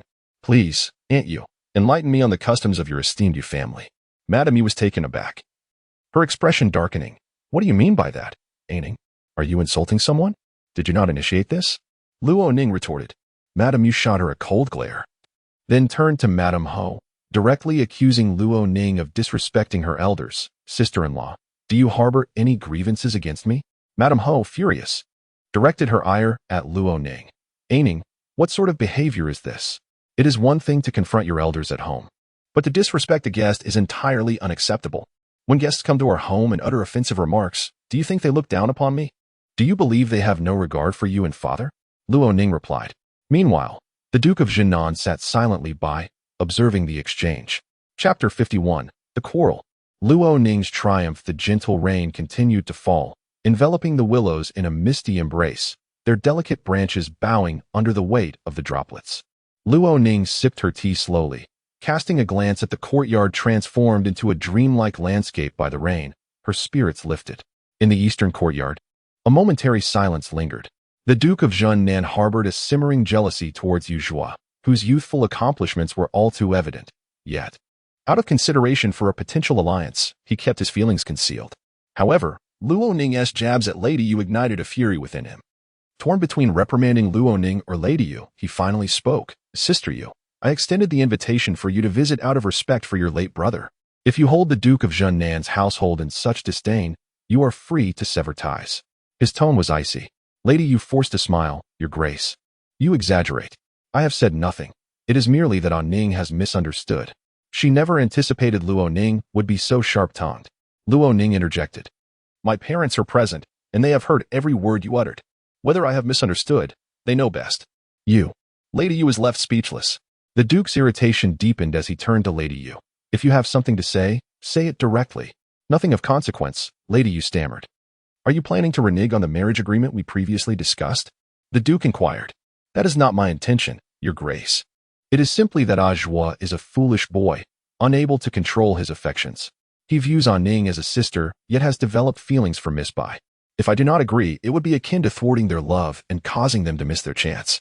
If I forcibly unite him with Ning, she would find no happiness, and you would blame me for concealing this. Ning could not help but chuckle. Ain't you? You certainly possess a remarkable gift for words. You twist the truth and muddle the facts. You wish to break the promise made years ago, yet refuse to admit fault. All the while claiming to act in my interest. Should my parents suffer, must I thank you for it? Lady Bai, the Duke's wife, could hardly contain herself, sharply rebuking. Ning, adults are speaking. It is not your place to interrupt. Mother, you seem to have forgotten that I am your daughter. They wish to exchange my promising fiancé for your niece, and you show no concern. Ning smiled lightly, unaware that some might mistake her cousin for her own child. Tell me, ain't you, who resembles my mother more closely, Miss Bai or I? Lady Bai's expression darkened, nearly throwing her teacup at Ning. Silence. What impudence! You should be struck by lightning for such a lack of filial piety. Ning regarded her calmly, then glanced at the Duke and Lady Yu. With a soft smile, she continued, Mother, do not be angry. If Aunt Yu feels guilty and spreads these words, what shall we do? Lady Yu was left speechless. What a masterclass in sowing discord. Lady Bai nearly choked on her anger, trembling as she pointed at Ning. How could I have given birth to such a wretch? Ning feigned surprise at her words, her cheeks tinged with sorrow. Mother, such harsh words truly hurt my feelings. Even if I speak foolishly, you should not curse me so viciously. Rising, she declared, I must take my leave. Lady Bai called after her, Stop. Ning's departure left Lady Bai with a myriad of unspoken worries, her heart racing. She even suspected that Ning had uncovered some hidden truth. Impossible. When Ning went to Shaoyang to recuperate, she was merely 14, an innocent child, completely unaware of the complexities surrounding her, upon returning to the capital. Only a few months had passed. Returning to reality, Lady Bai noticed that both Lady Yu and the Duke were scrutinizing her. She pressed a hand against her heart. I can no longer control her. She resents me for favoring my niece. By heaven's honesty, when have I ever shown favoritism? She has her own small kitchen, while my eldest daughter does not even have that. Is it not enough that I care for her? As she spoke, tears streamed down her face.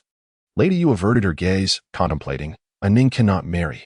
With such cunning and cruelty, would we bring her into our home as a matriarch? In comparison to securing a bride for her family, Lady Yu held little interest in the Duke of Jiannan's household disputes. The Duke, confident in his superiority among the men Lady Bai could choose from, never doubted her judgment. Furthermore, Bai Xiong was the legitimate daughter of the esteemed Bai family of Yuhang, well-known and respected.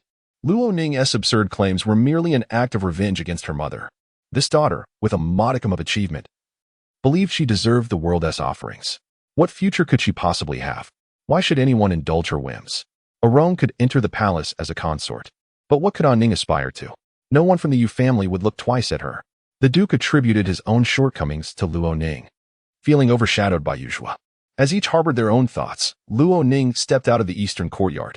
At the entrance, she encountered Bai Xiong's maid, Bai Yun, who had once served Ning but had since aligned herself with Bai Xiong. Miss, the young master summoned you to the outer study. The young general from the Yu family has arrived, Bai Yun smiled. Ning responded. Why did he send you to fetch me? The maidservants in the outer study are busy. Aside from the scholar, the young master had no one else to send, Bai Yun explained. Ning nodded.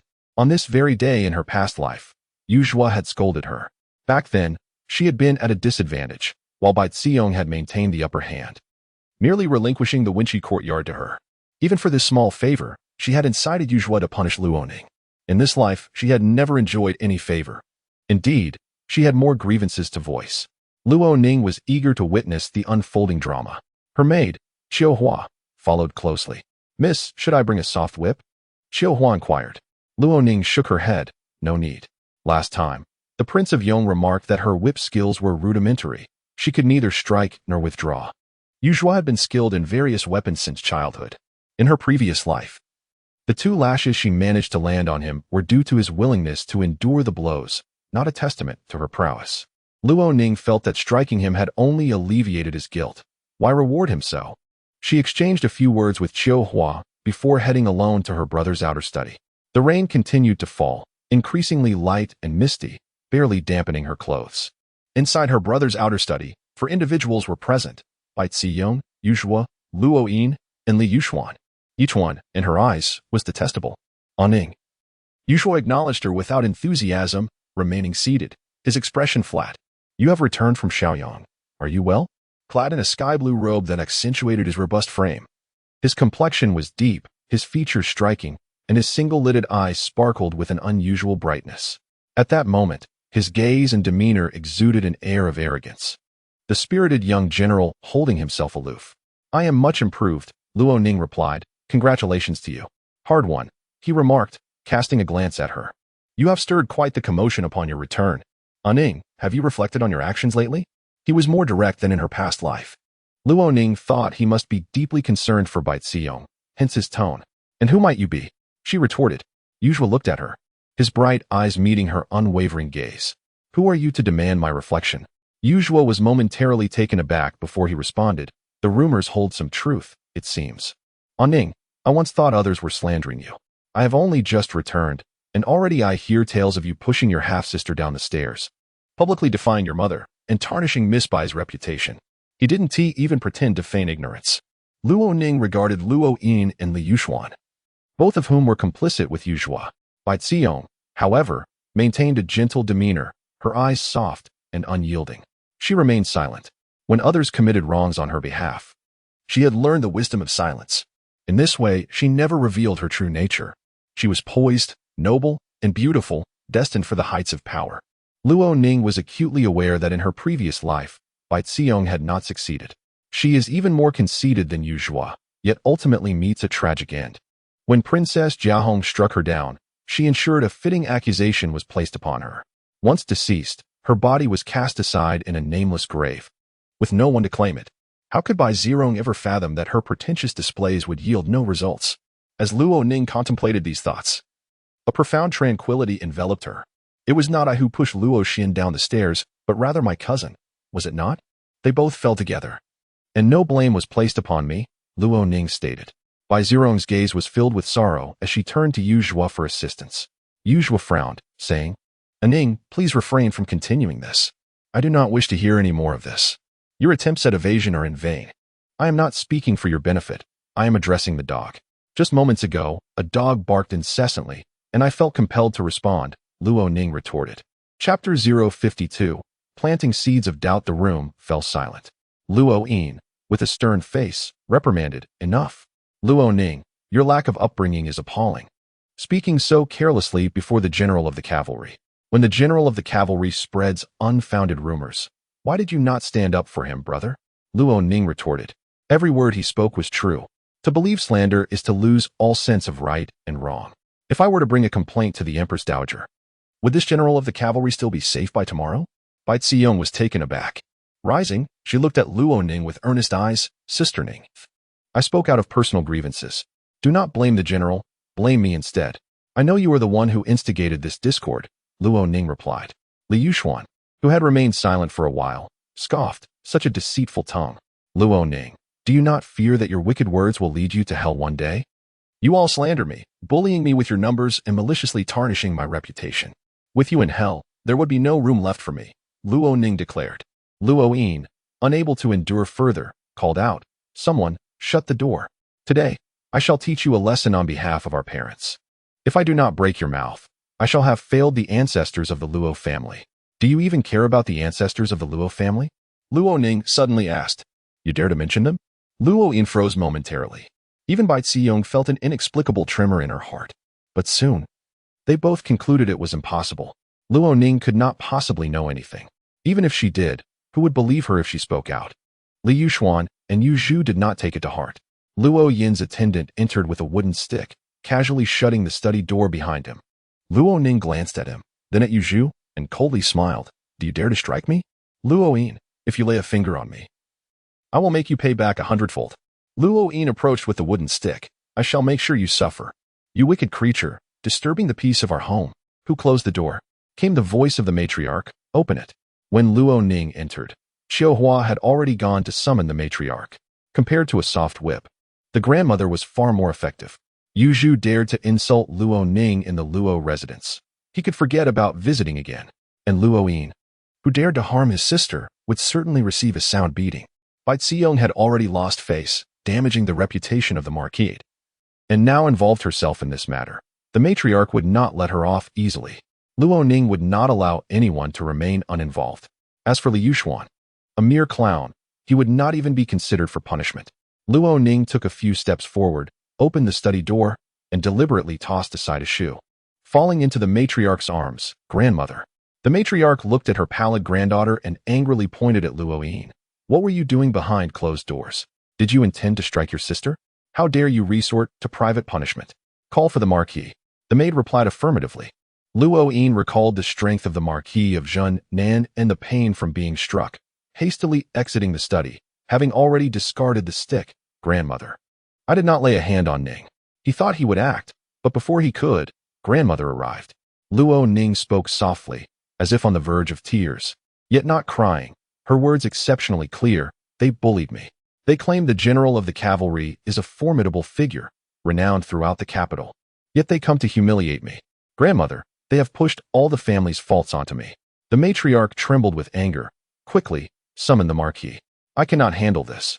We must call someone who can. Luo Yin knelt before the matriarch. Grandmother, please do not be angry. Bai Xiong also knelt. Grandmother. The matriarch's brow twitched. The light rain continued to fall, leaving the ground damp. She looked at Bai Xiong, who knelt in the wet earth, particularly her eyes and face. They bore a striking resemblance to Bai Shi and to Luo Ning as well. However, Luo Ning's forehead was slightly broader, possessing less delicacy and more grandeur. Bai Shi did not have a narrow forehead. Luo Ning's forehead resembled that of the Marquis of Zhunnan, Luo Chongya. The matriarch glanced at Bai Xiong, then at Luo Yin's narrow forehead.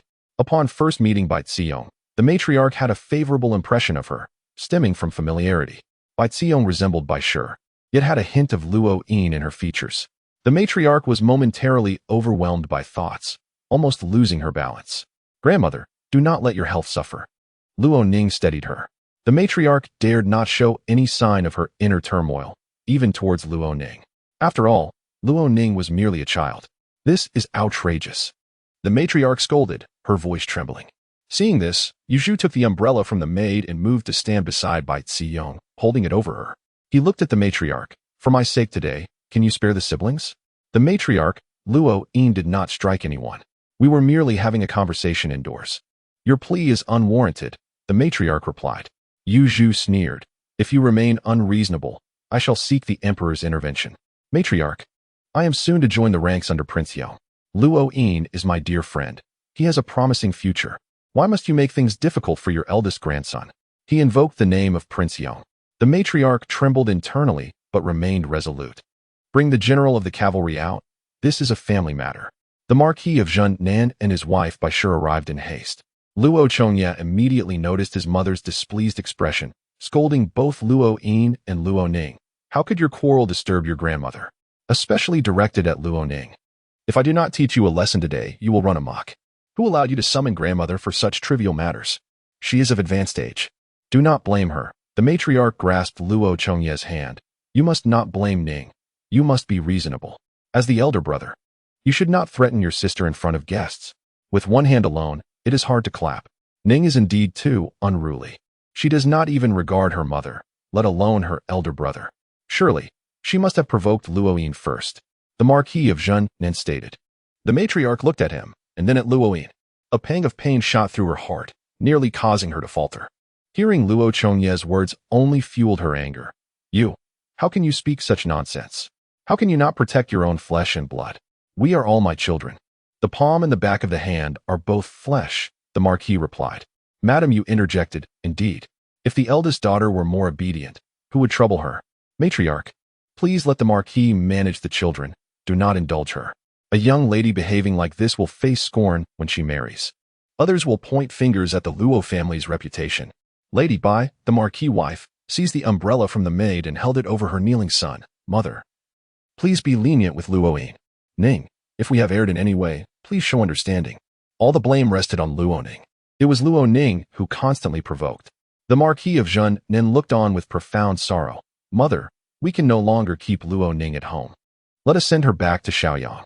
Lady Bai's heart leaped with joy. Even Yu Zhu seemed to breathe a sigh of relief. Without Luo Ning, everyone would be freed from burdens. The Marquis of Zhennan could enjoy the titles earned through his daughter's sacrifice, while Lady Bai could elevate her niece to the position of the Marquisite's legitimate daughter. Yu Zhu would no longer feel guilty for his change of affections. If Luo Ning refused to leave, it would be better for her to perish. The matriarch looked at one and then the other, her heart twisted in pain. It felt as though she were witnessing her family being consumed, yet felt utterly powerless. Who could save the Luo family? Just then, the steward rushed in, flustered. Marquis, the imperial decree has arrived. What decree? The Marquis of Zhennan asked, surprised. Everyone exchanged glances, then turned their eyes toward Yu Zhu. Although Yu Zhu found it hard to believe, at present, he was the only one qualified to receive the imperial edict. He inquired of the steward. Is it meant for me? Madam Yu, both astonished and elated, urged, then hurry. How did you manage to come to the Duke's residence? The steward was at a loss for words, remarking on the young general's excessive pride. It is for the eldest young lady. He continued, my lord. Quickly prepare the incense altar to receive the edict. Not only the Minister of Rites is present, but also His Royal Highness, the Prince of Yong. The assembly gasped in astonishment. Chapter 53. The imperial edict of marriage. The light rain had diminished to a gentle drizzle, and the thin mist lingered, dampening her forehead and brows. The town South Marquis residence prepared an incense table, led by Luo Chongya, as the entire household awaited the decree.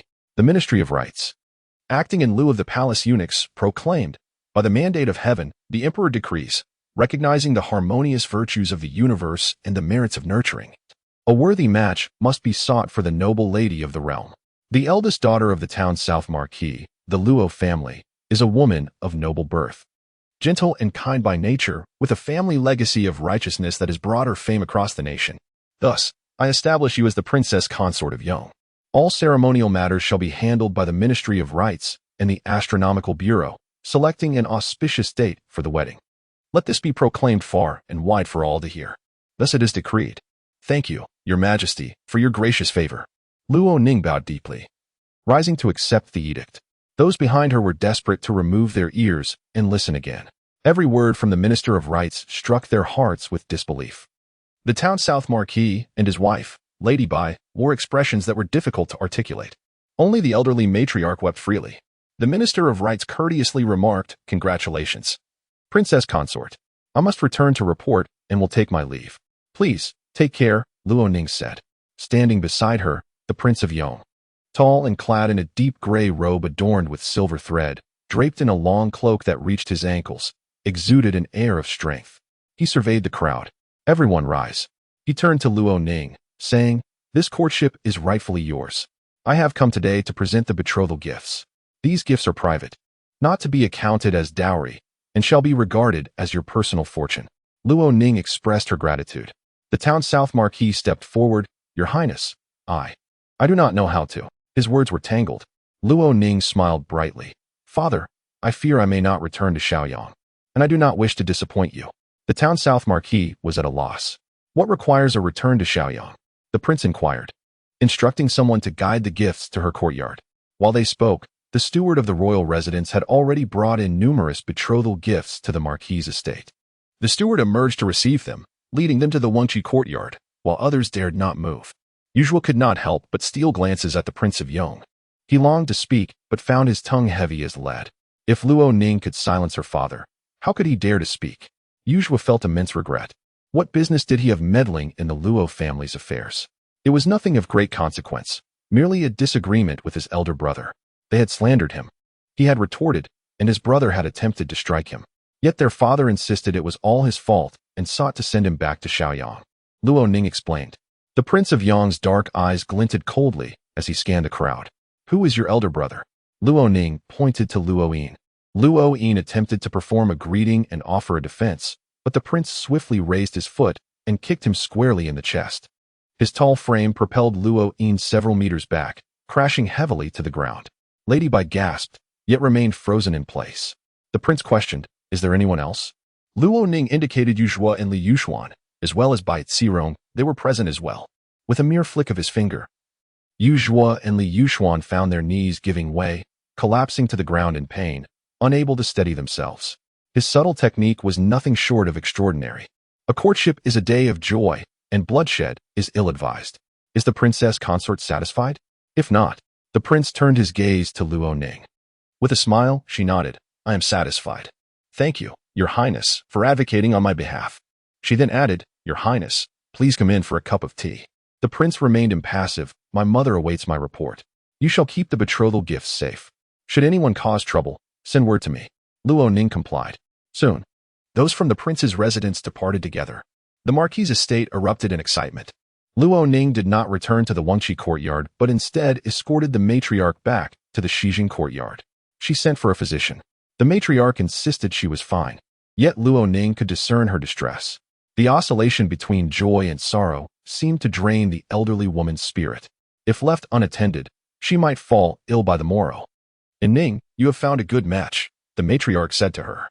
Luo Ning replied, "The Empress Dowager has consented to arrange my marriage."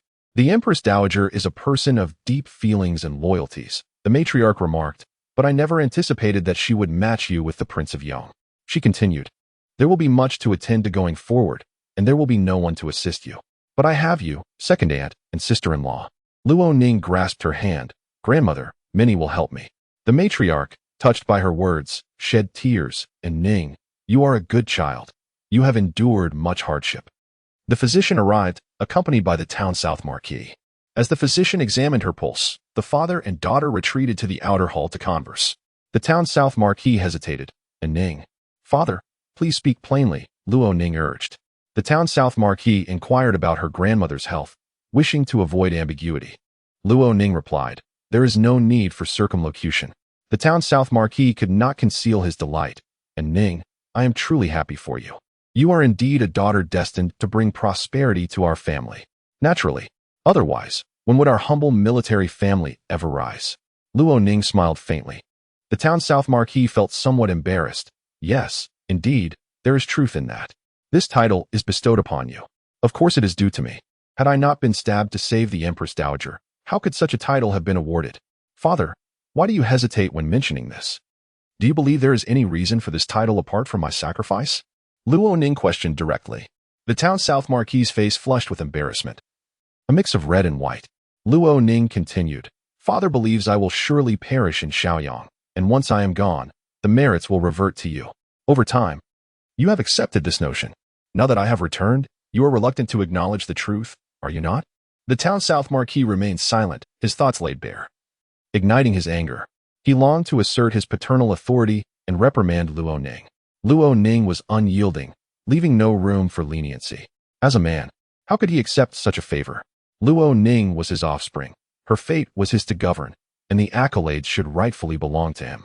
This was his perspective, and he felt justified. A daughter who continually boasts of her accomplishments is neither demure nor compliant. If a princess were to wed for peace, would she dare claim that her sacrifice was the reason? It would merely be viewed as the emperor's grand benevolence, ushering in tranquility. The town south marquis wished to correct Luo Ning's mindset, urging her not to constantly seek recognition. Yet, he dared not. The Prince of Yong was notoriously overbearing, and Luo Ning had been betrothed to him, an unimaginable fortune for the town south marquis. The Prince of Yong wielded immense power, second only to the emperor, and many noble families longed to marry their daughters to him. Without the imperial edict, Luo Ning would not even qualify as a concubine. Such extraordinary fortune had fallen upon the town south marquis's estate. How could Luo Chongye dare oppose his daughter? At least at this moment, he regarded Luo Ning with reverence. "And Ning, shall I have someone send Bai Zirong away? Would that be acceptable?" The town south marquis inquired, seeking to appease Luo Ning. Luo Ning pondered. Entwined in this situation, how could one extricate oneself without injury? Will mother agree? Why would she disagree? The town south marquis dismissed her concern. With a daughter as the princess consort, what more could he desire than his niece's wealth and status? Whether his niece could enter the palace was debatable. She was not his own flesh and blood, and could she truly compare to Luo Ning? "Father, you should discuss this among yourselves and then inform your daughter," Luo Ning proposed. The physician emerged, and Luo Ning stood to inquire about the diagnosis. The elderly matriarch had become agitated and overly excited, requiring several doses of calming medicine. Luo Ning remained in the Shijing courtyard, observing as the servants prepared the medicine for her grandmother. Once her grandmother had fallen asleep, she returned to the Wengqi courtyard. Mother Kong and the others were filled with joy. Luo Ning assured them, "As long as you are united in purpose with me, you shall all be my companions in the future. From this day forth, as long as I exist, your days shall flourish." As she uttered these words, she summoned 2 rough-handed maidservants and a servant woman into the room. She intended for the entire Wengqi courtyard to be sealed off, allowing no one to intrude. The few present knelt down, bowing their heads in gratitude. That night, Luo Ning enjoyed a restful sleep. The news of the emperor's betrothal of the young Wang sent ripples through the realm, igniting a fervor of public discourse. On this night, countless souls found themselves restless, unable to find slumber. Chapter 054. Jealousy of Luo Ning. Madame Luo, the matriarch of the Luo family, took her medicine and fell asleep, only to awaken before the hour of the pig. The elderly lady seldom had enough rest. On duty tonight was her trusted stewardess, and Ning had indeed received a stroke of good fortune. The matriarch recalled the imperial decree, and much of her inner turmoil dissipated. The stewardess also rejoiced for Luo Ning. The young lady was brave and fearless, and having survived great peril, she was destined for wealth and nobility. A pang of sorrow struck the matriarch's heart. Such fortune did not come easily. She had been unexpectedly betrothed to the powerful Prince Yong, a revelation that no one could have anticipated or dared to imagine. The Luo family still held a glimmer of hope, the matriarch mused. The stewardess reassured her, saying that each child had their own prospects, urging her not to worry. The matriarch merely shook her head. She remarked to the stewardess that the second son had been promoted too slowly over the years. In terms of martial skills, military strategy, and valor, he surpassed the eldest by far. The stewardess was puzzled. Why mention the second master? Yu Zhua, at merely 20, had been appointed a third-rank cavalry general, while the second son, now 40, remained at the 4th rank. The matriarch replied, explaining that she was merely comparing the two. The stewardess countered, noting that a 4th-rank military officer was already quite impressive. Not everyone had the opportunity to gain titles through their daughters, nor could everyone be like Yu Zhua, achieving greatness at such a young age. A military officer was inherently lesser than a civil servant, and his 4th rank might carry weight if he were to be posted elsewhere. In this capital city, however, he was virtually unknown. When would he ever make a name for himself? The matriarch sighed, expressing her doubts. The stewardess asked why she suddenly wished for the second master to advance. After all, they had a marquis. With the marquis holding a title and the eldest son being astute, having secured an official position as a civil servant, the marquisate would surely support him for a decade, ensuring his future. Upon hearing this, the matriarch smiled faintly, though the smile bore an inexplicable bitterness. The stewardess felt a pang of anxiety. How many people in this inner and outer courtyard were truly on their side? The matriarch lamented that Luo Yin had dared to strike Ning in the study, and had it not been for Qiu Hua's complaint, they would have been none the wiser. The first lady manages the household with prudence. You always say we should let go. If our daughters-in-law are capable, the household will be harmonious, right? The matriarch laughed bitterly again, recalling that she had indeed thought this way.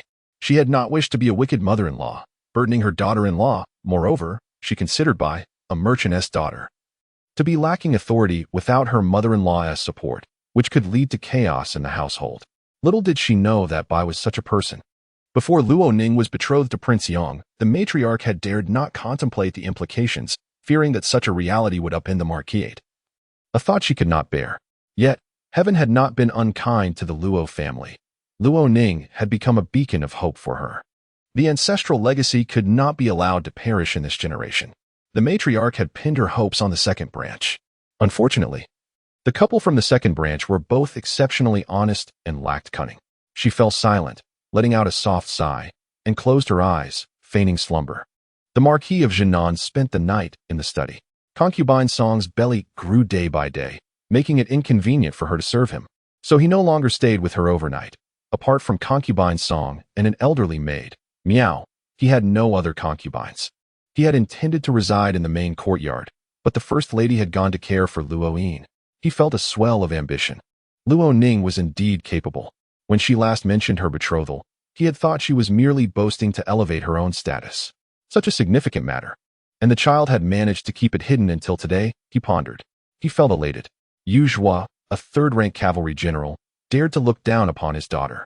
Now he understood the gravity of the situation. The Marquis of Jinan felt a profound satisfaction at this thought. He had vented his frustrations. What was so enviable about a young general? His son-in-law was, after all, Prince Yong. Meanwhile, the Yu family had also spent a sleepless night. Yu Zhua was injured by a hidden weapon, both of his knees swollen and excruciatingly painful. It was said that Prince Yong was adept with hidden weapons. Yet no one had anticipated such force at such close range. Yu Zhua's knees throbbed with pain. His mother, meanwhile, insisted, "Tomorrow, you must go to the Wang residence with General Cui to bow and apologize." Who could have known? Who could have known that Luo Ning could rise so dramatically? She sighed. Yu Zhua's heart ached more than his knees. He was unsure whether it was the loss of his prospects or Luo Ning's advantageous marriage that tormented him. Perhaps it was a combination of both, causing waves of numbness in his chest. Unable to contain his fury, he shouted, "Silence!" Mrs. Yu was taken aback. Which son dared to defy filial piety and order his mother to be quiet? "You ungrateful child!" she exclaimed, a mix of shock and anger. "Get out!" Yu Zhua retorted. He had not exchanged formal marriage tokens with Luo Ning. Before today, he had felt fortunate to have married the beautiful Bai girl, believing it was not a breach of promise. His agreement with Luo Ning had only been verbal and thus not binding. Who could have guessed that it was Luo Ning who would escape the constraints? She had soared to prominence. His third-rank cavalry general title now seemed trivial in the eyes of Prince Yong. Luo Ning's rise had rendered Yu Zhua's proudest achievements worthless. His pride had transformed into folly in an instant. This was the true source of his anger. Anyone could ascend, except for those closest to him. The success of an acquaintance was the most painful, for jealousy could drive one to madness. Both were born into military families. The Luo family held titles, while the childhood sweethearts were now engaged to a prince. Her triumph highlighted Yu Zhua's insignificance. He was almost consumed by hatred for her. Looking at his knees, he questioned why he could not resent her. Luo Yin had suffered more gravely. The bone-setting doctor confirmed that he had not fractured any ribs. Yet every organ ached painfully enough to make him spit blood. "I will go to the censorate to report him," Luo Yin declared to the Marquis' wife. She could only advise him. The son of a noble family, Prince Yong, strikes as he pleases. "What can the censorate do?" She continued. "Bite your tongue. Yin. He has become your brother-in-law. You stand to gain immensely." Luo Yin understood this. Intellectually, he grasped it well, yet emotionally, he could not accept it. How could that wretched Luo Ning be so fortunate? Meanwhile, he and Bai Ziyong found themselves perpetually unlucky, overshadowed by Luo Ning. "Why couldn't I be betrothed to a Rong?" Luo Yin lamented. The Marquis' wife chuckled softly. "Silly child, with a princess consort in our family, are we to worry about your and a Rong's futures?" "But I am unwilling." Luo Yin protested. "Life is long. We must plan gradually. I have been married into the Luo family for over 20 years. How could I be content? You see, now you are a young master of the Marquisate, not the son of a merchant," the Marquis' wife replied gently. Luo Yin, youthful and impetuous, absorbed little of her words. When given the chance to choose, many do not opt for the most advantageous path for both parties, but rather select the one that is least favorable. "I do not wish for you to prosper, even if it costs me dearly." Luo Yin was acutely aware that his mother spoke the truth. Now was the time to curry favor with Luo Ning. Yet, he could not bear to see her flourish. "Once you and a Rong achieve your aim, there will be plenty of time for you to vent your frustrations," the Marquis' wife assured him. Luo Yin merely nodded. The next day, Bai Ziyong's eyes were red and swollen, as if she had not slept a wink. The Marquis' wife had also gone without sleep. She informed Bai Ziyong that now there would be even more opportunities to enter the palace as a consort. "Do not cause a stir. Do not heed your elder brother's words," the Marquis' wife advised, "as long as you remain steady and allow Ning to thrive first." "Our good days are still ahead," Bai Ziyong replied. "Rest assured, I will be discreet." The noble families of Xinjing all buzzed about the matter. Princess Jiahong had also spent the night awake, entering the palace at dawn. Inside Shoqing Palace, Empress Dowager Cui was making arrangements for 2 governesses to go to the Marquis of Jinan's residence. A princess consort is a first-rank official female in the court, and her conduct must always be appropriate. Before her marriage, The Empress Dowager wished for Luo Ning to master the etiquette befitting a noblewoman and to understand the intricate relationships and rivalries among esteemed families. When selecting a suitable match, the princess entered, performed her salutations, and directly inquired what prompted the sudden betrothal of the young lady from the Luo family. Chapter 55. The kindness of Prince Yong in winter in the Shoqing Palace. The Empress Dowager was assigning duties to the instructresses when Princess Jiahong arrived. "Why do you concern yourself with this matter?" the Empress Dowager inquired. The princess, burdened with unspoken woes, replied, "Not a hint of news has been revealed. It is truly unexpected." The Empress Dowager chuckled lightly. "The Emperor has instructed the Ministry of Rites to draft an edict, even if it is meant to be kept confidential. It should not result in utter silence. Your ignorance signifies that the Pei family does not regard your involvement in Prince Yong's marriage with any significance. Why do you inquire now? Is it for the Pei family or for Aining?" The princess hesitated, her words faltering. She did not respond directly, remaining silent for a moment before pressing on. "Is this matter truly settled? Has Prince Yong consented? If he is unwilling, no matter the imperial decree, he would surely create disturbances. Luo Ning may even face dire consequences." Princess Jiahong expressed her willingness to mediate, to bring Luo Ning over and allow her to assume another identity, still becoming a daughter-in-law to the Pei family. "Of course," the Empress Dowager replied. After the passing of the crown princess, it was intended to arrange a marriage for Prince Yong in April, but he could not wait. He has urged both me and the Emperor twice, insisting that the marriage be arranged for early March. The Empress Dowager smiled. There was no real pressure. Prince Yong simply informed the Emperor of his desire to be betrothed in early March. He intends to marry the daughter of the Zhennan Marquis, avoiding alliances with noble families. The Emperor was delighted and immediately conferred with me. The Emperor is quite indulgent of Prince Yong's boldness.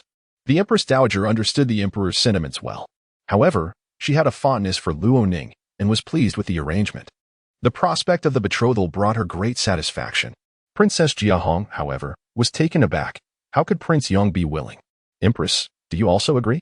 "Of course I agree," the Empress Dowager replied. "Aining has shielded me from harm. I still cannot fathom her bravery." The princess remained speechless. "You are all in favor. What about my son?" The young master had urged the princess to enter the palace before dawn, specifically sending her to the palace gates to ascertain the situation. Even if the matter was settled, Pei Ying still clung to a glimmer of hope. "Are you unwilling?" The Empress Dowager scrutinized her. "Must a daughter of the Pei family marry Prince Yong?" The princess replied. "That is not the case. According to ancestral customs, a prince may have 4 concubines. The Emperor mentioned just yesterday that with the primary consort arranged, concubines must also be provided, lest Prince Yong feel slighted." The Empress Dowager implied that if a daughter of the Pei family truly wished to marry Prince Yong, she could be considered as a concubine. A princess concubine holds significant honor, especially one like Prince Yong, who commands military power. His 7 years of hardship on the frontier have not been in vain. He now possesses the capability to rival both aristocracy and imperial authority. The Emperor sometimes wonders whether his mother is fond of Prince Yong or wary of him. The princess forced a smile. "Empress, I was merely inquiring." She then took her leave. The Empress Dowager pondered thoughtfully. In the wintry courtyard of the Zhennan Marquis' residence, Luo Ning awoke early, sneezing twice. "Prepare some ginger soup for me," she instructed Mama Kong. "Let it not be a chill." Yesterday had been busy, attending to the imperial edict and caring for her grandmother, only to realize upon returning to her courtyard that her skirts and shoes were soaked through. The cold rain was unrelenting. Mama Kong complied. After drinking the ginger soup, Luo Ning felt warm and began to assess the betrothal gifts that Prince Yong had sent the previous day. In truth, these gifts could hardly be deemed proper betrothal gifts, as the most crucial item in a betrothal in this dynasty was tea. Prince Yong had sent 3 boxes of fine silks and satins, a box filled with various jewelry. There were decorative items wrapped in red silk, such as screens, blood coral, and vases. The array was splendid, yet conspicuously absent of tea. Thus, he had informed Luo Ning at the entrance that these gifts need not be counted as dowry, but were instead intended as her private funds under the name of betrothal gifts. There was also a heavy black lacquered box. Upon opening it, she found it filled with silver notes, amounting to 30,000 taels, a thick stack that made her hands tremble as she counted. So much.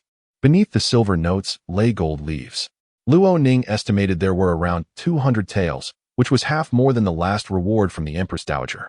A wealthy and generous prince indeed. Luo Ning was in dire need of funds. Bai Xiong lacked status, but not money, to contend with her. Luo Ning's resources must not be scant. Prince Yong was truly a benefactor in her time of need. She carefully stored the gifts away. The silks and satins were entrusted to Qilan for safekeeping, while the key to the money box was given to Chihua. Chihua, please consult the Marquesas and arrange for a carriage. I wish to visit the Empress Dowager, Luo Ning instructed. Chihua agreed. However, before she could depart, Eunuch Wei from the Shoqing Palace arrived. The household welcomed him warmly. Eunuch Wei brought 2 instructresses, one surnamed He and the other surnamed Yin.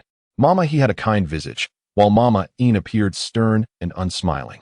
The Marquesas felt a sense of trepidation before the princess's elevation. Her daily affairs had been overseen by these 2 instructresses. The household rules could not be applied to the princess, and thus they had come to inform the Marquis and his wife. Eunuch Wei's smile was warm, yet his words were not overly polite. The Zhennin Marquis and his wife responded dutifully. The 2 instructresses were escorted to the Wenqi courtyard. Luo Ning placed her trust in the Empress Dowager, thus felt reassured regarding the instructresses she had selected.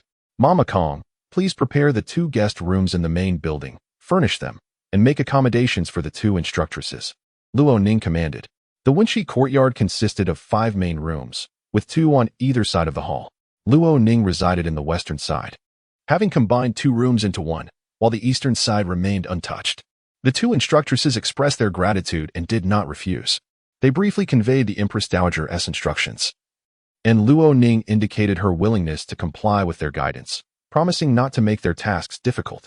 As a token of goodwill, Mama Kong presented each instructress with a small pouch.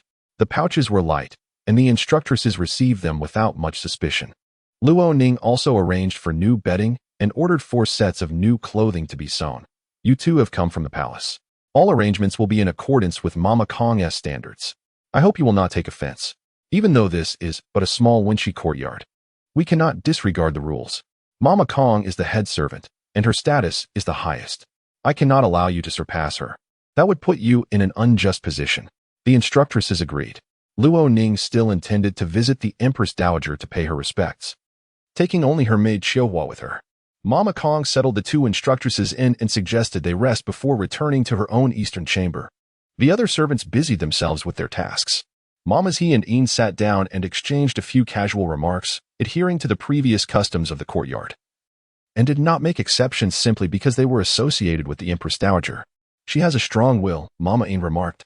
Mama He smiled. She is efficient and clear in her instructions. Those around her follow her lead. She possesses great authority. The Empress Dowager has a discerning eye. Mama Yin nodded. It appears that instructing this princess will not be overly taxing.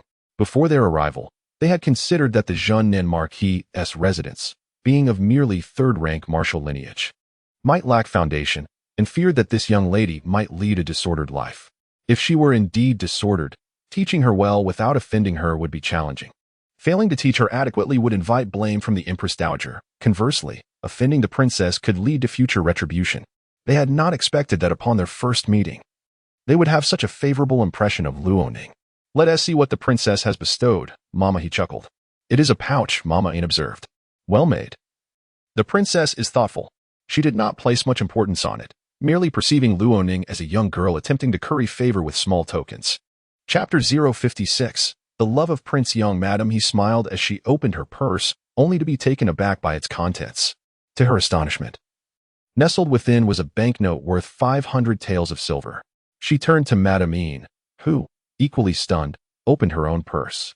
The 2 women stared at the banknote in silence for a prolonged moment. Having spent the majority of their lives serving in the palace, their combined savings had never amounted to such a sum. This was the first time they had received such a generous reward. Both matriarchs felt a tremor of respect. They had initially regarded the princess as merely reliable, but now saw her as not only shrewd, but also exceedingly generous. She was not to be underestimated. In an instant, their dismissive attitudes transformed into admiration. No wonder she had been conferred the title of Princess Yang. Luo Ning entered the palace. In Shoqing Palace, the Empress Dowager took her hand and said, "You must change your address." Coming from a humble background, once she had been betrothed, she would henceforth be regarded as a prospective daughter-in-law. According to the laws of the dynasty, a betrothal required official approval. Luo Ning, having been promised to Prince Yang, was already considered a royal daughter-in-law. despite the marriage not yet being formalized. Mother, Luo Ning hesitated, struggling to find the words. The Empress Dowager chuckled, good child. She removed the Buddhist beads from her wrist and placed them delicately on Luo Ning's hand. These beads were intricately carved by Master Xuanyao and were given to me when I was 6. I have worn them for nearly 40 years. And now I pass them on to you. Luo Ning understood the significance of the beads. However, when she had first returned to the capital to claim them, the Empress Dowager had given them without hesitation. It was only upon their return that Luo Ning realized her folly. Such a precious item had been bestowed upon her with great care today, having never experienced a mother's warmth since birth. The slight warmth of the beads against her wrist made Luo Ning's eyes glisten with unshed tears. Thank you, mother, she said, her voice choked with emotion. The Empress Dowager, disregarding the presence of court officials and eunuchs, embraced her tenderly, gently patting her back as she would with Princess Pingyang. If ever you suffer grievances, come and speak to your mother. Luo Ning nodded in agreement.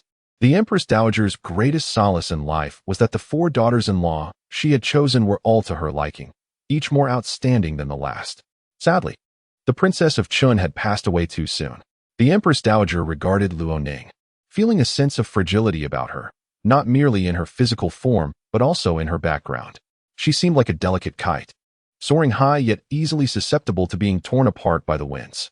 In addition to appointing a governess to assist her rapid adaptation to royal life, the Empress Dowager gifted her the beads, firmly believing in their divine significance.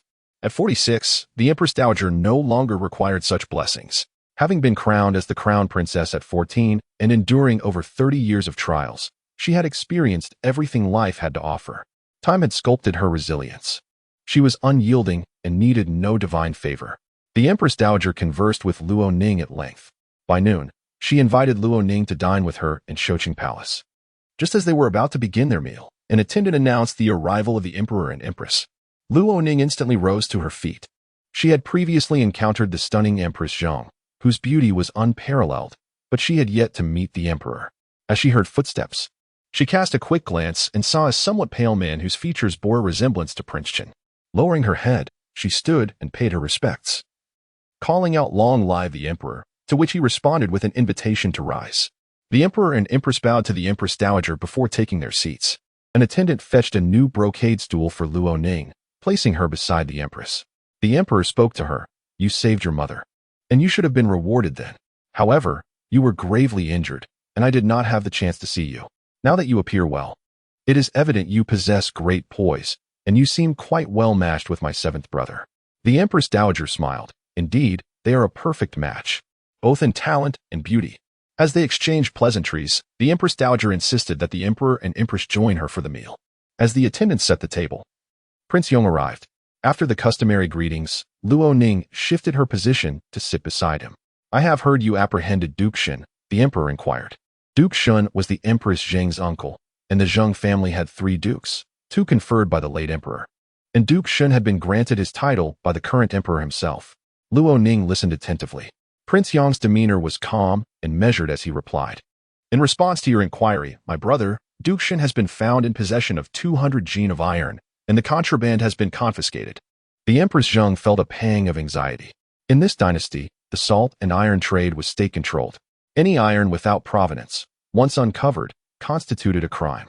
By stating possession, Prince Yong had implied a serious offense.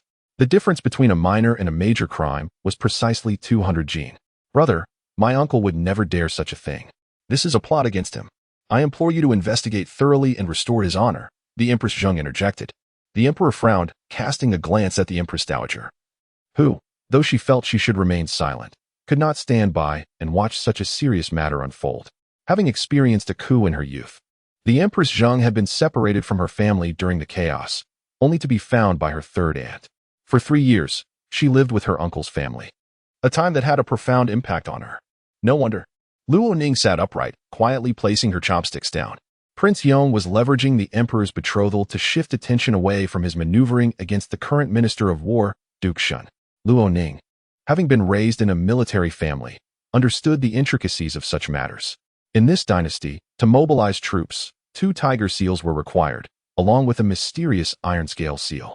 The tiger seals were split in 2, one held by the Emperor and the other by the military general, in this case, Prince Yong. to deploy troops. Both seals must be present. However, to bypass this requirement, one could use a scale seal along with the tiger seal. The scale seal was controlled by the Minister of War, who had to be an absolute confidant of the emperor. Otherwise, it could lead to disaster. It was clear that Prince Yong desired to replace the current minister with his own ally. Luo Ning recalled that the emperor was infatuated with elixirs and would likely pass away by the end of next year, leaving the young emperor to ascend the throne at just a year and a half old. The emperor's tiger seal was temporarily held by the Empress Dowager. Subsequently, Prince Yong would take his place, and the first to support his ascension would be Duke Shun, who was also the Empress Zheng's uncle, akin to a father figure to her. Thus, Luo Ning deduced that Duke Shun was an ally of Prince Yong. Yet, the emperor remained oblivious. Perhaps there were recent rumors, and Prince Yong needed to alleviate any doubts the emperor harbored regarding Duke Shun, prompting his actions against him. This was a contest for military power. As Luo Ning contemplated this, she glanced at Empress Zheng, who in this moment seemed to share a mutual affection with Prince Yong. Was she genuinely advocating for her uncle? Or was she performing a charade for Prince Yong? If it were the latter, would Luo Ning, as the future Princess Yong, be the target of the Empress Zheng's jealousy? Even if Prince Yong explained things to her privately, would she believe him? Jealousy is merely an emotion. Knowing that Luo Ning's position was precarious could easily incite resentment. Luo Ning did not possess such a formidable uncle, nor the political acumen characteristic of a highborn lady nurtured for greatness. All she desired was for Prince Yong to clarify the true nature of their marriage to Empress Zheng privately, to avoid dragging her into a conflict that could lead to a bitter end. Chapter 57. The Emperor's Preferences. Luo Ning harbored modest aspirations. As long as the Luo family remained intact, and the ancestral hall and tombs were not entirely consumed by Luo Yin's flames, she could ascend to the position of a princess in Shaoyang. Royal sister-in-law, I shall investigate thoroughly. If it is true, I will not overlook the Duke of Shen's transgressions against the law, declared the Prince of Yong. The Emperor maintained a tranquil expression. Seventh brother. The Duke of Shen is rather boisterous in nature. He must have been framed. He is cautious in significant matters, but relaxed in trivial ones. So there is no need for excessive scrutiny. I will ascertain the facts, the Prince of Yong responded, emphasizing that he would provide the Emperor with an explanation based on reason and law, ensuring that no injustice would befall the Duke. The Emperor nodded slightly. The Empress Dowager, however, displayed no signs of surprise, her demeanor gentle as she regarded her two sons, seemingly oblivious to their sharp exchanges. Luo Ning found herself perplexed by her thoughts. If she were in the Empress Dowager's position, what would she contemplate? She realized she could not decipher the Dowager's state of mind. Let us dine, the Empress Dowager smiled. This black chicken soup is getting cold. Drink up. Ning, you should eat as well. Luo Ning complied. Nevertheless, the Emperor, the Empress, and the Prince of Yong hardly touched their chopsticks and remained silent. The Empress Dowager ate sparingly, merely sampling the dishes. In contrast, Luo Ning feasted heartily. She was both hungry and detached from the tension surrounding her. Regardless of their disputes, her aspirations for a bright future as the Princess of Shaoyang remained unshaken.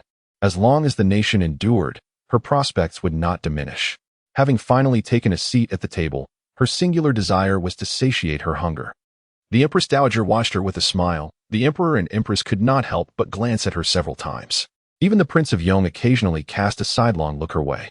The lunch commenced with difficulty.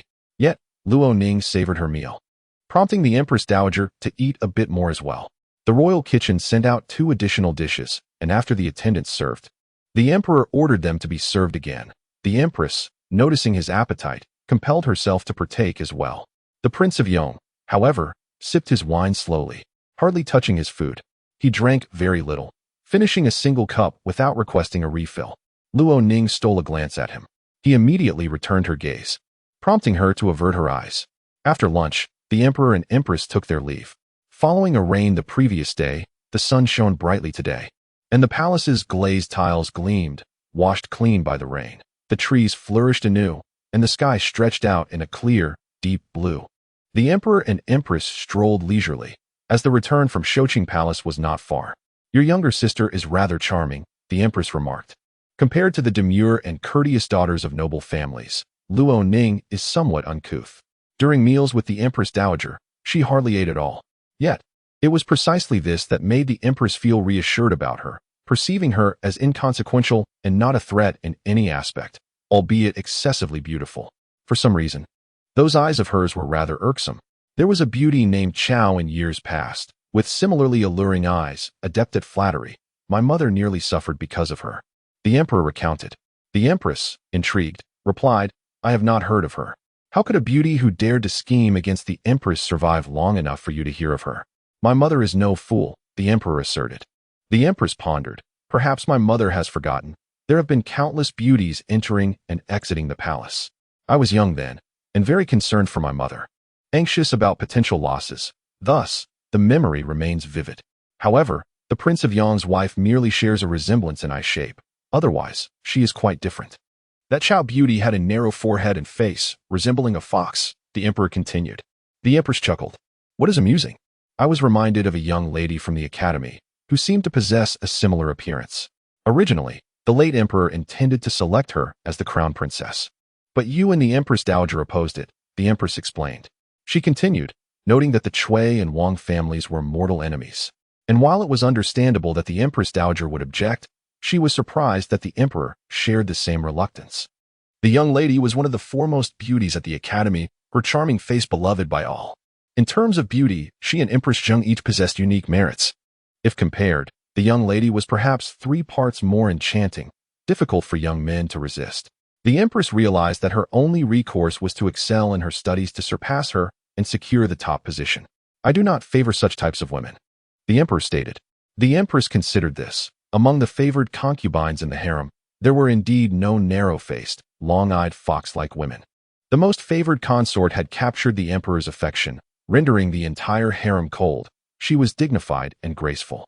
The favored consort was executed for conspiring to assassinate the emperor, and the current favorites were 2 ladies-in-waiting, each possessing a hint of resemblance to the consort, yet neither were alluring.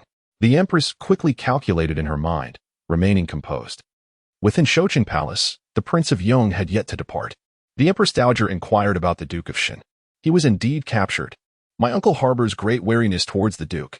There are reports indicating that his villa concealed iron, and we have found evidence. The Ministry of Justice dares not act. And Minister Xiao has implored me for assistance, the Prince of Yong informed the Empress Dowager.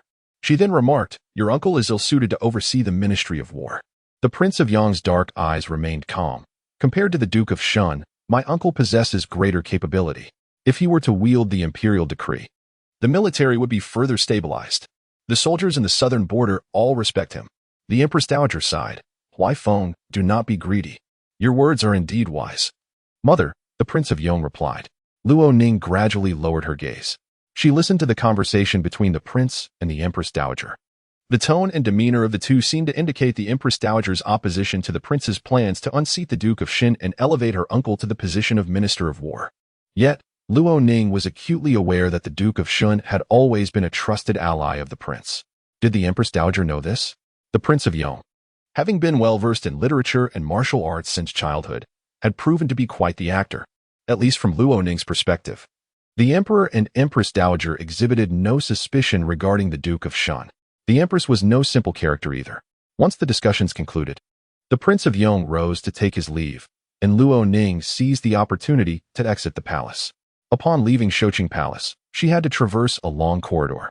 The Prince of Yong walked briskly, and Luo Ning found herself nearly jogging to keep pace with him, breathless. As they approached the palace gates, the carriage of the Prince of Yong was stationed nearby, still an unassuming black-topped carriage. Get in, the Prince of Yong instructed. Luo Ning complied, waiting for the coachman to lower the step. The prince, noticing her hesitation, quickly understood. He was reluctant to remind her that his carriage did not have a step as he did not require one. Without further ado, he grasped her waist and lifted her into the carriage. Luo Ning was taken aback, momentarily stunned into silence as she blinked at him. Please enter.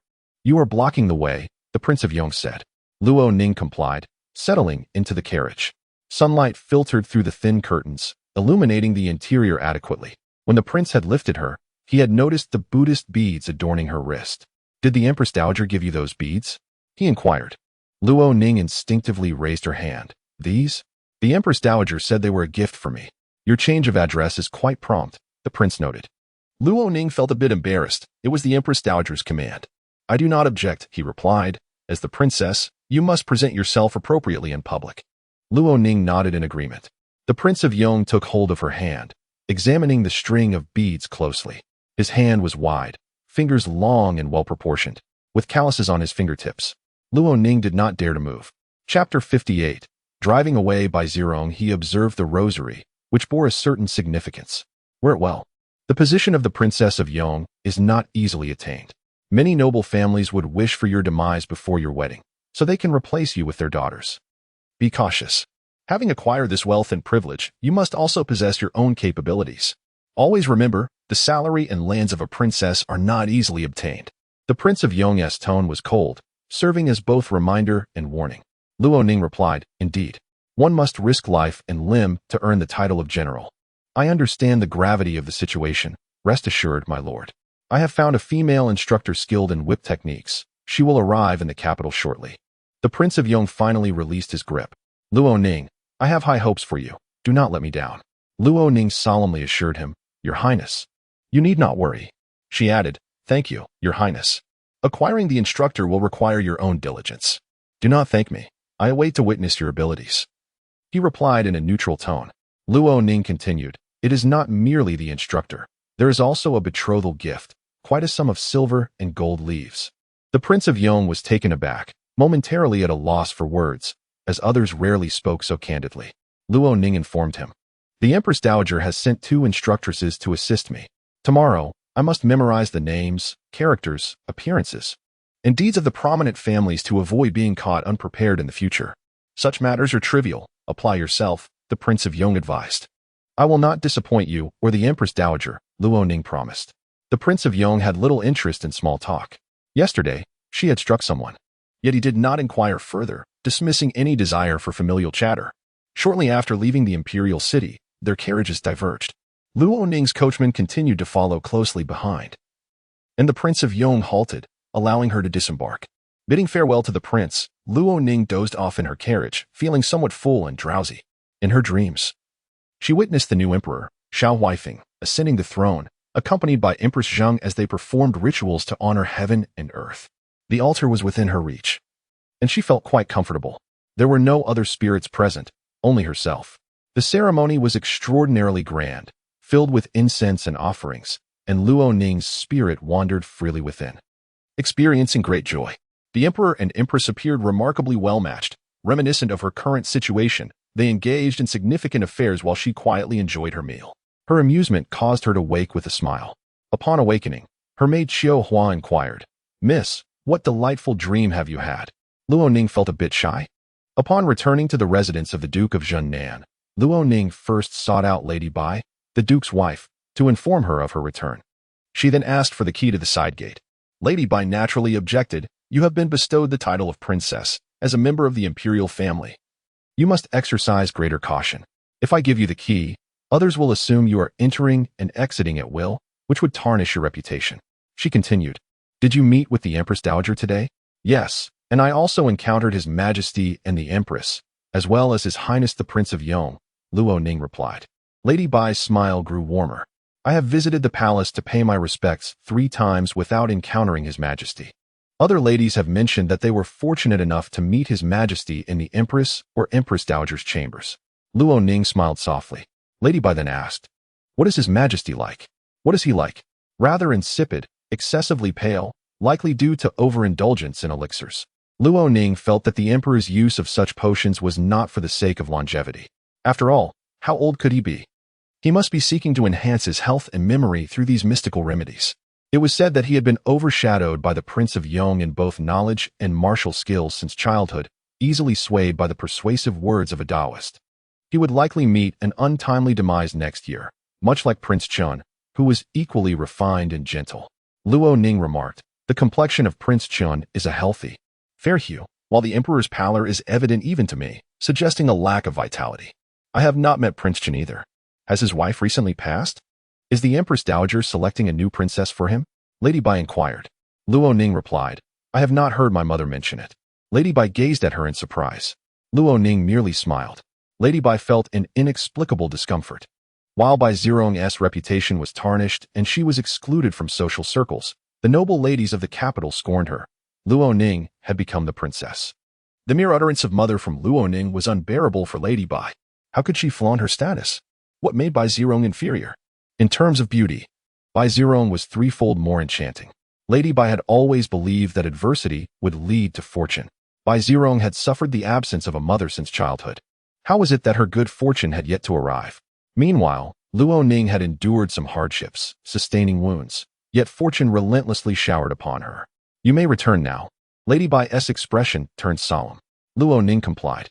In the evening, Bai Zirong came to dine with Lady Bai and inquired about Luo Ning. Bai Zirong was equally well informed. The inner courtyard belonged to her aunt, making it her domain, and she held more influence than Luo Ning. Did a Ning enter the palace today? She asked. Lady Bai nodded. Indeed. Has she met His Majesty, I wonder? Bai Zirong asked with a hint of longing. Aunt, surely we will have the chance to meet His Majesty? Of course. Will he like me? Bai Zirong queried. Lady Bai replied. How could he not? Men cannot help but adore you. Just look at Yuzhua. With a little coaxing, he is utterly captivated.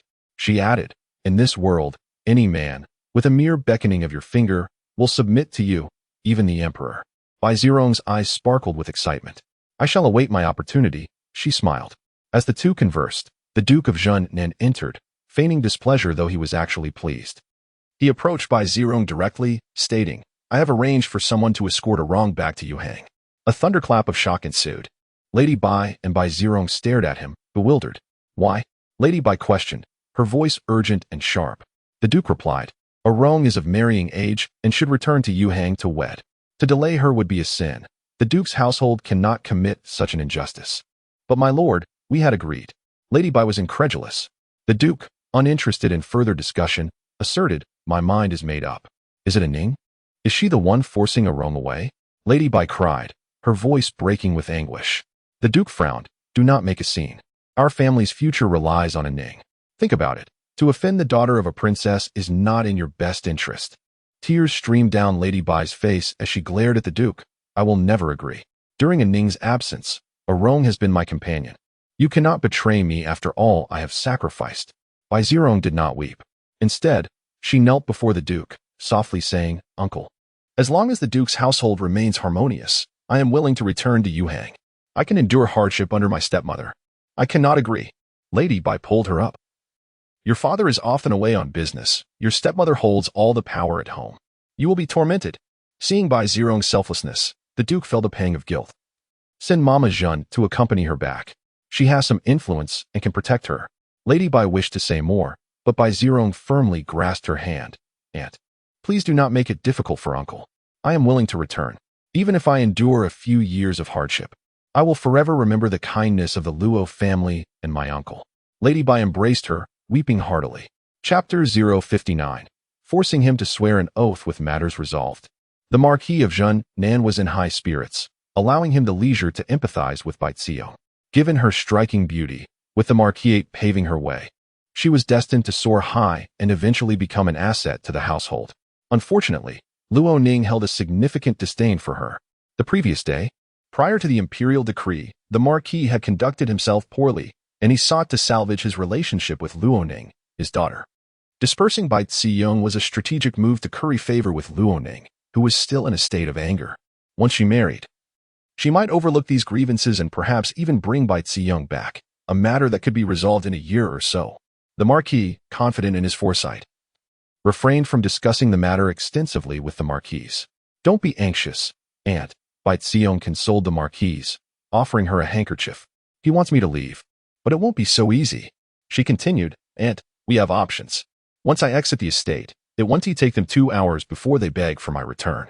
The Marquise ceased her weeping, gradually regaining composure. Do you have a plan? She inquired. Bai Zirong leaned closer, whispering her intentions into the Marquise's ear. The Marquise's heart began to calm. As the Marquis of Zhennan arranged to send Bai Zirong away, he hurried to reconcile with Luo Ning. At that moment, Luo Ning was engrossed in listening to Yun Mama recount matters concerning the Cui family. The Cui clan, a prominent family and the maternal kin of the Empress Dowager, was essential for Luo Ning to understand. The Cui family was vast and its influence intricate. Luo Ning took note diligently, just as she was focused. Yun Mama's detailed narration was interrupted by the arrival of the Marquis. In 3 days, I will send you back to Yuhang. All is arranged, the Marquis asserted. Ning, your father stands with you. With the Prince of Yong, you mean? Luo Ning replied with a faint smile. Father, perhaps it would be wise to wait until she actually departs before sharing such news with your daughter. We wouldn't want you to contradict yourself. The Marquis's expression darkened. His temper was volatile, and his impatience was a trait that Luo Ning had evidently inherited. In their previous lives, both father and daughter had fallen victim to Luo Yin and the Bai family due to their impulsive responses to schemes. Just as he was about to lose his temper, he noticed Yun Mama and felt a tremor of restraint, forcing a smile. She will certainly leave. I shall await good news, Luo Ning replied. The previous life had not witnessed the departure of Bai Xiong. After the Marquis took his leave, as Yun Mama continued to discuss the Chui family matters, Luo Ning found her mind wandering. Yun Mama gently reminded her, Princess, please focus. Luo Ning smiled softly. Let us conclude our studies here for today. I find it difficult to concentrate. I wish to take a walk. Of course, Yun Mama acquiesced, prioritizing Luo Ning's pace. Luo Ning immediately procured 500 taels of silver to secure her freedom. Accompanied by her maid Xiuhua, she intended to visit her grandmother and transcribe Buddhist scriptures to calm her mind. However, she noticed a maid beside the Marquis, carrying a food box toward Luo Yin's courtyard. Is the Marquis delivering medicine to Luo Yin? Luo Ning pondered, sensing something amiss. She instructed Xiuhua, go find the eldest daughter-in-law and inquire what the Marquis sent to their courtyard today. Yes, miss, Xiuhua replied. What concerns you, miss? It is not concern, merely caution. Luo Ning clarified. The Marquis intends to send Bai Xiong away. Surely, the Marquis and Bai Xiong will not acquiesce. Luo Ning recalled the Marquis's repeated claims about Bai Xiong, saving Wen Shi and her son. This was Bai Xiong's trump card.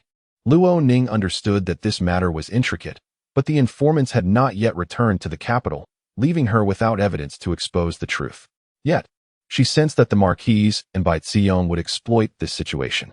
Luo Ning also remembered the last time the Marquis had drugged her to prevent her from visiting the palace for the new year. What would happen this time? We must hurry, Luo Ning urged Xiuhua. She could not wait for others to gather information. She needed to visit Luo Yin's courtyard. Before doing so, however, she had a matter to address to avoid provoking Luo Yin unnecessarily.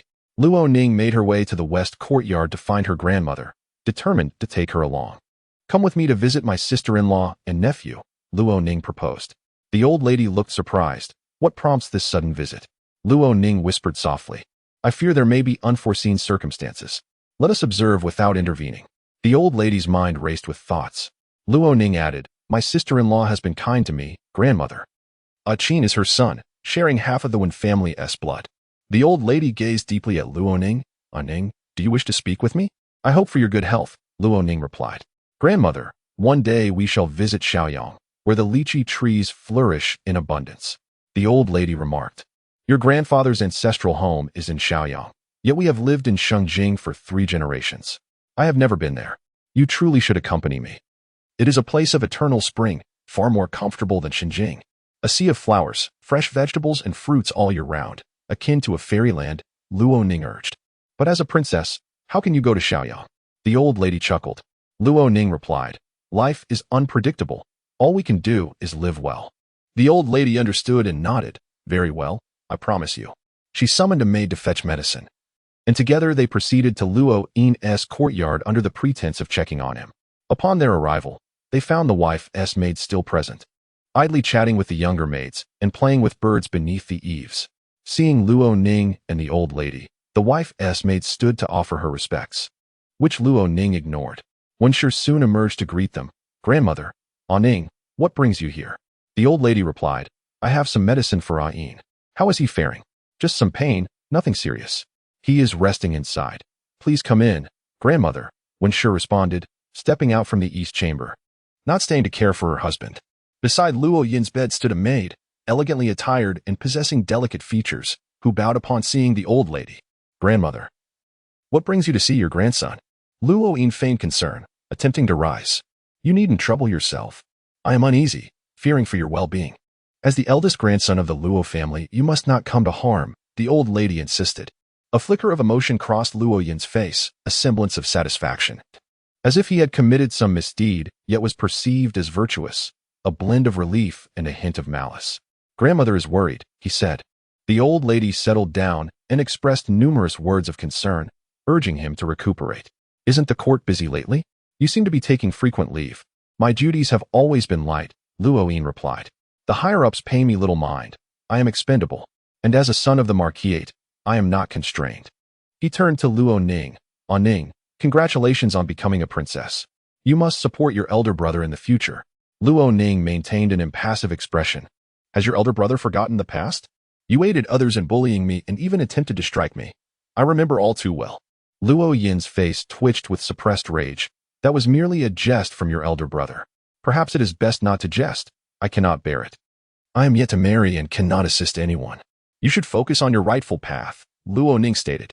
Luo Yin clenched his fingers, refraining from cursing in front of the old lady.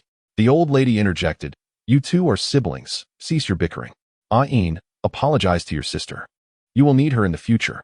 Reluctant yet unable to act out in front of the old lady, Luo Yin recalled the Marquise's words and conceded, Ning. I apologize for any offense. Such an apology feels rather insubstantial. What lies ahead? Brother, it would be better for you to swear an oath. Luo Ning remarked. Luo Yin responded, From now on, if you fail to protect me in times of need, may I meet an untimely demise. Burned alive, he added. May I be consumed by flames, Luo Yin declared. A flicker of expression crossed Luo Ning's face, as if he had smiled briefly. Chapter 60. Luo Ning's inquisition into the poisonous scheme Madam when observed quietly from the side.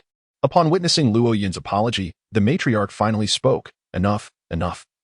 Let us cease this commotion. She then turned her gaze towards Madam One, inquiring, Where is Qin? Bring him to me. Qin is still asleep and has not yet awakened. Madam One replied. Just as she spoke, the sound of a child was heard. Madam One stepped outside and soon returned with the newly awakened Luo Liqin in her arms. The matriarch, gazing at the child, felt her heart soften as she gently stroked his head. The child spoke with a soft, unclear tone, Great-grandmother, Aunt Ning. He bore a resemblance to Madam One, both in appearance and temperament. Qin is truly well-behaved, Luo Ning remarked. The matriarch shared her sentiment, finding the child exceedingly adorable. A maidservant from the main lady's quarters, noticing the continuous chatter within, peeked through the door. Luo Ning spotted her and called out, Come in and join us. Upon recognizing the maidservant from the countess's side, Luo Yin suggested to Madam One, Perhaps you should inquire about the matter? Madam One casually replied, It is Chonner. Come in. Chonner. The maidservant named Chonner, with no choice but to enter, respectfully bowed before Luo Yin and Madam One, saying, Madam's little kitchen has prepared some cheese for the young master to taste. She continued, Madam wishes to see the stewards but is occupied and has sent me to check on the young master. Since the young master was still asleep, the maidservant could not fulfill her task and had to wait. Madam One smiled and asked, Where is the cheese? Chonner went to the hall and brought in a food box. Upon seeing it, Luo Ning exclaimed, It smells delightful. Hand it to me. I shall feed Qin. She took Luo Liqin's hand and said, Come with Aunt, and let me feed you, shall we? Luo Liqin nodded in agreement. Luo Ning held the cheese and led the child to the eastern side room. She placed the cheese under her nose and detected a faint aroma. Aunt will perform a little trick for you. If you do well, Aunt will take you out for some sweets, Luo Ning said. Really? He asked. Of course. Luo Ning replied with a smile. When I stir the spoon, you shall say, It is delicious. She found a small vase, poured the cheese into it, and used an empty bowl to feed Luo Liqin. Although he was not fond of cheese, he was eager for sweets. His first words prompted praise from Luo Ning, which encouraged him to speak more. The cheese is truly delicious. I want more, he declared as he left the room, addressing Chonner. After Chonner completed her task, Madam One rewarded her with a handful of copper coins, and she returned. This task was trivial, and Chonner thought little of it. In the eastern courtyard, Madam Ho had just finished handling various matters and called for Chonner to ask, Why were you gone for so long? Chonner recounted everything to Madam Ho. Knowing that Madam Ho did not favor Luo Ning, she refrained from mentioning Luo Ning feeding Luo Liqin and simply stated that the young master enjoyed it and requested more. Madam Ho chuckled softly. He truly is a good child. 3 days swiftly passed. Bai Xiong was prepared to return to Yuhang and had packed her belongings. The servants of the Ho residence were all discussing her departure. The cousin residing as a guest must eventually return. She had stirred quite a bit of trouble during her stay, and it was time for her to leave. After all, the Ho residence was not her home. As Bai Xiong departed, she did so with grace and composure. Madam Ho accompanied her to the door, secretly wiping away tears. Madam One and Luo Yin also came to bid farewell. Why did you not bring A-Chin to see off his aunt? Madame Ho inquired. Madame Wen wore a slight frown, her eyes reflecting deep concern. A-Chin has been restless these past few nights, refusing to sleep. It took considerable effort to lull him to sleep. The maidservants placed by Madame Ho added, the young master has been crying incessantly during the nights. The child is quite unwell. Luo Yin also remarked. His cries have disrupted my sleep. I have been resting in the study these past few days. Madame Ho suggested, we should call for a doctor to examine him. Madame Wen replied, it is merely a restless spell. There is no cause for alarm, mother. There is no need for Ayin to worry. Bai Ziyang boarded the carriage. She did not bring much, leaving most of her belongings at Huafuyuan, stating that Yuhang lacked nothing. She mentioned that she might return for a brief stay, and thus had no need to take everything with her. Madame Ho agreed. As the carriage departed, news spread throughout the Ho residence. The second madam and Luo Wan exchanged idle chatter, both astonished. She truly left? The second madam questioned incredulously. I thought she would never leave. Luo Wan pondered, suspecting some underlying scheme.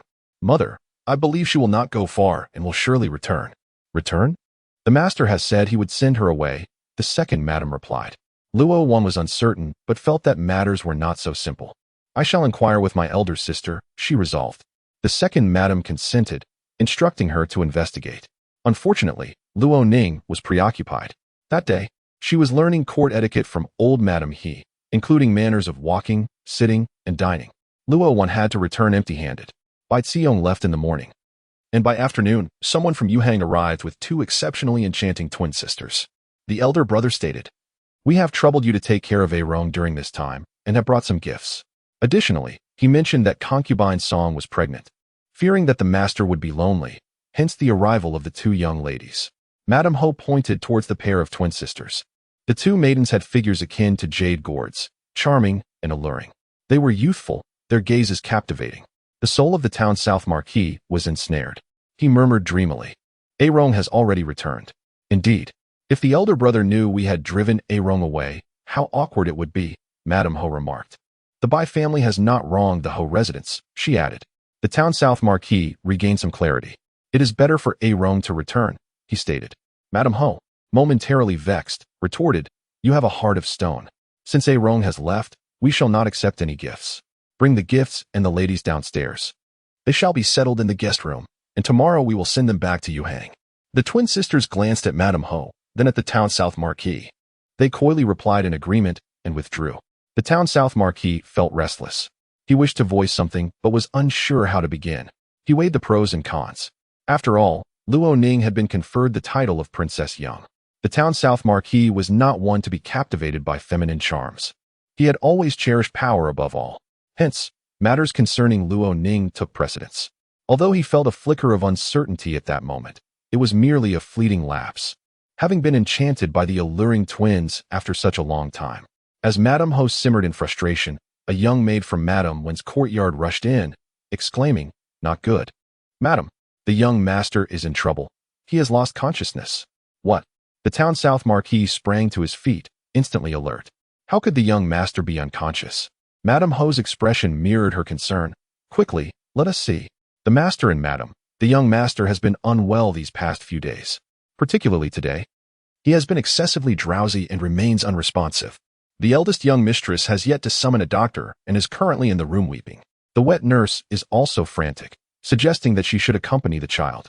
The elder sisters are blocking the door, preventing the maidservants from entering. The eldest young master is in the study. The maidservant, witnessing the chaos, hurried back to report to Madame. Madame Ho's hands trembled. Quickly, I must see A-Chin.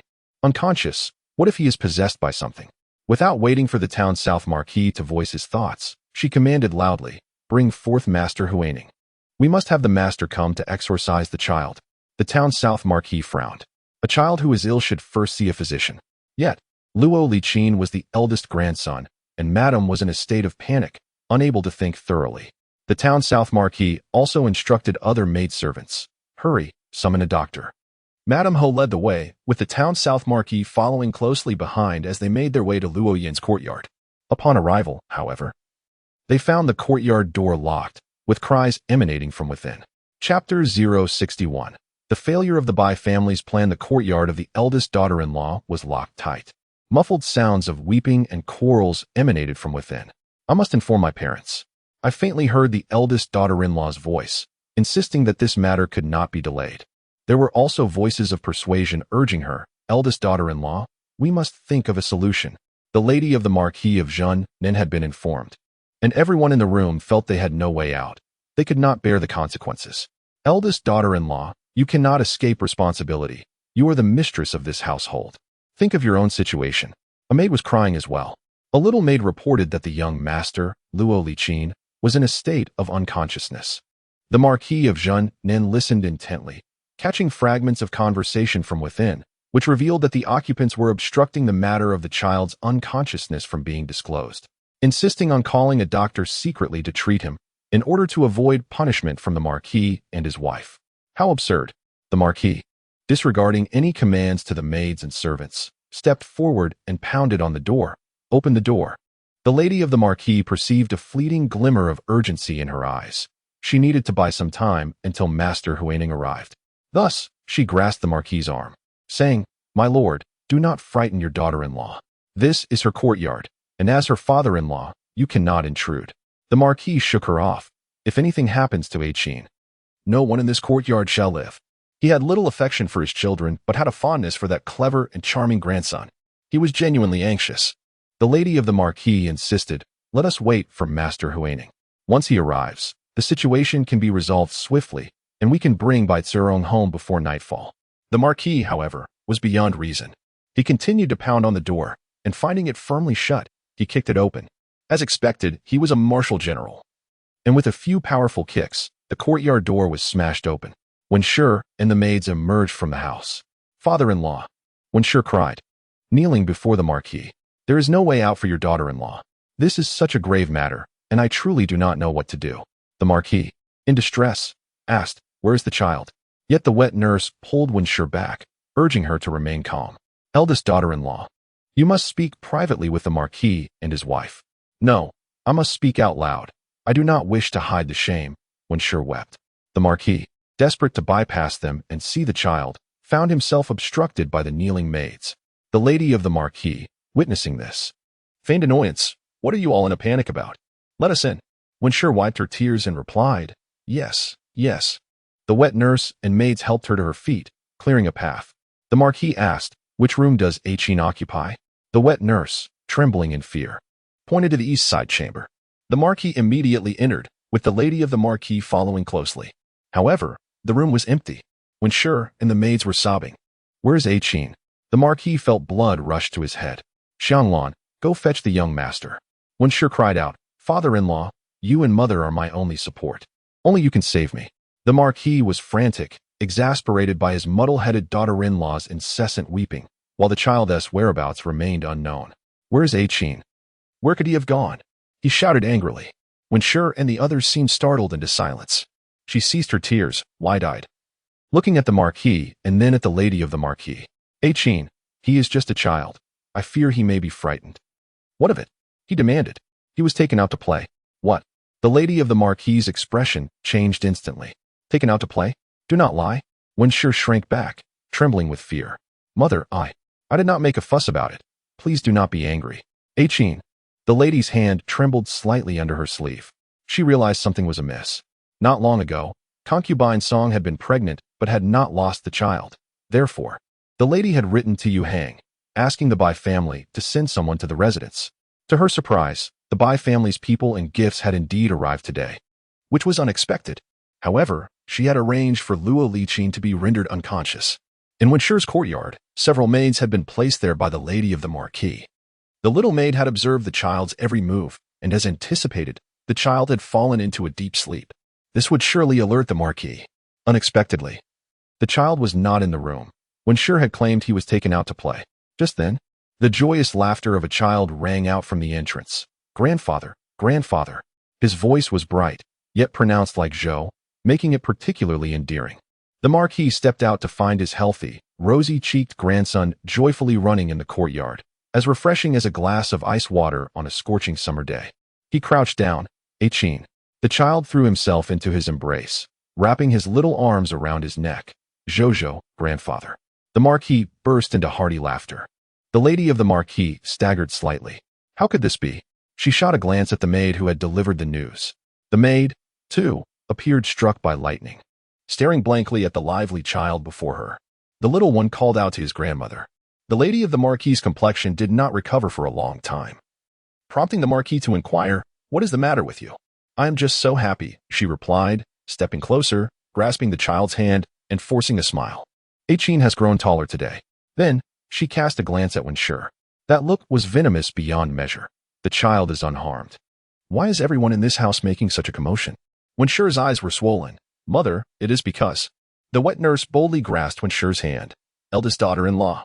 The lady of the Marquis's plan had fallen through, leaving her with disappointment, anger, and anxiety over how to manage the situation next. Her frustration boiled over, her voice rising sharply. "You old fool, what are you covering up for your mistress?" Winsure shook off the wet nurse, disregarding the crowd of maids and servants, and addressed the Marquis and the lady. "The day before yesterday, grandmother heard that Acheen was restless at night and sent a pair of golden cheilants to settle the child. Who would have known that those golden cheilants have now vanished?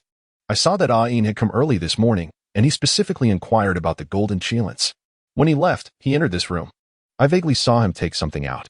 Those were the golden cheilants gifted by grandmother, and they weighed as much as 3 pounds. How am I to repay such a valuable item? He should not have taken it.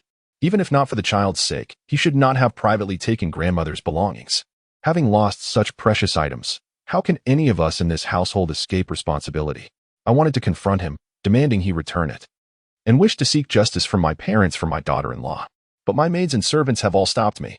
They say the young master merely took it to play and that it could be quietly retrieved without making a fuss. To label him with the crime of theft would bring shame upon him, and he is to become the heir apparent. Once she finished, the room fell silent. This was precisely what the lady of the Marquis had pressured her to clarify. The Marquis held his grandson, then turned to the lady and calmly commanded, "No one is to leave this courtyard. When sure, lock the courtyard door. No one shall take a single step out." The lady of the Marquis grew anxious. "My lord, Acheen, my lady, this matter is very suspicious. We will reconcile the accounts later. I must first retrieve the golden cheilants," the Marquis replied coldly. He smiled at Luo Liqin before passing him back to the wet nurse. The Marquis strode out confidently. The lady of the Marquis attempted to follow, but Winsure personally closed the courtyard door. With tears in her eyes, she said, "Mother, father-in-law instructed you not to go out." The lady of the Marquis raised her hand, intending to slap her. "Do you dare to stop me?" The maidservant of the Wen family approached, clasping the leg of the Lady Ho. "Madam, please quell your anger and spare our young mistress." Amidst the commotion, Lady Ho was in a state of great anxiety, eager to visit Lord Luo's study, when both the matriarch and Luo Ning arrived. Chapter 62. Reaping what one sows. The elderly matriarch arrived with a grand entourage. Luo Ning followed closely beside her, adorned in a simple lotus-colored robe, her steps poised and graceful. As the sun dipped low in the sky, its golden rays illuminated her cheek, and her cloud-like, voluminous black hair gleamed softly, accentuating her deep, clear eyes, like a tranquil, bottomless abyss. She quietly regarded Madame Ho, her expression as inscrutable as ever. "What is the matter?" the elder lady inquired in a solemn tone. Having long stepped back from matters of authority, her voice lacked its former command. "Grandmother, it was my father-in-law's decree that no one is to leave this courtyard. Otherwise, there will be punishment for all, particularly for the daughters-in-law. Mother wished to go out, and I could only intervene," Winsure replied, her voice perpetually soft and tremulous, as though she were on the verge of tears, resembling a fragile flower unable to withstand the storm. Yet, it was this seemingly ineffectual demeanor that struck a chord with Madame Ho. Madame Ho could not help but reassess Winsure, pondering how she was able to maintain such a fade. Yet, no matter how one looked at it, Winsure appeared to be the epitome of pliability, utterly lacking in strength. This infuriated Madame Ho to the point of nearly spitting blood. At that moment, a young maid rushed in from the second gate, exclaiming, "Elder Madam! Madam, Miss, a venerable monk has arrived outside, wishing to see Lord Ho." "What monk?" the elder lady asked. Madame Ho grew increasingly agitated. "Tell him to return." At last, Luo Ning spoke. "Since he has come, how can we dismiss him so casually? To offend a revered monk would bring misfortune upon the family." The elder lady, a devout Buddhist, immediately inquired, "Could it be Master Huaining? I must meet him." She turned to Winsure. "With a monk present, someone must attend to him. Send your mother-in-law. The rest of you are forbidden from leaving this courtyard. Should anything arise, I shall bear the responsibility for you." Wenshi complied, cowardly and weak. With someone else taking on the burden, she immediately cast it aside. Madame Ho glanced at her, wishing to remind herself of the importance of this daughter-in-law. Perhaps she was merely feigning ignorance. Yet, her heart could not elevate her opinion of Wenshi. Madame Ho had to meet Master Huining. She could not allow him to speak nonsense before the elder lady and Luoning. The plan had been set in motion 3 days prior to drug Luo Liqin. This concoction would surely induce restlessness and sleeplessness, leading him into a deep, coma-like slumber. Once he had slumbered for 12 hours, he would naturally awaken, suffering only a minor affliction, nothing life-threatening. Especially for a child, it would pose no serious risk. After a few days of rest, he would be lively and healthy again. Luo Liqin was her grandson. How could she harm her own blood? Everything would proceed according to her design. When the child fell into a deep unconsciousness, unable to be roused, Master Huining would arrive, stating that the child had been possessed by a spirit and required a noble figure from his life to suppress it. Once Master Huining uttered this phrase, Madame Ho would recall Bai Sirong, who had, at the time of Luo Liqin's birth, summoned a renowned physician to save both Wenshi and her child. Shortly after she left, Luo Liqin encountered trouble. The notion of Bai Sirong as a noble figure would be one that no one in the Ho household would dare to dispute. Thus, they could summon Bai Sirong back. Moreover, in the future, to ensure the safety of the Ho family's eldest grandson, the Luo family would never dare to suggest dismissing Bai Sirong lightly. Madame Ho's small scheme would yield everlasting results. But where had it gone awry? Was the dosage of the drug too low? Or had the child not taken it at all? It was impossible. The maid had watched the child finish the dose each time before returning to report. Furthermore, both the maid and Luo Yin had mentioned that the child had been restless in his sleep these past few days. Everything matched. So why had Luo Liqin not fallen unconscious? He appeared entirely healthy. Madame Ho's carefully orchestrated plan had unraveled utterly. If Master Huining were unaware of the circumstances and spoke of noble figures, would that not expose her scheme? As for Luo Yin, what of the golden Qilin?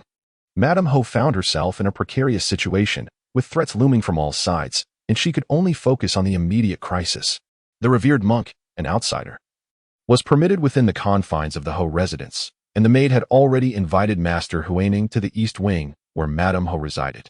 Upon seeing several individuals enter, he stood, palms pressed together, murmuring Buddha. "What brings you here, master?" The elder lady inquired. Madame Ho interjected, "I sent someone to summon him." The maid from Wenshi's side mentioned that Qin had been possessed by some spirit and lay in a deep slumber. Thus, I requested the monk's presence. Luo Ning smiled and added, "The monk arrives quite promptly." Master Huining clasped his hands together and bowed to Luo Ning. "Your Highness, I have yet to extend my congratulations to you. Your kindness is appreciated, Master," Luo Ning replied with a smile. "Your visit is indeed timely. Is there a particular reason for it?" "I happened to be in the city today. At the city gate, I encountered the Luo family carriage, and upon recognizing the driver, I inquired about the situation and learned that there was some unrest at your esteemed residence." "This is indeed fate," Master Huining responded with a gentle smile. "Indeed, it is fate," Luo Ning acknowledged. "Master, our families have been intertwined by fate on several occasions." Madame Ho, vexed and humiliated, snapped, "On Ning, do not speak foolishly and offend the monk." Luo Ning complied this time. "I spoke thoughtlessly. Please do not take offense, master," she said with a smile. Master Huining once again pressed his palms together. "Your Highness, you are too courteous. There has been no offense." He then turned to Madame Ho, stating, "So today's events were but a false alarm?" "Yes." Madame Ho forced a smile. "The child is well. Our concern has led to confusion." Master Huining nodded. "Then it is indeed the blessing of the Buddha. Since there is such concern for the young master, it would be prudent to keep a noble figure by his side." Madame Ho's heart swelled with joy. "There is still a noble figure for my nephew?" Luo Ning chimed in with a smile. "Master, who might that be?" "If by chance it is my cousin, the entire household may suspect that today's commotion was intentional." "Mother, do you not agree?" "What nonsense are you spouting? I am merely concerned about tarnishing the monk's reputation." Luo Ning quipped, "The Empress Dowager bestowed a prayer bead upon me. She has grown less fervent in her devotion to Buddhism." Should Master Huining err in his words, how might the Empress Dowager take it? As she spoke, she raised her wrist. Master Huining's expression tightened. He respectfully addressed Luo Ning. "Your Highness, you are indeed the noble figure in the young master's life. With you by his side, the young master is assured of safety." Luo Ning was taken aback with delight. I see now. She then turned to Madame Ho, mother. Today was truly a misunderstanding. How fortunate. The elder lady remained seated, while Madame Ho was still forced to muster a smile. Master Huining joined his palms once more, bowed, and took his leave. Luo Ning assisted the elder lady. Grandmother, it has grown dark outside. You must be weary. Allow me to help you back to rest. Madame Ho regarded her, and Luo Ning turned back.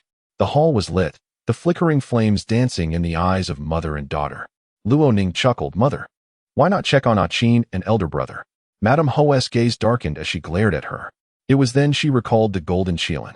Ignoring the implications of Bai Sierong, Madame Ho hurried to the outer study. Upon her arrival, she found the Marquis of Zhennan striking his son with a riding crop. Luo Yin had indeed taken the golden Qilin. The child had been restless, and fearing he would not sleep well, he had chosen to spend the night in the outer study. He returned at midday to fetch clothing and books, overhearing a conversation between Wen Shi and the wet nurse. Regarding the golden Qilin, it had been consecrated and was believed to protect both children and pregnant women. Had I kept it by my bedside during my pregnancy, perhaps I would not have faced such difficulties, Wen Shi lamented. The wet nurse replied, When the next member of our family is with child, we shall ask the elder lady to present it. It is not for just anyone. The elder lady would only part with it for the eldest grandson, Wen Shi remarked. Luo Yin thought of Nan Shi, his concubine residing in Wan Xiaofang. She was still carrying his child. He visited her nearly every day, occasionally staying overnight. Upon hearing of the miraculous efficacy of the golden Qilin, he promptly seized it, intending to bestow it upon Nanshi. As the legitimate heir of the Marquisate, he knew that if the matriarch became aware of his desire, he could easily charm her with a display of affection and flattering words, appealing to her hopes for descendants. Certainly, the venerable lady would not refuse him. In essence, all the treasures of the Marquisate were rightfully his. Who could have anticipated such an uproar? The Wen family, with great fanfare, wept profusely, and the Duke of Zhennan and his wife hurried to the courtyard, fearing the worst regarding the child, only to discover it was a false alarm. When the golden Qilin was mentioned again, the Duke's fury was not merely directed at the Qilin itself, but rather a culmination of several grievances. He lashed out with his riding crop, sending Luo Yin scurrying about the room in disarray. Chapter 063. Capturing turtles in a jar. The Marquis of Zhennan chastised his son. Jin Qilin carried him back, and he personally delivered him to his mother's courtyard. I had long recognized his incompetence when he failed to gain admission to Lushan Academy. After attaining my title, I took advantage of the fact that there were uncertainties regarding the emperor's intentions in the capital to recommend him for a position in the Ministry of Personnel. Over 2 years have passed, and he has achieved nothing. The higher-ups harbor considerable dissatisfaction towards him. With the 3-year evaluation approaching, it is likely he will be dismissed. The Marquis lamented to the matriarch, feeling humiliated. Fortunately, Aining was conferred the title of Princess of Yong, which would afford him some protection during the ministry's evaluation, as they would be inclined to favor the Prince of Yong. The Marquis sighed, having lost all hope for his son's advancement. Luoyin, now 21, remained the youngest official in the ministry. Failing to progress in 3 years would mean that even after another 3, attaining a 5th-rank position would likely only occur after turning 40. In the civil service, those below the 5th rank are insignificant officials, their meager salaries insufficient for sustenance. The Marquis had spent his life striving for power, yet it seemed he had achieved it through his daughter. But who could Luoyin rely upon? The matriarch regarded the Marquis quietly. Each generation has its own fortune. If he had any capability, he would have passed the entrance examination for Lushan Academy and would not have to worry about promotions.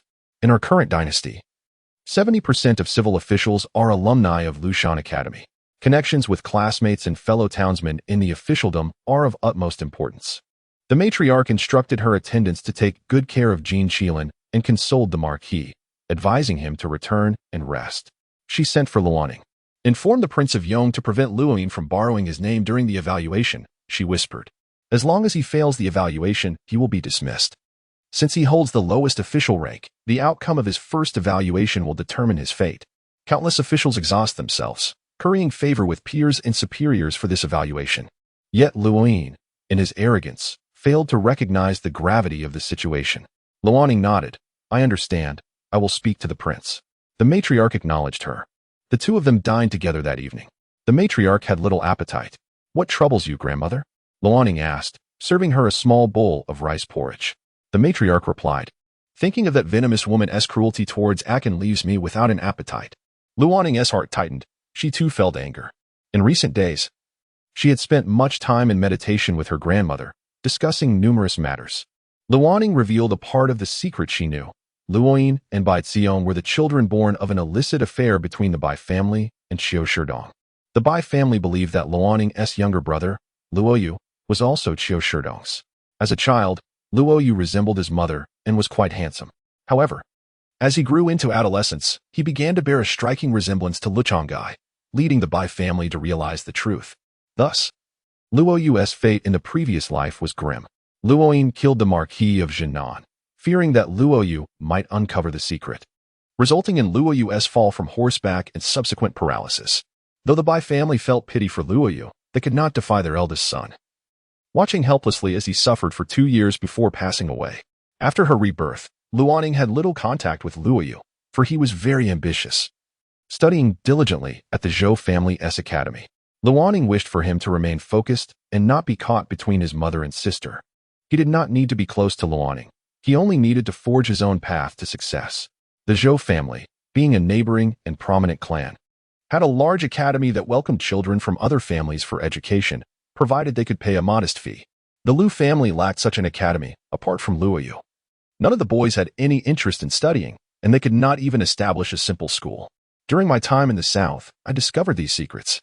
The precise details I cannot yet disclose to you, Luanning explained to her grandmother.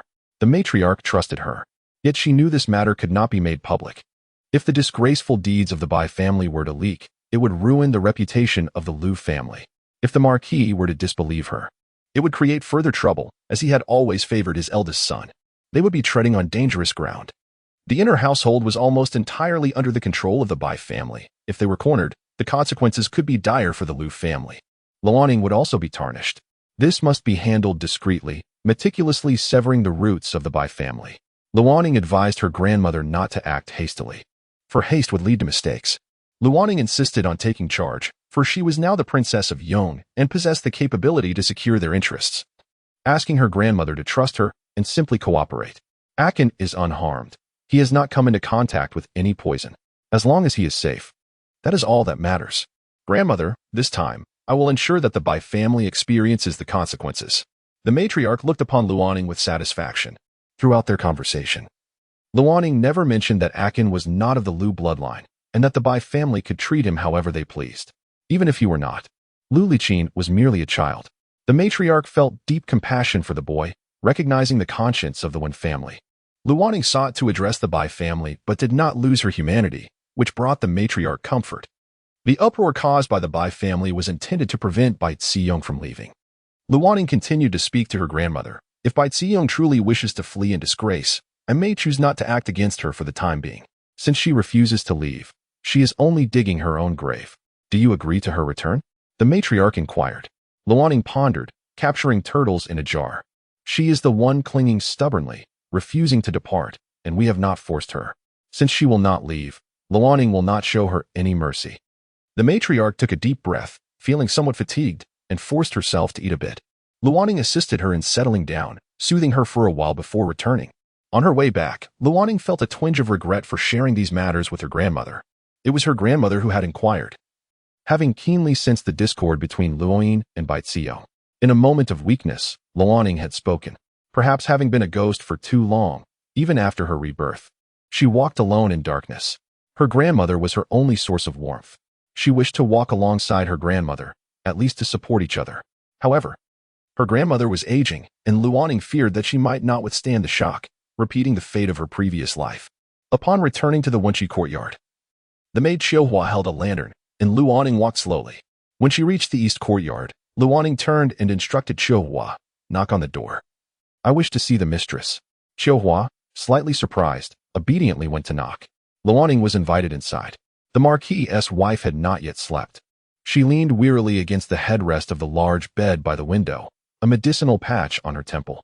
Upon seeing Luanning, she attempted to smile, but failed. Luanning sat at the edge of the bed, and the Marquis's wife almost revealed a look of disdain. "Mother, what troubles you?" Luanning asked. The Marquis's wife replied in a tone devoid of warmth, "There are many matters at home that worry me. Ziyong has left again. and there is no one to alleviate my concerns. Mother, if you fall ill, who will take care of this family? You must take care of yourself. By the way, spring is approaching. Do you still have the prescription for treating peach blossom rash? Luoning inquired. Without waiting for a response, she continued, I remember my cousin has it. Did she bring it back from Yuhang? The Marquis's wife's heart stirred.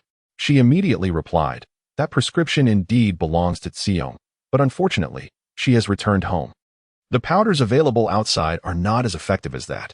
Her maids, Qiulan and Qiuhua, are prone to peach blossom rash. When it flares up, they are covered in red spots, causing great discomfort. Luoning smiled softly. They chatted casually for a while, but noticing the Marquis's wife was distracted, Luoning rose to take her leave. As Luoning exited the courtyard, she smiled faintly. In her previous life, you had poisoned me, causing my entire body to break out in rashes, solely to pave the way for Baixiong. This time, will you for Baixiong taste that poison yourself and experience the torment of itching and pain? You harmed your own daughter and grandson merely for Baixiong's sake. Would you be willing to inflict such harm upon yourself? If you so desire, bring Baixiong back to the Marquis and witness her demise before your very eyes. Chapter 64. The retribution of Madame Ho. On the first day of Baixiong's departure, the Ho residence was in turmoil for most of the day. The Bai family from Yuhang had sent people to settle in the servants' quarters, and gifts were piled up in the storeroom. Madame Ho was reluctant to mention it again. The matter regarding Luo Yin's alleged theft was the talk of the household, and the servants could not help but gossip. Madame Ho was furious. The third madam rushed to the second madam to inquire about the latest gossip. I heard from the servants that the Wen family wished to clarify the theft involving Yin. They were afraid of the repercussions and refused to take responsibility themselves. Despite their maid's desperate attempts to persuade them, just when they seemed close to convincing her, the eldest sister-in-law lost her temper, demanding that they speak directly. Consequently, everything was exposed. The third madam took delight in the misfortune of the Wen family. Madame Ho's attempts to steal a chicken resulted in a loss of rice. Had she shown even a modicum of respect towards the eldest daughter-in-law, this incident would not have been aired publicly. Everyone around the eldest daughter-in-law was aware of the need to hide the shame. The second madam remarked, I think Wen has become quite astute. She kept things under wraps. Even if the Ho Lord were to discover a golden qilin from Yin, it might still fall onto Wen's shoulders. After pondering this, the third madam nodded in agreement. The Ho Lord and the eldest sister-in-law are capable of such actions. To protect their son's reputation, they might even attribute the theft to Wen's maid or servant. Stealing such a large sum could lead to a death sentence. As we ridicule Wen for her incompetence, she has inadvertently saved her loyal servantess' life. The second madam laughed. Where's the incompetence in that? She employs softness to conquer hardness. There are no fools in our residence. The third madam paused, then remarked, you overestimate Wen. Isn't this just a case of her stumbling upon the truth? The second madam ceased her commentary. The third madam still had not grasped the crux of the matter and lowered her voice. I heard this incident also concerns a Qin. Monks have arrived. The wind blew, the thunder roared, yet there was no rain. One wonders who among the wise has intervened. It must surely be a scheme against a Qin, using the monks as a cover to keep the cousin here. The second madam trembled internally. Feigning surprise, the cousin has already left. She must be at the Jizhou dock by now. I do not believe it. The third madam shook her head. Would she really leave? If she were willing, there would have been no uproar yesterday. Leaning closer, she continued. Do you believe there is still more to come, second sister-in-law? The second madam replied, I find it hard to believe. What need has the eldest sister-in-law for a cousin? Her maternal family is not destitute. They are wealthy. Returning for her is going home, while residing in the Ho residence is living under someone else's roof. Why would she wish to cling to the Ho residence? Finally, they reached the heart of the matter. The third madam scoffed, living under someone else's roof? She lives better than any of the young ladies in the Ho residence. She claims to spend her own money, relying not on the Ho family for food or clothing. Yet, her refusal to leave clearly shows she is dependent on the Ho residence. What she desires is not the Ho family's wealth, but its prestige. She continued, when she arrived. We should have seen through her. How could we have been so blind? It is as if she has attached herself to the Ho family. The third madam spoke for quite a while. After her departure, the second madam could only smile bitterly. This cousin had been in the Ho residence for nearly 3 years. And only now had everyone awakened from their slumber, seeing her true nature. On the third day after Baixiong's departure, Madame Ho broke out in a rash all over her body. Despite applying medicine, it proved ineffective, and she suffered greatly. after enduring a day of torment. On the fourth day, she knelt at the old lady's Buddhist altar. Arong possesses an ointment that can relieve my itching. I suffered from this ailment in my youth, and the doctor said it was due to emotional turmoil. After marrying into the Luo family and enjoying a few years of happiness, it had never recurred. Now, thinking of Arong returning to suffer under her stepmother's cruelty, I find it impossible to maintain my composure, and the illness has returned. Mother, I beg you to show mercy and allow Arong to stay. She has done nothing wrong. Must she leave? Is the princess incapable of accommodating others? Mother, this is a matter of life and death for me, and it will tarnish the princess's reputation. Please allow her to remain. Both I and the Bai family will be grateful. The old lady emerged after a long silence. She gazed at Bai with a somber expression and finally spoke. I fear it is too late. Your nephew has been gone for 4 or 5 days, and he is unlikely to return. Even if he were to return, she would still be at the inn 30 miles outside the city. She is reluctant to leave. That foolish child has been crying incessantly. Madame Ho bowed her head. The old lady quietly regarded her, recalling Luo Ning's words about catching a turtle in a jar. Taking a deep breath, she said, in that case, you may arrange it yourself. Madame Ho was overjoyed. That afternoon, the cousin returned to the Jinnan Ho residence. She no longer resided in Huofuyuan, but took up residence in the east courtyard of Madame Ho's main hall, attended by only 2 young maidservants. In a separate courtyard, she enjoyed a status that surpassed that of other young ladies in the Ho residence, with even more attendants to cater to her needs, a life that would never return. The Luo family soon caught wind of the situation. Bai Zirong repeatedly insisted that she had never spent a penny of the Luo family's money. She paid her maids and servants their monthly allowances herself, claiming her living arrangements were entirely justified. But what right did she have, as a non-member of the Luo family? What entitled her to such a life in this courtyard? Was nobility something that could be bought with money? For 3 years, Bai Zirong had taken advantage of the Luo family, leveraging the prestige of the Ho residence to elevate herself, something money could not procure. As the daughter of a merchant, she attempted to soar on the wings of the Ho family's reputation. Her small acts of kindness, combined with Madame Ho's favoritism towards her, had nearly obscured her ulterior motives. In the Wenqi courtyard, Luo Ning was having dinner. The maid Xiu Lan served the dishes while relaying the latest gossip she had gathered. The servants mocked her, saying she stubbornly refused to leave and had returned after 4 days, looking disheveled. The lady had ordered her to reside in the back courtyard, dismissing her maids and servants, indicating that she was being treated like a guest. The lady applied ointment, and the rash on her body had subsided significantly. The Ho Lord stated he would not involve himself in the matter and advised the lady to handle it as she saw fit. Xiu Hua felt a sense of satisfaction. When the eldest lady returned home, she was still living in our Wenqi courtyard. Now she deserves it, she continued, but truly, what right does she have? Luo Ning took a slow sip of soup and smiled. Indeed, what right does she have? She added with a laugh. It's good she has returned. It adds to the liveliness. By the way, our household has gained 2 new concubines. Xiu Hua and Xiu Lan were taken aback. And Mama Kong also expressed surprise. I hadn't heard of that. If not for the addition of 2 new concubines, how could the Ho Lord turn a blind eye? Luo Ning chuckled. Let us wait and see. These twin concubines would eventually enter the residence. They were both surnamed Mei, one named Mei Zhu and the other Mei Li, resembling 2 wild dogs. For a mere bone, they would turn vicious, merciless in their tactics. Sold into a brothel at the age of 7 or 8.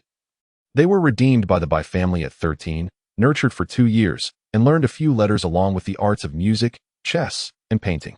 In such establishments, every individual had to spill blood to carve out a path for themselves, lest they be tormented to death within 6 months. These 2 concubines were extremely ruthless. They possessed neither shame nor scruples and were capable of performing any sordid task. Their fierce desire to survive was something that no woman in the inner chamber could withstand. The Bai family had sent capable assistants to Bai Zirong and Madame Ho. Indeed, the very next day, news spread that the Ho Lord had acquired 2 new concubines. When Luo Ning rose early to pay respects to her mother, she encountered both of them, as well as Bai Zirong. Bai Zirong had shed her usual opulence, donning a simple pale pink long dress, an apricot white top, and a matching overcoat, with no adornments save for small pearl earrings. She appeared elegant yet pitiful. Sister A Ning, if I have offended you in the past, please do not hold it against me. I only wish to stay by Aunt's side and accompany her for 2 years, harboring no ulterior motives, Bai Zirong said. Cousin has misunderstood. It was not I who drove you away, Luo Ning replied with a smile. Are you afraid to resent those who truly wish you gone and instead take it out on me? Bai Zirong could only remain silent. The two new concubines regarded Luo Ning with curious eyes, and she met their gaze in return. They immediately displayed sweet and innocent smiles. We have met the princess. In contrast to the others in her household, they possess a remarkable humility, yet their gaze is sharp and discerning. Luo Ning offered a faint smile. The redness on Madame Ho's skin had faded significantly, revealing numerous marks from her incessant scratching. She had finally reaped the consequences of her own actions. A bitter lesson of her own making. Luo Ning lowered her eyelashes, her demeanor growing increasingly composed. Chapter 065. The Prince and Luoning recently. The turmoil surrounding the Jinnan Marquisate has been ignited by Luoning's imperial marriage decree. As time has elapsed over the past fortnight, the ripples caused by this event have gradually subsided, diminishing the intimidation once held by the Marquis, leading to a resurgence within the household. Luoning finds herself occupied each day, diligently memorizing the lessons imparted by the two matrons, Yinin and He. She rises early to pay respects to her grandmother and engages in conversation with her. On the 15th of March, the female tutor summoned by the prince arrived. Her name was Lin Zhao, and she was of similar stature to Luoning, bearing an upright posture. Her dark skin accentuated the brightness of her eyes. I am 8 years your senior, and within the inner residence, you need not address me as tutor. Simply call me sister, Lin Zhao stated with a refreshing candor, devoid of any flattery. As a mentor, she deserved such a title. Prior to her arrival, Luoning had harbored concerns that Lin Zhao might be arrogant and aloof, difficult to approach. However, upon witnessing Lin Zhao's forthrightness, Luoning felt reassured and cheerfully greeted her as Sister Lin. Sister Lin, do you possess skills in needlework or culinary arts? Luoning inquired. Lin Zhao replied, I lack knowledge in needlework but am proficient in cooking. Luoning promptly informed the Marquise that the prince had sent a cook. The Marquise requested to see her. Luoning led Lin Zhao to the Marquise. The Marquise exhibited a cautious demeanor towards beautiful women, yet Lin Zhao's striking appearance, coupled with her efficient and capable demeanor, instilled confidence. The Marquise nodded. Since she is from the prince, she shall be treated as one of our own. It is only fitting that your household includes an additional cook. I shall note her share. Her share would be similar to the two matrons assigned by the Empress Dowager. Their master provides one share, and I shall contribute another as a token of my goodwill. This will not be charged to the public account to spare you any difficulties, my dear. Luoning remarked with a smile. The Marquise nodded in agreement. In that case, let it be as you say. With so many people in the household, it is wise to be cautious with such matters to avoid leaving any cause for gossip. If you find yourself in need of funds, do not hesitate to inform me. Thus, the arrangement was happily settled. Luoning, along with Qiuhua, began learning the art of whip play from Lin Zhao, starting with the techniques of wielding the whip. Both Luoning and Qiuhua approached their lessons with earnestness, and Lin Zhao praised their diligence and innate talent. By late March, peaches came into season. Early one morning, Mama Kong returned from her shopping with a basket of soft, sweet peaches. Luoning took some to her grandmother for a taste. While enjoying breakfast and idle chatter in her grandmother's courtyard, an invitation arrived from Shoqing Palace, requesting Luoning's presence at the palace. She hurried back to Wengqi Courtyard to redo her hair and change into a silver-white top paired with a lilac-embroidered skirt, which complemented her fair complexion and elegant demeanor. She wore minimal jewelry, adorned only with 2 pearl flowers in her hair and a prayer bead bracelet gifted by the Empress Dowager. Her maid Qiuhua accompanied her as they set out. Upon arriving at the palace gates, Luoning spotted Grand Princess Jiahong entering alongside Pei Ying. After disembarking from the carriage, Luoning walked slowly towards Shoqing Palace. Today marked the 100th day of the first prince's birth. The celebration was modest, taking place in the imperial garden where family members would extend their congratulations. The Empress Dowager informed Luoning, the first prince, Xiao Yu, is the sole son of concubine Chen, and the emperor's only heir.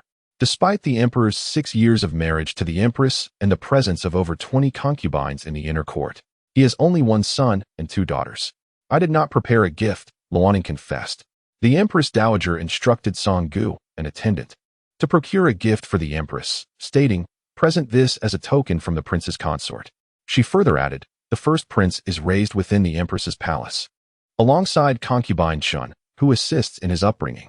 Luoning understood, and, once the Empress Dowager had changed, assisted her to the imperial garden.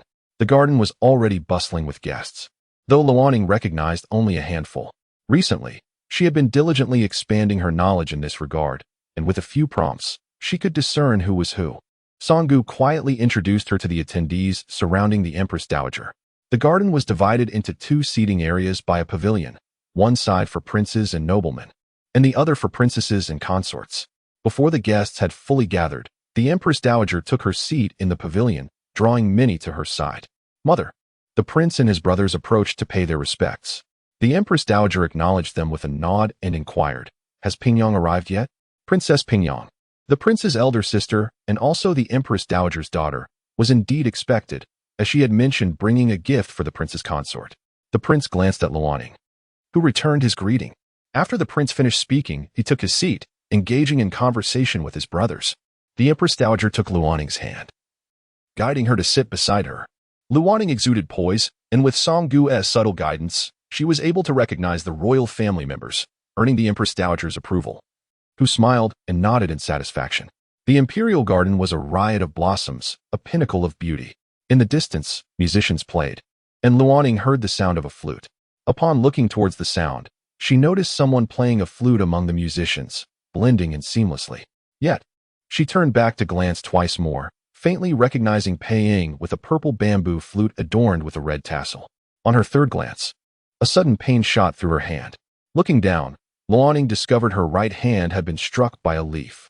Although the leaf was light, the force behind it was considerable, causing her hand to redden and ache sharply. She glanced towards the prince, who seemed to have caught sight of her, though his expression remained impassive. Princess Pingyang soon arrived, bearing a striking resemblance to the Empress Dowager, characterized by her serene demeanor and graceful poise, perfectly matched with her consort. She was accompanied by her 6-year-old son, who indeed bore a striking resemblance to his younger brother. The princess smiled warmly as she took Luoning's hand, saying, "Do visit me at the princess's residence when you have the time." As guests continued to arrive, Pei Ying began to play another tune. The prince appeared beside Luoning, listening as she conversed with Princess Pingyang. "Do you enjoy listening to the flute?" he inquired. With the princess still present, Luoning hesitated, stammering a response. "I don't know much about flutes, but I find them somewhat intriguing. They sound a bit eerie." Princess Pingyang stifled a laugh at her remark. At that moment, her son dashed over, and Luoning, unprepared for the playful nature of the princess's child, was knocked back 2 steps, stepping onto a patch of moss. Having just experienced rain, water had pooled beneath the moss, and Luoning felt a chill as her shoes became damp. The prince cast a glance in her direction, and shortly after, she observed him instructing a palace maid, who approached her. "Your Highness, please follow me to the corridor, and I shall measure your shoe size." Luoning was left momentarily speechless. Chapter 66. The intimate relationship between the prince and the Queen. Luoning whispered a few words to the Empress Dowager before following the palace maid to the entrance of the imperial garden. She seated herself in the corridor, informing the maid of her shoe size. The maid requested that she wait a moment, promising to return shortly. As Luoning waited, she noticed the peonies blooming vibrantly nearby, their petals rich in color, layered like exquisite brocade. Someone approached, and she looked up to see the Prince Young. He casually sat down across from her. "Your Highness, my sister Lin has been here for several days. She teaches very well." "I thank you for that." Luoning initiated a conversation. The prince nodded slightly. "Her whip skills are excellent. Make sure to learn well. I will be testing you in a month." Luoning immediately felt a weight of pressure. What kind of test? She pondered, realizing she must not let her whip be easily taken from her. "You must be prepared," he stated. After this, he fell silent. Luoning sensed he had come out to catch his breath, perhaps weary of the socializing within. Or maybe he was displeased after catching her glance at Pei Ying a couple of times. Feeling somewhat guilty, she sought a new topic. "Your Highness, why do I not see your dog? Who would bring a dog to a banquet? Am I to show disdain to someone?" He replied, his tone impatient. The implication was clear. Her question lacked thought. "Indeed, I was careless. It's just that I haven't seen it for some time and have missed it." She attempted to salvage the conversation. "Missed a dog? It is quite valiant. It saved me last time," Luoning remarked. The prince quipped, "You seem busy. Looking at people one moment and thinking of a dog the next."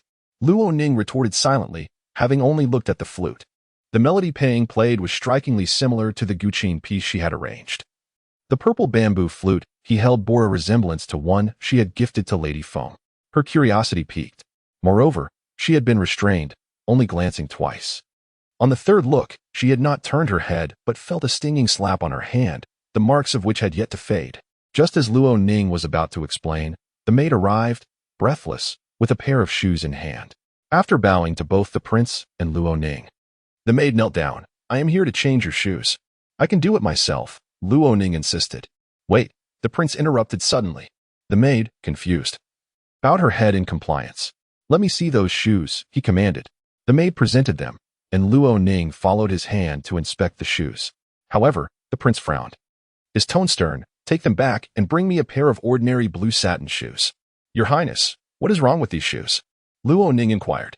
The shoes were quite lovely, a lilac hue adorned with a splendid peony embroidery and a twist of entwined patterns along the edge. "You are not worthy to wear such shoes," the prince retorted coldly. Luo Ning was left speechless. The maid acknowledged his command, intending to leave and fetch another pair when a group entered the imperial garden, led by the queen.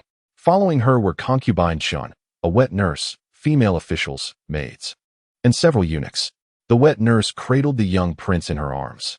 Upon seeing the maid exit, the queen hesitated for a moment before instructing concubine Chun to take the wet nurse and child inside, then approached the corridor. Luo Ning and the prince rose to greet the queen, bowing respectfully. "Your Majesty," they chorused. "Greetings, my dear sister," the queen replied, her gaze shimmering softly. "Ning, why do you still call me your Majesty? You should refer to me as sister-in-law." Luo Ning remained silent, aware of the burgeoning affection between the prince and the queen. The prince's formal address felt laden with intimacy, leaving Luo Ning feeling peculiar about addressing the queen in such a manner before him. She merely bowed respectfully. "I apologize for my oversight. I shall remember your teachings." The queen smiled lightly, not taking offense, and glanced at Luo Ning's feet. "Why haven't you changed your shoes?" In that instant, Luo Ning comprehended. The shoes she wore were indeed the queen's. The prince was familiar with her footwear. Their relationship was more intimate than she had initially perceived. "The maid made a mistake. I shall have her exchange them," the prince replied on her behalf. The queen chuckled. "Those are my shoes, ones I wear regularly. There's no need for formality. My younger sister occasionally wears my old shoes as well." "Sister-in-law, we must adhere to the rules," the prince insisted. Luo Ning nodded. "Thank you for your kindness, your Majesty." The queen did not press further and took her leave to be seated. The maid returned with a pair of plain blue satin shoes, which Luo Ning changed into. As she changed, the maid deliberately shielded her view, as it was improper for a lady's feet to be seen. The prince, understanding, stepped away first. Luo Ning instructed the maid to discard the old shoes, which were ordinary and not worth taking back. As the banquet approached, the emperor finally arrived, accompanied by a favored concubine, who was known for her charmingly plump visage and innocent demeanor, with round eyes and cherubic cheeks, exuding an air of simplicity. Luo Ning mused inwardly that the emperor evidently favored such women, contrasting sharply with Empress Zheng, who was wise and shrewd, qualities the Empress Dowager admired. Yet the emperor seemed less than satisfied with her. The empress herself appeared indifferent to these matters. The atmosphere was filled with complexities, an emperor and empress living divergent dreams, royal nobles harboring their own motives, and the aloof Prince Yong. The Empress Dowager, cradling the eldest prince, smiled warmly. "This child resembles the emperor in his youth." Everyone offered flattery, and Luo Ning joined in. Once the feast commenced, she enjoyed her meal with ease, disregarding the trivialities around her. She ate slowly, maintaining decorum. Yet her chopsticks moved incessantly, allowing her to satisfy her hunger without concern for propriety. Luo Ning was reluctant to exert herself amidst the royal gathering, as matters at home had already drained her energy. Besides, she was not truly the prince's consort. These individuals held no immediate stakes in her life. Feeling detached from the court's intrigues, her only desire was for the title of a county princess, an assurance already granted by the prince without her need for struggle. In the midst of their power games, Luo Ning found herself with little to do but eat. The prince required no assistance from her. With a sense of liberation upon entering the palace, she felt as though she had shed the burdens of her previous life, akin to a ghost. Relishing the rare moment of ease, she recognized that many appreciated her nonchalant attitude, including the Empress Dowager and even Empress Sheng. Luo Ning savored her meal, contemplating her situation. "Mother, the seventh sister-in-law is lovely and possesses a good temperament," Princess Pingyong remarked to the Empress Dowager after the banquet, observing that the girl did not appear foolish but rather carefree. "It is not a feigned innocence. She is genuinely open-hearted, which is why I say she is not foolish." Princess Pingyong continued. "She has deep ties to you, mother, yet maintain such a generous spirit. You have chosen well in this daughter-in-law. The ones I have chosen for you are all good, the Empress Dowager replied, as Luo Ning returned to her residence after the palace visit. The prince did not accompany her. On the way, Princess Jiahong halted her carriage to exchange a few pleasantries. I will be hosting a banquet in a few days and will send you an invitation, the princess said. Luo Ning smiled. Thank you for your kind invitation. But I have been busy lately. Mother has dispatched 2 nannies to instruct me. She then glanced at the nearby carriage. Has the young master returned? The princess glanced over. Smiling, he left on horseback earlier. Luo Ning was eager to learn where Pei Ying's flute music originated and wished to see his flute. Have there been any updates about Sister Feng? Did she receive the gifts I sent last time? Luo Ning inquired of the princess. The gifts arrived, and he was quite pleased. However, he has been feeling down lately, encountering a rather difficult predicament and unsure how to navigate his feelings, the princess replied. What happened? The person who had accompanied him for quite some time has departed, the princess remarked. Indeed, that is truly lamentable, Luo Ning responded. Will you write him a letter to offer your counsel? I can arrange for someone to deliver it, the princess suggested. Who exactly was she to him? Luo Ning inquired.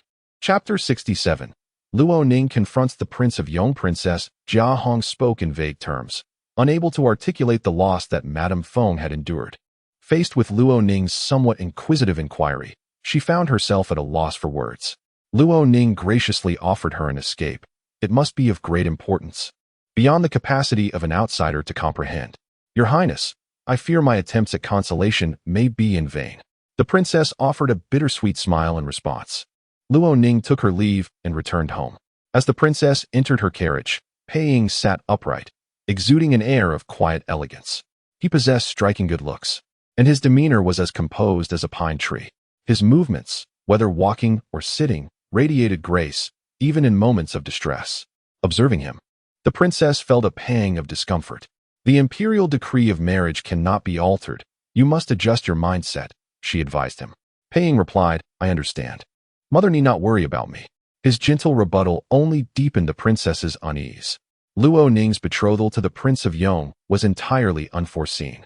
Who could have predicted such a hasty arrangement? Who would have thought the prince would consent? The princess, burdened with myriad thoughts, mused darkly. Perhaps there remains a glimmer of hope. She was not the sole one intent on disrupting the marriage. The princess could not bear the thought of her son embarking on a journey. She envisioned him remaining in the capital, marrying, and raising a family, with grandchildren surrounding him.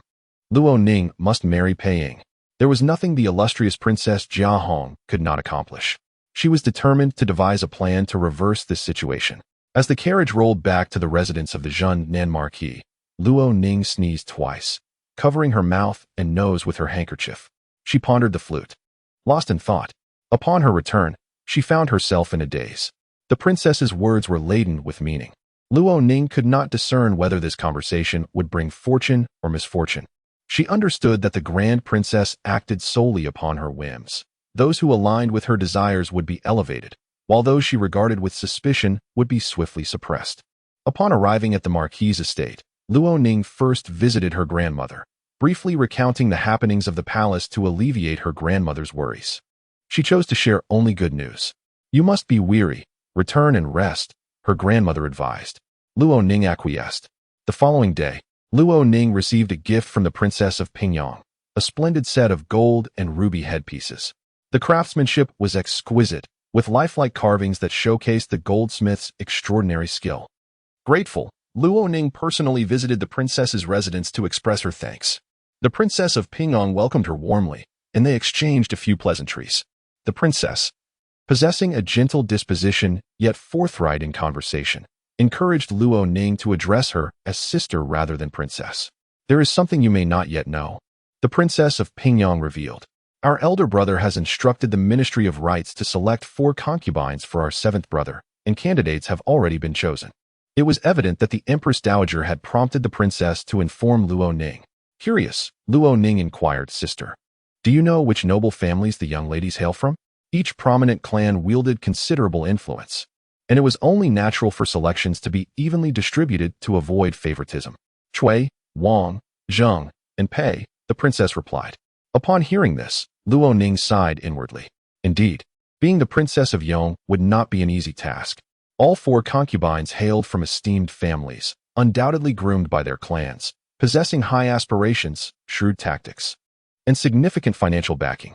Luo Ning realized that only by proving her mettle could she hope to ascend to the position of county princess in Shaoyang.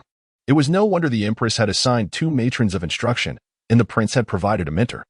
They feared she would not survive even a day in the prince's residence. The princess of Pingyang chuckled lightly. Our mother does harbor concerns. I assured her that you would manage just fine. Not to mention, even in front of our elder brother, you have never shown fear. You jest, sister. I simply lack experience and am thus unafraid, Luo Ning replied. The princess smiled. We need your courage. Our mother hopes you will manage the household well, bringing peace to both your brother and her. I shall do my utmost, Luo Ning assured her.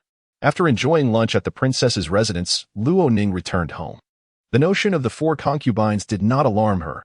She was well aware of the fate of noble families and held no fear of those high-born women. Besides, she held the title of primary wife. With the Empress Dowager's support, what was there to fear? 3 years of hardship for a lifetime of ease and freedom was a fair exchange. Consider the Prince of Yong himself. After enduring 7 years of hardship at the border, he finally obtained the imperial token.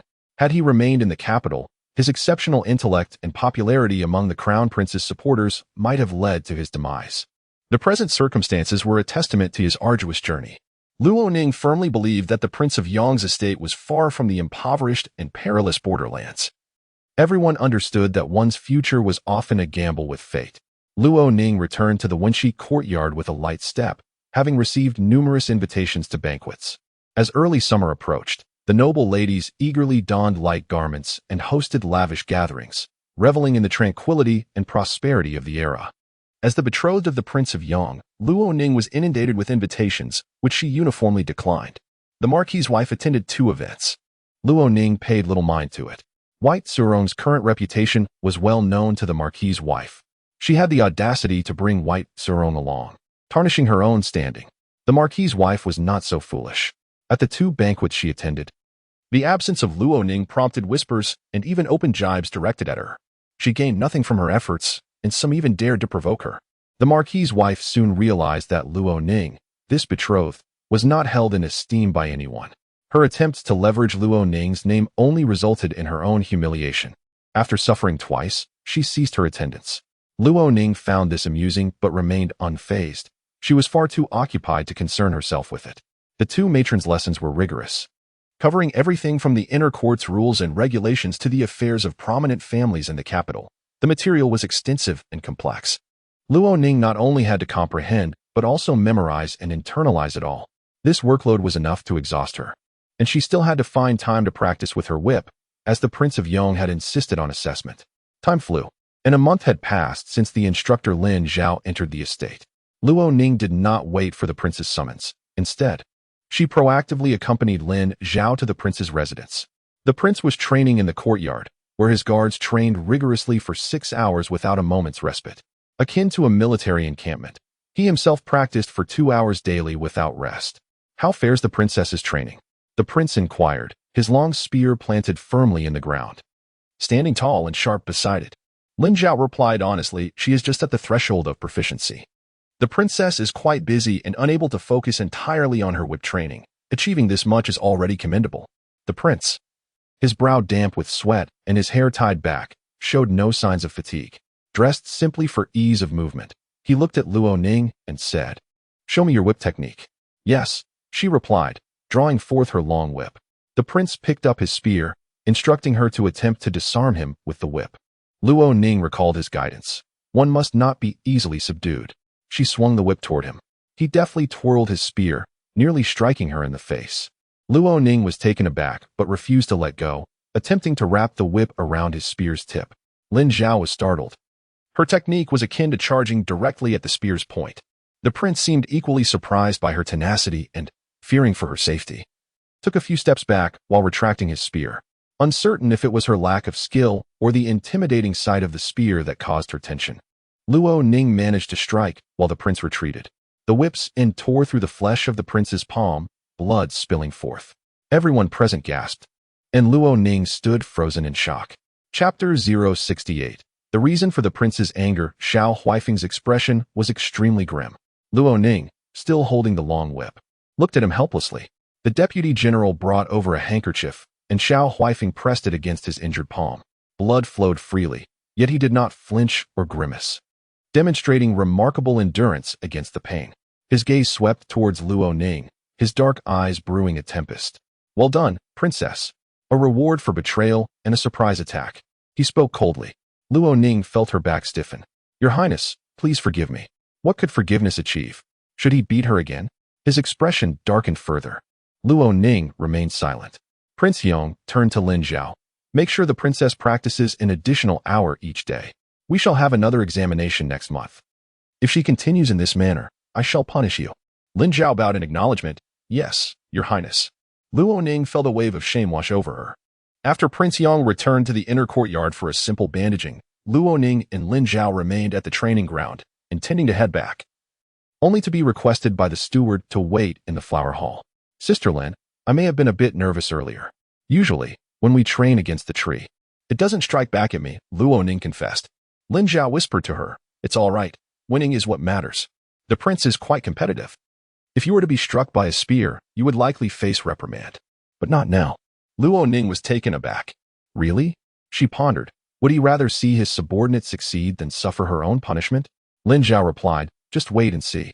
After changing, Prince Yong surprisingly invited Luo Ning to join him for lunch. Luo Ning thought, Sister Lin was right. Although the prince seems angry, his willingness to share a meal indicates his satisfaction. Her heart settled. Upon arriving at the flower hall, they encountered a large black dog at the entrance.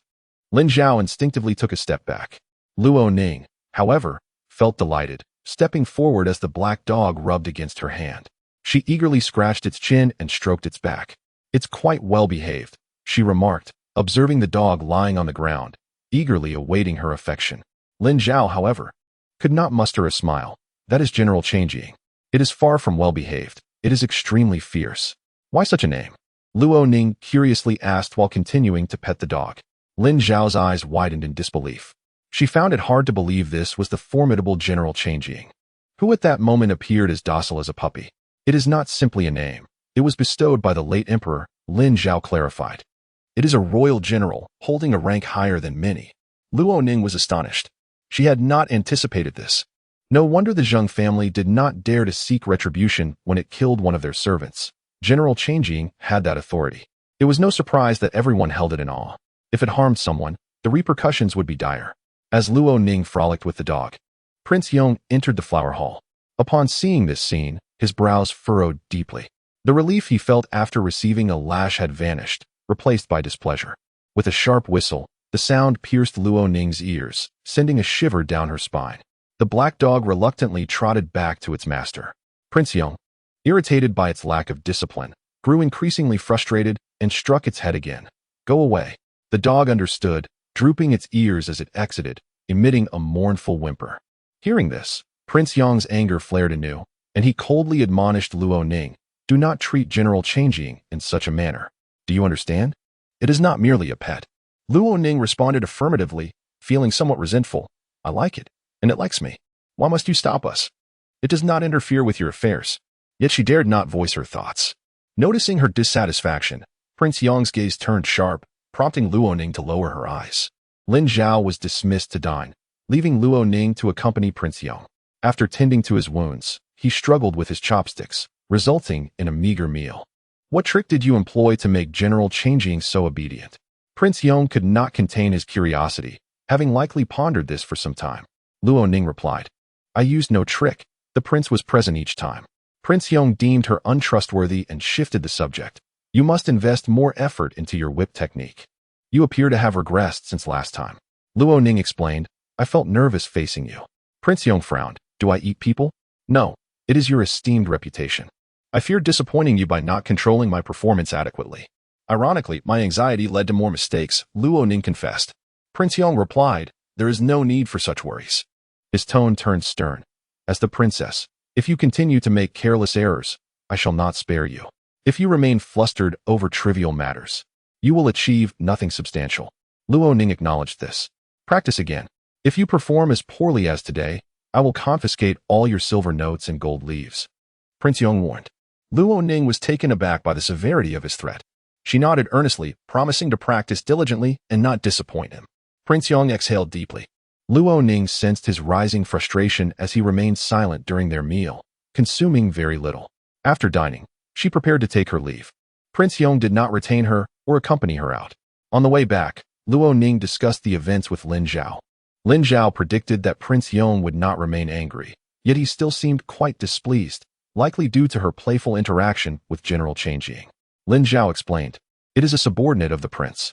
You treating it like a pet would be a source of embarrassment for him. To the world, it is a fierce beast. The prince has invested significant effort in its upbringing, engaging someone specifically to care for and train it. After all that, it merely behaves like a dog seeking attention. No wonder he is furious." Luo Ning finally grasped Prince Yong's anger.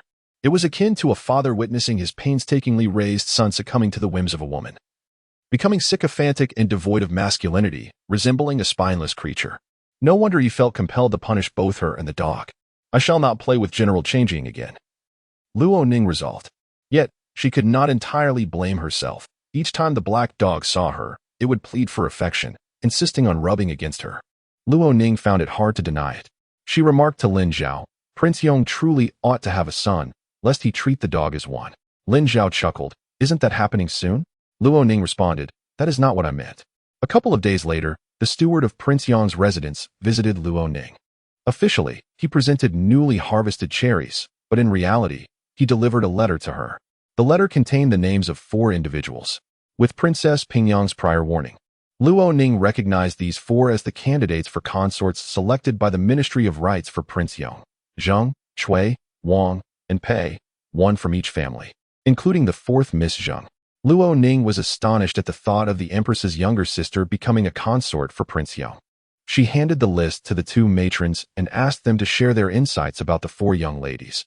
Unable to suppress her curiosity, Matronine explained, "The 4th Miss Zheng has long harbored feelings for the prince. Marrying him as a consort would bring glory to her family. Hence the Zheng family is eager to provide her with this chance." Luo Ning mused, "The prince's residence will be bustling with activity." That day, the 2 matrons elaborated on the 4 young ladies. They spoke of Zheng Jiaer without a single derogatory term, clearly depicting her character. They described her as straightforward and fierce. Luo Ning had encountered her 3 times and had a rough understanding of her personality, thus realizing that Matron Yin was implying she was arrogant and ruthless. Chapter 069. The desire for Luo Ning's demise. In the month of April, the rain falls abundantly, leaving the courtyard leaves gleaming like jade. The downpour is gentle, delicate, and lingering. The cherries have just come into season, a delightful blend of sweetness and tartness that Luo Ning relishes. The Prince Yong's residence has gifted her a batch, and she has instructed Mama Kong to procure more from the market on 2 occasions. Aside from her daily visits to her grandmother to inquire about her well-being and uplift her spirits, Luo Ning seldom wanders about. She rarely seeks the company of the Marquis's wife either. Confined within her courtyard, she diligently recites the lessons imparted by Ma'am Yin and Ma'am He, practicing her whip skills. Through hard work, results will manifest. Nowadays, whether it be the casual quizzes from the 2 matrons or her sparring sessions with Lin Zhao, Luo Ning handles them with ease. One morning, as Luo Ning rose early, she wished to adorn her dressing table and requested the young maid Chu Shuang to venture into the back garden to gather some blooming peonies. The peonies had not yet passed their prime. Upon her return, Chu Shuang whispered to Luo Ning, "Cousin and Bai Yun have also gone to pick peonies. Mama's son, the steward, selected all the finest blooms for me, leaving cousin quite displeased." Chu Shuang delighted in this turn of events. However, Luo Ning's head maid Sholan forbade her from boasting. So Chu Shuang dared only to confide in Luo Ning, relishing the moment in secrecy. She enjoyed the esteem with which the steward and other servants regarded those from Wenqi courtyard. Luo Ning chuckled softly.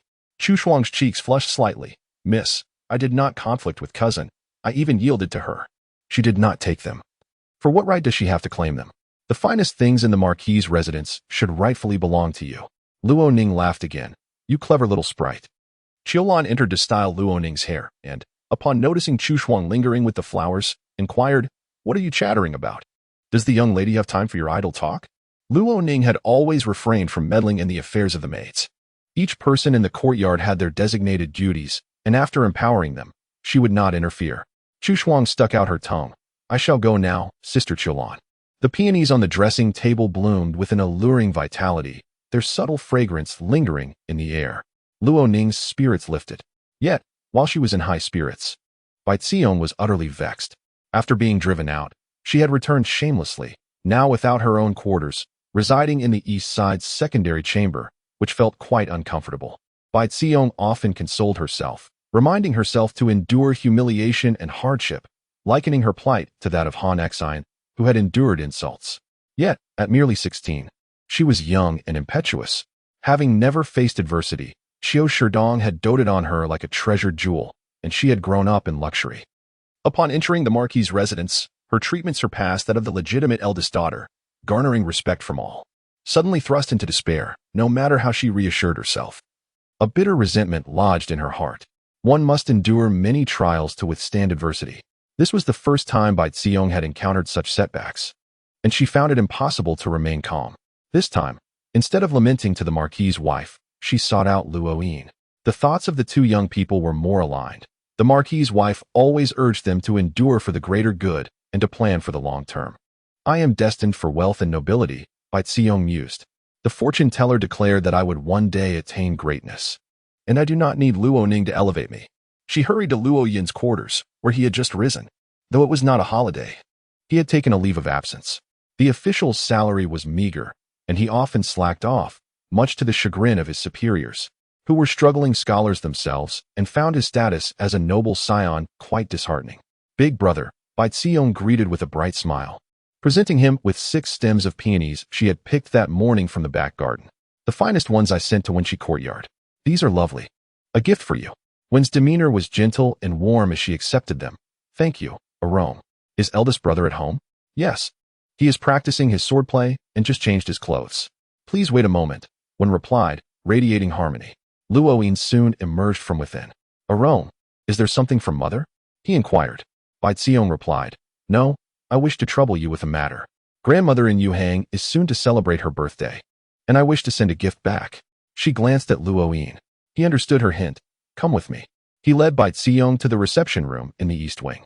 After the maids served tea, Wen entered, exchanged a few words, and then said, You discuss important matters. I shall check on Qin.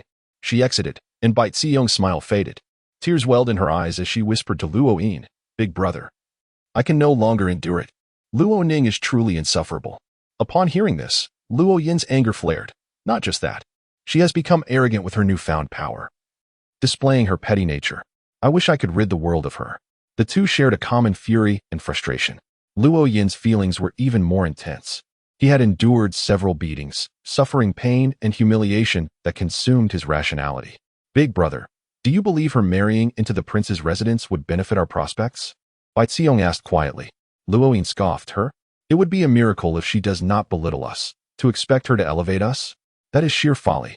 On the very first day the prince proposed, she openly humiliated you. It is clear that Luo Ning and the prince are unreliable. Bai Xiong concurred. Indeed, we cannot tolerate her. Once she marries into the royal household and enjoys a life of luxury, we will be further oppressed, unable to lift our heads. Luo Yin deeply agreed. By the time she becomes the princess, it will be too late for regrets. Then, dealing with her would be akin to an ant shaking a tree, while she could crush us like insects. We must act first and prevent her from climbing to greater heights. He and Bai Xiong exchanged knowing glances. The siblings shared an unspoken understanding. We must act swiftly. Bai Xiong insisted. We cannot let Aunt know. Of course, my mother is naive, harboring delusions about Luo Ning and hoping to rely on her for our rise. Only the two of us see through Luo Ning's malevolent nature, Luo Yin remarked. As he spoke, he stood and paced the room. How shall we eliminate her? Bai Xiong pondered before saying, Big brother, I have a plan. She beckoned Luo Yin closer and whispered her idea to him. It was a brilliant scheme that could lead to Luo Ning's demise while simultaneously garnering sympathy for Bai Xiong. Once Luo Ning was dead and could not become the princess, the Luo family's title would remain intact. Perhaps the Empress Dowager would pity her demise and reward the Marquis's wife with a place in the palace. Bai Xiong also had connections with Master Huaining, providing her a chance to enter the palace. As long as she appeared before the emperor, she would have a chance to become a favored concubine. Big brother, if I am fortunate enough to bear a son, I shall petition for your title. From then on, you shall receive your fief and need not fear Luo Chongya, Bai Xiong declared. Even the uncles of the empress have been conferred titles. Luo Yin's heart swelled with joy. He told Bai Xiong, with your talents and beauty, it is only a matter of time before you rise above the rest. Yet he gritted his teeth. If Luo Ning did not die, she would continue to torment them, and Bai Xiong might suffer at her hands, jeopardizing her bright future. The two quickly devised a plan. In the reception room of the East Wing, a concealed hole in the inner wall was obscured by a cabinet. The young mistress, One, stood there, having eavesdropped for quite some time, catching only fragments of their conversation. Chapter 70. Luo Ning's prudent foresight. The eldest daughter-in-law, Wen Shi, dispatched a trusted maidservant to Wenqi courtyard with a confidential letter. Upon receiving the missive, Luo Ning paid a visit to her grandmother's residence in the West Main courtyard, where coincidentally, her sister-in-law had also arrived, cradling her child, to offer her respects. As the matriarch cooed over the infant, Luo Ning remarked to Wen Shi, I brought some cherries. Would you care for some? They were originally intended as a tribute to grandmother, but she finds them too tart for her palate. I adore cherries. Wen Shi responded with a smile. After the maidservant had washed the fruit, Luo Ning and her sister-in-law sat in the east side room, conversing in hushed tones. To prevent eavesdropping, Wen Shi spoke in a particularly low voice. I only managed to glean these fragments of information. Is it just the two of them conferring? Is my mother aware? Luo Ning inquired. I don't believe so. The cousin used the pretense of delivering items to Yu Hang to seek him out specifically. It struck me as odd, as such deliveries are typically arranged by the stewards and overseen by your mother. Why would she approach Luo Yin directly? Choosing a more circuitous route? That's what prompted me to eavesdrop, Wen Shi explained. Luo Ning expressed her gratitude with sincerity. Sister-in-law, I am deeply indebted to you. Wen Shi gently clasped her hand, saying, Ning, please be careful. Luo Ning returned the gesture, affirming, I will. Wen Shi consumed a few cherries before returning to her own courtyard with the wet nurse and child. Alone in her chamber, she continued to ponder the matter. She had relinquished all hope for Luo Yin. Despite his silver tongue, he harbored no genuine affection for her. Even if the estate were to fall into his hands, her son might not inherit a substantial portion. Luo Yin would likely sire numerous illegitimate children, with whom Wen Shi and Luo Liqin would have to compete. Moreover, Wen Shi lacked exceptional talents, and Luo Liqin's disposition mirrored his father's, gentle and yielding, not inclined to contention. Consequently, Wen Shi swiftly made a decision. She would align herself with Luo Ning, betting on her eventual triumph. The treatment of the servants in Wenqi courtyard revealed Luo Ning's capacity for gratitude. Sincerity, she believed, would be reciprocated. Once Luo Ning became the princess of Yong, a mere gesture from her could elevate her nephew. Wen Shi did not covet the family fortune. She merely hoped her son would excel in his studies, gain admission to Lushan Academy, and with the patronage of his uncle by marriage, secure a recommendation for a government post. While she relied on Luo Ning, she sought only a safeguard for her future. If Luo Yin were to meet an unfortunate end during his conflict with Luo Ning, should such a day arrive, with the gender of Nanshi's unborn child unknown and her residing elsewhere, Wen Shi could implore Luo Ning and the old madam to forbid their return to the estate, leaving Luo Liqin as the sole surviving heir. With all settled, it would be better for the child. Wen Shi shuddered, forcing herself to cease her musings. She could not dwell on such thoughts, lest the malevolent desires within her be unleashed. I do not wish for his demise, she told herself. He is the architect of his own misfortune. Ning has never wronged him, nor has she instigated conflict. That day, Luo Yin did not return home, opting to stay with Nanshi. Wen Shi remained composed, nurturing her child, embroidering in her leisure, and perusing books. Her dowry manager could not help but lament her plight. Your beauty surpasses that of Madame Nan, and your temperament is gentler.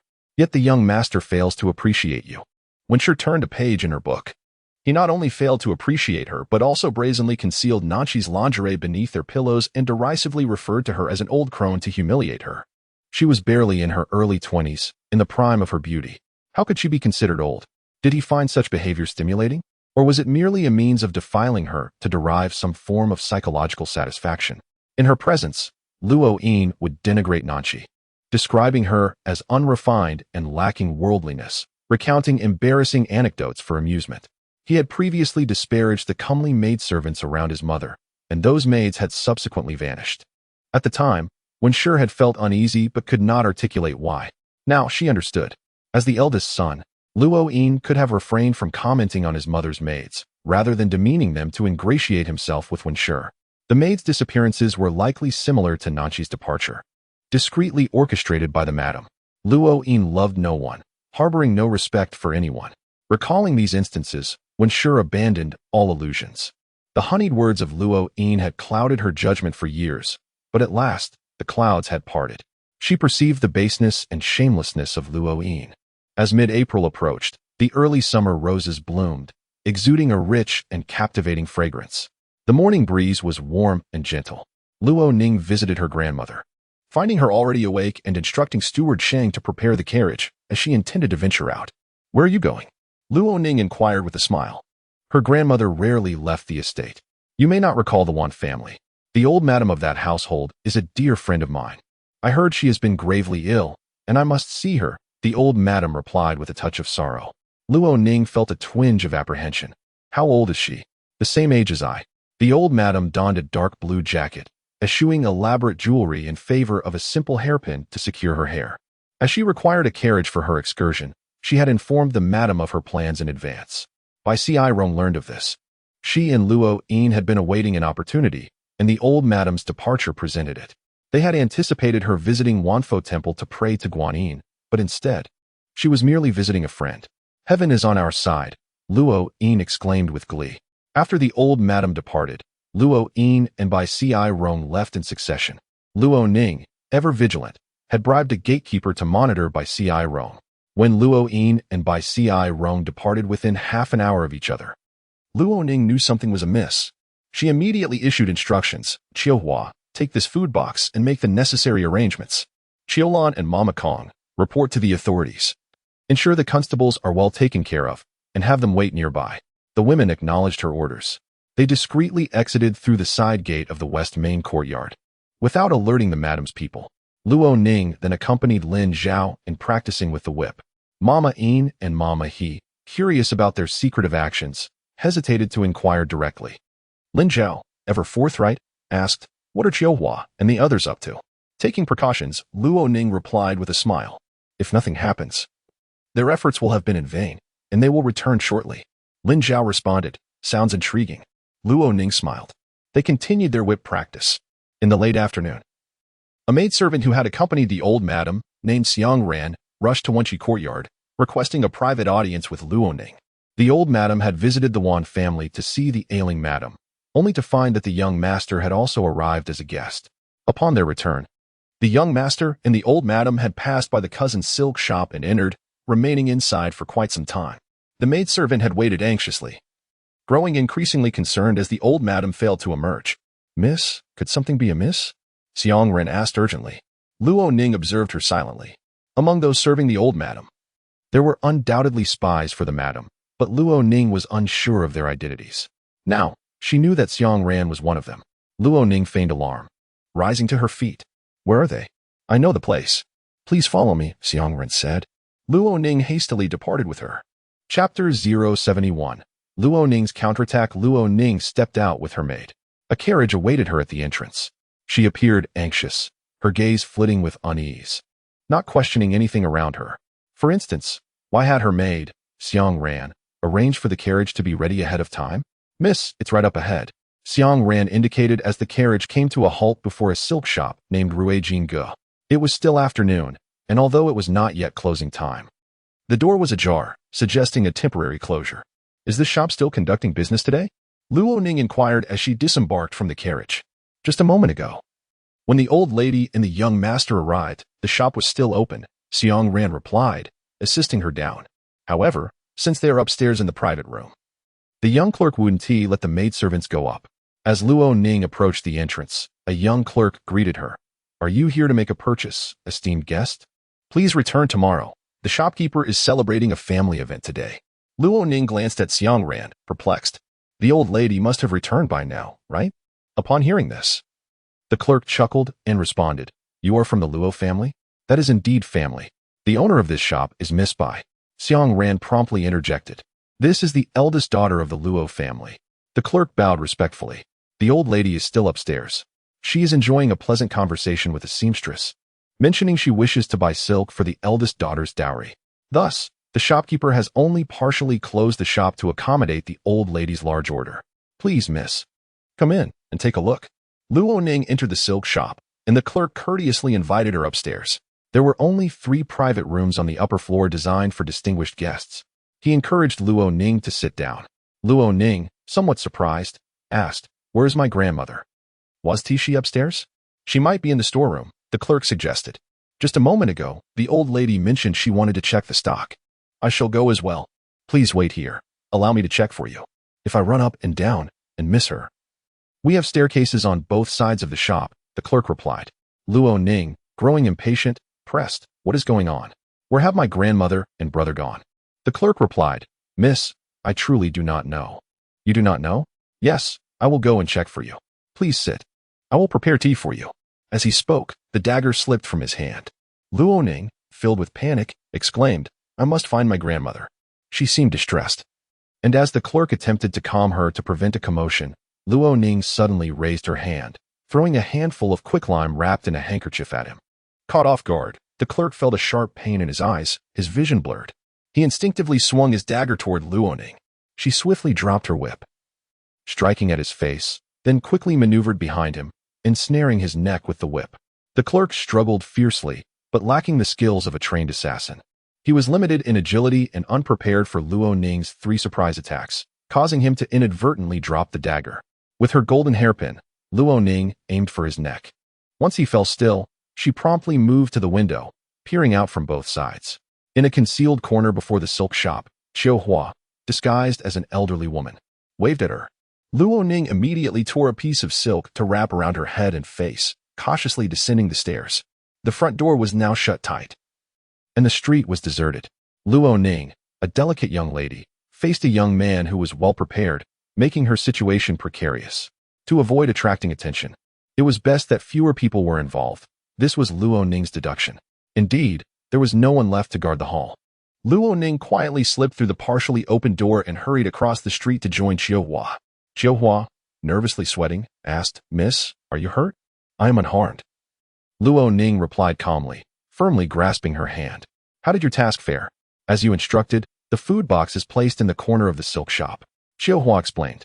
"When I entered, the shop was operating normally, with many customers, and no one noticed me." Luo Ning nodded. Qiu Hua, still shaken, cautioned, "Miss, do not take such risks again. Next time, let a maidservant handle it for you. If I do not show myself, I cannot provoke those behind the scenes. Even eating can pose risks. Every action carries a potential danger. How can one reap rewards without facing peril?" Luo Ning responded. The eldest daughter seemed transformed. Previously impulsive and melancholic, she now exuded calmness and determination. Her boldness was striking, devoid of fear, although she had always concealed her true self beneath a facade of gentleness and grace. "Quickly, let us hide well to avoid any unforeseen changes," Luo Ning urged. "What of Qiu Lan and Mama Kong? They have bribed the constables and brought out Princess Yong, who is waiting with the constables in the back street," Qiu Hua reported. Luo Ning nodded and quietly departed with Qiu Hua. Upon returning to the Duke of Jinnan's residence, she inquired of the steward at the gate. "Has the old lady returned?" "She has long since returned, Miss," came the reply. "Who escorted her back?" Luo Ning pressed. "It was the cousin," the steward responded. Luo Ning acknowledged this and made her way to her grandmother's courtyard. As she walked from the entrance to the west courtyard, the sun hung low, casting its final golden rays across the horizon and the courtyard, painting the trees in brilliant hues of crimson. Her grandmother appeared displeased. Luo Ning approached, saying, "Grandmother, I returned late today." Her grandmother grasped her hand. "Something feels amiss. My heart races." She recounted to Luo Ning her encounter with Luo Yin at the Wan family estate. Luo Yin had also been visiting, and the Wan family was pleased, feeling honored by the Luo family's presence. Yet, the old lady questioned him about his absence from the yamen. On the return journey, Luo Yin insisted on taking the old lady's carriage, claiming he wished to discuss personal matters. The old lady found him somewhat bothersome. He mentioned wanting to bring Nanshi back to the residence. She revealed, "This matter is beyond my control. He should discuss it with his mother. Yet he claims his mother is unwilling and asks me to intercede." The old lady recounted how they had argued all the way until they reached a shop. Luo Yin pointed out, "This is the Bai family shop for my cousin. I hear business is thriving. Grandmother, would you like to take a look? Perhaps we can procure a few such shops for a Ning's dowry." The old lady, wary of him, replied, "A Ning's dowry will be arranged by the government. Your mother will manage it. My contributions to her trousseau are already in place. You need not concern yourself with these matters. Luo Yin insisted that the old lady come down to take a look.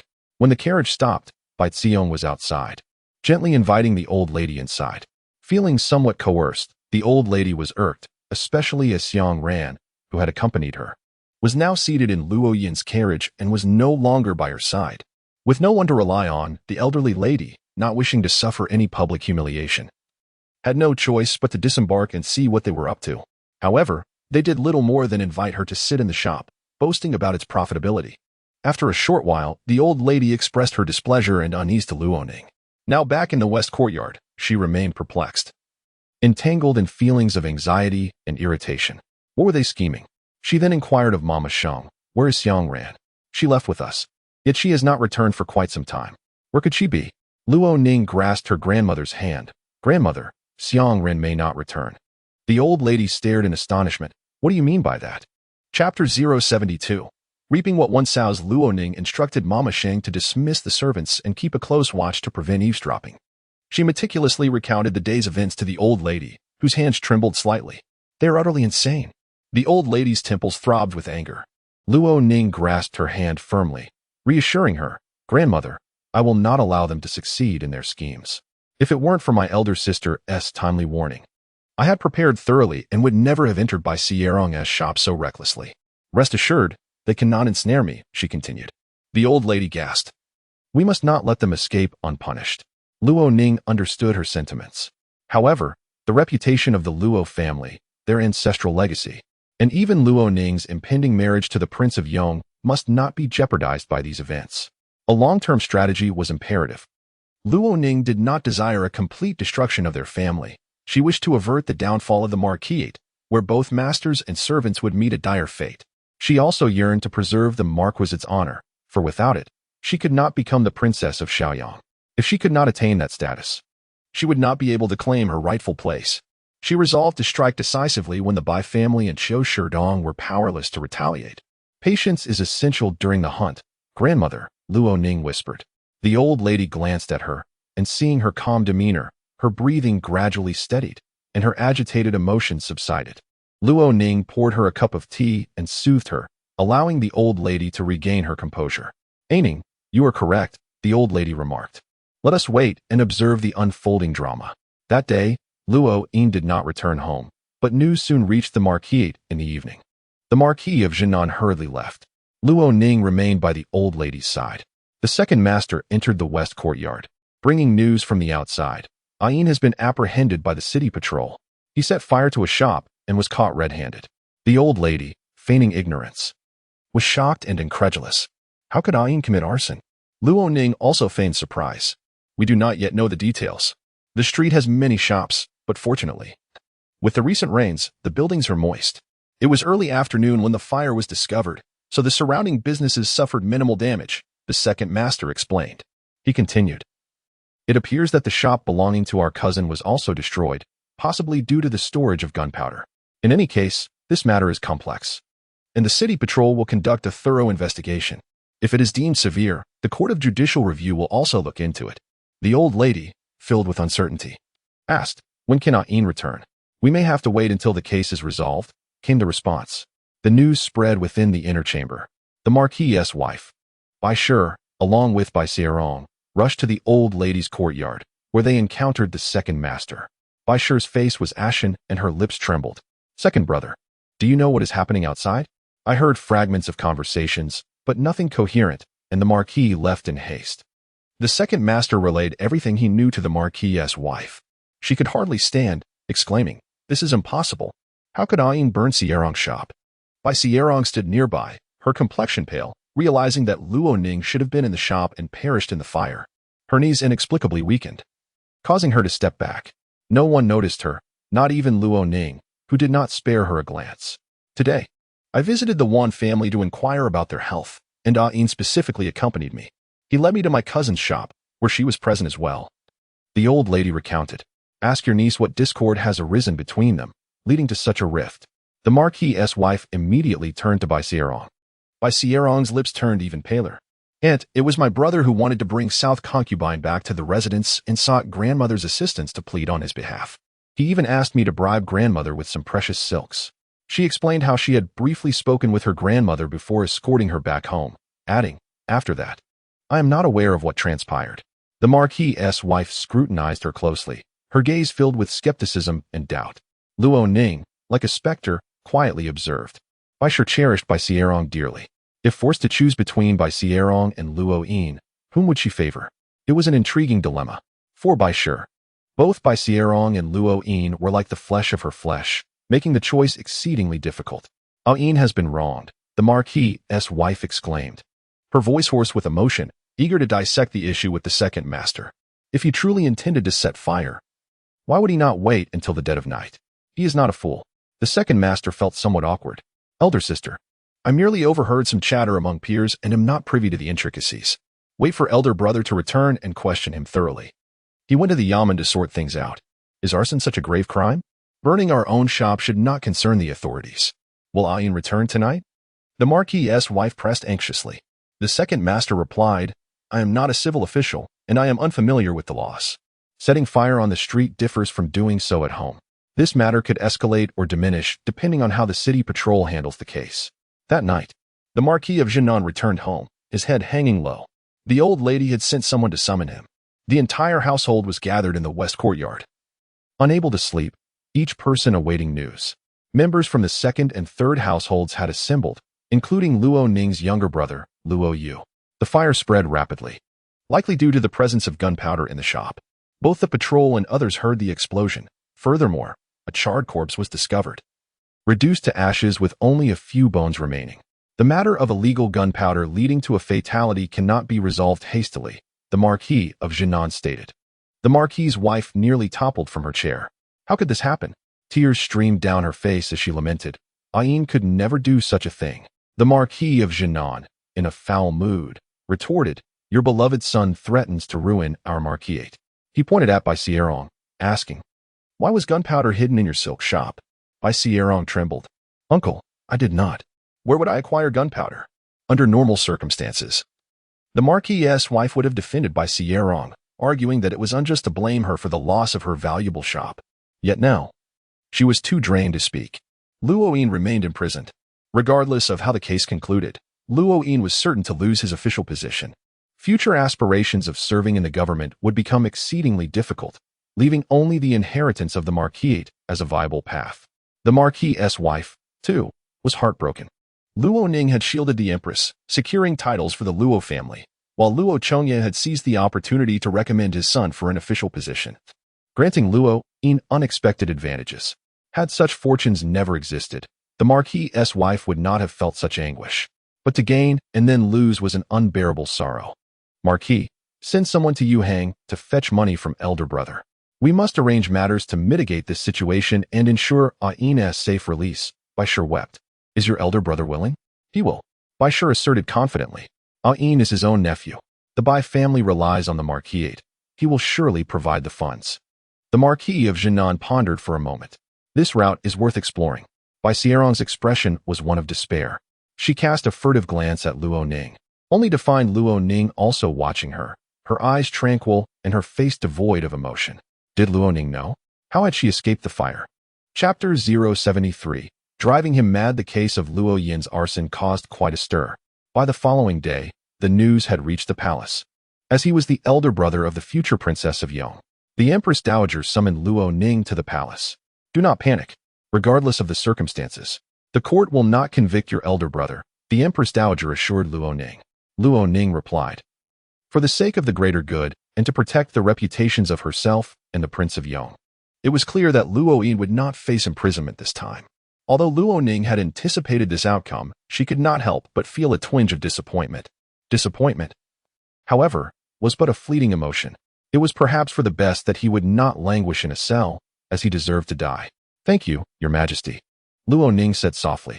The disappointment reflected in her expression may have stemmed from her brother's actions that brought her shame, a sentiment the Empress Dowager might perceive. Hence her lack of further contemplation. You may also return and inform your grandmother and parents, so that your family may rest easy, the Empress Dowager added. Luo Ning nodded in agreement. Upon her return from the palace, she immediately relayed the news to the Marquis of Jinan. Soon after, Bai Shi was informed. Baishir specifically visited Wenqi courtyard, feigning disappointment and patience. Ning, did Her Majesty truly say that? Indeed, Luo Ning affirmed. You have been betrothed to the Prince of Yong. How could the families of lesser status not envy us? Your elder brother has been wronged. He is a fine individual and not mad enough to set fire to his cousin's shop. The Empress Dowager, indeed wise, had restored her brother's honor, and Baishir was moved to tears. Luo Ning gazed at her with calm eyes. Brother may indeed be mad. And Baishir's tear-filled gaze. A tempest of malice and rage surged, fixating on Luo Ning. Ning, do not speak nonsense. Luo Ning met her gaze unwaveringly. Mother, if he is not mad, then why would he commit arson? Do you find it more credible that he is mad, or that he has been framed? Baishir's expression stiffened. Do you wish for your brother to be imprisoned, or to admit that he has lost his mind? Luo Ning pressed. She blinked, her eyes returning to a crystalline clarity, reminiscent of an innocent child awaiting Baishir's choice. In the past, the slanderous accusations you cast upon me should now be tasted by you. If he is not mad, then he shall face imprisonment. If he is mad, then he will lose his position and reputation. One must pay a price. Baishir's complexion shifted multiple times, and for a long moment, she could not utter a word. Ningyu, seeing her fury escalate, Luo Ning cautioned, Mother, had it not been for my betrothal to the Prince of Yong, brother would not have faced such consequences. Do not utter harsh words that may give me cause to seek redress in the palace. Baishir fell silent. Luo Ning continued. He burned down his cousin's shop. Do you not wish to inquire about the reasons? What could have incited such a fierce discord between them? Baishir's gaze wavered. He has been framed. Luo Ning sighed. Mother, please return. I am weary from my time in the palace and wish to rest. Baishir had no choice but to depart. 3 days later, Luo Yin returned home. Shortly thereafter, the Ministry of Personnel dismissed him from his position. He had always considered such a minor official role to be of little significance. Yet it still conferred a certain status. The disparity between officials and commoners is vast. Having burned down his own shop, Rome did not hold it against him, and the government mitigated his sentence. The deceased within the shop remained unidentified, and nearby merchants testified that a thief had recently been seen lurking about, possibly the true culprit, leading to further leniency. Ultimately, despite the arson charge, he received only 10 lashes and a fine of 500 taels, permitting his release from prison. The Marquis of Jinnan conveyed this news to the matriarch. She scoffed. What a sin! Not only has he lost his status, but he has also brought disgrace upon the Marquisate and Ning. We are the family of the Prince of Yong, and this scandal brings reproach upon him. It is utterly unforgivable. The Marquis agreed. What you say is entirely correct. The entire household is aware of this. Yet, the Marquis's wife wept bitterly for her son, watching him suffer further punishment. It is Luo Ning who has wronged me. She has schemed against me. Luo Yin's expression twisted in anger. Baishir restrained him. Calm yourself. Mother, I have been imprisoned, beaten, and lost my position. Luo Ning has done this to me. How can I remain calm? I shall kill her and demand blood for blood. Luo Yin roared. As he spoke, the Marquis of Jinnan supported the matriarch, with Luo Ning, the second and third branches trailing behind. Initially, they had come to offer comfort to Luo Yin, but they overheard his words clearly from the doorway. The Marquis's expression darkened considerably. Luo Ning's face bore a hint of grievance. Silence, you ungrateful wretch. How dare you utter such words? The Marquis scolded from outside the window. The room fell silent. The Marquis's wife wiped her tears and hurriedly emerged. Despite her age, she retained a captivating allure. Her skin slightly loosened at the corners of her eyes, yet it did not diminish her noble demeanor. When she cried, she resembled a rain-soaked pear blossom. Mother, my lord, Ayin has suffered some injustice. The Marquis's wife explained, then turned to Luo Ning. Ning, your elder brother did not act with intent. The Marquis's face darkened like iron. By his demeanor, he shows no remorse. What depth of trouble is he dragging our household into? The matriarch, too, was incensed. His actions cannot withstand scrutiny. My maid, Xiang Ran, has gone missing. We must investigate. The third wife smiled broadly. Unabashedly fanning the flames, Ayin spoke of wanting blood for blood from Ning. What blood debt is this? I do not quite understand. Mother, my lord, should we investigate this matter? The Marquis's wife was left speechless. Infuriated, she dug her nails into her palms, causing sharp pain. Luo Ning observed Baishir with profound significance. The Marquis's wife recalled Luo Ning's words.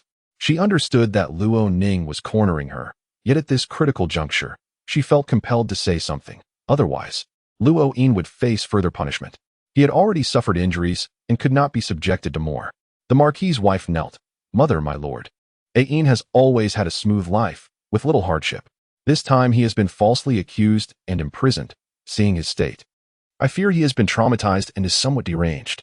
Luo Yin, disregarding his pain, burst forth, clad only in his undergarments, shouting, "I am not mad." He nearly shouted at the Marquis's wife, "I am not deranged. It is Luo Ning who has harmed me." "Brother, how have I harmed you?"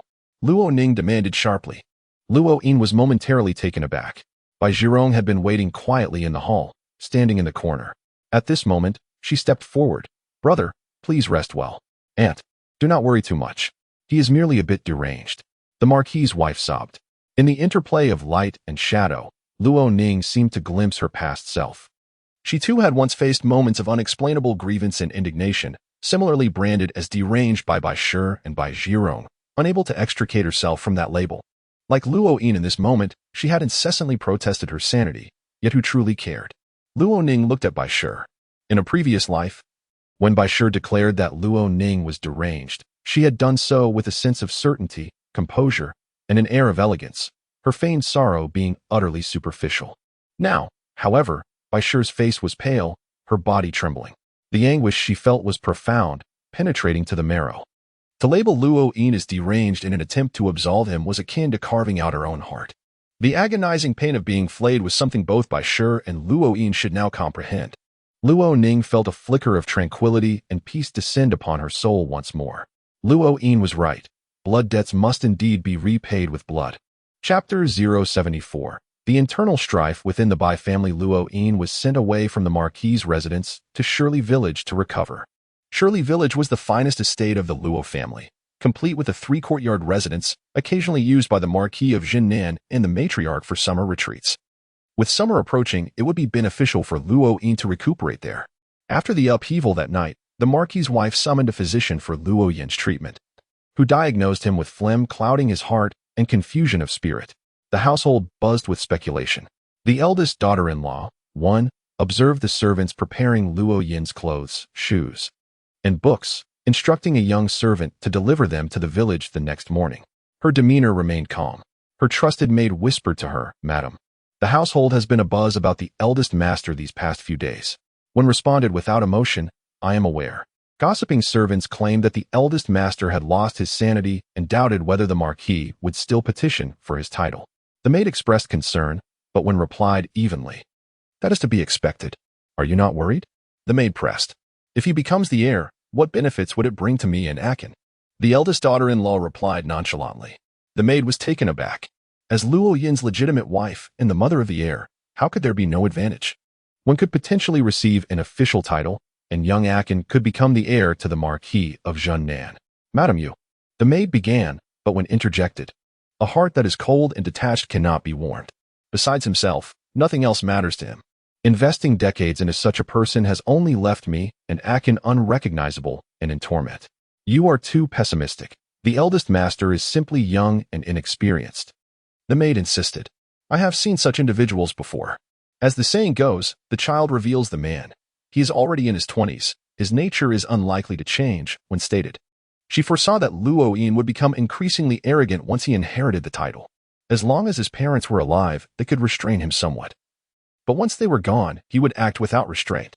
The household maids and servants, particularly those of beauty, would be at risk, leading to numerous concubines and illegitimate children vying for attention.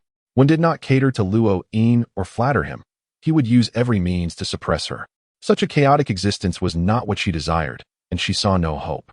Conversely, if misfortune befell Luo Yin and his younger brother Luo Yu inherited the title, Luo Yu would undoubtedly manage the family affairs with diligence. His stable character and dedication to studying reminded her of the matriarch. As long as the Marquis's residence flourished, Wen and Luo Liqin could live peacefully. Luo Liqin could focus on his studies without the burden of household troubles. Wen wished to avoid a future where she constantly wept and worried her son, distracting him from his pursuits. While the household endlessly debated Luo Yin's madness, Wen remained unfazed. Assisting Luo Ning this time would further solidify her future. She felt quite content. Luo Ning had also heard many rumors. The narratives surrounding someone's madness were few, and she had experienced them all in her previous life.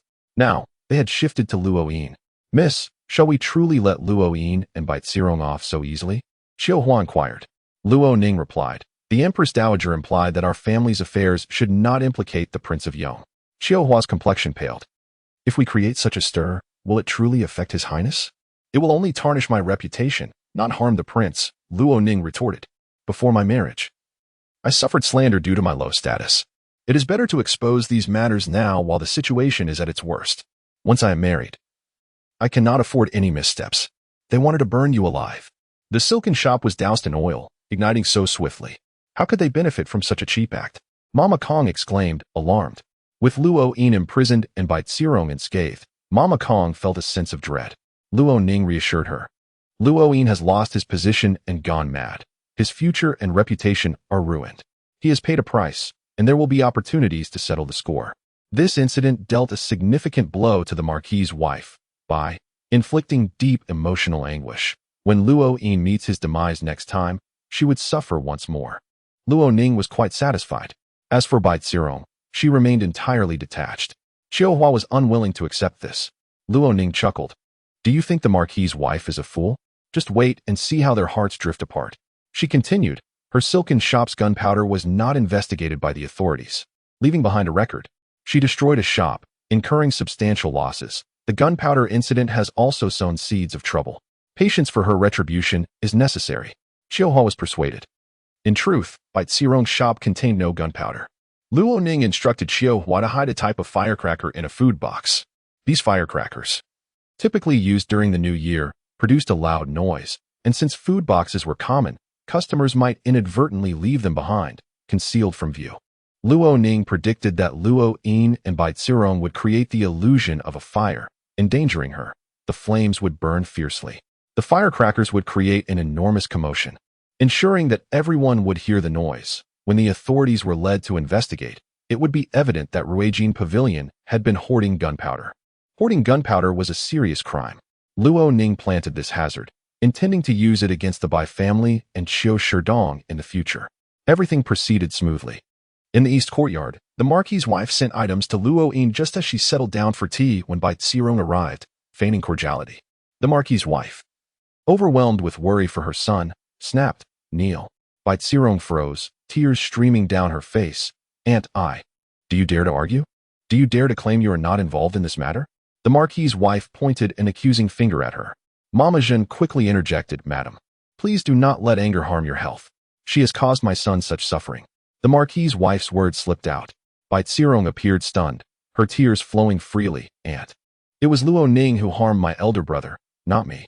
The Marquis's wife closed her eyes in pain, tears escaping. "You truly show no remorse." Bite Sirong responded. "If you blame me, then send me away." The Marquis's wife felt as if her heart had been struck again, heavy with sorrow. She was reluctant. "Will you not speak the truth to me?" she cried, pointing at her. "Must you break my heart to be satisfied? You need to tell me so I can analyze the situation and prevent a repeat of this calamity." Bite Sirong wept even more, collapsing into the Marquis's wife's embrace. She quickly shifted all blame onto Luo Yin, claiming he was dissatisfied with Luo Ning and wished for her death, compelling Bite Sirong to cooperate. "I have warned you repeatedly not to quarrel with Luo Ning." The Marquis's wife choked. "This time, you have caused her to suffer." "But mother, brother is correct. Once Luo Ning becomes the Princess of Yong, she will seek vengeance against us. Even if she desires it, the Empress Dowager and the Prince would not permit it. The only reason your brother was released is due to the protection of influential figures. The royal family also values its reputation," the Marquis's wife insisted. Bite Sirong lamented, "Mother, I was wrong. I should not have trusted my brother's words." After they wept for a while, the Marquis's wife instructed her to return and rest. Once she left, the Marquis's wife's heart grew cold. Exhausted, she asked Mama Zhen, "Why has a wrong turned out this way?" I asked her to admit her fault. Yet she refuses and shifts all blame onto her brother. Mama Zhen could only respond, "Miss Arong is young. Her fear has led her to err. You must guide her patiently. She has harmed my son." Madame Ho experienced excruciating pain in her heart. Yin is our beacon of hope, and she should not drag him down with her. Bite Siyong, who occupied a special place in her heart, now appeared transformed in Madame Ho's eyes. Chapter 075. Witnessing Luo Ning's abilities. Luo Yin's arson had stirred quite a bit of gossip around Luo Ning.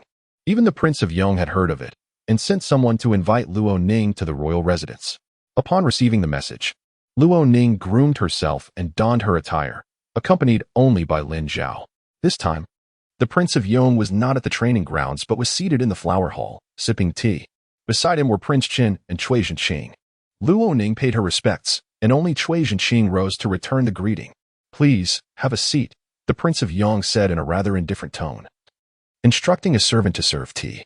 Luo Ning took a couple of delicate sips, observing the expression of the prince. She was uncertain whether he intended to discuss Luo Ying's matters in front of Prince Chun and Cui Zhenqing. However, the Prince of Yong proactively inquired, "What troubles are brewing in your family?" Luo Ning briefly recounted the situation, leaving her words somewhat vague, as she wished to keep the matter discreet. The prince understood her intent. "Follow me," he said, stepping out of the flower hall. They stood together in the corridor, where the sunlight poured in, casting a golden glow on the embroidered hem of his garment. Without raising her gaze, she detailed the events to him. "They wish to burn you alive?" the prince asked. Luo Ning confirmed. "Is the conflict between you siblings escalating to such extremes?" He pressed further. "I was quite taken aback," Luo Ning replied candidly. The prince's expression remained inscrutable, leaving her unable to decipher his emotions at that moment. In an earnest attempt to assuage the matter regarding her princess status, she apologized. "I have brought shame upon the Lord. The censorate is always reporting to the throne. This incident is hardly significant," the prince remarked, displaying a generous spirit. "Your Highness is indeed magnanimous," Luo Ning replied. The prince invited her to dine, but seeing both Prince Qin and Cui Zhenqing present, she politely declined. After her departure, the prince returned to the flower hall to continue his tea. Initially, he had summoned Luo Ning, but unexpectedly, Cui Zhenqing and Prince Chun had come to seek him out, discussing a recent murder case reported to the Dali Temple, which involved the family of Princess Jiahong, the Pei clan. As they settled into their conversation, Luo Ning arrived. "Have we disturbed you?" Cui Zhenqing inquired with a smile. "It is merely private matters. No offense taken," the prince replied. Prince Chen took a sip of tea before commenting. "Speaking of family affairs, why does your sister seem hesitant to speak?" The prince stated, "Family disputes should not be aired in public. She prefers not to discuss them in your presence." "Your brother's arson of your own shop is indeed a domestic issue," Cui Zhenqing added. "Every family has its trifles. There is no need for concern, as it does not pertain to you," the prince said. Prince Chen, curious, asked, "Is there some hidden truth?" "None," Luo Ning replied. "It appears otherwise," Cui Zhenqing interjected. "Are you not going to share with us? Have you swiftly taken sides with your princess?" "Naturally, one must distinguish between kinship and loyalty." The prince shot him a cold glance. Cui Zhenqing feigned grievance and began to grumble. Prince Chen simply smiled gently from the side. "Your sister is quite cautious, neither servile nor overbearing." Prince Chun praised Luo Ning to Xiao Huaifeng, stating, "Mother has an excellent eye. This marriage will prove beneficial to you." Xiao Huaifeng, having resolved his doubts regarding the Luo family, displayed no interest in discussing Luo Ning further. "Let us not dwell on her," he said, shifting the topic to the murder case at the Dali Temple. It involved a collateral branch of the Pei family, mentioning the Pei clan. The conversation circled back to personal matters. "Your elder brother has selected 4 concubines for you, one of whom is from the Pei family," Prince Chen noted. "The Pei family has already benefited greatly, yet remains insatiable. My aunt, alongside the Empress, wishes to choose one of the Pei daughters as my principal consort," he added. Xiao Huaifeng replied, "The Empress will not consent. My aunt recommended the 9th Miss Pei. The Empress inquired if I had met her and whether I had any impression. Since I had not, the Empress declared her disapproval." Prince Chen continued. He had recently lost his princess and was not in the mood to marry again. "Has the Ministry of Rites set a date for your wedding?" he inquired. "The Bureau of Astronomy is still selecting an auspicious date. It could be at the end of this year or early next year," Xiao Huaifeng responded. Cui Zhenqing, well informed, chimed in. "The Bureau has proposed dates in winter and February of next year. Both are favorable. We await the Emperor and Empress's decree." Seventh brother. "If you wish for an early marriage, you should persuade the Empress." Xiao Huaifeng remained indifferent, displaying a cold demeanor and ignoring the suggestion. Cui Zhenqing, undeterred, continued. "If the wedding is in winter, the concubines can enter the residence right after the new year. By the end of next year, the Prince of Yang's residence will likely be bustling with children." Xiao Huaifeng's brow furrowed further. Prince Qin chuckled, lightly tapping Cui Zhenqing's shoulder with his fan. "You're only exacerbating his annoyance with your talk of concubines." Cui Zhenqing, unafraid, quipped, "Compared to your principal consort, concubines are the ones everyone admires." Cui Jingqing jested. Except for my sister. She ran away last time and was captured. She remains confined to this day. The buzzing in Xiao Huaifeng's ears grew unbearable. Frustrated, he discreetly launched a hidden projectile at Cui Jingqing. The movement was swift, yet Cui Jingqing reacted just as quickly, darting behind Prince Chun while not spilling a single drop of tea from the cup he held. Prince Chun watched them with exasperation. Please, speak amicably and refrain from fighting. Xiao Huaifeng, you attempted a sneak attack, Cui Jingqing chortled, resorting to violence when words fail. You've not matured since childhood. Xiao Huaifeng glared coldly at him. Prince Chun intervened. Do not quarrel. I am a scholar. I do not engage in such antics. I care not for who strikes whom. If I am inadvertently harmed, I shall not be lenient. He tapped Cui Jingqing on the head with his fan. Cease your incessant prattle for a moment. Cui Jingqing complied, appearing casual yet remaining vigilant against any further assaults from Xiao Huaifeng. Finally quieted, Xiao Huaifeng was able to converse with Prince Chun in peace. The emperor held a wary regard for Xiao Huaifeng. Even before his principal consort had entered the household, the emperor had already chosen 4 noblewomen as concubines, clearly intending to disrupt his domestic tranquility. To ruin a person, one must provide them with a chaotic household that distracts them. Each of the 4 concubines hailed from prestigious families. Even princes would think twice before harming them. Although the princess's family background was less than stellar, her title of principal wife rendered her not easily disposable. However, the low stature of the princess's family made it difficult for her to command respect, and without gravitas. The concubines might become restive, aspiring to usurp her position. The household was fraught with tension. Within a year and a half, the Prince of Yong would be utterly exhausted. The ruthless tactics he wielded on the battlefield were futile in the domestic sphere. Such cruelty was indeed cunning. Xiao Huaifeng had initially harbored some hope for his cousin, Cui Zhonglan. With a fiery personality and a modicum of cleverness, she had spent 3 years in the borderlands and was well acquainted with Xiao Huaifeng. Devoid of any romantic inclinations towards him, promising her benefits, she could have become a capable deputy, charging into the fray for him. However, to his dismay, Cui Zhonglan had run away. Given this incident, he deemed her unreliable. Her ambitions lay elsewhere. The Prince of Yong found his thoughts wandering. Engaged in conversation with Prince Chin about the Pei family murder case, his mind drifted to his own affairs. He consented to marry Luo Ning because she was the most suitable candidate for his principal consort. She had a debt of gratitude to the empress. Her family background was humble and not to be feared, timid and easily manageable.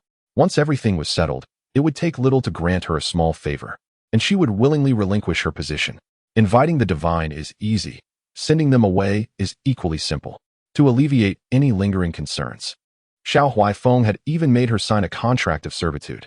Yet, after hearing her narrate the various matters concerning the Luo family, he began to perceive her potential. Perhaps she possessed greater capabilities than Cui Zhonglan.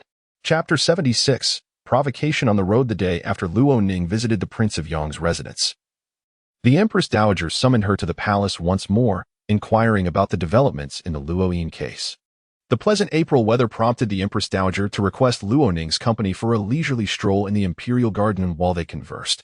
A palace maid carried a basket containing scissors, as the Empress Dowager intended to gather some flowers along the way. Ning, do you harbor any resentment? The Empress Dowager suddenly asked her. Luo Ning was taken aback. Mother, what brings this question? It is evident that the quarrel between you and your brother led to the incident of arson. Your brother has been acquitted and released. Do you not feel disappointed? A sudden tremor coursed through Luo Ning's heart. She believed she had concealed her feelings well, yet the Empress Dowager had seen through her. The traces of her emotions and actions were unmistakable. What has happened cannot be hidden. It will be discerned by those with keen insight. Mother, I'm not disappointed. Luo Ning replied. I never wished for him to be imprisoned. The Empress Dowager took her hand, gently patting the back of it with her other hand. You are bound by blood. You are branches of the same tree. You may nurture the leaves, but do not harm the roots. Otherwise, you will inflict damage upon yourself while attempting to harm others. Luo Ning acknowledged this wisdom, satisfied with her understanding. The Empress Dowager refrained from further persuasion and led her to admire the flowers in the garden. They encountered Empress Zheng, who was accompanied not only by palace maids and female officials, but also by 2 individuals, Lady Yin, the wife of Duke Yin and Empress Zheng's mother, and Zheng Jier, the Empress's younger sister. Upon meeting, they exchanged pleasantries. I have long heard the Empress praise the future Princess of Yong. Today, I finally see that her modesty does not do her justice. She truly is a beauty of unparalleled grace, Lady Yin remarked.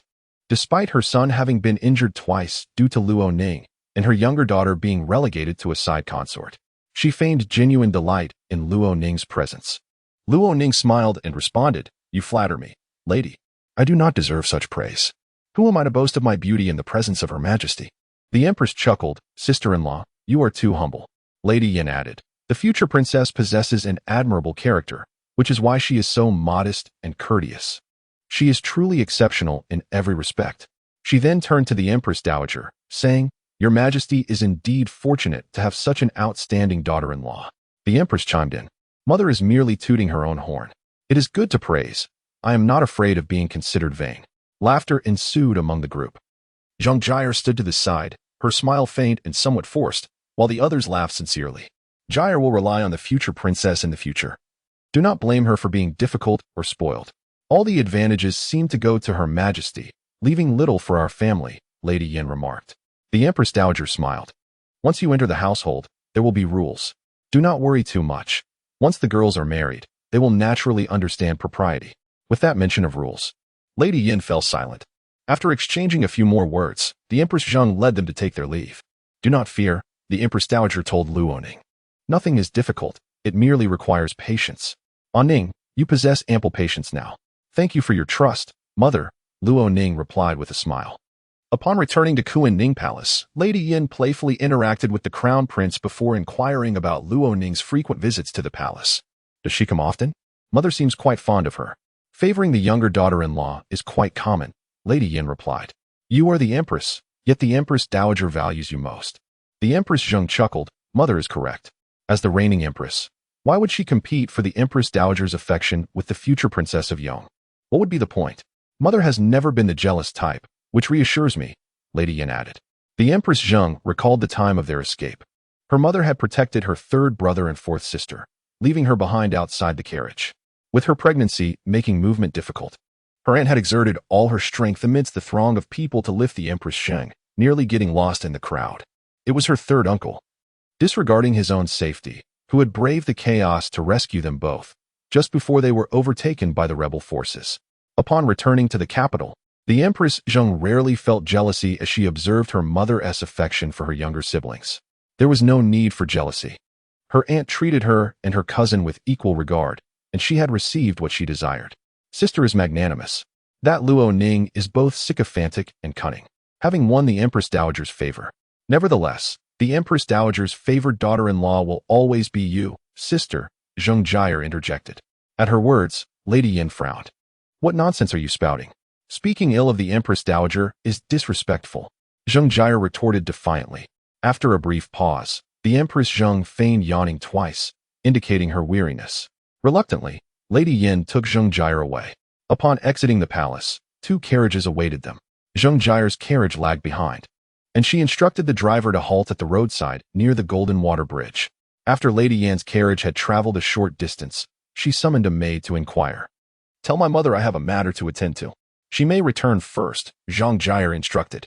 Lady Yin understood that she was waiting for Luo Ning. Luo Ning, the daughter of a third-rank military officer who saved the Empress Dowager, had risen to the status of a noble lady, which irked Zheng Jia, the rightful princess of Yong. As the legitimate daughter of Duke Yin, Zhang Jia was of unparalleled status. The principal consort and the side consort are both matriarchs, akin to the empress and the imperial concubine, not a mere concubine relationship from an ordinary family. One is powerful, while the other is weak.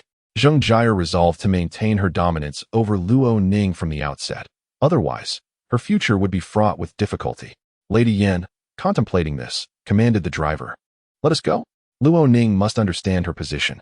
Even as the rightful princess of Yong, she must acknowledge the weight of the Zheng family. A Zheng family daughter, even as a side consort, is not someone Luo Ning can easily dominate. Luo Ning should be clear-headed and cognizant of this fact.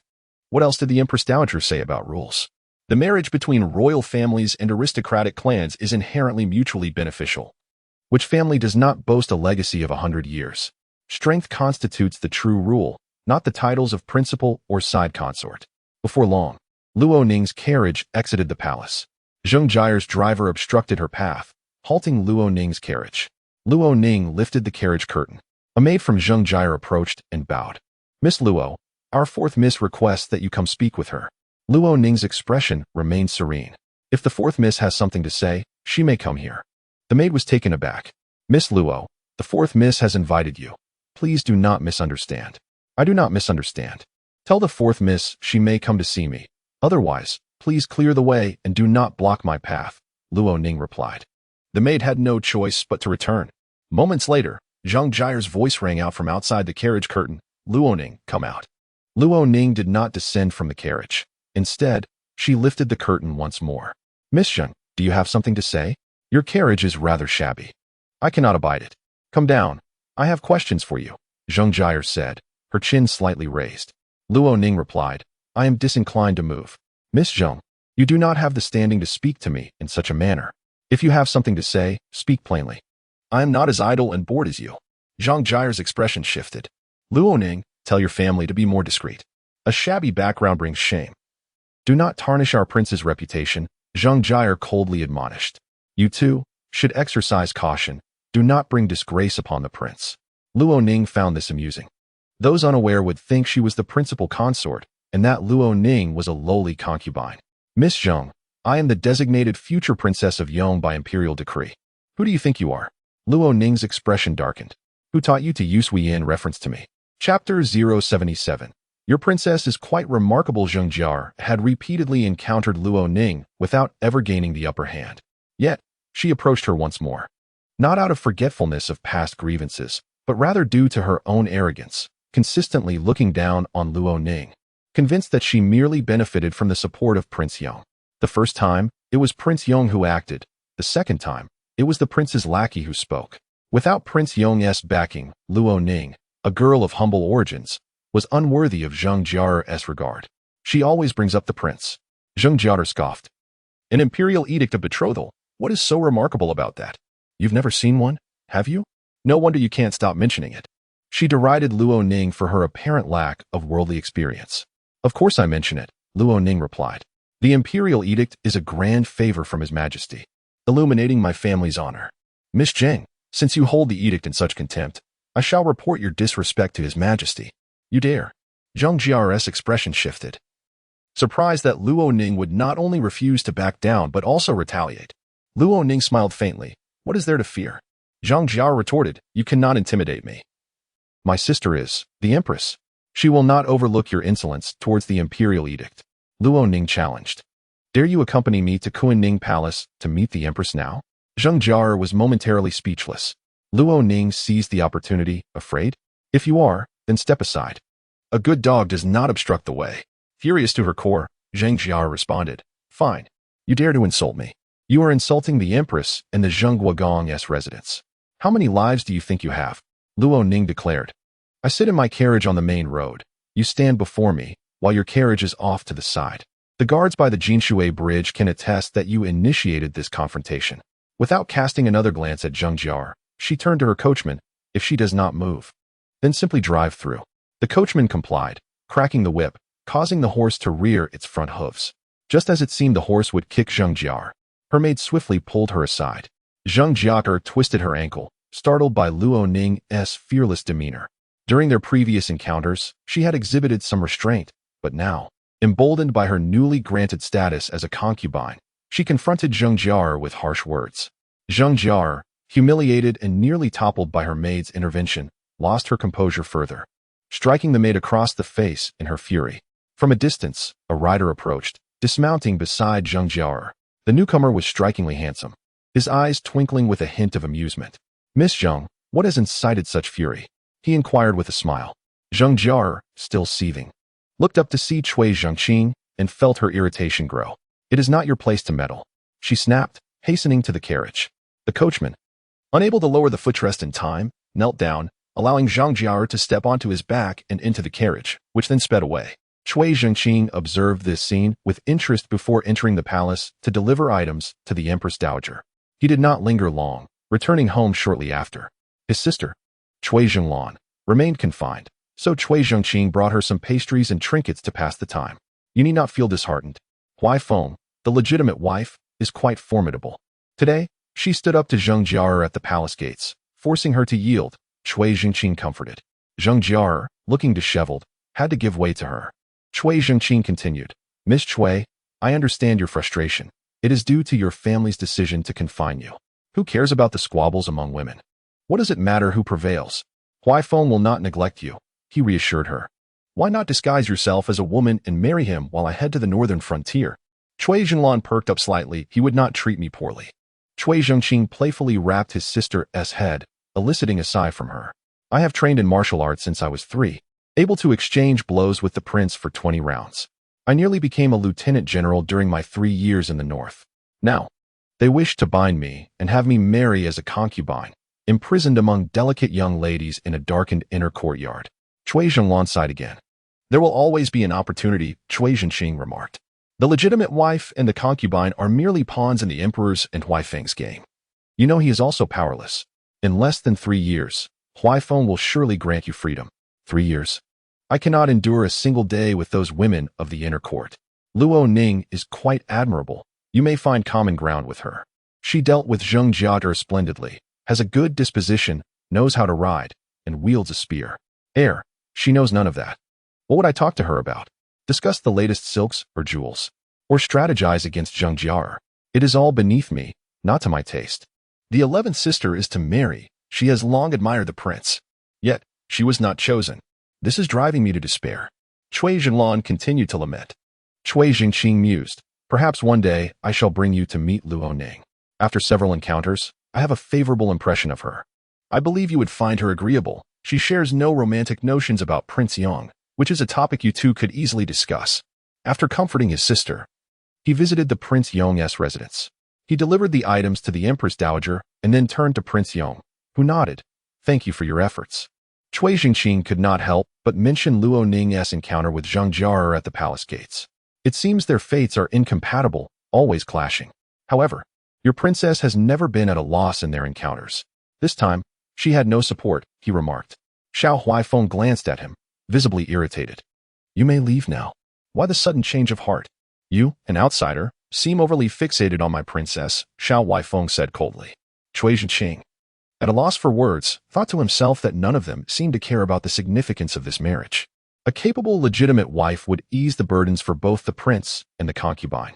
Exasperated by their indifference, he sought solace in music and drink. Upon returning home, Luo Ning changed into her everyday attire and settled on the large bed by the window, awaiting lessons from Mama He. The Cui and Zheng families are not particularly close, Luo Ning stated.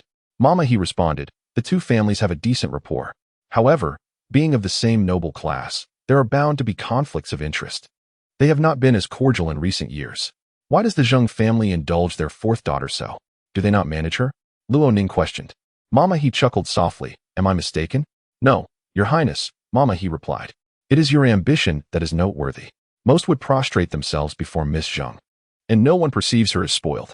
In Shijing, there is no young lady self-important enough to rival the 4th daughter of the Zheng family. It is only natural that her pride is accepted. Luo Ning remained silent.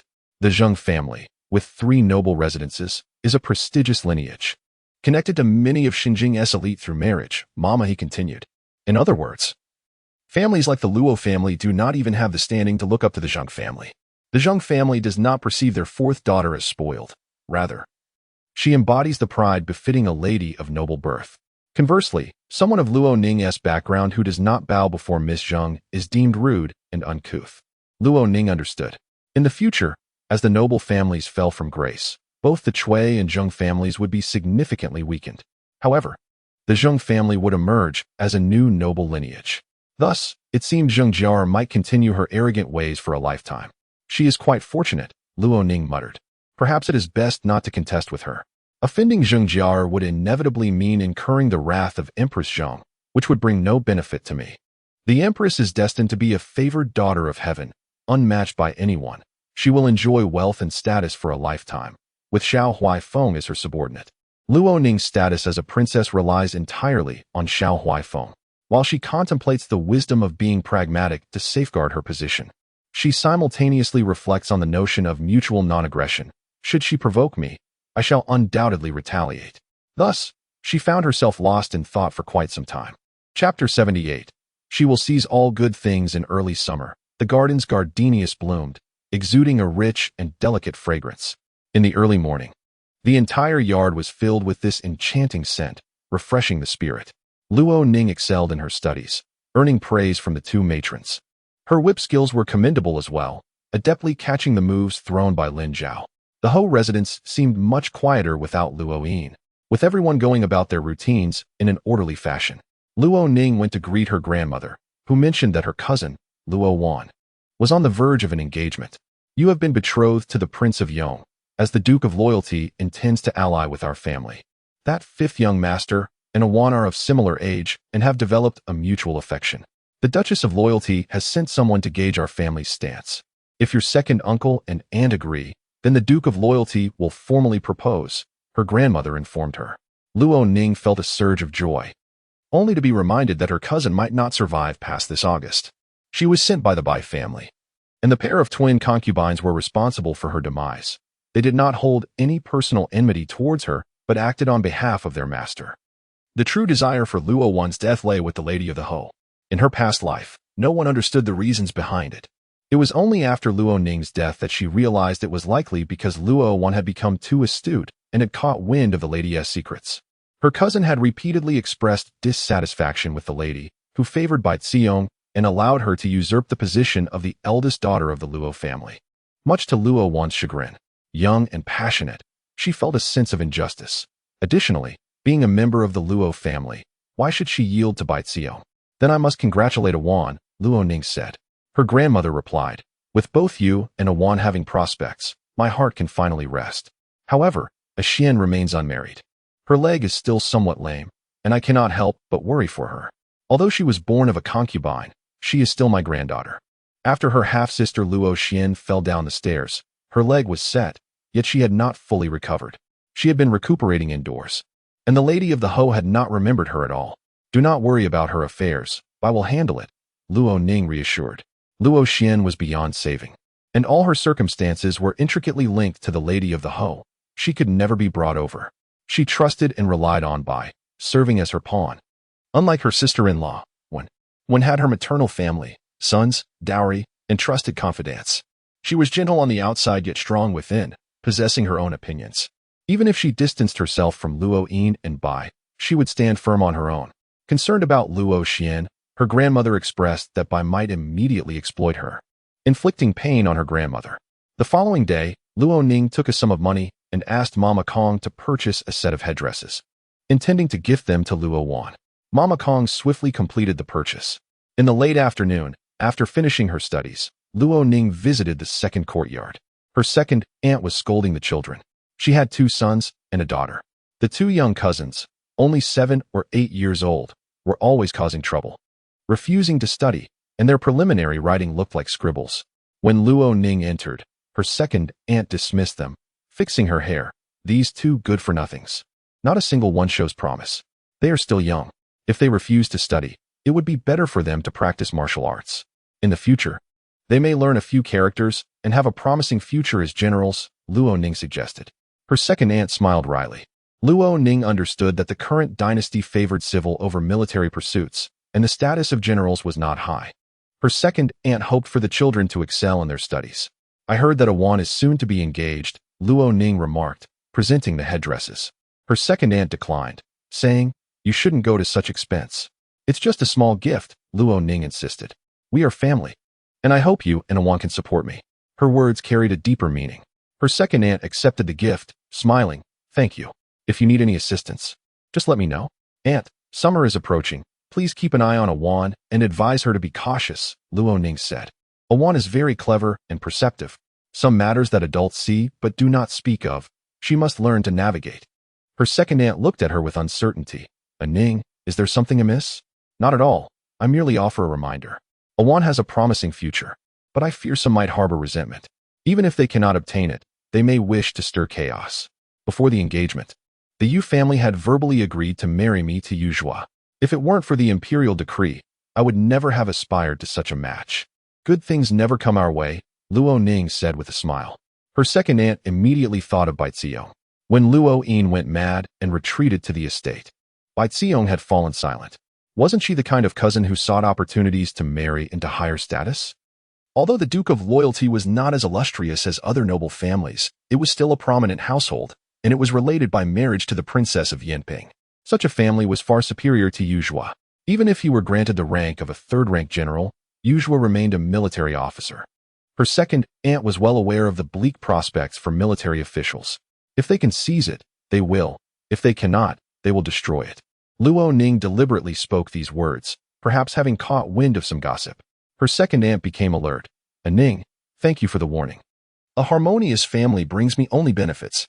You may not know, but when my elder brother encountered trouble, both the Empress Dowager and the prince inquired about me, leaving me utterly humiliated.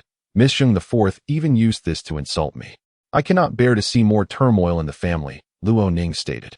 Her second aunt nodded, and she spoke with Luo Wan later that evening. Luo Wan was the kind of girl who listened to advice. When her mother warned her to be cautious, she would take note. Her second aunt also instructed her servants to keep quiet about the engagement with the Duke of Loyalty until it was firmly established. Upon returning to the Wenqi courtyard, Luo Ning asked Mama Kong, "What news from Aunt Song?" "She has just revealed her pregnancy and is very settled," Mama Kong replied. "And the two make concubines? The master has kept them in their courtyard these days, and the servants are currying favor with them. They have been obedient and amiable," Mama Kong added.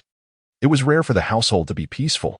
Luo Ning nodded, feeling that she had addressed all pertinent matters and could leave the rest for another time. In late April, the lady of the Ho had gone out several times, accompanied by physicians from the city to the 10-mile estate. Her sister-in-law sent word. The eldest young master has been gravely ill these past few days. "What ailment?" Luo Ning inquired. "It is a fever," came the reply. Luo Ning pondered, estimating that Luo Yin wished to return home. Meanwhile, I felt that it was inappropriate for the legitimate eldest son to be sent to the estate for recuperation, fearing it would tarnish their reputation. They were plotting this matter. The Lord of Jinnan was also captivated by two young and beautiful concubines, and it was only a matter of time before he acquiesced. The tranquility of the household would soon be disrupted once again. Luo Ning took out her writing tablet, concentrating intently on her calligraphy, casting aside all distractions. She needed to remain calm, refusing to let any upheaval provoke her anger. An angry person is destined to fail. After practicing for an hour, her wrist ached. But her mood transformed into one of serenity. They truly would not suffer any loss.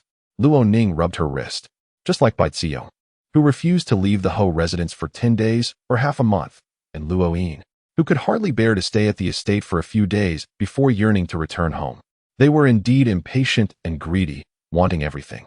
Chapter 79. A delaying tactic. As the days grew warmer, a delightful patch of roses bloomed in the corner of the eastern wall of Wenqi courtyard. Their petals opening in the early morning light, some pink, some red, complementing the verdant leaves and attracting butterflies that danced gracefully among them. By afternoon, the warmth turned slightly oppressive. Luo Ning, having practiced with her whip and drenched in sweat, took a simple bath and changed into a light summer shirt. Feeling light and comfortable, she and Lin Zhao engaged in a discussion about whip techniques, primarily listening to Lin Zhao elaborate on her progress and shortcomings. "Qiu Hua has improved much faster than you. It is not due to her greater intelligence, but her superior wrist strength," Lin Zhao remarked. "Lack of wrist strength remains your greatest challenge." Luo Ning inquired, "How can I enhance my wrist strength?" "Any increase in power relies on resistance." "I often see Qiu Hua carrying water buckets," Lin Zhao replied. Luo Ning's bathing and hair washing were attended to by Qiu Hua and Qiu Lan. With few people in Wenqi courtyard, the task of fetching water buckets fell to them. "I carry a bucket for half an hour each day. Does that suffice?" Luo Ning asked. Lin Zhao pondered. "I will prepare a sandbag for you to lift, starting with 2 pounds. Their focused conversation was interrupted when the maid Qiu Lan hurried back into the room. "Miss, the young master has arrived and is with the old madam. She has sent someone to fetch you," Qiu Lan announced. This was anticipated. After delivering the message, Qiu Lan exchanged glances with Lin Zhao, both observing Luo Ning's unchanging demeanor. Luo Ning remained composed. "I will visit the west courtyard. Qiu Hua may accompany me. Sister Lin, please prepare that sandbag for me. I cannot afford to embarrass you during the next assessment by the prince." Lin Zhao agreed. In the west courtyard, a few individuals were present. Luo Yin, dressed in a stone blue silk robe, knelt on the ground, earnestly apologizing to their grandmother. The Duke of Junnan and Lady Bai sat beside the old madam, and the eldest daughter-in-law, Lady One, stood behind her. No one else was present. "Grandmother, I acknowledge my mistakes and will dedicate myself to my studies. Once I am admitted to Lushan Academy and return to serve in the ministry, I will ensure our ancestors take pride in me, Luoyin pledged, bowing deeply 3 times. The old madam wore a stern expression, remaining silent until Luo Ning entered. Ning, you have arrived, she beckoned. Luo Ning first offered her respects to her parents, and then to her grandmother before stepping closer. She took her grandmother's hand, and the old madam's tense expression softened slightly at her presence. How is your health? You are recovering gradually. If you wish to study, you can hire a tutor to accompany you at the estate and still achieve results, the old madam advised Luoyin. With so many matters at home, you may lack the focus needed for your studies. It would be better to return to the estate. Lady Bai, nearby, could hardly contain her anger. Her eldest son, the future heir of the Ho family, Luo Yin, could not remain at the estate indefinitely. Only those who had heired were sent away to the countryside. This was a recognized custom. Grandmother, I wish to reside in the small courtyard of the back garden to concentrate on my studies. I will not venture beyond the gates, nor will I be negligent. Luo Yin insisted, remaining kneeling. I truly miss you. While you are alive, I should be serving you, not hiding away in the countryside. Such eloquent words were obviously rehearsed. After speaking, Luo Yin raised his face, his gaze deepening as he looked at Luo Ning. Ning, you must advocate for me. I have erred in the past. I hope you can forgive me. Luo Ning's expression remained impassive. Elder brother, this matter should be decided by our elders. Grandmother is concerned for your health. If you were to lose your sanity, who would we rely on in the future? Luo Yin replied, I am now well. The old madam opened her mouth to speak. But at that moment, the Duke of Zhennan interjected. Mother, children must be guided, not merely punished. He has made mistakes. It is better to keep him close and educate him properly. The doctor has examined him. He was momentarily confused but has recovered. He is both a son and a grandson, as well as a father. At this age, he bears great responsibility. Sending him to the countryside deprives him of the opportunity to grow. It is simply inappropriate. What if he cannot fulfill his duties in the future? How would he face our ancestors? The old madam, fearing an emotional outburst, was alarmed by the Duke's words. She closed her eyes, concealing her thoughts, her expression wavering. After a long pause, she slowly opened her eyes and glanced at Luo Ning. The old madam felt that Luo Chongye had already acquiesced. If the matter continued to escalate, he might be forced to choose between his mother and son. He might prioritize his son, which would lead to a greater rift between him and the old madam, drawing him closer to Lady Bai and her son. Should it come to that, the Luo family and Luo Ning would find themselves in an even worse predicament. That would indeed be a disservice to their ancestors. Patience was required. One must not rush. As with simmering a dish, too high a flame would burn it or leave it undercooked. It must be done slowly over a gentle fire. The old madam looked at Luo Ning, signaling her not to feel disheartened. Luo Ning understood and smiled faintly in response. The old madam then turned to Luo Chongye, saying, You are the Duke of Zhennan, the head of this family. This matter should be decided by you. As a mother, I cannot allow my son to lose face by dismissing your words. If you agree, that will suffice. Luo Chongye smiled with relief. Mother's agreement brings me peace. The old madam nodded. The Duke of Zhennan exhaled, and Lady Bai and Luo Yin felt a weight lifted from their hearts. They had finally navigated this challenge. A complex emotion flickered in Lady Wen's eyes. Thus, Luo Yin returned to the Ho residence. In her previous life, Luo Ning had often been confined to the courtyard when she went mad. Yet for Luo Yin, after a mere fortnight and a few doses of medicine, he was deemed cured. Luo Ning felt neither anger nor impatience regarding this matter. Her heart remained tranquil. Do not cause any more trouble, Luo Chongye admonished his son before the old madam. Next time, I shall break your legs. Luo Yin acquiesced, bowing to his grandmother before rising. Lady Bai expressed her gratitude to the Duke of Zhennan profusely, presenting him with 3,000 taels in silver notes, claiming it was her private dowry. With the Duke often engaged in social affairs, these funds are merely a source of regret for me, Lady Bai stated. The Duke of Zhennan held Lady Bai and his eldest son in high regard. He accepted the silver notes, and Lady Bai felt a sense of relief. She took Luo Yin and Bai Zhirong to the east courtyard, where the three of them closed the door to converse privately. Lady Bai had previously harbored resentment towards Bai Zhirong for shifting the blame onto Luo Yin. However, after bringing Luo Yin back this time, with Bai Zhirong's strategic planning, Lady Bai's grievances began to dissipate. They were bound by blood. Yin, you must remain steady. You are the uncle of the Yong King. A promising future awaits you. "Arone, you must not sow discord or encourage your elder brother to commit any wrongdoings," the Ho lady instructed. Both Luo Yin and Bai Zhirong nodded in agreement. In Wangqi courtyard, Qiu Hua, Qiu Lan, and Mama Kong gathered around Luo Ning, while others kept their distance. "Miss, shall we simply let Luo Yin off the hook? He nearly brought you to harm," Qiu Hua exclaimed indignantly. Luo Ning remained calm, smiling slightly. "Of course not. If he had stayed obediently at the estate, I would have had no reason to deal with him. Now that he has returned, he has chosen his own demise." Lowering her voice, she added, "Let us devise a plan and see if Luo Yin falls into our trap." The others leaned in closely as Luo Ning elaborated on her strategy in detail. Chapter 080. Luo Ning sets a trap. Upon returning to the residence, Luo Yin first went to his own courtyard. He treated Wenshi with great tenderness. As night fell, he embraced her, but she feigned discomfort, claiming that her monthly cycle had begun, and asked him to sleep in the quarters of a maid. Luo Yin, with a resigned smile, pinched her nose playfully, saying, "You truly are unfortunate." Wenshi's smile softened as she suggested, "Let Cui Qiao attend to you." "I do not fancy Cui Qiao. She is rather common and pales in comparison to you," Luo Yin replied. Wenshi then stated, "In that case, you must wait 5 days. It will take that long for me to feel well." Luo Yin teased her, urging her to think of a different way to serve him. However, she merely lowered her head in embarrassment, unwilling to comply.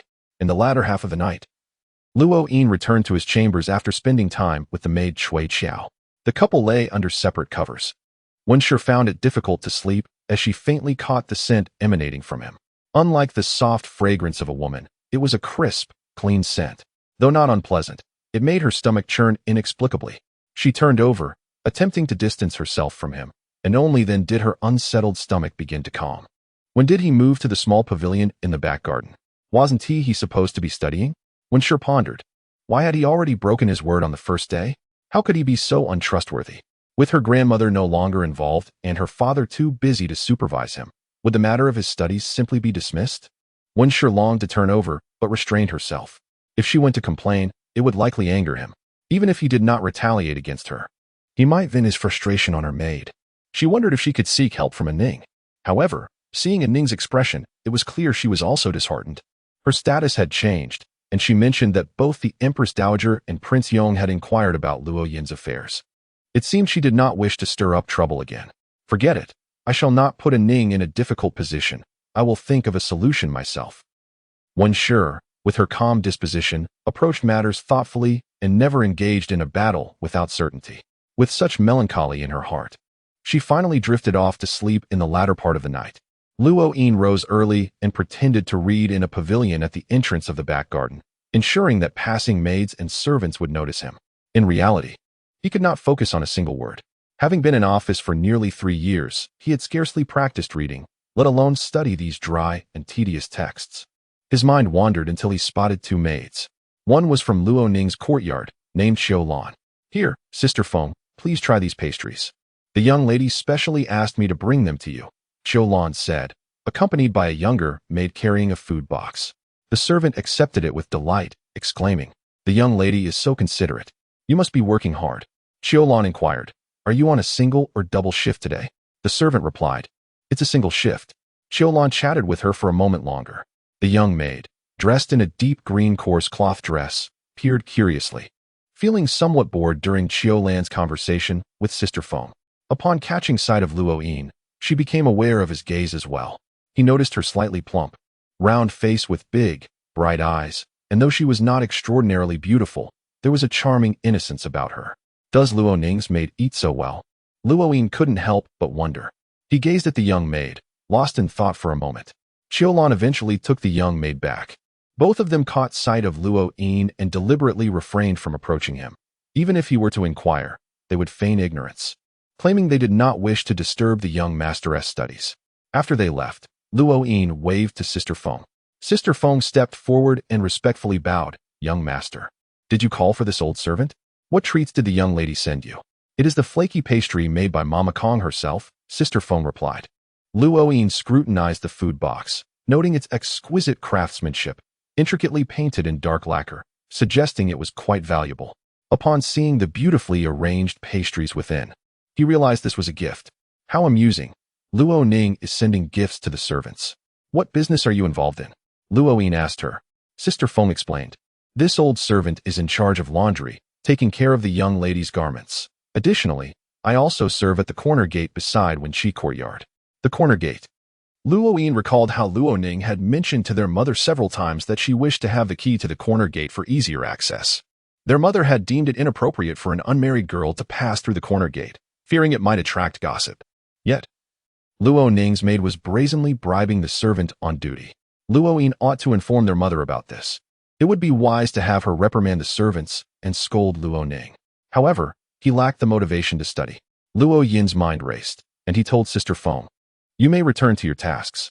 After she complied and retreated, she had to pass through the back garden to return to the servant quarters where she resided. That day, Luoyin feigned reading for quite a while in the back garden, deliberately choosing a spot at the entrance so that the servants could see him and report back to the Marquis and Matriarch. Once he returned to his room, he shut the door and paced back and forth. With no one to confer with, he needed to think carefully. There was no suitable opportunity. Luoyin felt utterly at a loss, pondering what event might arise. While he was troubled, Luoning's plans were progressing smoothly. The gardener had observed the young master inquiring with Sister Feng, and Mama Kong informed Luoning of this. Qiu Hua and Qiu Lan were present as well. Luoning quietly practiced her calligraphy, writing a stroke before turning to Qiu Hua, saying, "We shall begin preparations for the bandit troubles tonight." Qiu Hua acknowledged her and went off to carry out the task. Mama Kong also left to attend to her duties, leaving only Qiu Lan to grind ink for her. "Miss, do you truly think Luoyin will take action? If he is subdued this time and settles down to study, we find ourselves at a loss." Qiu Lan inquired. Luoning replied, "If he truly possesses such determination, we shall take our time." She had not intended to confront Luoyin so hastily. Luoning was waiting for Qiu Shidong to enter the capital. At that time, she would present Qiu Shidong in front of the Marquis's household for all to witness the resemblance between Luoyin, Baizirong, and Qiu Shidong. Having met Qiu Shidong numerous times, Luoning had a vivid impression of him. However, there was a small issue. In truth, Luoyin bore a closer resemblance to Baizir than to Qiu Shidong, with only a 50% similarity. If it were not for a striking resemblance, it could easily be dismissed. To substantiate this matter, Luoning needed to devise a plan. She suddenly realized she was thinking too far ahead and pulled her thoughts back. "Qiu Lan, you are my confidant. You must not be anxious." Luoning smiled as she dipped her brush in ink and continued to write. "What we are doing cannot be forced to yield immediate results." Qiu Lan's face flushed slightly as she replied, "I cannot bear such burdens." Luoning reassured her. "Not only must you not rush, but you must also remind me to remain humble and patient." Qiu Lan softly agreed. She thought to herself, "Does the young lady still need reminding? She seems incredibly steady now." The young maid, Chu Shuang, entered with tea. "Miss, while I was in the back garden with Sister Qiu Lan this morning, the young master looked back at me twice," Chu Shuang said. Luoning and Qiu Lan turned to her. Chu Shuang appeared nervous and concerned. "Miss, you wouldn't send me to be a maid in the quarters, would you? I am only 13 and have not yet come of age." Luoning chuckled. "Do you wish to go?" "Absolutely not," Chu Shuang exclaimed, nearly in tears. "Miss, please save my life." And in a lower voice, "The previous lady's maids were killed by the lady after being touched by the young master."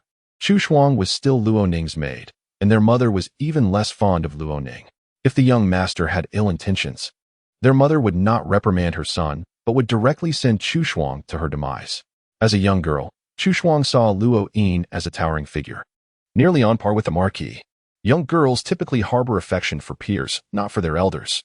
She yearned to follow the young mistress, who enjoyed sumptuous meals in her courtyard. To be a suitable match, one must be at least 20 years of age, a distant prospect. As Chu Shuang had yet to awaken to such thoughts and desires, Luoning set down her brush and gently caressed Chu Shuang's head, assuring her, "You harbor no ulterior motives, and I shall never part with you." Overcome with gratitude, Chu Shuang knelt before her, solemnly swearing her allegiance to follow the young mistress for a lifetime.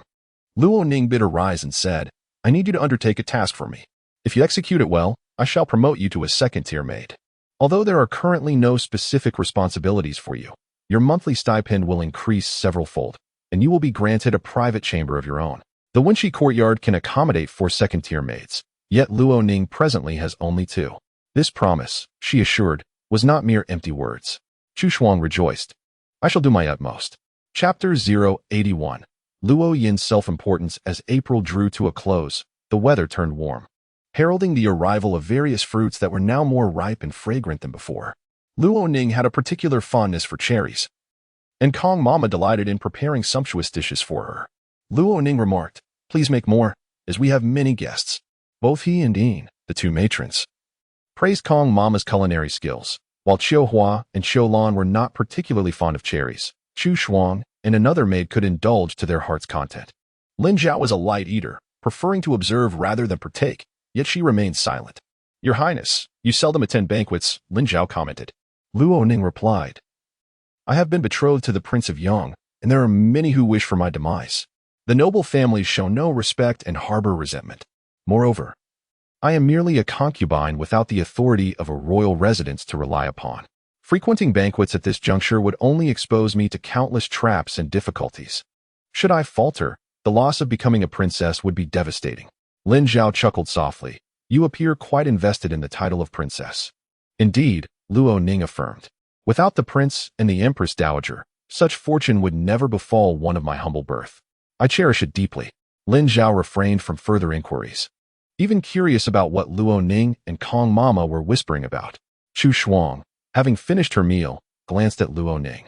Receiving a subtle nod, she announced to the group, "I shall visit the greenhouse in the back garden to select some flowers for the young lady." Qiu Lan teased, "Are you trying to shirk your duties? Has the water been prepared for tea?" "Yes, it is ready," Chu Shuang replied, exhaling in exasperation. "Be quick and return, no dawdling." Chu Shuang complied and hurried out. Lin Zhao cast another glance, but remained silent. As the Dragon Boat Festival approached, the estate was bustling with preparations for distributing rewards to the servants. However, rumors circulated among the nearby districts about a band of bandits hiding in the vicinity, prompting the authorities to investigate for several days. The source of the rumors was unknown. The estate took the matter seriously. The lady of the house specifically instructed the chief steward to arrange nightly patrols and bolster sentry posts at every corner gate. Upon hearing that Luo Yin had gone to the lady's eastern courtyard, Luo Ning followed suit. Inside, Luo Yin and Bai Xiong were engaged in conversation, typically in the absence of outsiders. "Mother, I have heard that a band of bandits has taken refuge nearby," Luo Ning stated. The lady of the house replied, "There is no need for concern. The patrol officers have already dispatched personnel to investigate. Mother, I desire the keys to the corner gates to assign my own guards. I do not trust outsiders. What if they collude with the bandits?" Luo Ning insisted. The lady of the house was both amused and exasperated. "Are you accusing my staff of collusion with bandits, and Ning?" Luo Yin listened quietly, his expression unreadable. Bai Xiong sipped her tea, smiling but remaining reticent. Luo Ning continued to press the lady of the house for a few more moments, but she remained steadfast. Reluctantly, Luo Ning returned. As she departed, Luo Yin's gaze held a hint of malice. The lady of the house cautioned him, "Do not stoop to her level. You are a man destined to be the future Duke of Jinan. You must focus your thoughts on the right path. Few appreciate the value of education, as it often entails hardship. Human nature tends to lean towards seeking pleasure, and Luo Yin was no exception." He outwardly agreed. Yin, you seem quite spirited these days, spending each day in the pavilion of the back garden to study. "I am truly happy for you," the lady of the house remarked with a smile. "Mother, there is no need for concern about me," he replied, genuinely in good spirits. He was eager for an opportunity to deal with Luo Ning, and the rumors of banditry provided just that, an unexpected stroke of luck. Women can be had in abundance, but do not involve yourself too closely with the maids, the lady of the house gently advised. Luo Yin snapped back to attention, smiling. "Did you see me conversing with a maid? She is from the Wenqi courtyard. How could I possibly court her? She is merely innocent and charming, without ulterior motives. Besides, I am considering whether to place a spy within Wenqi courtyard." The lady of the house's expression darkened. "Be wary of being used by others. I am not inviting her into my quarters. We merely exchanged a few words in the back garden. Should she develop feelings and willingly pledge allegiance, would that not be advantageous? If not, there is no loss." Luo Yin argued. The lady of the house's countenance grew stern. "My son, I truly am not diverting my focus to contend with Luo Ning," he assured her. "Do you not trust your own son?" She suppressed her emotions and forced a smile. "It is best if you think this way. Do not confront Luo Ning directly. It would be a futile endeavor." Luo Yin scoffed at her words, dismissing them as lacking ambition. He glanced at Bai Xiong, whose silence belied her discontent with the lady of the house's timid demeanor. Even within familial bonds, not every matter aligned in agreement. For instance, Luo Yin's favored maid had been eliminated by the lady of the house, fearful of retribution from the Duke of Zhengnan. This angered Luo Yin. Their previous attempts to deal with Luo Ning had failed due to a hasty and simplistic plan, one that lacked thoroughness and was overly focused on escape rather than strategy. Luo Yin was determined to learn from his mistakes and was resolute that he would not be outmaneuvered by Luo Ning. That evening, Luo Yin returned to the eastern courtyard, accompanied by his wife and child. The atmosphere in the lady of the house's quarters was lively. Luo Liqing was running about, and for the first time, Luo Yin pursued his son into the lady of the house's chamber.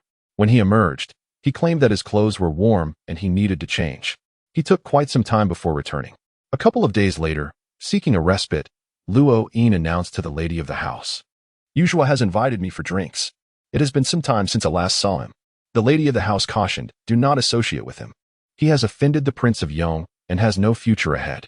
A third-rank military officer can be dismissed at any moment. His path is now blocked.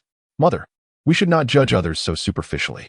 I have known Yuzhua since childhood. We are friends from way back. Please do not let others speak ill of me behind my back," Luo Yin implored.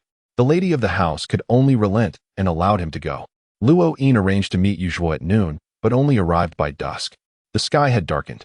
A woman accompanied him in the carriage, but upon entering, she turned back. The woman wore a veil, making it difficult to discern her tall and slender figure. Yuzhua had been feeling downcast lately, and he was displeased with Luo Yin's tardiness. "I have reserved a banquet at the Peach Blossom Pavilion to apologize to you," Luo Yin said with a smile. Yuzhua frowned. "I cannot attend a brothel. If the censorate finds out, my future will be jeopardized." He was still awaiting an assignment from the Ministry of Personnel after returning to the capital. He had once been on track to become a principal official in the Ministry of War within 2 years, or perhaps secure a position in the suburban garrison. However, after being dismissed by the Prince of Yong, his prospects had dimmed, leaving him troubled and anxious. He was reluctant to face Luo Yin, yet did not want to sever their ties. Luo Yin, ever the silver-tongued, recounted his grievances. "I must visit the privy," he stated. Yuzhua ignored him.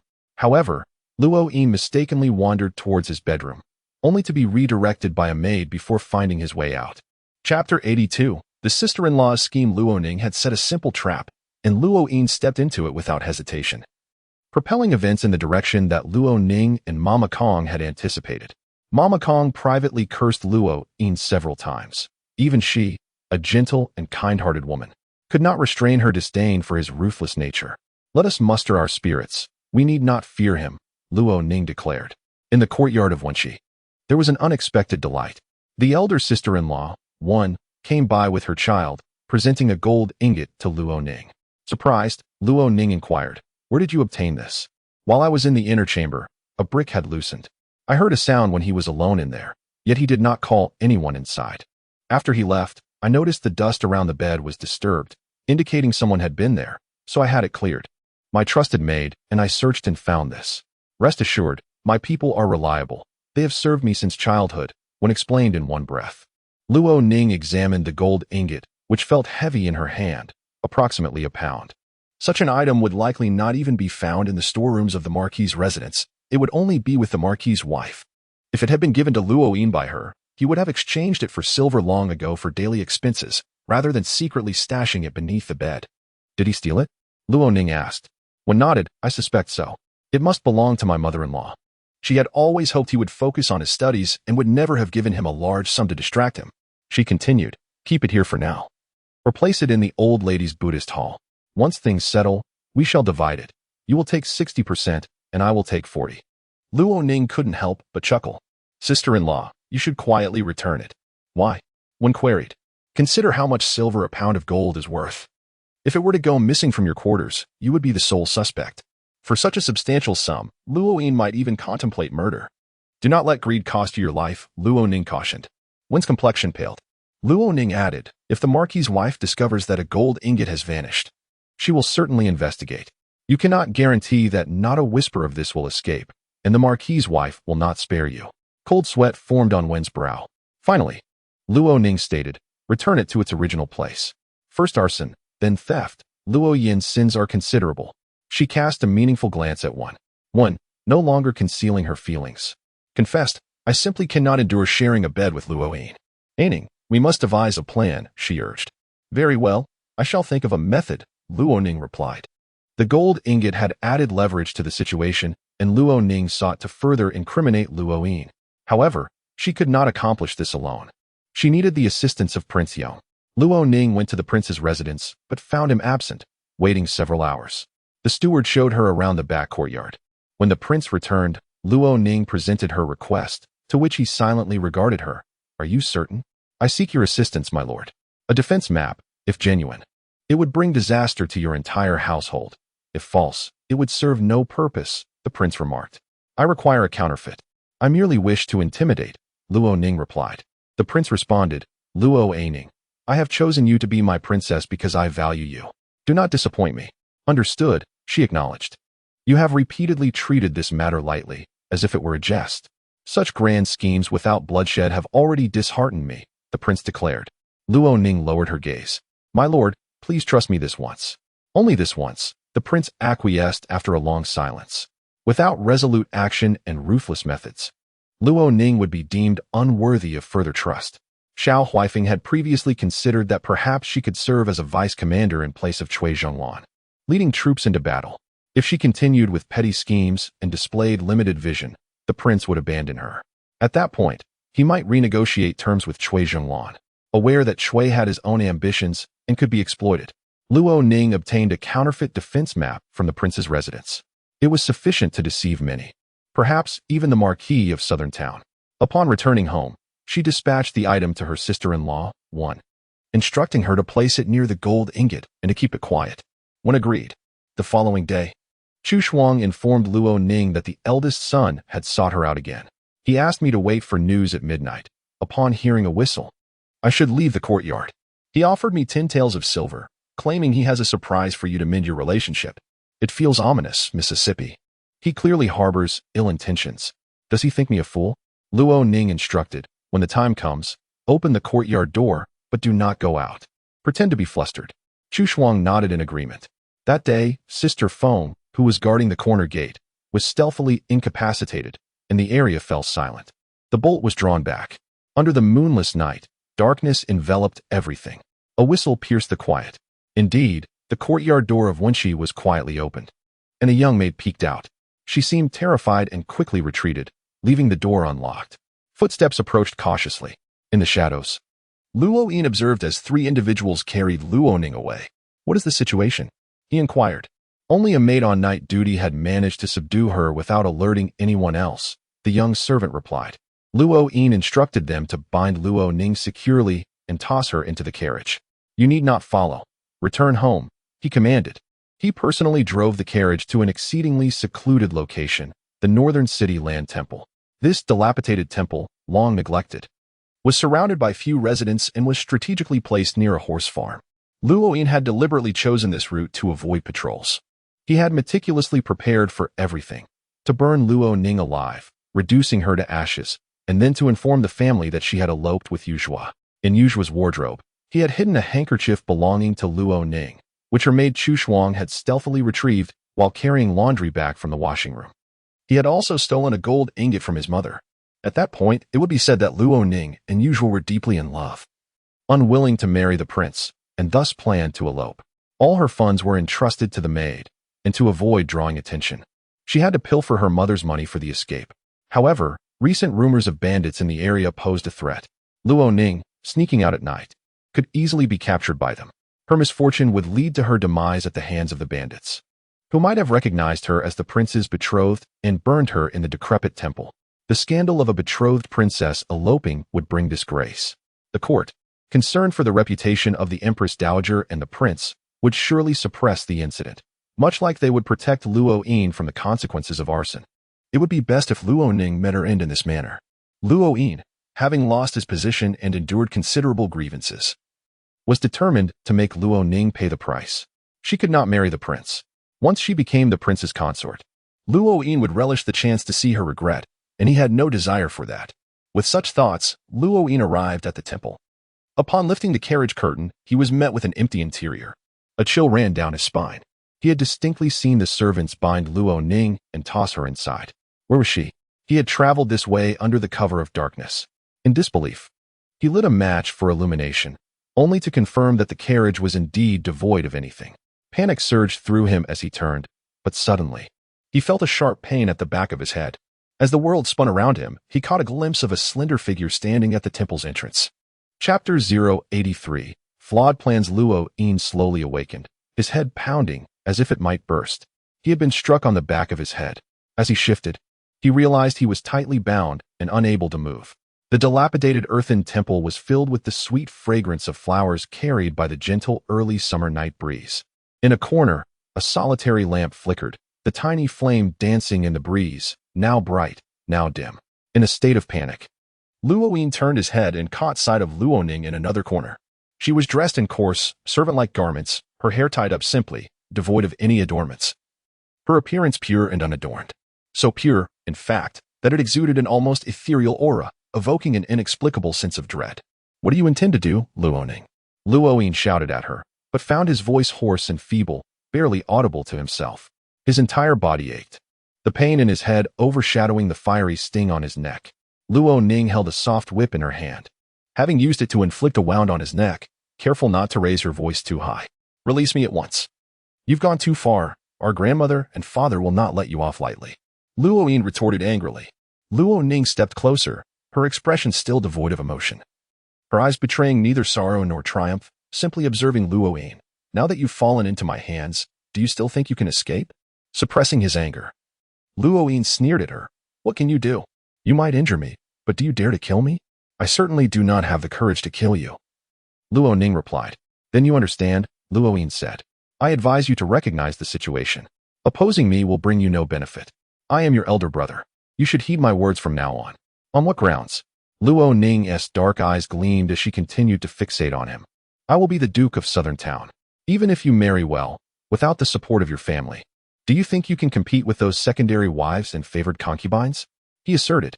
His tone was surprisingly calm. Why do you think you will become the Duke of Southern Town? Luo Ning questioned further. Do you possess the qualifications? Qualifications are not for you to determine. I am the legitimate eldest son, recognized by both our father and grandmother. No matter how unwilling you may be, you cannot change the facts, Luo Yin declared, finding satisfaction in his own words. When you pay your respects at the Chiu family shrine, did you never consider that you are the legitimate son of the Luo family? Luo Ning inquired. The room fell into an abrupt silence. The solitary lamp flickered, nearly extinguished by a gust of wind, as if it might go out entirely. Luo Yin's eyes widened, feeling as though his head had been struck again, a buzzing sound echoing within.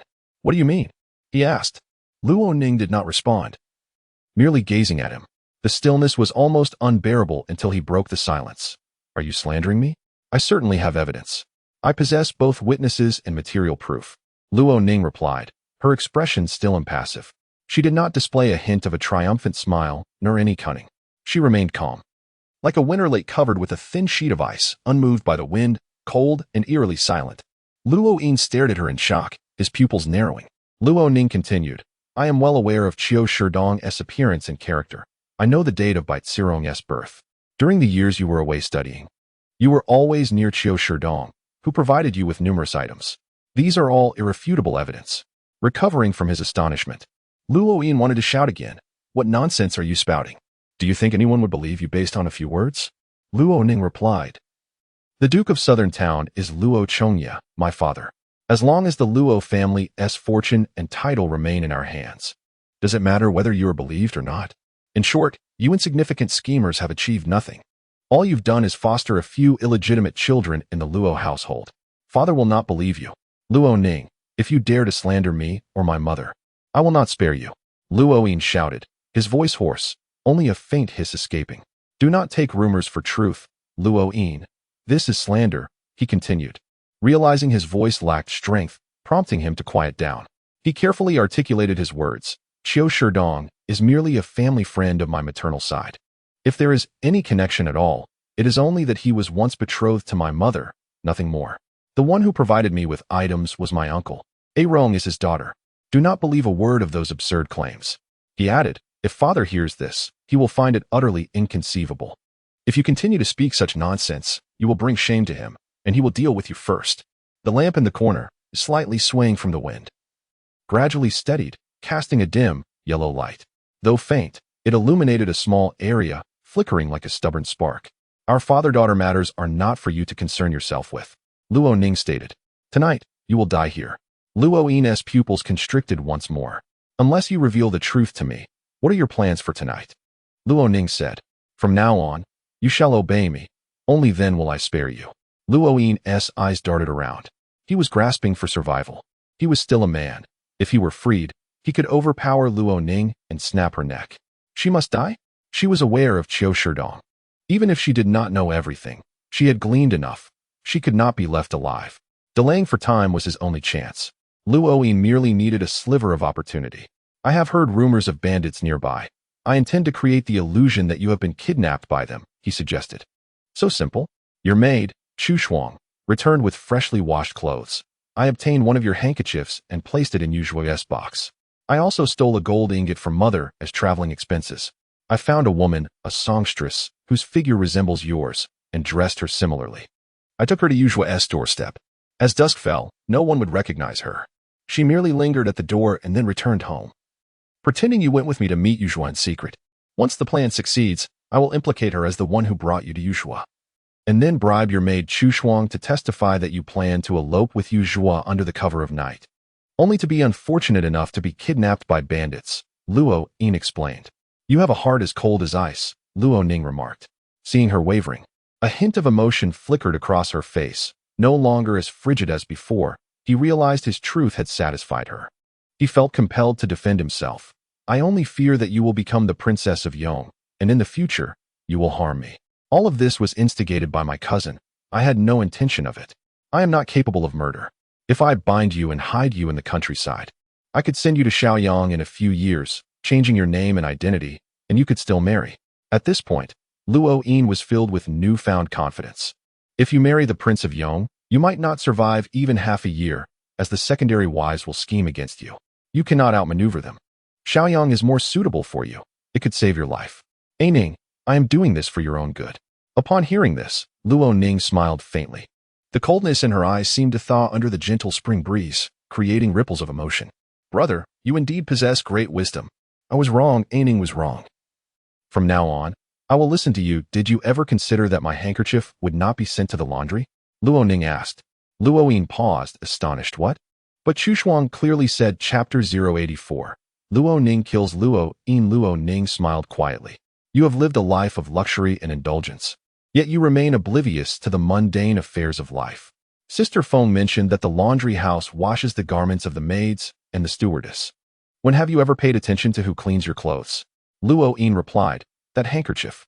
It belonged to Chu Shuang. She had embroidered it herself. I have never used such fabric or patterns.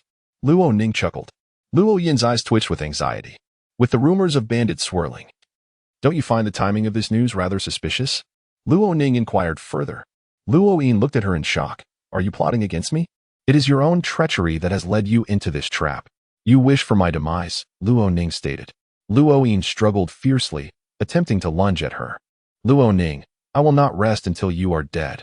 Luo Ning let her dagger slip, slicing into Luo Yin's thigh. The blade was as sharp as a razor, cutting deeply into both of his thighs. Blood gushed forth. The veins in his legs were thick, and as he attempted to scream, no sound emerged from his throat. Don't move. The more you struggle, the faster the blood flows, and the swifter your demise, Luo Ning warned. She stepped back from the shrine. Luo Yin, in a state of panic yet still clinging to a shred of hope, noticed the flicker of flames. It was not the dim light of the room, but several torches thrown into the shrine. Luo Ning took a torch from one of the bystanders. The blaze illuminated her features, enhancing her ethereal beauty. The torch was cast into the room. Luo Yin had previously doused the surroundings of the shrine in flammable oil, intending to incinerate Luo Ning, just as he had done with the silk shop. Now, those very oils became his death knell. He watched helplessly as the flames engulfed him, consuming his clothing and flesh. The excruciating pain caused his muscles to spasm. In that fleeting moment, he found himself trapped between the desire to live and the inevitability of death. His eyes fixated with venomous hatred towards Luo Ning. His vision blurred, and he saw a reflection of himself, cold and indifferent, mirroring Luo Ning's expression as she tossed the torch into the room. Luo Ning returned to the carriage. The vehicle departed from the shrine, halting amidst a grove nearby. This desolate and impoverished location housed the dregs of Shijing City. The patrol officers seldom ventured this far at night, usually confining their rounds to the imperial city and its immediate vicinity. The district housing the Duke of Southern Town might have patrol officers, so it would be prudent to wait until dawn to return. Luo Ning disembarked from the carriage, gazing at the distant flames and billowing smoke, accompanied by her maid, Qiuhua. "Miss, it should not disturb the locals," Qiuhua remarked. Luo Ning replied, "In the dead of night, and from such a distance, even if they noticed something amiss, none would dare investigate." Qiuhua nodded. They stood still for a moment before footsteps approached. Luo Ning turned slightly to see Prince Yang, Xiao Weifeng. His men had assisted her by subduing and binding Luo Yin. He too had ventured out tonight. "How did it go?" he asked, his tone icy. Luo Ning gestured towards the flames. "It will all be reduced to ashes. Once it is finished, I intend to retrieve the remains with Qiuhua and bury them without a trace." Xiao Weifeng tilted his head to regard her. "You possess quite the audacity," he remarked coldly. "Do you dare to commit fratricide? He has twice sought my life. I spared him once, granting him a chance. Tonight, it is either his death or mine." "My lord, I merely wish to survive," Luo Ning replied. She understood that Prince Yong would not hold her accountable. The anguish of sibling rivalry was a sentiment he comprehended more deeply than she. "One must live," he stated. Luo Ning said, "Your Highness, you may rest assured to take me as your consort. From now on, I shall strive to fulfill your commands." Prince Yong nodded. "You possess considerable skill." "Thank you, Your Highness, for your acknowledgement," Luo Ning replied. They remained in the shadows, and Prince Yong noticed her coarse clothing. Despite the rough fabric, it did not diminish her elegance. The dim light obscured the details, accentuating her graceful silhouette. Luo Shiren is a woman of both courage and conscience. She had afforded Luo Yin an opportunity. One transgression warranted a minor reprimand. A second would lead to merciless retribution. Prince Yong observed the distant flames gradually extinguishing, leaving only the thick smoke dissipating into the night. He instructed her, "You should return. My men will handle the remains." Luo Ning expressed her concern about encountering patrol officers on the way back. "Then return to the carriage and rest. Do not stand here in the cold," he replied. Luo Ning obliged. She was indeed weary, and the heavy dew of late April made her reluctant to linger outside, fearing that the moisture would soak her hair and garments, exposing her to the chill and illness. She returned to the carriage. Prince Yong summoned his shadow guards and briefly relayed instructions. His carriage was stationed nearby. Luo Ning lifted the curtain to glance outside, then stifled two yawns, leaning against the carriage wall as she closed her eyes and drifted into slumber. Unbeknownst to her, Luo Yin's spirit lingered nearby, causing her to dream of him, his past self. She dreamt of him kicking her into the frigid lake and assisting Yu Zhuo in tormenting her, even shoving her. She recalled the Duanyang festival of that year, when her mother personally crafted a bat-shaped net for Bai Zihong, yet only gifted Luo Ning a colorful bracelet purchased from outside. Luo Ning's temper flared, and she immediately tossed the bracelet onto the Kong, exclaiming, "I do not want this." Enraged, Luo Yin drew his sword and struck at Luo Ning's hand. A deep gash marred her skin, nearly reaching the bone. Blood flowed profusely, and the pain threatened to send her into unconsciousness. The Duke of Southern Town arrived, and after Luo Yin knelt, he fabricated a tale, claiming she had insulted their mother. "It was merely a bracelet, yet she is jealous. Furthermore, she disrespects our mother chosen by our father. To disrespect her is to dishonor the Luo family's ancestors." Luo Ning collapsed to the ground, no one to support her. Her maids, Qiulan and Qiuhua, were barred from entering. She also remembered that at the end of that year, Luo Yin had falsely accused Luo Ning of theft on behalf of Bai Zihong, fabricating evidence that forced Qiuhua to take the blame. Qiuhua absorbed all the blame, leaving the Duke with no choice but to punish her. She was beaten to death. Luo Ning recalled Qiuhua, weakly urging her, "Miss, run, quickly." The blows were too severe, causing internal injuries as blood flowed from her mouth. The two words "run quickly" were laced with blood. Only after Luo Ning's death did she understand that Qiuhua was not merely urging her to flee the execution chamber, but rather to escape the Luo family altogether. Then Qiulan dashed against a wall, and Mama Kong was pushed into the lake to drown, all of them shouting with their lives for her to escape.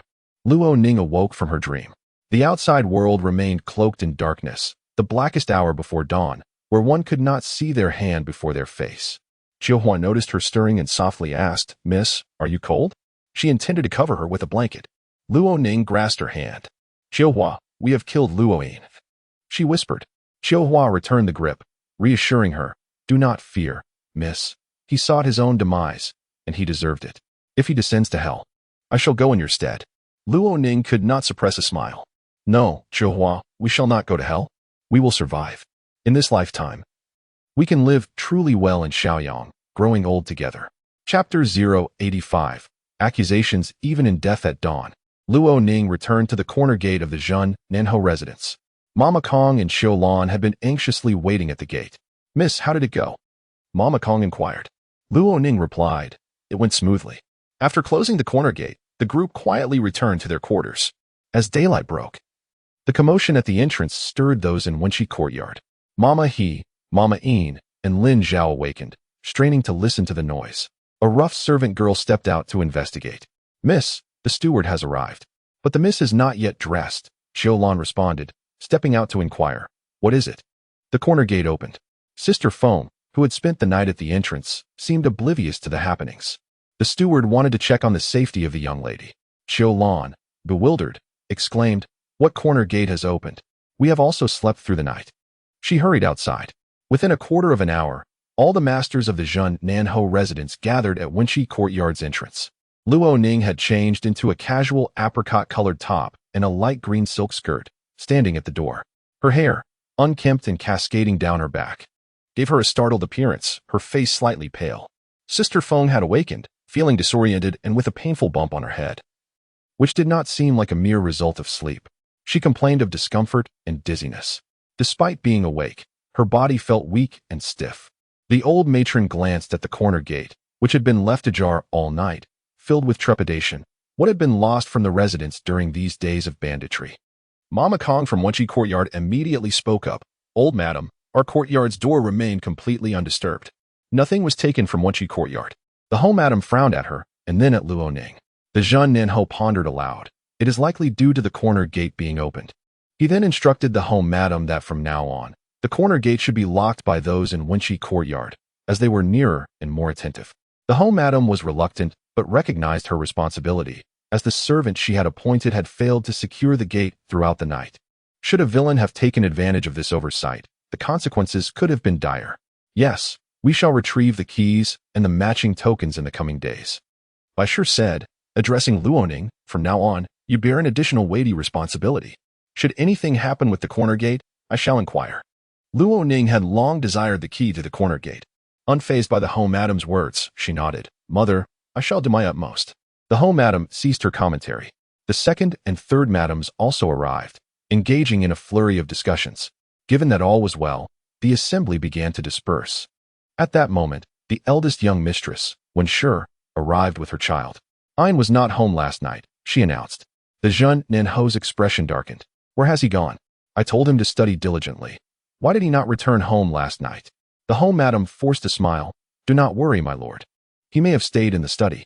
A glance at Wenshi conveyed a subtle warning. This matter could remain unspoken for now. Yet, Wenshi appeared timid, almost fearful. The home madam shot her a glare, and Wenshi's eyes brimmed with tears. "Mother, I have searched. He is not in the study." Bai Shi interjected. The old matron's complexion shifted. "Go find him. That useless boy. Did I not say to return home to study? Has he gone to the back garden to linger?" Bai Shi quickly added, "Mother, he likely went to the back garden last night. There must be a reason." She then turned to Wenshi. "Do not trouble your grandmother with trivial matters." Wenshi complied. The entire household was already aware. Rumors circulated that Luo Yin had knocked out the servant on duty and escaped through the corner gate to indulge in merriment. It was said he was likely resting at a brothel nearby, the gossip gaining traction. The Zhun Nanhou was furious, commanding immediate search for Luo Yin. He resolved to give him a sound beating upon capture and vented his frustration at Bai Shi, lamenting that he had ordered Luo Yin to remain at the estate for several months. Yet here, he was returning. Bai Shi felt helpless, never anticipating Luo Yin's irresponsible behavior. She also resented Wenshi for having spread the word prematurely. Had the Ho and the old matron remained unaware, they could have searched discreetly. "Aunt, perhaps my elder brother has gone to South Concubine's quarters," Bai Xiong whispered, suggesting that they send someone to check. "If he truly is there, we could force South Concubine into a panic." Once my brother receives the news, if South concubine starts bleeding, he will have no choice but to return. This way, the Ho and the old matron will be less inclined to chastise him. Bai Shi considered this deeply and expressed her gratitude as she grasped Bai Xiong's hand. Aunt, you are overthinking matters. Bai Shi immediately dispatched someone to prepare. After all, she cared little for South Shi and her unborn child. Luo Yin's future was paramount, and she aimed to save him from this debacle. However, events did not unfold as Bai Shi had envisioned. While she arranged for someone to give South Shi medicine to simulate a premature birth, she also sent out searches for Luo Yin, believing he would be found within a day or two. 5 days passed without success. South Shi, unable to withstand the medication, miscarried a fully formed male fetus. The timing was early, and the child did not open its eyes upon arrival. South Shi was devastated, wailing uncontrollably. Meanwhile, Luo Yin remained elusive, inciting further ire in the Zhunnan Ho. The old matron was equally furious, accusing Luo Yin of seeking pleasure and questioning whether he had gone to Yuhang to find his uncle. She recounted how he had lived a carefree life while studying in the south, only to fail his first exam at Lushan Academy. Rumors began to swirl that South Shi had hanged herself due to the loss of her child, adding to the Zhunnan Ho's headaches. Bai Shi and Bai Xiong were equally distressed. It was not until one of Luo Yin's young servants attempted to flee and was apprehended that the truth emerged. Under interrogation, the revelation shocked the Zhunnan Ho, the old matron, and Bai Shi to their cores. The eldest young master had kidnapped the young lady and personally driven her away. The servant claimed he and a Fu had assisted Luo Yin in the act, and a Fu had fled that very night. Preposterous. The young lady is safe at home. The Zhunnan Ho bellowed in outrage. Bai Shi felt her heart tighten. Perhaps it was a case of mistaken identity. The maid, Chu Shuang, had been absent from the courtyard for days. The servant sobbed, I swear, I have seen the young master conversing with Chu Shuang multiple times. He even took the handkerchief she gifted him. He surely left through the corner gate at midnight to elope with her. The Zhunnan Ho was beside himself with rage. Then, they received news that a local land temple had burned down. Although no remains were found, a charred carriage nearby resembled one belonging to the Luo family. The Zhunnan Ho hurried to investigate. Chapter 086, Luo Ning's murder and heartless retribution. The Marquis of Jinan paid a visit. It was the Luo